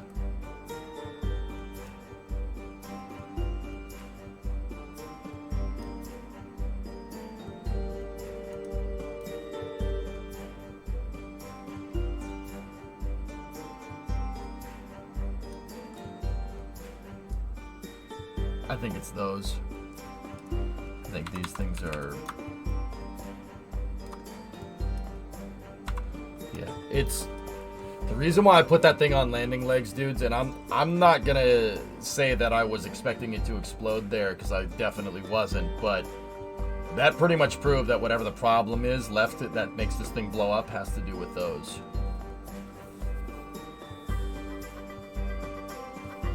That's how we started, Cupid. I started trying to put it on a rotating mechanism. It doesn't work. Or at least the one that I made didn't work. Didn't work well enough. What can you do?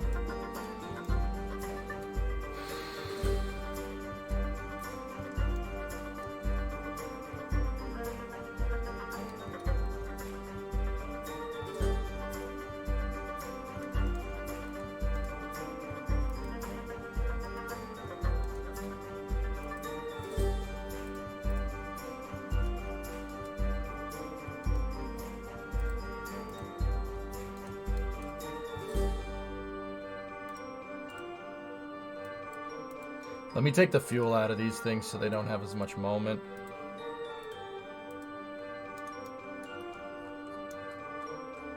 Maybe 1K drive for vertical and 1 for forward.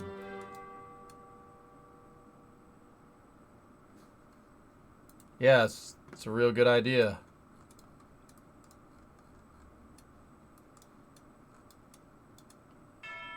Where have you been?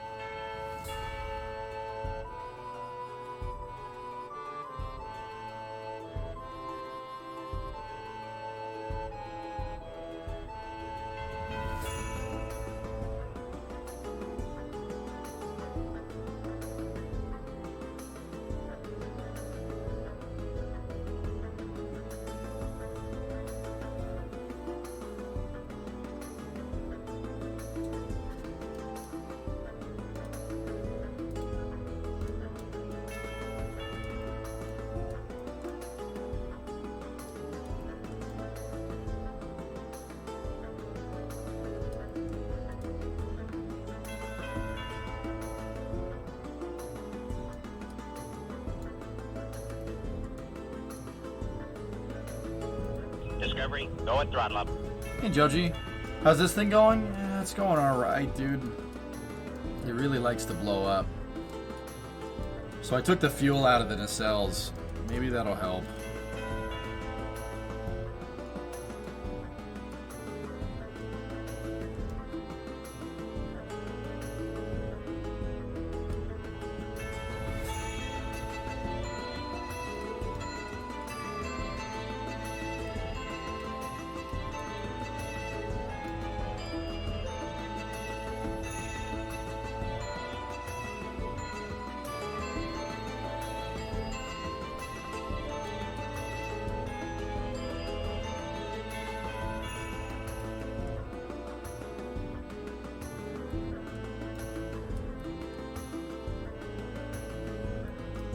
Something is weird with this KRPC tech. You can tell because if you look at the spacing between the RCS balls, they're different. See what I'm talking about? The spacing is all screwed up. And if you try to absolute snap these things, they don't snap into position. Despite, so two of them are attached to that piece right there, and 2 of them are attached to the adjacent one, the one on the symmetrical side. But they're giving me asymmetric placement, which is not good. That makes the colliders not work. Is SVI a possible cause? I don't think it's engaging, cats. Seeing how wobbly these things are, I don't think it's engaging. I really don't.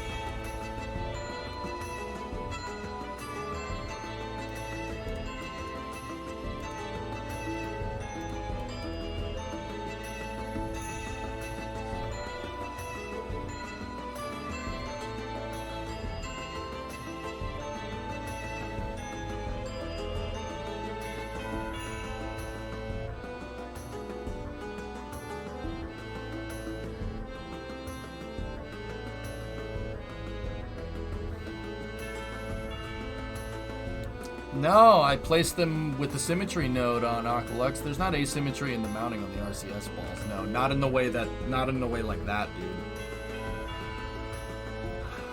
DJ, we're having a little bit of a snag here today, and it's the result of rushing the build.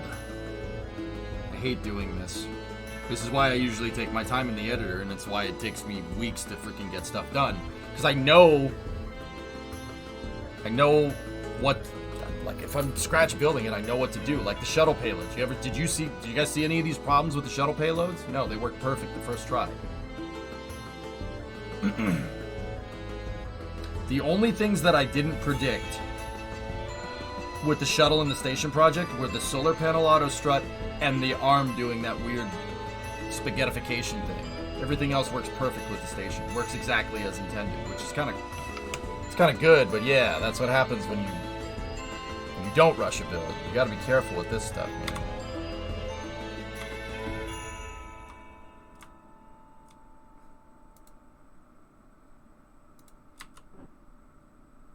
All right. Let's just lift it up. There we go.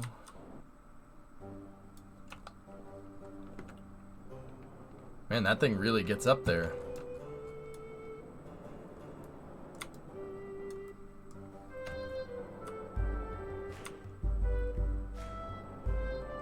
Why, man?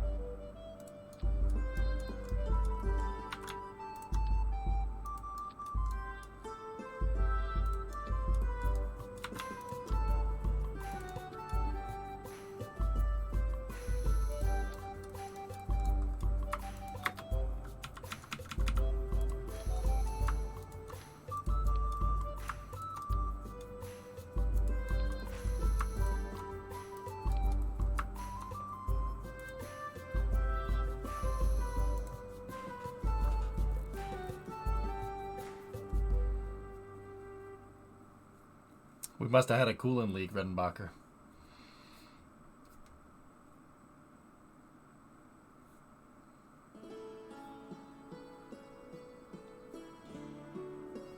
It didn't like both of those drives being engaged at the same time, Aqualex. I was noticing that if I engaged one, the other one started freaking out. interestingly enough.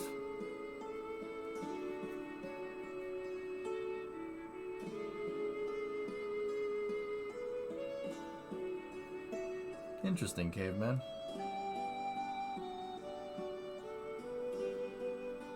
Alright.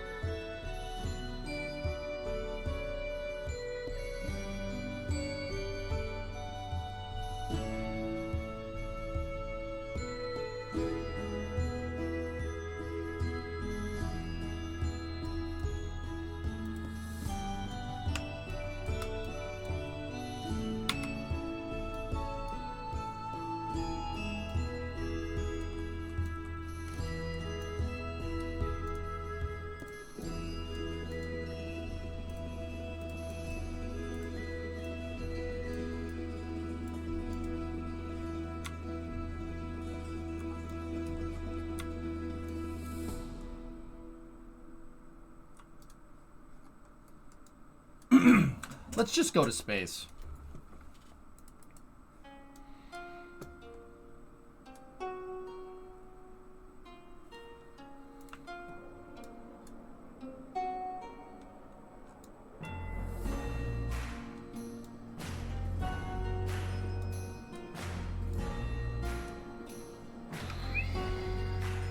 Give it a second.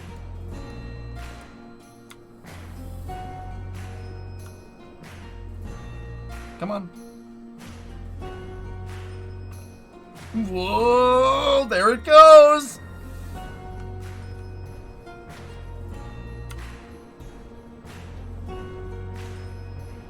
No, don't do this again. Don't do the pitch over thing again, please.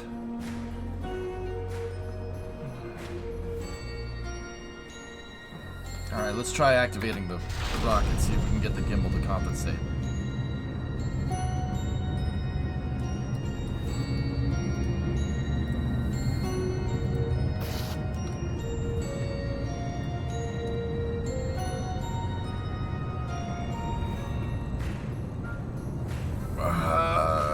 Come on, baby.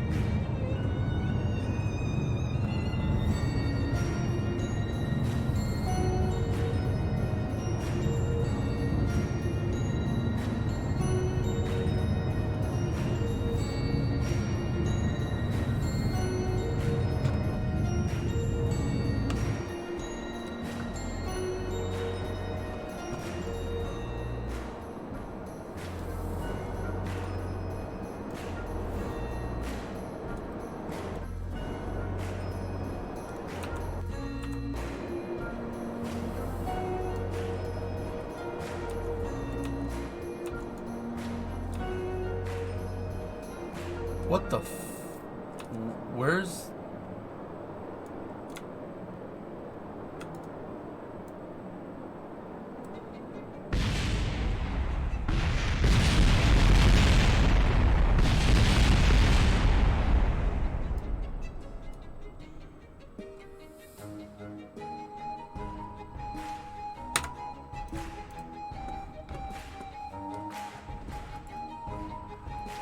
Okay.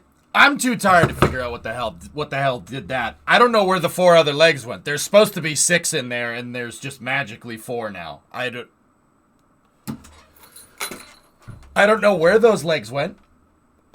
They weren't showing up as debris anywhere near me. Yeah. And then the ship blew up. You need to walk in the garage. No, no, no. This is the point where I say, F this, I'm done. Yeah, that was 12 hours of KSP. I'm good. I'm good. I don't need to do this anymore. I don't know what's doing that. I don't know why it's doing that. I have to go at it with a fresh mind tomorrow, guys. I have no freaking clue. What's for after hours? Yeah, here. I'll show you the door right to after hours. Right here. How about it's 8-hour ban? Oh, I'm good at playing this game. Don't get burned down again. Be careful. Yeah, Slackster, I'm starting to get a little annoyed. That doesn't make any sense. And when Kerbal is doing something that doesn't make any sense, that means it's a hierarchical thing. There's a strut that's not connected in the right spot. I rushed the build, and when you rush the build, this happens. So maybe we'll have to build it again tomorrow. Who knows? Free 8-hour ban? Sweet. Anyway. Yeah, that sucks, dudes. I wish we could get further with this, but yeah, these drives are... I mean, they worked so well yesterday. I changed the drive design and didn't requalify it. Oh, I'm stupid. Oh, I'm stupid. I am stupid. I'm stupid. I'm stupid. I'm stupid. I changed the drives to be more powerful, and if they're too powerful, then it's going to blow up the entire... Let's hope I'm just tired and that's not the reason. But anyway. Thanks for watching, everybody. Let's see who we can raid. It's starting to get a little annoyed, but I showed you, look, you can still get good 10, 12 hours out of KSP, man.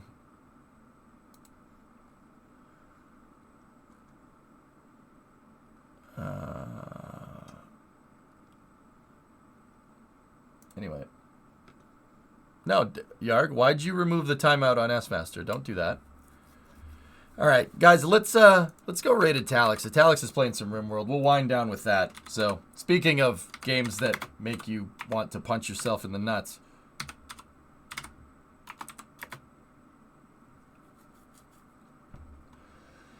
I'll see you guys tomorrow. Noontime. We'll get the KRPC SAS figured out, and then, yeah, maybe Grissom and Scobie just isn't in the cards, dude. Maybe I have to build a dedicated design. But I did get some pretty cool ideas today. So I got that going for me, which is nice. All right. Go see what Italics is up to. The man's playing RimWorld. KRPC raid. That's what we'll do. KRPC raid over there. Go say hi. He's a good dude. Funny streamer to watch. And I'll talk to you guys all tomorrow. Thank you very much for watching. Have a good night.